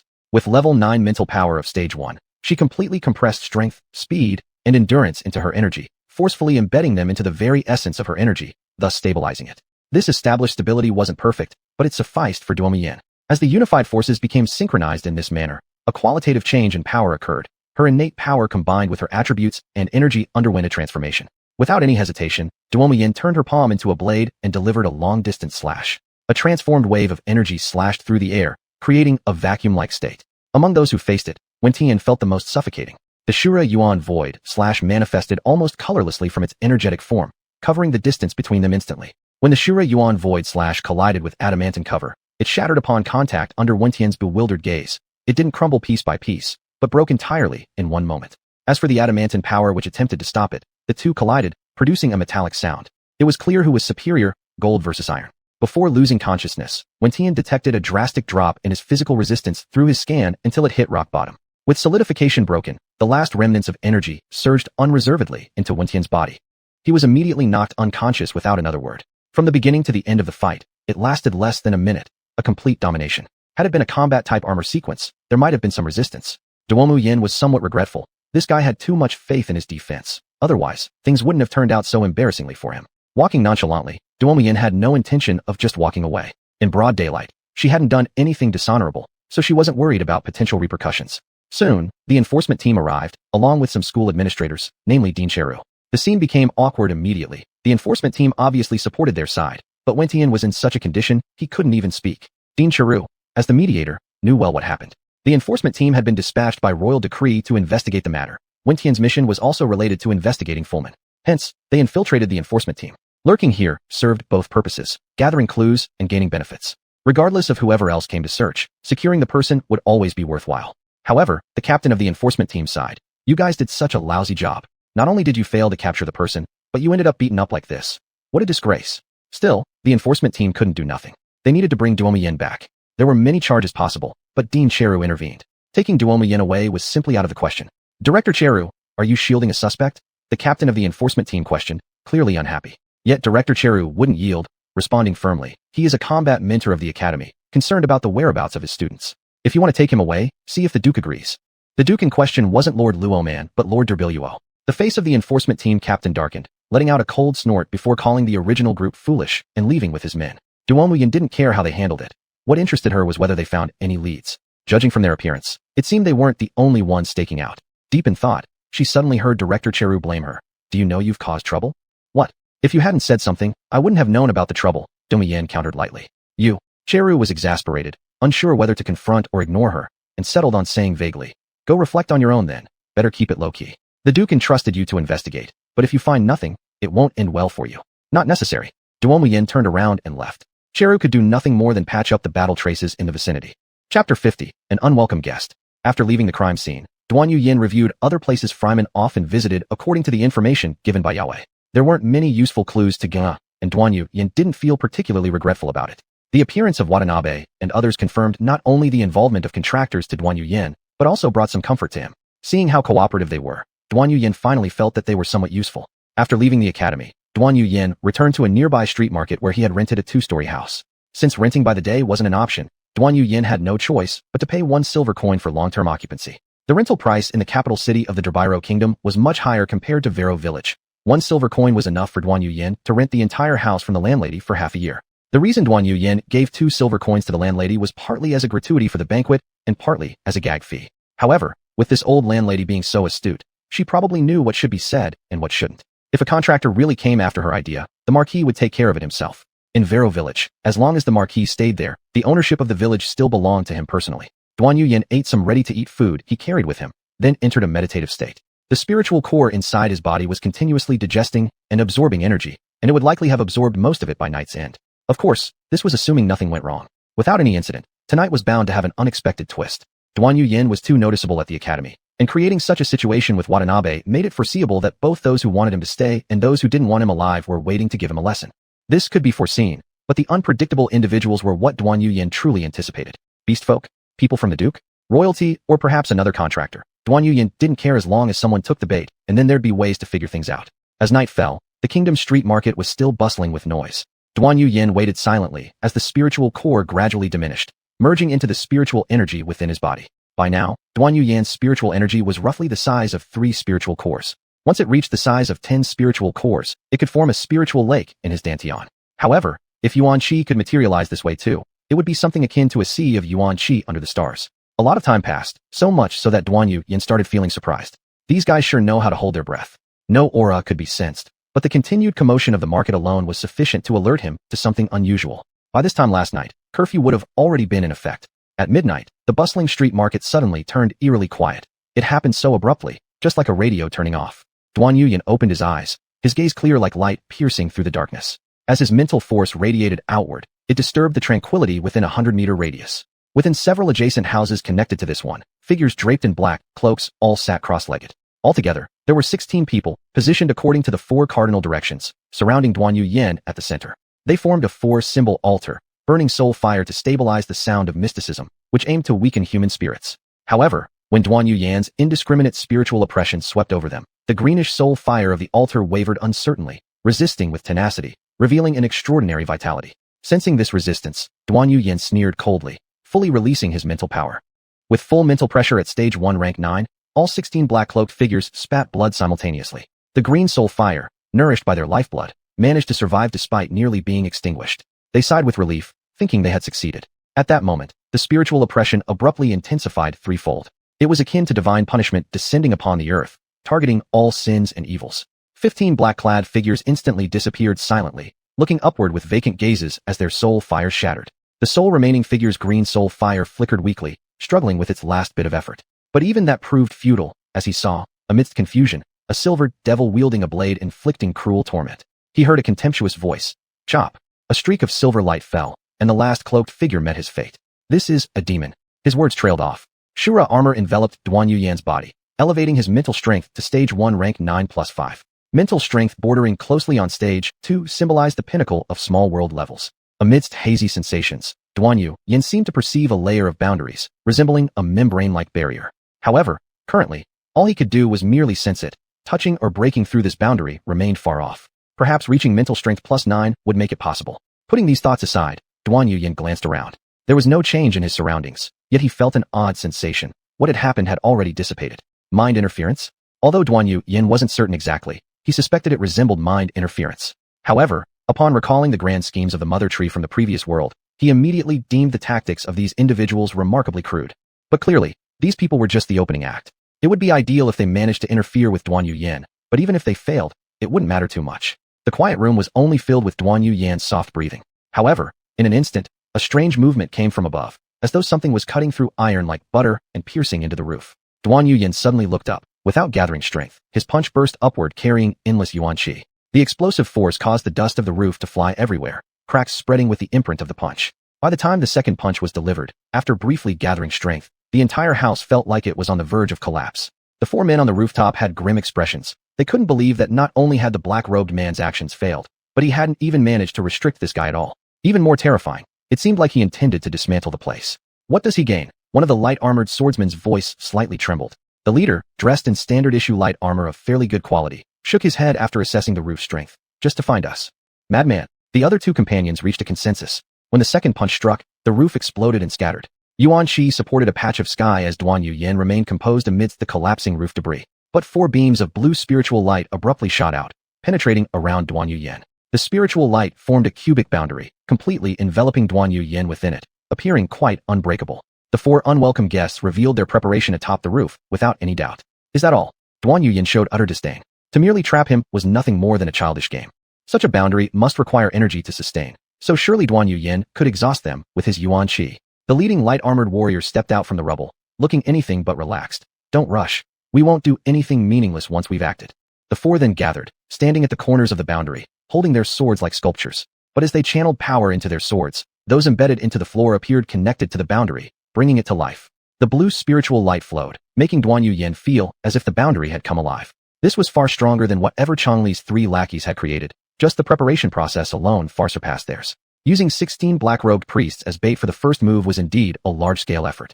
As the boundary grew stronger, countless beams of blue spiritual light, akin to laser beams, shot towards Duanmu Yan. But after being weakened by his yuan qi, when they reached his protective barrier, they weren't particularly effective. At least in the short term, with such intensity, it seemed unlikely to harm Duanmu Yan. The light-armored warrior evidently realized this point. After exchanging glances with the others, he grabbed the lightweight long sword in front of him and sharply twisted it. The sword transformed, its sharp edge pointing directly at Duanmu Yan.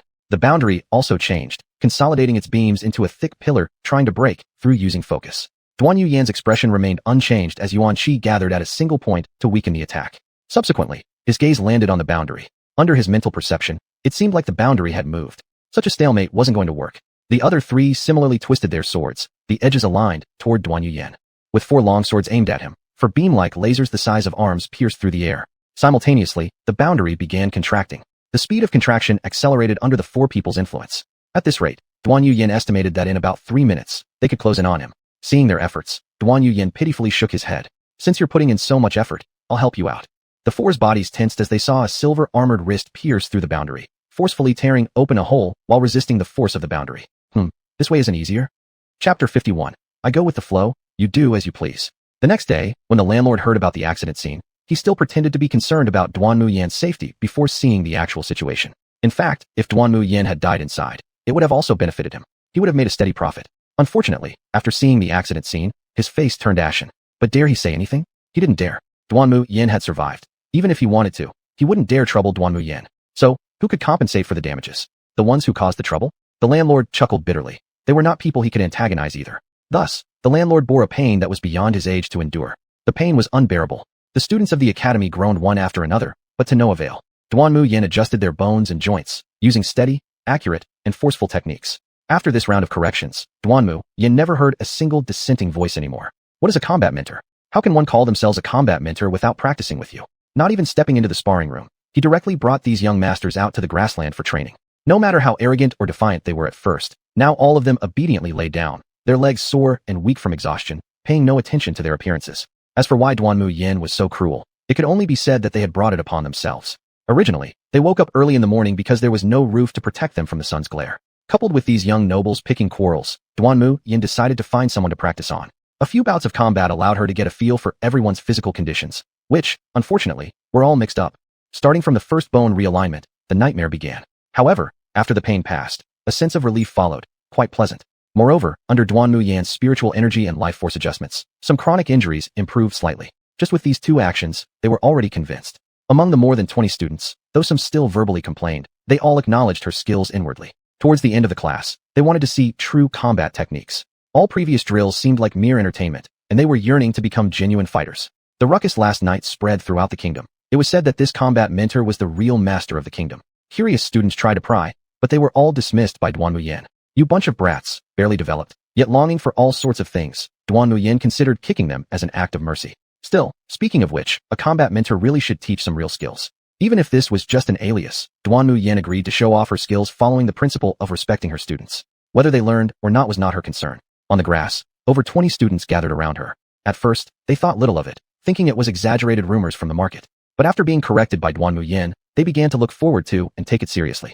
But as aristocrats, pride was inherent. When Duanmu Yan casually picked up a branch and whittled it into a blade-tip shape, with a raise of her hand, clouds and winds gathered, guiding the air currents towards her. This scene appeared like a miracle. Essentially, what combat skills boiled down to was strength alone. Duanmu Yan lifted the branch, using it as a sword, and swung it down casually. A blade of light surged several meters. With such an unassuming casual swing, the blade cut through with wild winds, creating a groove on the grass that was neither too deep nor shallow. This could only be called a Yuan Kong slash, a pure slash without any embellishments or enhancements. It maintained the most pristine cutting style, yet it possessed a refined essence. More than 20 scholars stared blankly, finding it hard to believe when looking at the marks left on the grass, choosing to evade when sharp winds pierced like weapons, unable to witness the entire strike fully. But the remaining traces were something beyond their wildest imaginations. Swallowing their saliva, they felt perhaps the rumors were indeed off, lacking a full description. Duanmu Yan didn't expect them to learn anything significant from just one viewing, but at least such a concept would remain ingrained within them. Each battle was proof of strength. The essence of combat skills lies in power and becoming stronger. One day when they became powerful, they would use this as the belief propelling them forward. Amidst a chorus of exclaims, Duanmu Yan departed, leaving early as he disliked prolonging classes unnecessarily. The random slashing mark he left behind became a famous feature of the academy for a very long time, drawing many admirers who gained insight from it. But Duanmu Yan paid no heed. I simply waved my blade lightly, leaving without any attachment. As for how you interpret it, just do as you please. After leaving the teaching grasslands, Duanmu Yan passed through the martial arts hall, arriving at the teaching building where the music class was still ongoing, waiting outside. About 6 minutes later, the ringing sound of the school bell echoed throughout. After the target appeared, Duanmu Yan decisively followed, without any intention to conceal her trail. she brazenly made it known that she was being tailed. This person was named Van Dyke Ruth, one of Furman's few acquaintances during her time at the academy. The information provided by Yantian was straightforward. This Ruth could be considered a friend of the daughter of the Marquis. In the noble restaurant at the academy, Duanmu Yan walked straight to Ruth's table across from her, disregarding whether Ruth had other companions. She sat down directly across from her and reviewed this young girl. At 18 or 19 years old, most physical development was complete, with an air and appearance worthy of beauty. But in Duanmu Yan's eyes, she wasn't much different from a pink skeleton. Tutor Mubei, what do you intend to follow me for? Ruth was very unhappy. Due to Furman's disappearance, she had faced some rumors and investigations, but since her father was the Minister of Finance, the law enforcement team eventually let the matter drop. Yet now, Duanmu Yan seemed intent on pursuing the truth, completely ignoring all that. It's quite clear. Your value lies in telling me everything about Furman. Duanmu Yan got straight to the point. Holding tightly onto her knife and fork after taking a few deep breaths, Ruth gritted her teeth and said, "And what if I refuse? In that case, I'll have no choice but to resort to necessary measures." Blatant intimidation and threats made the daughter of the finance minister laugh out of anger. Yet Duanmu Yan's next words caused her complexion to instantly turn pale. "If Furman can disappear into thin air, then I will make you vanish even more thoroughly. And I believe your father would not want you to face an enemy like me. Simple threats and intimidations are ineffective. Facts provide the best coercion." Since Duanmu Yan emerged alive from Duke Lomont's place, these people involved had already begun preparing for contingencies. Last night was merely one attempt to eliminate her. Now, with the attempt thwarted, they must pay the price. Ruth's fine hand bones were clearly defined, veins distinctly visible. No matter how furious she became, she knew well that her father was an absolute opportunist. "Fine, I'll tell you." Duanmu Yan nodded lightly, indicating Ruth could confess fully. Through Ruth's perspective, Derby Marquis' daughter was a rather secluded girl. At 21, she was like an elegant marionette doll, living a life empty and colorless. Such an odd girl hardly attracted attention from others, but due to her father's requirements, Ruth approached Furman on her own initiative. As if triggering a switch, more and more classmates came closer to her, making her herself turn into a vortex. Until a senior, who had graduated many years ago, showed up. He started openly courting Furman, reaching a level where it became widely known. Strangely enough, Furman did not explicitly reject him. Under Ruth's questioning, Furman told Ruth that she wanted to escape her current life and came to the kingdom's capital city just to handle the last task for her father. Once this task was completed, the Marquis promised her freedom. Everything before this freedom was solely aimed at completing this final mission. Not long after, Furman disappeared. By the time Ruth reached this part of her story, there wasn't much else left to say. "Was that senior someone connected to Lord de Biero?" Duanmu Yan asked. Surprised, Ruth blurted out after spilling all those secrets. "How did you know?" Duanmu Yan looked at her as though she were an idiot. "I'm too lazy to explain. Even if I did, you wouldn't understand." Deeply humiliated, Ruth's face flushed with shame and fury. She swore that if she ever had the chance, she'd make sure Duanmu Yan paid dearly. Unfortunately, Duanmu Yan simply turned around and left without looking back. What Ruth failed to foresee was that afterward, only the legend associated with the name Mubei remained. She never encountered this person again. Chapter 52. It's not about the money. After leaving the academy, Duanmu Yan ate something casually. The intelligence was gradually pointing in a clearer direction. It was necessary to meet Duke de Ribluo. But what Duanmu Yan didn't expect was that Yantian, the big guy, had already been waiting at the new residence for a while. "What brings you here?" There was no need to ask how Yantian found this place. Given the power of the enforcement team in the kingdom, it should be easy to find someone's residence. Yantian saw that Duanmu Yan didn't have any intention of inviting him in for a drink, so he spoke straight. "The 4 people from last night were taken back for interrogation." "Then what happened?" "They died before we could get anything out of them." Yantian's voice carried a tinge of apology, as these people were exchanged with mutual understanding, but they ended up dying without revealing anything. This left Yantian embarrassed. Duanmu Yan wasn't surprised. Whether dead or alive, it was all possible if they couldn't extract any information. It was clearly unequal to exchange just some information about Furman for the merits of those 4 people. However, Duanmu Yan wasn't one to nitpick and harbored no ill intentions towards making things difficult for Yantian. Instead, Yantian seriously said, "But the ones who killed them are people Duke Allen planted in the enforcement team.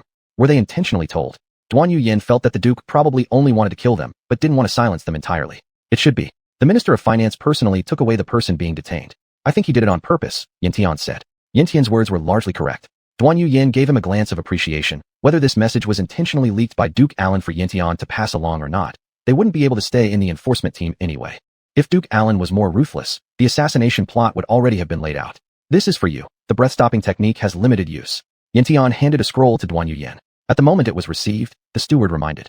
Breath-stopping technique, originated from a low-tier world, can conceal one's presence, but cannot block detection devices or mental probes. This was the breath-stopping technique that made Duanmu Yan's aura perception fail. Useful, but not much. However, it would suit the queen bee quite well. As for Duanmu Yan, being strong enough would suffice. "You're pretty particular," said Duanmu Yan. There was no need to thank each other. Both being contractors, once a task was completed, they could leave the task world anytime voluntarily. Danger, if any, wouldn't be too significant either. It seemed Yintian's team had almost finished their tasks, having reaped many benefits. I owe you one, even though I got beaten up by you. Still, familiarity through strife. After going back, consider joining our great team of Light Wings. The captain will definitely give you great attention. The full name of the Light Wing Group, known briefly as the LWG, was a team formed spontaneously by the contractors of the Absolute Evil Place. It differed from Shunjia's Bureau of Trial Eyes, which was an official position. Yintian's was part-time. According to Yintian, the LWG had roughly hundreds of members distributed evenly from low to high tiers. Not interested, Duanmu Yan firmly rejected. The advantage of joining a team lay in its benefits and rewards, as well as rational resource distribution. The disadvantage, however, was the constraints when working and a pile of rules to follow. When Duanmu Yan completed his absolute evil crown naming, he'd be considered an official employee with high freedom, so he didn't need the welfare of joining a team. Yintian didn't know about this, mistaking Duanmu Yan's refusal due to arrogance. He thought they'd let the captains in the Absolute Evil Place discuss it further. High tier meant influential figures. He couldn't believe Duanmu Yan wouldn't be swayed. What Yintian didn't know was that Duanmu Yan, while hacking in the real world, was an entity of dimension-level existence who battled with the tyrant. How could he feel reverence towards just a high tier? After Yintian left, Duanmu Yan went to find Avi, but Avi wasn't there. He then had to trouble Avi's secretary to lead him to Duke Alan's territory. The secretary's expression looked as bitter as having eaten the king of bitter melon. Duke Alan's mansion was much more modest compared to Duke Luoman, nor was it as luxurious as those earls. It was merely a supergiant castle built simply. It looked like a hamburger patty, with a church erected beside it. Having control over finances, Duanmu Yan thought it shouldn't be less impressive than the palace, yet it turned out looking embarrassingly rustic. Duanmu Yan's complaints made the secretary bitterly smile, fearing others might overhear. Still, fortunately, Duke Alan seemed to have dispatched someone to guide them specifically, so the secretary was sent back. Before entering the castle, Alan's servants wanted to search him, which Duanmu Yan glared at and walked into the opulent ancient castle boldly. Red and gold interspersed interior decoration filled the entire ancient castle, giving off a sense of extravagant luxury. Unfortunately, Duanmu Yan only found it vulgar. Hey, where's everyone? Following Duanmu Yan's loud shout devoid of etiquette, 3 gazes descended from within the ancient castle. One of them was naturally the owner of this castle, Duke Alan. The other 2 revealed naked killing intent, and without using the breath-stopping technique, the aura perception feedback labeled one as human, the other not quite human. But both were at level 9 of rank 1. Unlike Duke Luoman's arrogance, Duke Alan was very cautious. Accompanied by his left and right guardians, Duke Alan slowly descended the rotating staircase covered with red carpet, with golden railings symbolizing power. The Minister of Finance followed behind, bowing low. You certainly have guts. Oomph. Better than those who skulk around in the back, Duanmu Yan retorted directly, not accepting flattery. Duke Alan had been smiling to treat the virtuous with courtesy, but after being directly insulted like that, he instantly became unhappy, though still maintaining his composure. Sharp words are useless, you'd best consider carefully. Upon these words, those who used the breath-stopping technique also emerged from the shadows. Although they were no longer at the top intensity of level 9 of rank 1, there were plenty at level 8 of rank 1. Among them, many had the same configuration as the 4 from last night. It seemed the people drawn out yesterday belonged to Duke Alan. With such a luxurious lineup, Duanmu Yan could only fight a round and surely leave, but it was uncertain how many could be taken down before departure. Not bad, Duanmu Yan commented, seemingly satisfied with the attention given. Duke Alan's face turned iron blue. He couldn't believe there was someone so arrogant in this kingdom. Even an imperial marquis had to be polite on his turf. The Minister of Finance immediately stepped forward to protest. What kind of thing are you? This is showing respect for you. You indeed aren't anything. Duanmu Yan gave him a glare, causing the Minister of Finance to retreat immediately. However, Duanmu Yan's comment infuriated him because Duanmu Yan referred to Luce, his daughter. In a certain sense, Marquis de Rib and this Minister of Finance weren't decent people either. But Duke Alan didn't care about these details. As long as they were useful and obedient, they would do, including Duanmu Yan. He didn't believe there existed someone without weakness in this world. No family or friends. Then money shall pave the way. The Marquis gives you how much? I'll double it. The whole ancient castle echoed with this sentence. Then a contemptuous snort rang out. Duanmu Yan wanted to laugh because apart from that 100 silver coins, it seemed Marquis de Rib hadn't paid any other remuneration. Or rather, Duanmu Yan never asked for payment. Adhering to the principle of mission first, Duanmu Yan barely requested any price after receiving 100 silver coins. Double the 100 silver coins, 200? It sounded cheap. Duke Alan couldn't see through this young man. His steady demeanor was truly rare. But what he didn't expect was that it was purely because the starting point of the price was too low. 10 times. As long as you kill Marquis de Rib. No more probing. Alan revealed his bottom line, thinking this would be enough for Duanmu Yan to risk his life. But from beginning to end, this wasn't about the money. Duanmu Yan's main task wasn't even concluded yet. Money, money, money. Is that all you think about? Fool, Duanmu Yan scolded. Duke Alan was confused. Was money ineffective these days? Surely Marquis de Rib didn't sell his daughter? Duanmu Yan didn't want to deal with him. Alan was stupid, and Furman wasn't in his hands either. As for the supposed 8/10 merit, most of it was probably fake. In the end, Duke Alan lacked spirit. With the 2 bodyguards glaring menacingly beside him, Duanmu Yan eventually strolled away brazenly. If his subordinates were strong enough, they would have assassinated the Marquis long ago. After all, they didn't have enough confidence to keep Duanmu Yan here. Duanmu Yan finally set his sights on the last Duke, Duke Derib Luo. Only, behind Alan stood the king, while behind Derib Luo was the royal family, making things complicated. Perhaps the ascension of this king, Derib himself, was questionable. What identity did the Marquis represent in this matter? Total chaos. Chapter 53, The Son of Fate. Duanmu Yan had waited for a long time at a secluded street corner, but seeing that Duke Alan really didn't give any response, he decided not to wait anymore. He had thought that this guy would have at least some bloodthirsty spirit and send skilled hands to take him down. But unexpectedly, this Duke Alan turned out to be so cowardly. Now the after effects of Duanmu Yan's overload had subsided, but in the short term, there was no way he could use it again. Therefore, if those two rank 1 level 9 individuals came over with some barriers set up, Duanmu Yan wasn't confident he could break through. So was it good that Duke Alan didn't make a move? But Duanmu Yan actually hoped he did. At least this would prove that the contradiction between the kingdom of Derby Luo and the Marquis couldn't be openly confronted. But now, Duanmu Yan was rather disappointed in this country. A country that can't even unify its domestic voice, yet seeks unification by colluding with external races, is truly hopeless. Duanmu Yan left the corner of the marketplace, and he already had some ideas and goals about how to find this Duke of Derby Luo. However, before putting these ideas into action, someone came knocking. There were no shortage of teams among the contracted, and naturally, there were also loners. Guys who don't want to belong to a team either have their own reasons for confidence or possess absolute strength. On the verdant path of the academy, the surrounding calm indicated that this place would be undisturbed for a short while. The man walking towards him flicked his fingers, turning an ambiguous card, the patterns on which seemed to be constantly changing, drawing Duanmu Yan's eyes irresistibly. But after staring for half a day, other than being gaudy, it seemed useless. The man had a head of light blonde hair, a sharp-edged face without any sense of incongruity. One could say it was quite exquisite, apart from being shorter by half a head than Duanmu Yan. Seemingly, everything was excellent. But just one glance at his golden yellow irises, Duanmu Yan felt a strong wave of confidence akin to a peer. The active glow of silver white on his bracelet highlighted his status as a contracted, yet Duanmu Yan had a premonition. This guy might not just be a simple contracted. Truly powerful, the man exclaimed, then introduced himself. My name is Mi-Chi, Mickey, from the Supreme Place. Nice to meet you, Mu-Bei, Northwood. Do you have something? Duanmu Yan said bluntly. Mi-Chi pouted, the card in his hand slowly stopping its spin and falling into his palm. What was on it? Duanmu Yan couldn't see. The aura perception merely detected it as something like a suit of armor, a light orb. A pale golden mass, roughly only as big as a fist. But Duanmu Yan noticed that this Mi-Chi hesitated slightly after glancing at the card, looking somewhat unnatural. So, it's you, the new member of the Absolute Evil Grounds. Mi-Chi looked regretful, like encountering something he had to give up on, but still felt reluctant about. Duanmu Yan didn't care if his identity was known. The other party's actions made it clear they weren't without purpose. Speak if you have something to say, fart if you must, I don't have time to chat with you idly. Spirit energy gathered, ready for immediate conflict if needed. The investigation by the steward failed, revealing only the information about Mi-Chi and the Supreme Place. The rest was all unknown. This meant the other person's clearance was higher, and much so. Mi-Chi put away the card, seriously stating, I'm speaking only for myself. I hope you abandon your mission. Just because of you. Regardless of whether the other person knew about his mission or not, Duanmu Yan didn't bother guessing. The meaning of the Fate Temple's existence is to screen suitable successors under the Supreme Place, and even across the entire starry sky, nurturing what they call Sons of Fate.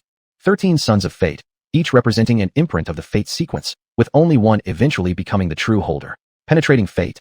Duanmu Yan thought back to the card being flipped by Mi-Chi, stopping at that moment when Mi-Chi likely first saw his identity and mission. Such ability was undoubtedly powerful, but Duanmu Yan didn't believe it came without cost. Moreover, Mi-Chi was just 1/13 of the Supreme sequence, faring against the top forbidden Asura sequence, nowhere near enough to hold weight. That's why in the end, Mi-Chi chose to back off because he did not want to have a direct conflict of interest with Duanmu Yan over such a trivial matter. There was no advantage for him in it. Or rather, he had no assurance of taking down Duanmu Yan. Knowing his opponent had some trepidation, Duanmu Yan simply chose to ignore him. Better if he understands this, or if not, then beat him until he does. The Asura armor dissolved, transforming into silver beams and disappearing back into his body as Duanmu Yan took steps to leave. On the rooftop of a nearby teaching building, Mi-Chi didn't choose to look at Duanmu Yan's departure. Instead, he focused his gaze on the grass behind him. The marks left by Duanmu Yan's Yuan Kong slash were still fresh. For the first time, I've encountered someone so brutal. Thank goodness I ran quick. Mi-Chi was grateful for his own wisdom, choosing to flee immediately upon realizing things weren't going well. The card in his hand gleamed under the sunlight, yet on the card lay extreme darkness. The sheen of fate could only outline a faint figure, looking somewhat old, like a shadow under swaying tree branches, which in the next second became blurred and disappeared into the darkness. At the same time, the shining fate light dimmed and returned to Mi-Chi's body. One card wasted again. Just two left? Seems like I won't be able to participate in the final stage, but at least the people from the Jiangtai can't be too complacent. This Duanmu Yan guy will give them plenty of trouble, Mi-Chi said proudly, acting quite accomplished. But only he himself knew, The aftermath of losing a card was no less severe than Duanmu Yan pushing himself to overload to the extreme. Duanmu Yan could recover with rest, but due to the incompleteness of the fate sequence, Michi had only 3 chances per world progression period. Now, one was done, with results just barely skimming the surface. To say it wasn't painful would be a lie. Michi forced a smile. Who let the fate sequence be that type for fighting anyway? Chapter 54, Duke Derby's Advice. Duanmu Yan directly rushed to the director of the academy's office, without caring whether Qielu was convenient or not. Duanmu Yan just barged in. Qielu, who was about to enjoy some tea time, had his mood shattered by the loud sound of the door being kicked open. The tea spilled onto his pants, scalding him and causing him great pain. This was top-quality tea given by the Minister of Finance, exclusively supplied to the royal family. But he could only swallow his anger as this incident must not be revealed. What are you doing? Qielu helplessly exclaimed, filled with anger. Duanmu Yan glanced at Qielu with wet pants and casually asked, "Did you pee yourself from fear?" Qielu chose not to respond. He had the right to remain silent. Seeing this, Duanmu Yan didn't bother with small talk and directly said, "Take me to see the dean, your master, Duke Derby." Qielu, still upset, replied irritably, "No way you can see him." However, before he finished speaking, Duanmu Yan had already taken a large step forward. With one grab, she lifted him by the collar of his neck, making it seem like she was ready for a real fight. Actually, Qielu could have been more confident. No need for the word like there. "You don't do anything rash. You're still a mentor at this academy. I'm the director." Qielu warned helplessly against his superior. Ignoring this powerless warning, Duanmu Yan suggested, "I believe everyone would happily see the combat instructor giving practical guidance on fighting. Recording a video would be nice, wouldn't it? It would embarrass him endlessly if played repeatedly. But unfortunately, this wasn't the present world where videos could be easily shared." Qielu gave in, knowing that although no video existed, if anyone saw this situation, rumors and gossip would spread, leading him to prefer resigning than dealing with this. Duke Derby took great care of his reputation and didn't want any scandals to surface. Upon seeing Qielu backing down, Duanmu Yan released him. "You really won't see Duke Derby. Not just you, even I can't. All matters and orders regarding the academy are announced by his steward. The Duke is quite cautious." Qielu had often thought whether the Duke had been impersonated, which was a common notion among many.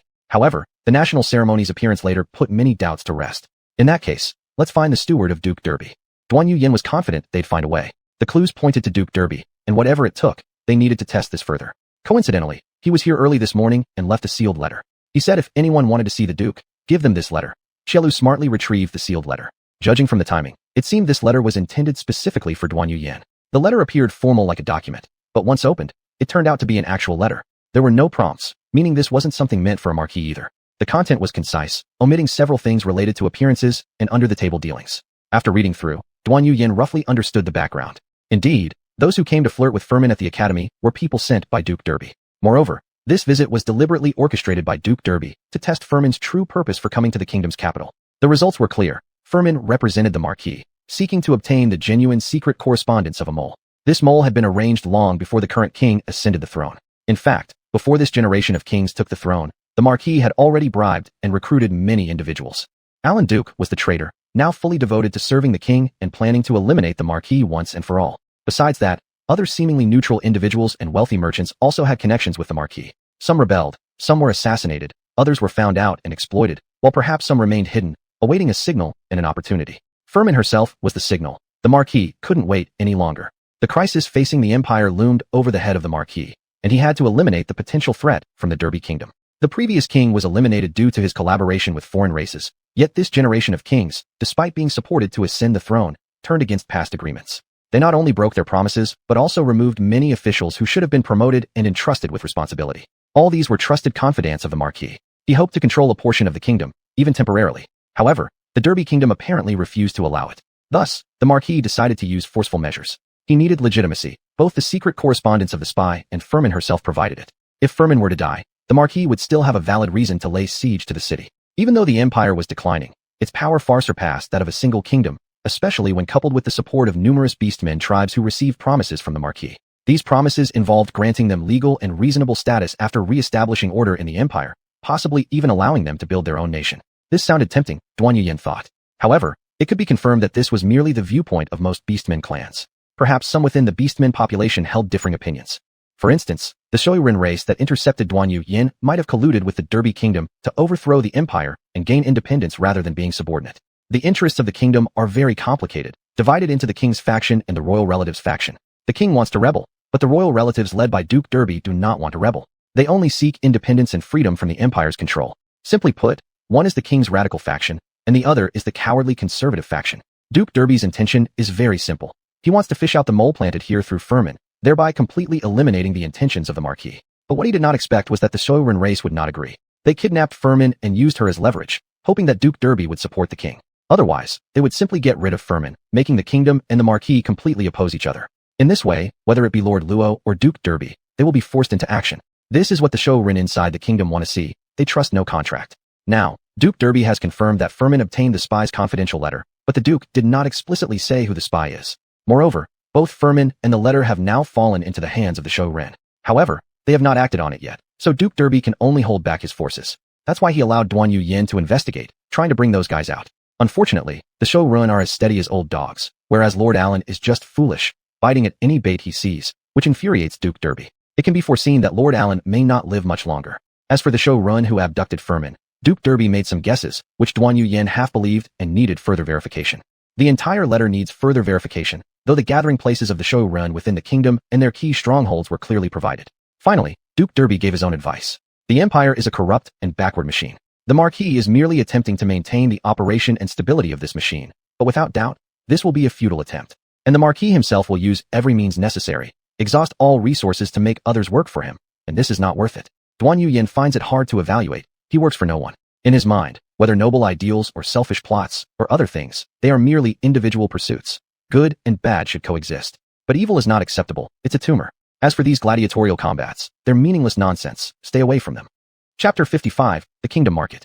After the steward recorded the content of the secret letter, Director Chiru then burned it, making it as if the letter had never existed. Leaving the academy, Duanmu Yan knew she probably would never return here. She didn't feel much attachment to this place. Without hesitation, she set off for the Kingdom Market. The market of the Derby Luo Kingdom was located in a remote area of the district. This area was almost a mixed trading zone. Here, you could see people from other kingdoms, and even beastmen with abnormal physical traits or pure-blooded beast tribes, though their numbers were definitely not large. The market had access from all four sides, and caravans of traders passed through frequently. Duanmu Yan hadn't been wandering for more than 10 minutes when she encountered someone familiar. The manager of the caravan responsible for transporting goods from the town was right there, conducting transactions for the materials collected from the town. These materials needed to be traded in several batches. Some commissions had been cancelled at the last minute, while others required haggling. In short, the job wouldn't go smoothly. But Duanmu Yan remembered that the caravan's wagons should have been seized. By logic, they shouldn't have been able to recover them. Yahweh wasn't the kind of person who would pass up an opportunity, so he wouldn't eat what's handed to him on a platter only to spit it back out.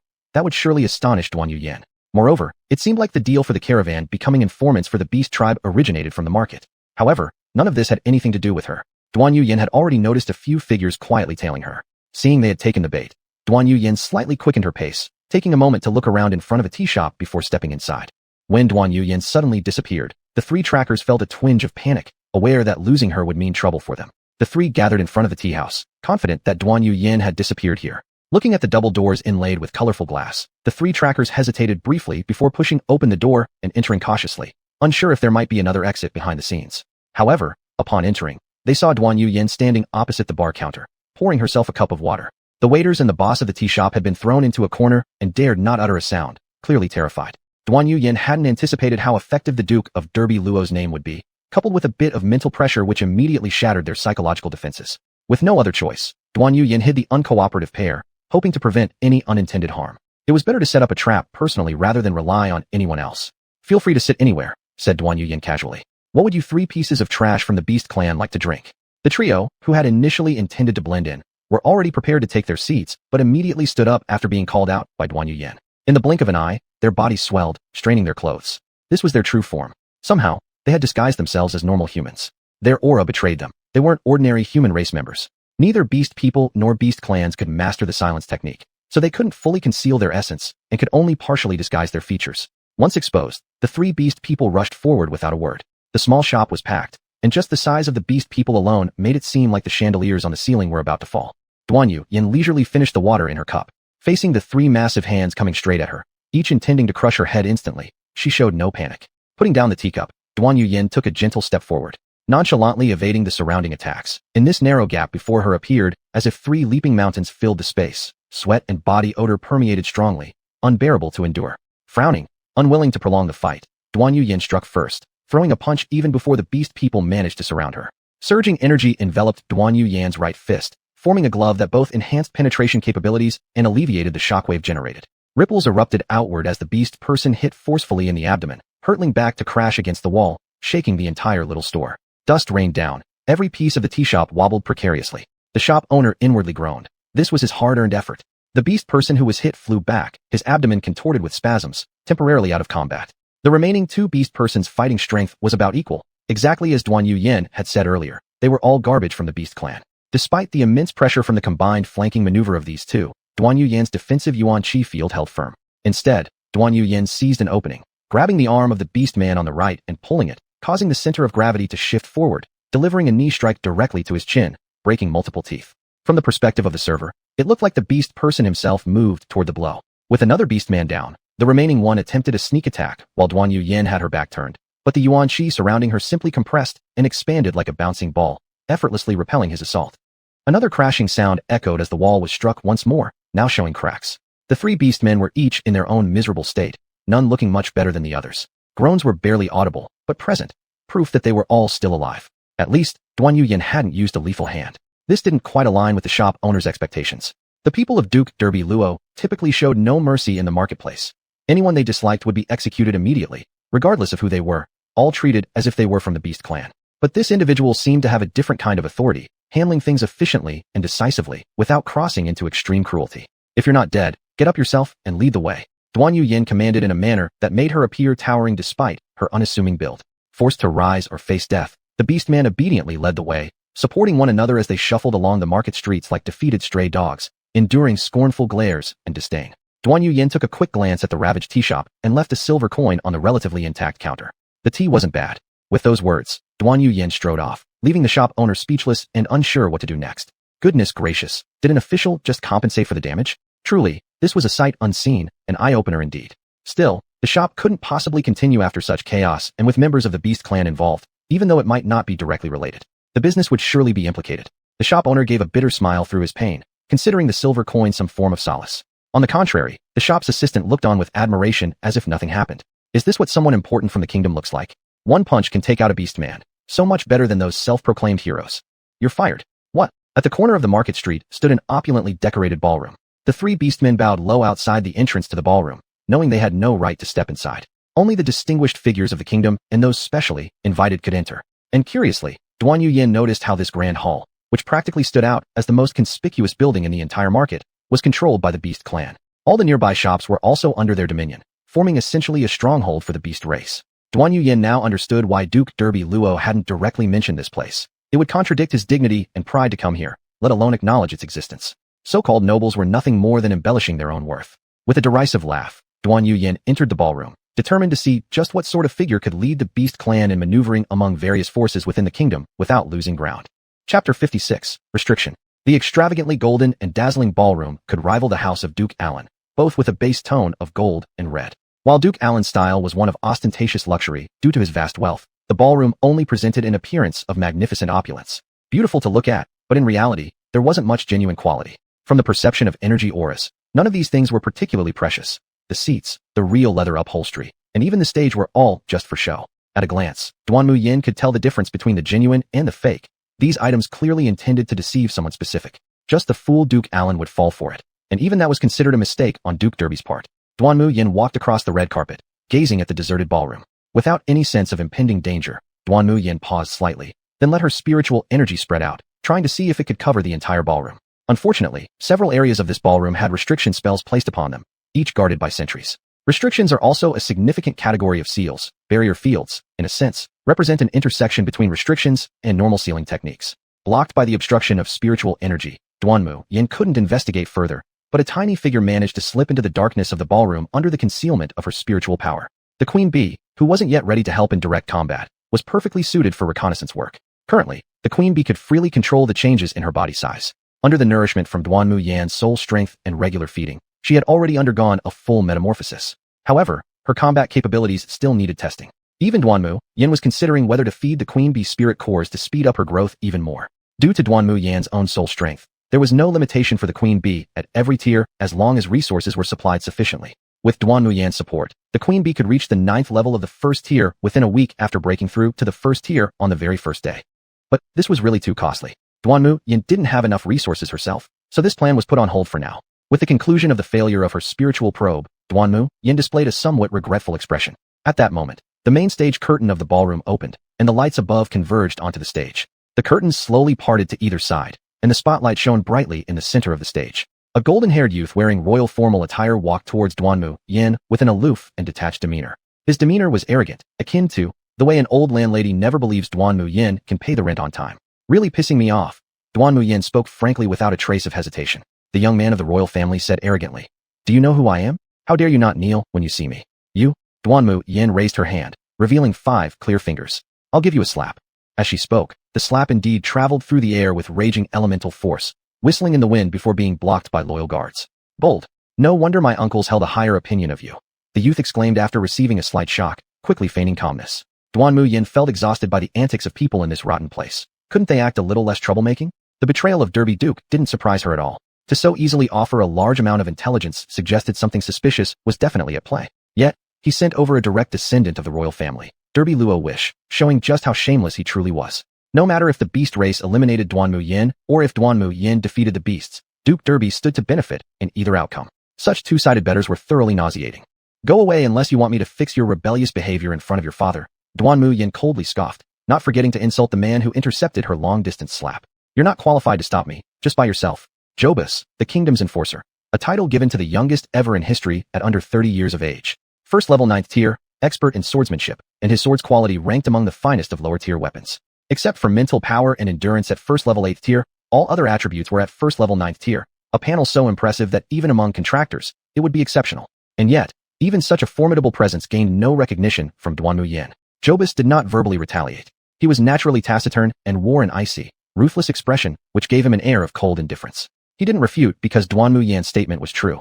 Blocking that slap had not been as effortless as imagined. The opponent's strength was unusually balanced, even giving him a subtle sense of whooshing pressure. Previously, during Duanmu Yan's probe, due to lack of targeted detection, the feeling was not precise. Duanmu Yan walked straight past without acknowledging this member of royalty. From his perspective, associating with the royalty served no practical purpose. Now, however, someone seemed determined to drag the royal family directly into this. This action essentially amounted to a declaration of war, an announcement that Duke Derby was declaring war on the king standing behind Duke Alan. But what did this have to do with Duanmu Yan? Let them deal with their own family troubles unless it reached her directly. She didn't care. Guided by the queen bee's perception, Duanmu Yan advanced into the ballroom, taking out several beastmen who tried to block her way until she arrived in front of a wall inside the dressing room. This was also one of the places that blocked Duanmu Yan's mental probe. Clearly, the queen bee had not passed through here, but Duanmu Yan had no other choice but to go this way.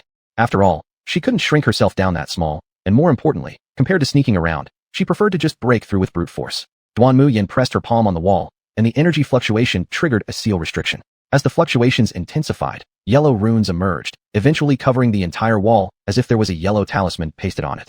There was no way to decipher it. Duanmu Yan's limited knowledge of seals was obtained from the source of seals. Facing such a complete restriction system, Duanmu Yan declared that anyone could look at it, but she intended to break through using the most primitive method possible. She stepped back a few paces, then summoned the Asura armor. In the narrow corridor barely wide enough for 2 people side by side, Asura stood there with a commanding presence that could withstand thousands of armies. Pure brute force alone would not be enough to forcibly break the restriction.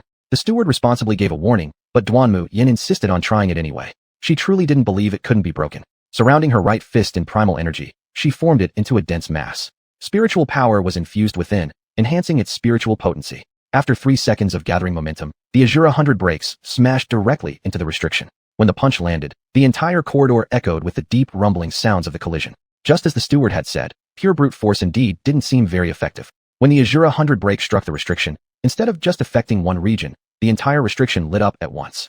Pulling one string activated the whole network. All the seals together absorbed the full might of Duanmu Yan's punch, and even channeled some of the force through the wall behind. Having delivered the punch, Duanmu Yan felt frustrated. It was tougher than she imagined. Thus, Duanmu Yan decided to use serious force. She took out the Garuyan, as everything before was merely a warm-up. Now, it was time to really unleash her strength. Pointing the Asura Garuyan at the restriction, the energy blade slowly extended until it completely touched the restriction. There was no slashing, no skill enhancements, just a plain touch. But at this mere contact, the restriction was like being thrown into an oil pan, losing its cohesive form. Each rune tried to flee, but due to the restriction's own rigidity, they had nowhere to escape. The black aura was a force that should not exist in this world. When it appeared, everything was corroded into corruption. The restriction dissolved, thoroughly eroded and devoured by the void power. Duanmu Yan could clearly feel its change, the most direct evidence being that it now dared to taunt her. The void power surged, causing the Garuyan in Duanmu Yan's hand to tremble slightly, only once, then it stilled. No matter how hard the void power tried to move it, it couldn't budge. It was embarrassing now, wanting to act as if nothing had happened and return quietly to the Gurian. But how could Duanmu Yan let it go so easily? She immediately channeled energy and beat the void power into 8 streams, ultimately locking it away in a small black room. Being disobedient, are you? Chapter 57. This damn man. After Duanmu Yan lifted the seal, the wall returned to normal. The wall covered by the seal showed no obvious difference from the surrounding walls. As for where the mechanism was, Duanmu Yan didn't bother to look for it. With a full-powered punch, the wall, which had lost the protection of the seal, was shattered. A fist-sized hole broke open, and the surrounding walls began to crack and crumble. Seeing this, Duanmu Yan gave it another kick, and everything became clear. A dark staircase led downwards, and the narrow space only allowed one person to pass through comfortably. The walls on both sides were somewhat damp, and the oil lamps hung there looked dim and unclear, giving people a sense of eerie concealment. At the bottom, Duanmu Yan faced an underground prison. It seemed much better than the common jail. The soul contract's perception was still ahead, so after lingering for a while, Duanmu Yan continued forward. Most cells were empty, and if there were people, they were mostly half-dead, curled up in a ball, making it impossible to distinguish whether they were human or beastmen. Even with the perception of aura, it was impossible to fully determine their race. Suddenly, Duanmu Yan stopped. He remembered something that Duke Luoman had mentioned to him. In order to cultivate a group of powerful guards, artificially creating beastmen required satisfying 3 conditions. Firstly, having a high-ranking person within the kingdom as a patron. Even the 3 dukes or the royal family might be investors. This was not surprising to Duanmu Yan. Secondly, turning humans into warriors who could control their beastification would require a long experimental cycle, meaning the lab must have existed for a long time. Duanmu Yan took a deep breath, and a flame ignited inside his chest cavity. If nothing unexpected happened, the cells before him were the labs that had been around for a long time. But there was still one more essential factor, the beast tribe. There must have been a large number of beasts involved here. How these beasts came and in what capacity they participated, Duanmu Yan didn't know. But they wouldn't have come willingly. Duanmu Yan felt like he was almost about to begin the 3rd phase of his mission. And yet, Duanmu Yan hadn't even completed the initial task. Putting aside these thoughts for now, Duanmu Yan continued forward. He wasn't far from the Queen Bee's location. As Duanmu Yan delved deeper, the scene of the dungeon started to change. The cells grew larger, and the smell of blood grew stronger until Duanmu Yan left the dungeon behind. Behind him lay dungeons built for cruel experiments, and on both sides were solitary confinement chambers made of fine steel. Each confinement chamber was a small room, not very spacious, but complete with everything needed. Following the sensation, Duanmu Yan walked to the left, where the Queen Bee was in the innermost confinement chamber. These confinement chambers all carried seals, cutting off mental probes, but the perception of the energy field remained. Each chamber contained a test subject. Their energy fields given off were neither human nor beastman-like. Arriving at the last confinement chamber, there was only one person, and the only person confined there, the daughter of the Marquis, Miss Fullman. Similarly, her confinement chamber, despite not needing a seal, was treated equally. Using the same method as before, Duanmu Yan once again utilized void power to devour the seal. This time, the void power behaved much better, though it still expressed a desire, an urge to erode the seals of other confinement chambers. Duanmu Yan frowned slightly. This thing seemed to possess an indescribable form of life, even expressing emotions similar to desires. Ignoring it, he sealed it back with a yuan qi-wrapped force. As long as Duanmu Yan's strength increased much faster than the void power, this void power would be unable to break free from Duanmu Yan's control. Now approaching the 4th level of the first stage, Duanmu Yan should also consider strengthening the void power. 2 seals weren't enough, perhaps. Duanmu Yan glanced at the other confinement chambers and silently retracted his gaze, the hand of the slaughter armor grabbing onto the lock of the confinement chamber. The full power of a 7th level first stage fighter erupted, and the iron lock soon twisted and snapped. Kicking the door open, Duanmu Yan entered, appearing like a malevolent deity, causing Miss Fullman inside to tremble with fear. She, the daughter of a marquis, had never seen such a ferocious person. Breaking in by force was one thing, but doing it in such a violent way made her more terrified of him than the one who originally imprisoned her. After all, the latter merely confined her, but Duanmu Yan seemed ready to kill her at any moment. Who are you? Miss Fullman, wearing a floral-patterned long dress, leaned against the edge of the bed as if holding onto a lifeline. Duanmu Yan glanced around the inside of the confinement chamber before focusing his gaze on Fullman. With this glance, Duanmu Yan finally understood why the Marquis had said he'd know when he saw her. The only difference between Fullman and the woman in the painting was their age. They were practically carbon copies of each other. If not for the fact that the technology here hadn't advanced to the point of the modern world, Duanmu Yan would have suspected cloning. Since cloning wasn't an option, the answer was clear. Miss Fullman and the woman in the painting were mother and daughter. Thus, the woman in the painting was the Marquise, and Keiji intended to trade this very painting. It seemed the Marquise wasn't just an ordinary figure. Whether she was alive or dead was unknown. Duanmu Yan paid no heed to these matters, nor did he care about Fullman's panic. He approached her wearing the slaughter armor, like a deity of death. Still alive. By the side of the bed were iron cuffs corroded and broken in two, and with Fullman's swollen ankles, it wasn't hard to deduce she had been confined here. Disassembling the slaughter armor, Duanmu Yan revealed his original appearance. His sharp and angular features stood out prominently, His gaze was piercing and lacked any trace of greed or adoration, replaced instead by a captivating confidence and resolve. But such an attitude made him difficult to like. If you're not dead, get up and follow me. Fullman raised her willowy eyebrows, her expression as if accusingly declaring, "You're not a good person," across her forehead. "Are you sent by my father?" Upon hearing Fullman's cold tone, Duanmu Yan tisked at once. Just as prior intelligence suggested, this young lady didn't seem to get along well with her father. No, Duanmu Yan flatly denied, questioning what it meant to be sent by someone. It was rather degrading. Fullman was momentarily stunned by Duanmu Yan's attitude. A flood of disdainful insults swirled in her chest, surging tumultuously like waves. "Why do you want to save me?" Fullman was cautious. She knew all too well the value of herself, a fragile young woman. Duanmu Yan didn't hide his intentions. "It's merely a deal. You must have met the mole inside Debbie Luo Duke's residence, haven't you?" "Yes, but the confidential letter has already been taken away by someone." Fullman didn't plan on concealing anything. Given Duanmu Yan's bearing, he was possibly even more heartless than the Beastman. "I guessed it was that so-called senior student. Is he a Beastman?" Fullman nodded. "His name is Charlie, a Beastman with extremely diluted bloodline. His father, old Charlie, is the true mole among the informants left behind by my father. He was the only one who contacted me." "Unbelievable, how complicated," Duanmu Yan casually remarked. "Did you see the confidential letter?" Duanmu Yan seriously asked, since this matter was crucial. "Yes." After hesitating a moment, Fullman still nodded. When strength overwhelmed, resistance was futile. "All right, let's stay put for now. Write it down directly." Duanmu Yan took out paper and pen from his wrist device, swiftly placing them on the table before him. "You weren't like this just a moment ago." Fullman couldn't understand Duanmu Yan's actions and expressed doubts about them. Just then was just then, and now is now. "I'm afraid I might fail to protect you when we rush out later. If you die, it'll be final death, so it's better to keep a backup now." Duanmu Yan knew that this was a trap, and obviously, Fullman also sensed this. "But if I write it down, won't I lose my value?"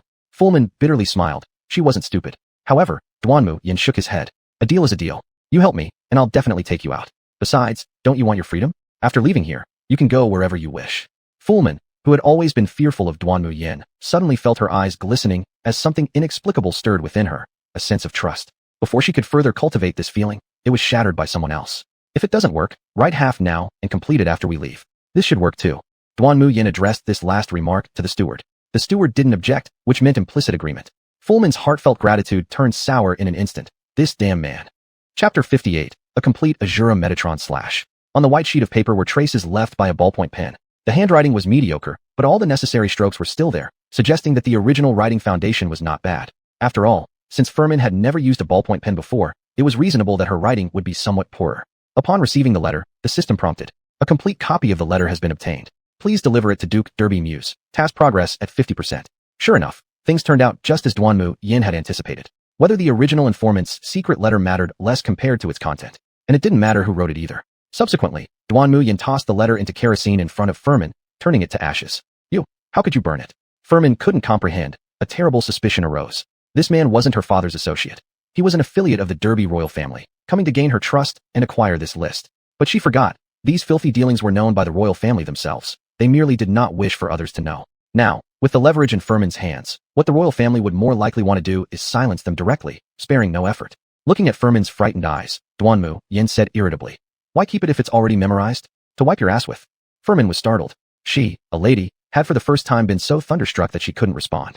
Once assured that Duanmu Yan made no overstepping actions, Furman relaxed, feeling like her sense of security came back fully restored. Just then, the queen bee emerged from Furman's sleeve, wanting to return to Duanmu Yan. This sudden change caused Furman to panic and attempt to conceal the action, but the queen bee easily avoided Furman's feigned grab and landed on Duanmu Yan's shoulder. "What? Is it because it helped unlock your fetters that you're grateful? Then I saved you. Shouldn't you be moved to tears?" Realizing her loss of composure, Furman blushed red with shame, wanting nothing more than to disappear under the teasing from Duanmu Yan. Seeing the situation, Duanmu Yan also saw no point in talking further. He took the lead, while the queen bee was responsible for guarding the hostage's safety. The moment they stepped out of the holding cell, every single restriction in the entire detention passage simultaneously dissolved, terrifying Furman. In the face of the darkness ahead, it seemed countless caged beasts were stretching their muscles just before release. With each successive impact deforming the iron door of the confinement room, total crisis arrived. As to how many half-man, half-beast creatures were here, even Duanmu Yan hadn't counted them all. But one thing was clear, they weren't few in number. Each could rival a team leader of the beast people after transformation, some surpassing even that in wildness. At the moment when Asura armor fused with him, an awe-inspiring aura emanated from beneath Duanmu Yan's feet, subduing the surging darkness. Behind him, upon seeing the reappearance of the silver armor, Furman's sense of security reached its peak. Up to now, despite knowing about all these dangers, Duanmu Yan had shown no intention of abandoning her. Be it the Marquis or that senior student, They both used and weighed Furman's worth, perhaps mixed with love, but all secondary. Only the man before her, unless you're an evil doer of great malevolence. He can provide you with sufficient safety. Close your eyes. Duanmu Yan didn't look back. His voice was aloof and icy cold. Furman obediently closed her eyes tightly, trembling hands gripping her skirt unconsciously. She dared not approach Duanmu Yan closely, for the aura around this armor gave off an intimidating, do not approach vibe. As more and more monsters broke through the restraints, the perception of aura transformed into dense torrents. When the detention room finally crashed open under the last collision, two monstrous silhouettes filled the whole passage, accompanied by an intense and nauseating stench. The disordered hair entered the field of vision, skin after transformation rough like that of a beast. They roared loudly to declare sovereignty, issuing lethal threats to the two intruders whose energy patterns were different from theirs.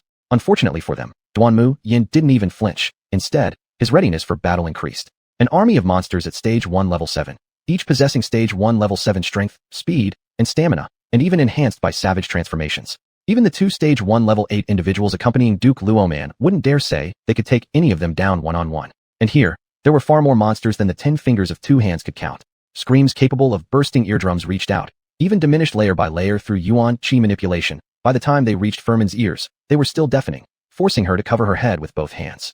It was at that exact moment that Duanmu Yan acted, with the Asura's returning blade in hand, cutting down anyone or anything in sight. All creatures daring to break through were met with wounds. The cramped space limited the monsters' full capacity, yet their sheer numbers troubled Duanmu Yan. These monsters' self-healing capabilities were stronger than he had expected. Yuan Qi's slash can stop self-healing, but if the opponent stakes their life potential for activation, then even an internal explosion of Yuan Qi cannot suppress such healing. But at the same time, this is a self-inflicted injury. They have lost their reason, retaining only the savagery of beasts. These are beast-like humans. Duanmu Yan slashed down the thick arm, trying to leap over him to grab Furman. Subsequently, he turned his gaze to the surging monsters with eyes growing colder. The reflection on the Asura armor signaled that the true Asura was about to descend. Without any reserve, Yuan Qi was unleashed. Go back to the holding cell. Furman couldn't hear clearly what Duanmu Yan was saying, but seeing the solitary figure fending off all alone, she knew she might be a burden. The queen bee was guiding her, and at the moment when Furman stepped into the holding cell, Duanmu Yan instantly activated. Asura armor transformed into silver light streaked with golden-purple energy as Yuan Qi exploded. The returning blade inflated dramatically in the storm under Yuan Qi's impetus, extending into a 3-meter battle blade. Just one sweep drove away several monsters. But immediately after, the creatures would raise their blood-red pupils again and lunge up once more. It was like they had no sensation of pain, no awareness. Yet they did, and Duanmu Yan was very certain of it. His blows simply hadn't struck them deep enough in heart yet. After slaying the monster before him, Duanmu Yan drew the returning blade. With the previous strike directly piercing through the beastly skin defenses, Yuan Qi concentrated around the heart area, killing all life force within moments. In that instant, the madness and redness in the collapsing monster's eyes faded, reverting to black, but never again returning to brightness. Perhaps you should be set free. Duanmu Yan raised his hand, gathering immense Yuan Qi in the returning blade. Following Duanmu Yan's command, Yuan Qi trembled, causing the air to vibrate faintly. A strong sense of impending doom spread from the air. These monsters felt confusion and panic for the first time. This man ahead seemed invincible, pressing down on them in an even stronger form. Now, he was about to impose fear upon them. How ironic this was. The resonance of Yuan Qi already demonstrated its incredibly sharp nature, although it was not fully formed. In the hands of the elder generation, it could slice through space resistance without hesitation. Duanmu Yan wasn't quite capable of this yet, but as it was, this was enough. The base attributes of his body were blended with Yuan Qi, and Duanmu Yan added some void force encapsulating the mix. Just let everything return to dust. The returning blade slashed down, revealing the complete Asura Metatron slash with the Asura armor at full display. This moment marks the peak achievement of Duanmu Yan's skills now. The Asura Metatron slash pierced along the direction the blade pointed toward, breaking apart all obstacles in its way. Void force infiltrated the wounds, corroding flesh and completely dissolving these borrowed bodies that didn't belong in this world into the elements. Nothing could block the slash, and the entire dungeon thundered with vibrations. The bright light penetrated through the dusty air, dispersing and spreading. This strike broke the dungeon's restrictions, allowing the upper rays of light to shine through the large breach left behind by the slash. The return blade swung as Yuan Qi trembled. Dust swirled away like the aftermath of a stormy wind. An endless number of monsters were wiped out entirely. Duanmu Yan himself was uncertain how many he had killed. The world's malevolence was like a needle piercing your head. Duanmu Yan inevitably harbored discontent. But soon after, the malevolence came quickly and disappeared just as fast. The dissipated souls ultimately preserved some parts, returning to the embrace of the dimension world, concluding their lives, whether sinful or not, but eventually twisted into corrupted forms. World malevolence wouldn't disappear entirely, yet it also wouldn't target Duanmu Yan specifically since, indeed, he did kill these monsters. However, it was fortunate that the malevolence departed quickly. If it lingered another second, the annoyed posture Duanmu Yan displayed could have landed it a cut.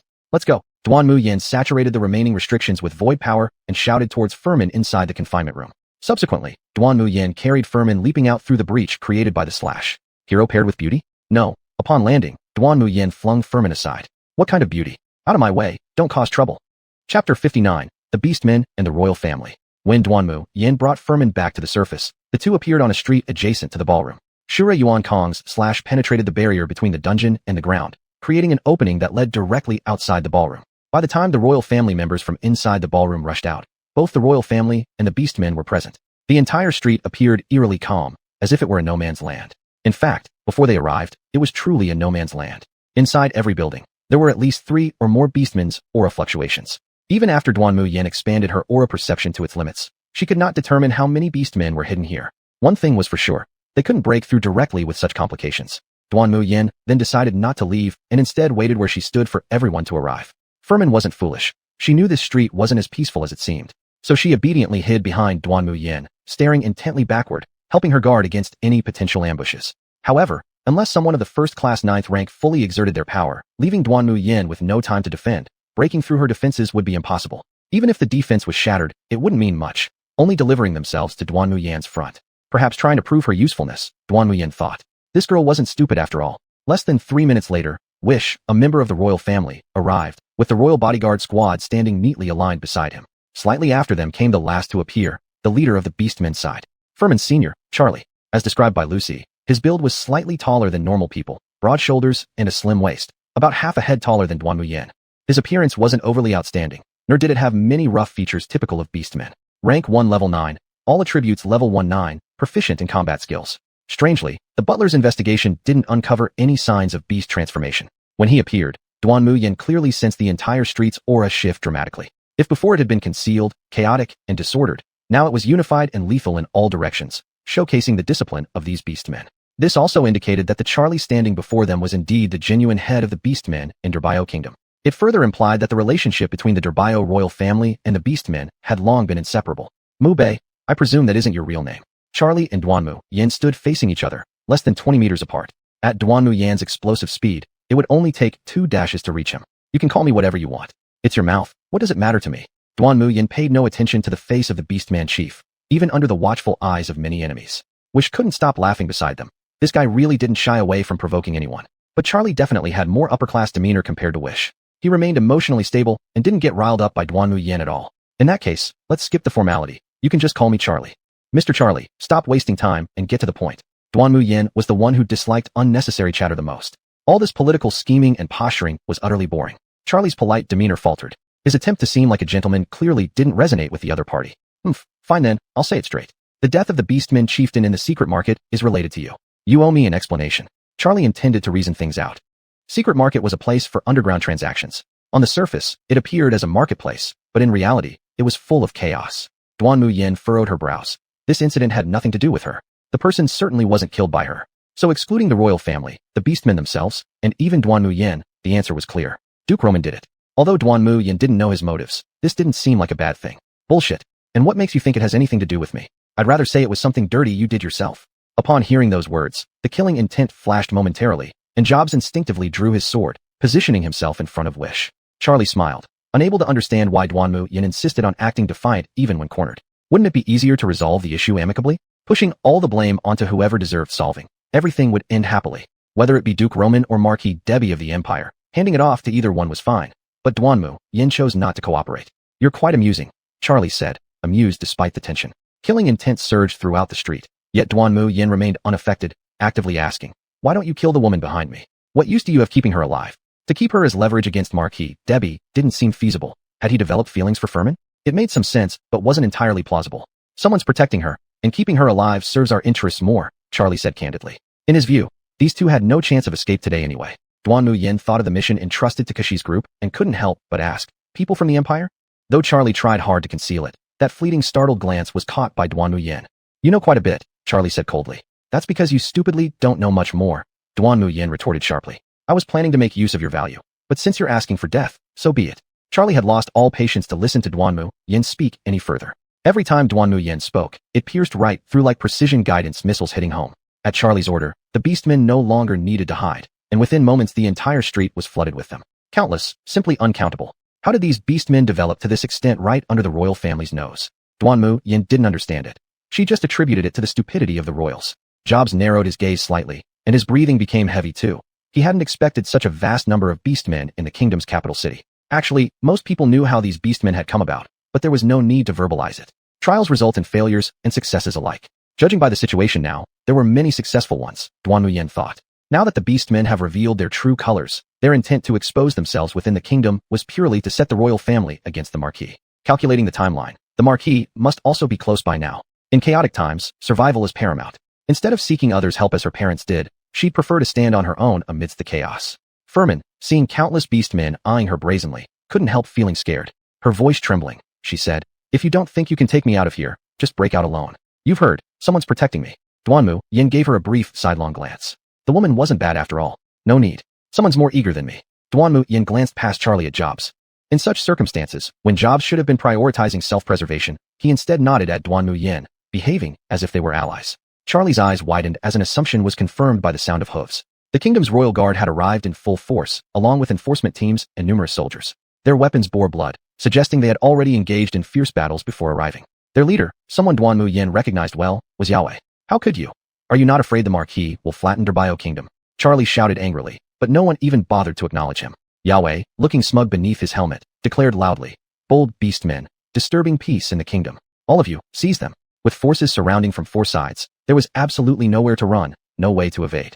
Chapter 60, Exchange. Since Yahweh is involved, it indicates Duke Luoman has made his move. As for Duke Durbioro, after weighing the gains and losses, he also made his choice. However, this decision is contingent upon Duanmu Yan rescuing Furman. If the Shog people are pushed too far, they won't care who wants to protect Furman. Since the decision has been made to purge the Shog people, the king's line, which even collaborates with the Shog tribe, must be eradicated. Charlie's supporter in the kingdom, Duke Allen, has already been besieged in his own castle, where he hung himself, preserving what little dignity he had left. As for the king, he hasn't been touched yet because Job's side hasn't defeated the Shog people. None of these matters have much relevance to Duanmu Yan. The course of events has already been set. Duanmu Yan led Furman through a breakout from one side. The instant Shura armor fused, her ki burst forth, pushing back several surrounding Shog people. With the queen bee guarding Furman's side, those stragglers stood no chance against her. The queen bee, small in size but swift in action, maneuvered effortlessly amid the Shog people's pincer attacks. Anytime someone tried to cross Duanmu Yan to arrest Furman, they would receive a sting from the queen bee, causing their flesh to rot immediately. The toxic paralysis effect would trigger instantly, allowing Duanmu Yan to finish them off with ease. The slash of her sword carved a path ahead. Although she'd just completed a full version of the Shura Yuan Kong slash and rested briefly afterward, her stamina wasn't fully restored. She couldn't perform it again just yet. However, a simplified version of the Yuan Kong slash was effective enough, putting less strain on her spiritual energy and being perfectly suited for handling these Shog people. Duanmu Yan, wielding one blade, advanced step by step, slaughtering multiple enemies with each stroke, blood flowing everywhere. At the same time, the external army charged in, turning everything into chaos. Grasping Furman tightly, Duanmu Yan surged forward under Yahweh's command and broke out. Once they had escaped the market area, the system notified Duanmu Yan that the second phase of the mission was complete. She then dissolved her Shura armor. Her spiritual energy was somewhat depleted, but Duanmu Yan had more tasks ahead of her. Taking out a blue potion, she drank it all in one go. Spiritual orbs could also restore energy, but using them was akin to burning money. Duanmu Yan didn't even feed them to the queen bee, so there was no way she'd waste them frivolously. After catching her breath, Duanmu Yan released Furman and pointed toward a fork in the road. "Now you're free." Furman, covered in quite a bit of blood, with strands of disheveled hair falling about her face, appeared pitiable and frail, evoking feelings of sympathy. "But sorry," General Duanmu tossed her aside without hesitation. What Furman did next, whether she lived or died, was no longer Duanmu Yan's concern. "You're letting me go just like that?" The marks on Furman's wrists, caused by Duanmu Yan's earlier rough grip, were deep red and still tingling painfully. Duanmu Yan turned back puzzled. "Do you want to stay here and risk being targeted?" Realizing something, Duanmu Yan coldly stated, "I'm heading to see your father next, so you'd better think clearly if you want to follow me." This unequivocal rejection plunged Furman's heart into an icy abyss. Though she had finally obtained the freedom she had long desired, it came at the cost of being abandoned. Nevertheless, as the daughter of a marquis, Furman quickly regained her composure. After expressing her gratitude with a respectful bow, she decisively chose the direction Duanmu Yan had indicated and left. Seeing this, Duanmu Yan felt a touch of regret. Why does this girl think like this? He is, after all, your father. He can't eat you. If Furman had accompanied him, things would have gone smoother for Duanmu Yan. Now, she'd have to handle it on her own. However, when Duanmu Yan decided to let Furman go, she had anticipated exactly this scenario, so there was no point in lingering over it. the queen be returned to its mistress, and Duanmu Yan continued moving forward. About 10 minutes later, Duanmu Yan encountered personal guards along with Marquis Akil, the Marquis' closest elite. Inside a modest-sized cafe, a few important guests sat around a small round table, including Duanmu Yan, who calmly seated herself. They were all present now. On the table stood 4 cups of fragrant, thick coffee, white steam rising quietly, creating a serene and peaceful atmosphere completely different from the brutal skirmishes taking place in the marketplace. Neither the Marquis, Duke Derbioro, Duke Luoman, nor Duanmu Yan touched their coffee. The panicked cafe owner insisted repeatedly. He hadn't poisoned the drinks. In the end, Duanmu Yan broke the silence, merely sipping the coffee lightly. It didn't suit her taste. So, when did you collude? Duanmu Yan hadn't failed to consider the possibility of their cooperation, but she hadn't expected all sides to join together. She assumed, at most, they might pair up in twos, keeping each other in check, but this alliance was far more straightforward than she imagined. Even the Marquis was included. Duke Luoman, appearing particularly plump among the 4, stood out significantly. From the moment you left my residence, I sent people straight to the black market. I personally organized the ambush that targeted the Marquis, and the information originated from the black market. Now we've given the Marquis some kind of resolution. Duanmu Yan raised an eyebrow. You sure do talk a lot. The Marquis was not bothered. It was never related to Duke Luoman in the first place. Most of my people were silenced on the way. Come to think of it, it's all because of the beast folk unrest. Exactly, Duke Luoman agreed. They both seemed deliberately to have overlooked the Marquis' original intention, to seize their incriminating evidence and then launch a crusade against them. But if the internal Kashin renewal within the kingdom had been completed by itself, was a crusade still necessary? Duanmu Yan understood the thoughts of these 2 dukes, but they sure were ruthless. The king could never have imagined that what started as internal discord would escalate so quickly among family members, only to end with such a ruthless family massacre. However, the price was heavy. The entire kingdom would be weakened for a while. Perhaps it couldn't even hold on to its second place in the world. This, however, was precisely what the Marquis wanted, or rather hoped, to see. So he felt safe enough to sit down, since the Debairo kingdom had paid the price for their arrogance and humbled themselves to admit their mistake. Whether there would be a crusade or not, the Marquis' purpose had already been achieved. But did the Marquis have nothing to pay for? No, Duanmu Yan's gaze showed no trace of fear, and she stared straight at the Marquis. Speak. What do you want? The letter to you, and the painting to me. Duanmu Yan said simply. At this, the 2 dukes became uneasy. They all knew what the letter referred to, but was it necessary to fuss over one letter now? After all, the content of the letter gathered most of the intelligence about the internal informants of the Marquis. Both dukes were naturally included in the letter. In that case, I'll give you 10,000 silver coins, and we can forget about the painting, Duke Luoman said. Duke Derbioro looked ancient, presenting an amiable demeanor, seemingly finding this reasonable. Duanmu Yan didn't bother with these 2 fools, casually pulling out a piece of paper from her bracelet, writing down 2 words, secret letter, and handed it over to the Marquis. Duke Luoman and Duke Derbioro exchanged glances. They both wanted to make a move just moments ago. Holding the letter, the Marquis looked at Duanmu Yan. He knew Duanmu Yan wasn't joking around. After some pondering, it seemed he was weighing something before finally nodding. As you wish. System notification. You have completed the first phase of the task, but there are discrepancies between completion and requirements. A detailed evaluation will be given during the summary. Duanmu Yan didn't care. What the letter was didn't matter much. At this stage, the 2 words secret letter were enough to let the Marquis know many things and verify much more. Moreover, Charlie also sent a letter that was half true and half false. As for how much faith the Marquis put in it and how much he verified from Duanmu Yan, heaven alone knows. This gathering no longer had any relevance to Duanmu Yan. After as fetched the painting and handed it over to Duanmu Yan, the Marquis asked, I am about to set out back to the imperial capital. If you don't mind, you may come with me. No wonder he brought the painting along. Duanmu Yan knew the Marquis probably wouldn't return to his small town estate ever again. And since Duanmu Yan had received the painting, she certainly wouldn't sell it to anyone else. Thus, Duanmu Yan was bound to go to the capital. The invitation from the Marquis directly triggered a task, but it wasn't the 3rd phase task. Rather, it was a personal private mission from the Marquis. Phase tasks need to trigger relevant missions within the process of the initial task, whereas this was an additional mission from the Marquis. But Duanmu Yan rejected. She did not plan to become someone else's hired hand. She definitely intended to visit the Empire, but how and when she went would be entirely up to Duanmu Yan herself to decide. The Marquis, being rejected, wasn't surprised either, merely mentioning, if you need anything in the capital, feel free to look me up. The name Debbie Muse was equivalent to authority in the capital. Chapter 61, The Clue Breaks Off. Leaving the cafe, Duanmu Yan returned to the edge of the market once again. Yavi was now beaming with self-satisfaction, riding slowly along with the procession of captives, enjoying the admiring gazes from the market crowd. After leaving the market, Yavi's smile instantly disappeared upon spotting Duanmu Yan, and he quickly dismounted. You've already left. Why are you back? Yavi's face showed suspicion, fearing that Duanmu Yan would take away his credit. Duanmu Yan paid no attention to his territorial attitude and scanned the long line of prisoners. What do you plan to do? Among these orcs, the majority were experimental products. There weren't many pure-blooded orcs, perhaps more on the side of the Marquis. The Duke of Lomon's intention is to publicly execute those who can be identified. This identification naturally refers to purity. Duanmu Yan remained silent, knowing this was a matter belonging to this world. As a contractor, all he could do was complete his part. He didn't have the authority to meddle in such affairs. Where's Charlie? I need to verify some things. Yavi's face turned red and he muttered, he got away.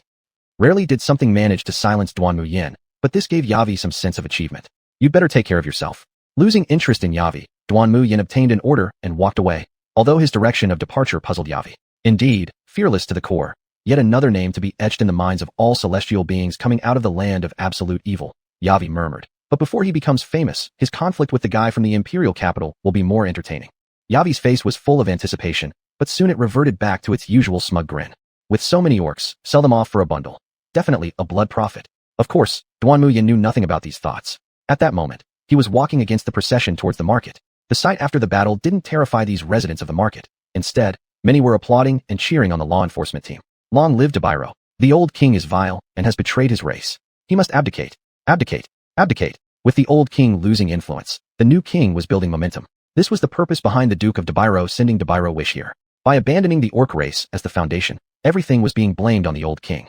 From this perspective, orcs aren't particularly well liked in the market. Or rather, across the entire Atanta continent, orcs are a race struggling to survive in the cracks. Unrecognized by beast races, unrecognized by human races. With no place to stand, they could only choose a humiliating subordination or independently navigate among various powers.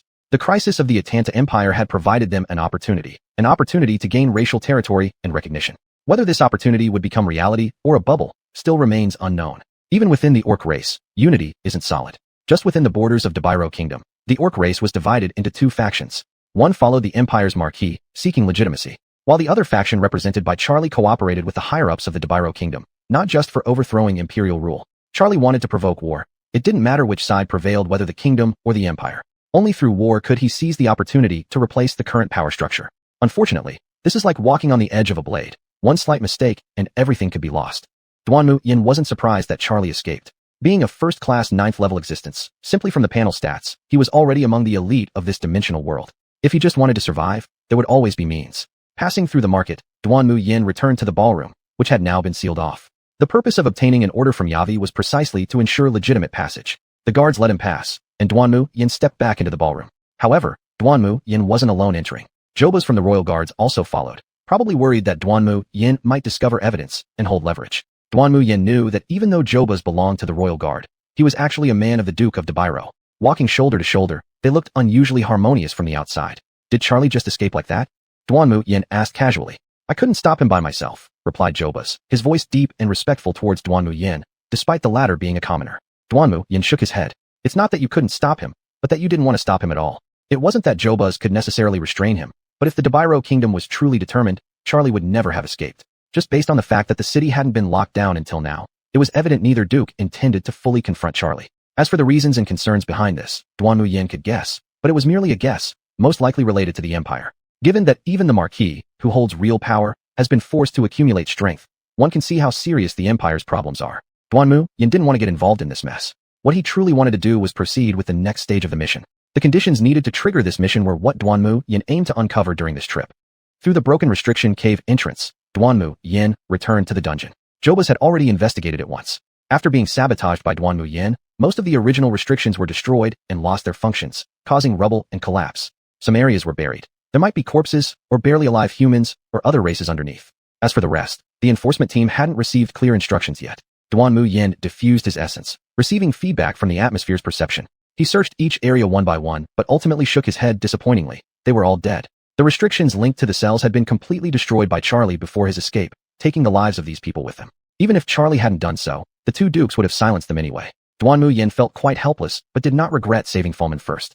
Jobas, who seemed to have read Duanmu Yan's thoughts, commented seemingly casually. This dungeon looks very similar to the maximum security prison of the Ministry of Justice.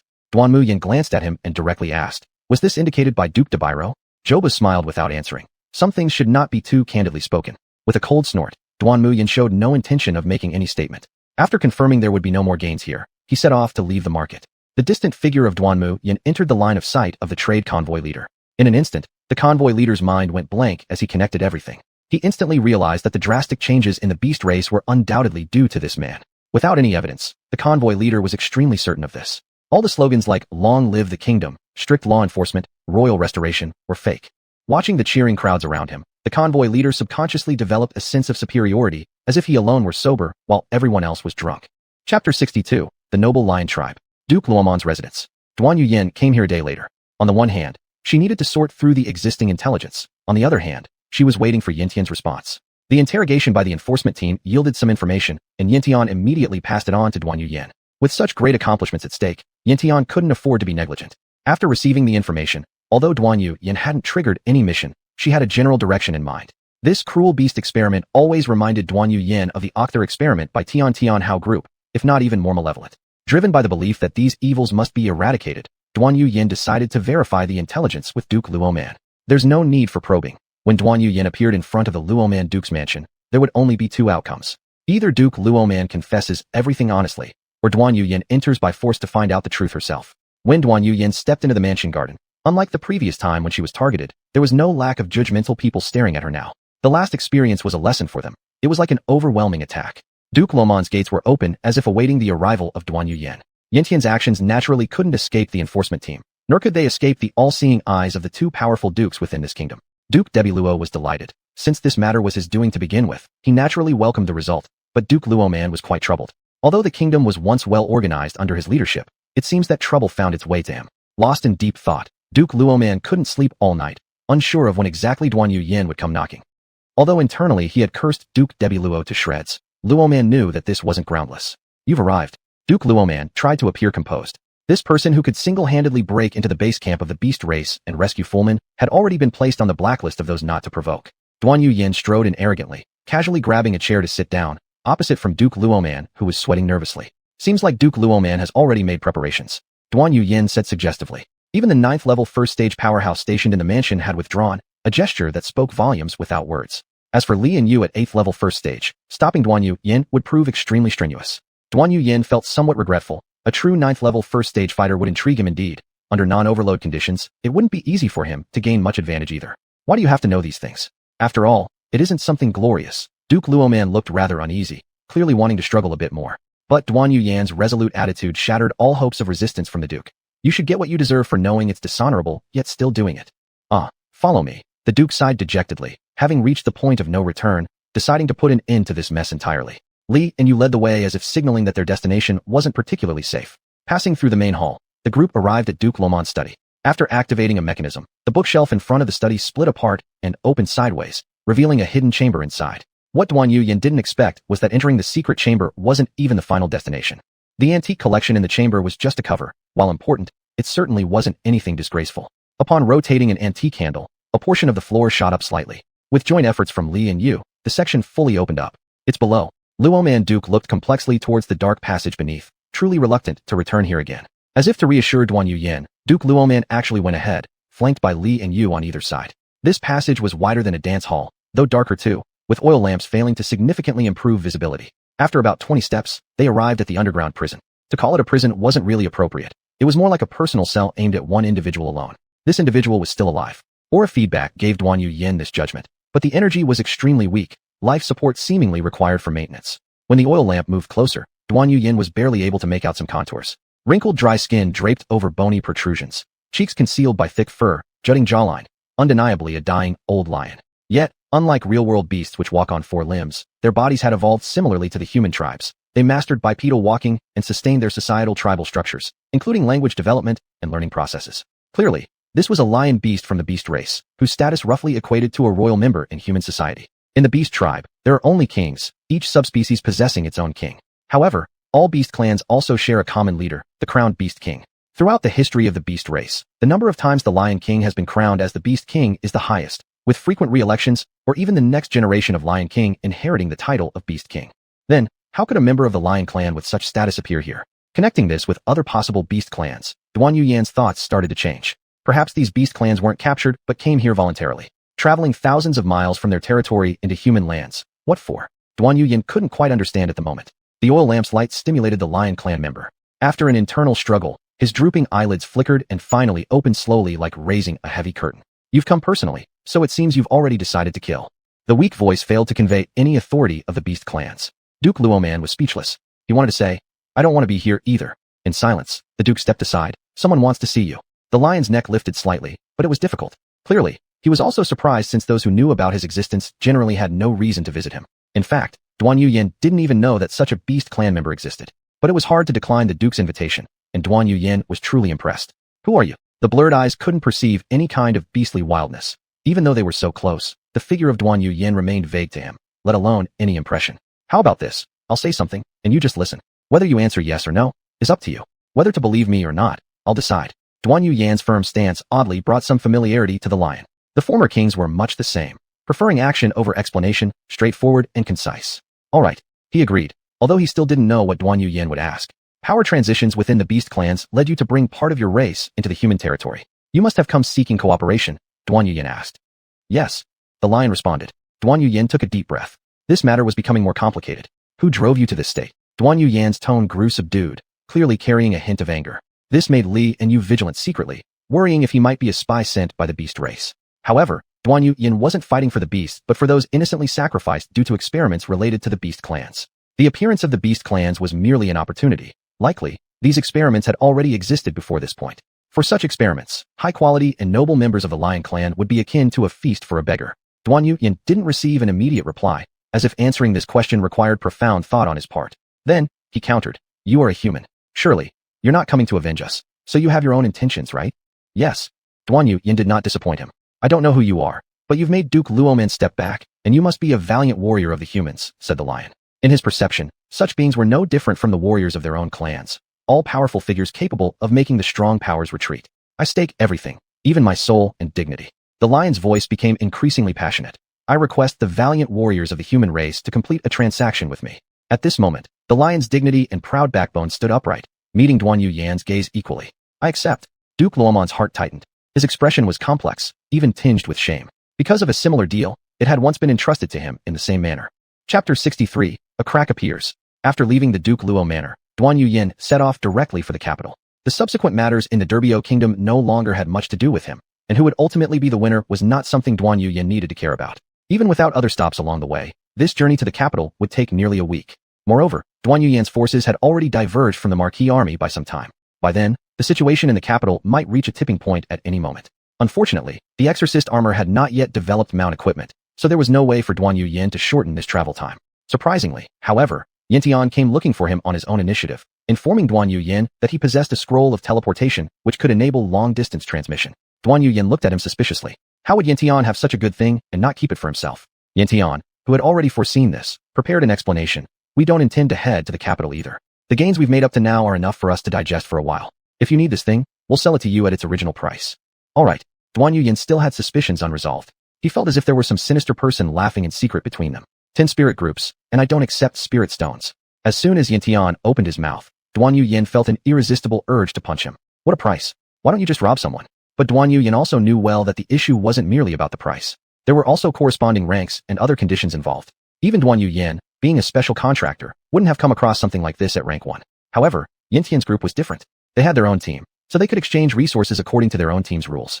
Despite his grumbling, Duanmu Yan ultimately still needed it. The earlier he got to the capital, the sooner he could stabilize the situation. According to what the so-called Chosen of Destiny had said, there were already contractors entrenched in the capital. I don't have 10 spirit groups, but I can pledge 3 spirit groups first, and will make up the rest later. After considering, Duanmu Yan only had 5 spirit groups on him.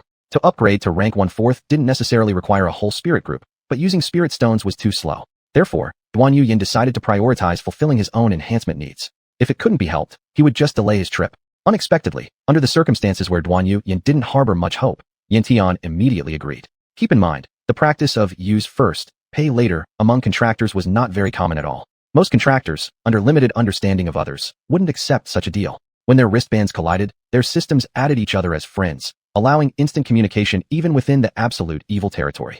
3 spirit groups exchanged hands, and in return, a scroll of teleportation was deposited into Duanmu Yan's possession. Yantian bid farewell to Duanmu Yan. He knew these scrolls required deployment. It wasn't as simple as imagined. Moreover, based on the distance of teleportation, the spatial glyphs inscribed on the scroll would also be consumed.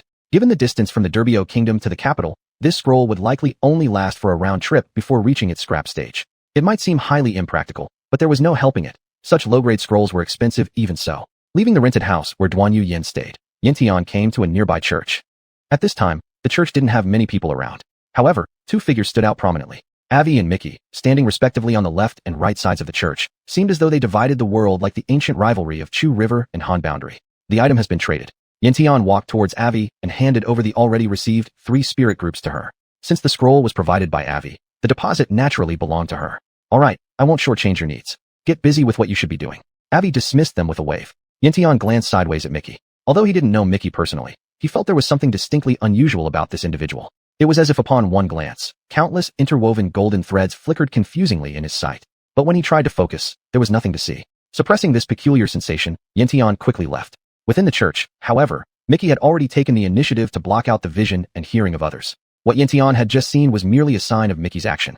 The World Tree people sure know how to exploit loopholes, Mickey mocked. In his view, had Avi not interfered, all Mickey needed to do was hint to Duanmu Yan, and the two of them would have had a possible collaboration. Besides, since it was supposed to be a cooperation, one single teleportation scroll wasn't worth arguing over. Before Duanmu Yan had fully grown into his powers, he could use the opportunity brought about by this one scroll to establish a collaborative foundation, counting it as having reaped a significant bargain. But now, this plan had fallen through. And the person who had ruined Mickey's plans was this guy. To understand whether Avi was a native of the Yatanta world or a contractor, Mickey activated his second card, deducing Avi's background from the clues provided by the cards. Still, he remained unaware of exactly what kind of identity or purpose Avi might have. This was the reason Mickey had taken the initiative to intervene. He wanted an explanation for being thwarted.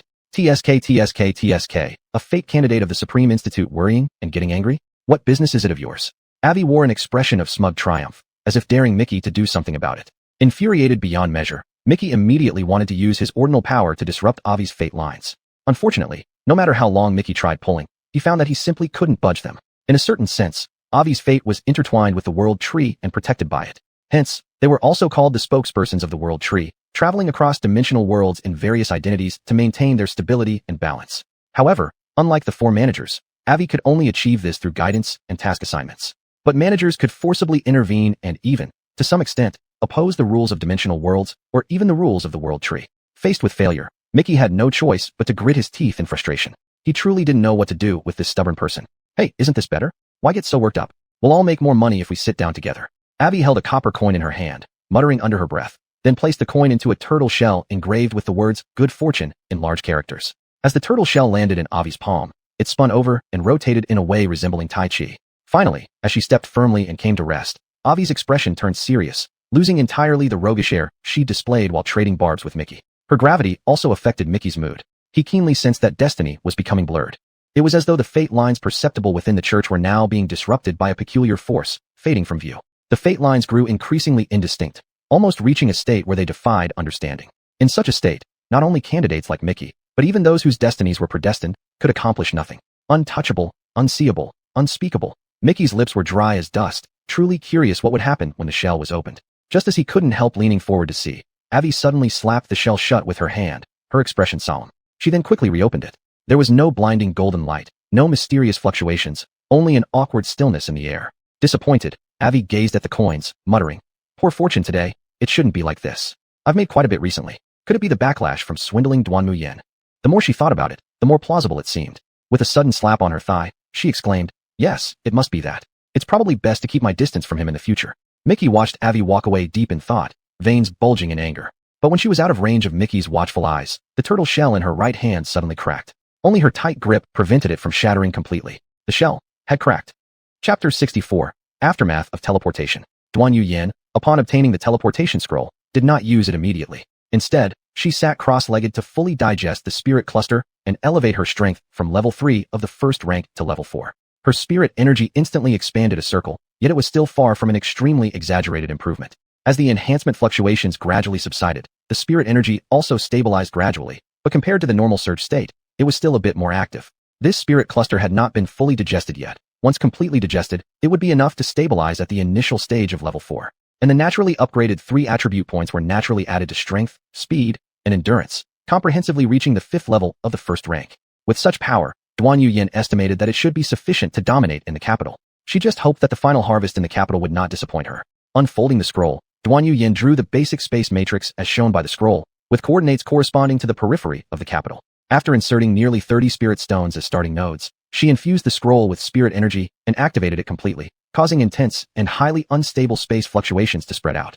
Duanmu Yan suddenly had a premonition of misfortune. Even though she had gone through long-distance teleports numerous times, including across starry skies, Duanmu Yan still felt something ominous. But like an arrow already on the string, there was no choice but to let it fly. Determinately biting her teeth, she stepped into the matrix. Almost the moment she stepped into the matrix, space power thoroughly enveloped Duanmu Yan, without any preparation. The spatial fluctuations trembled rapidly, making Duanmu Yan feel as if for a moment she could see a master executing the hollow void slash.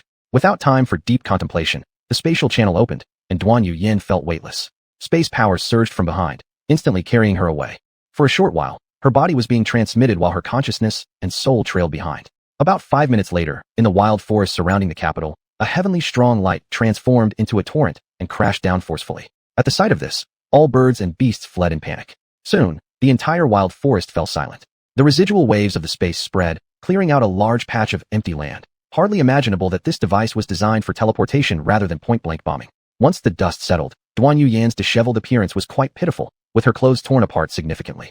Hardly standing steady, she bent over, a strong urge to vomit triggered from every cell within her. Ugh. Duanmu Yan heaved dry retches for quite some time before finally regaining some composure. When the teleportation began, Duanmu Yan had realized something was amiss. But fortunately, the process went relatively smoothly. What Duanmu Yan absolutely didn't expect was how terrifying it was after the teleportation ended. It was akin to an accelerated airdrop. Clearly, the designer hadn't considered that the teleported object was alive. Regardless of whether it was Duanmu Yan or even an ant at the landing point, all had been caught in it. Under the impact of the aftermath, her primordial chi shield collapsed in an instant. For the first time, Duanmu Yan deeply regretted not activating the surge overload mode as a precaution. Still too careless, Duanmu Yan was filled with melancholy. Fortunately, this thing had a protection mechanism within the scroll that wouldn't cause bodily harm to the teleporter. As for psychological aspects, well, that was beyond the designer's concern. Changing her clothes, after sensing there were no suspicious threats around, Duanmu Yan directly left.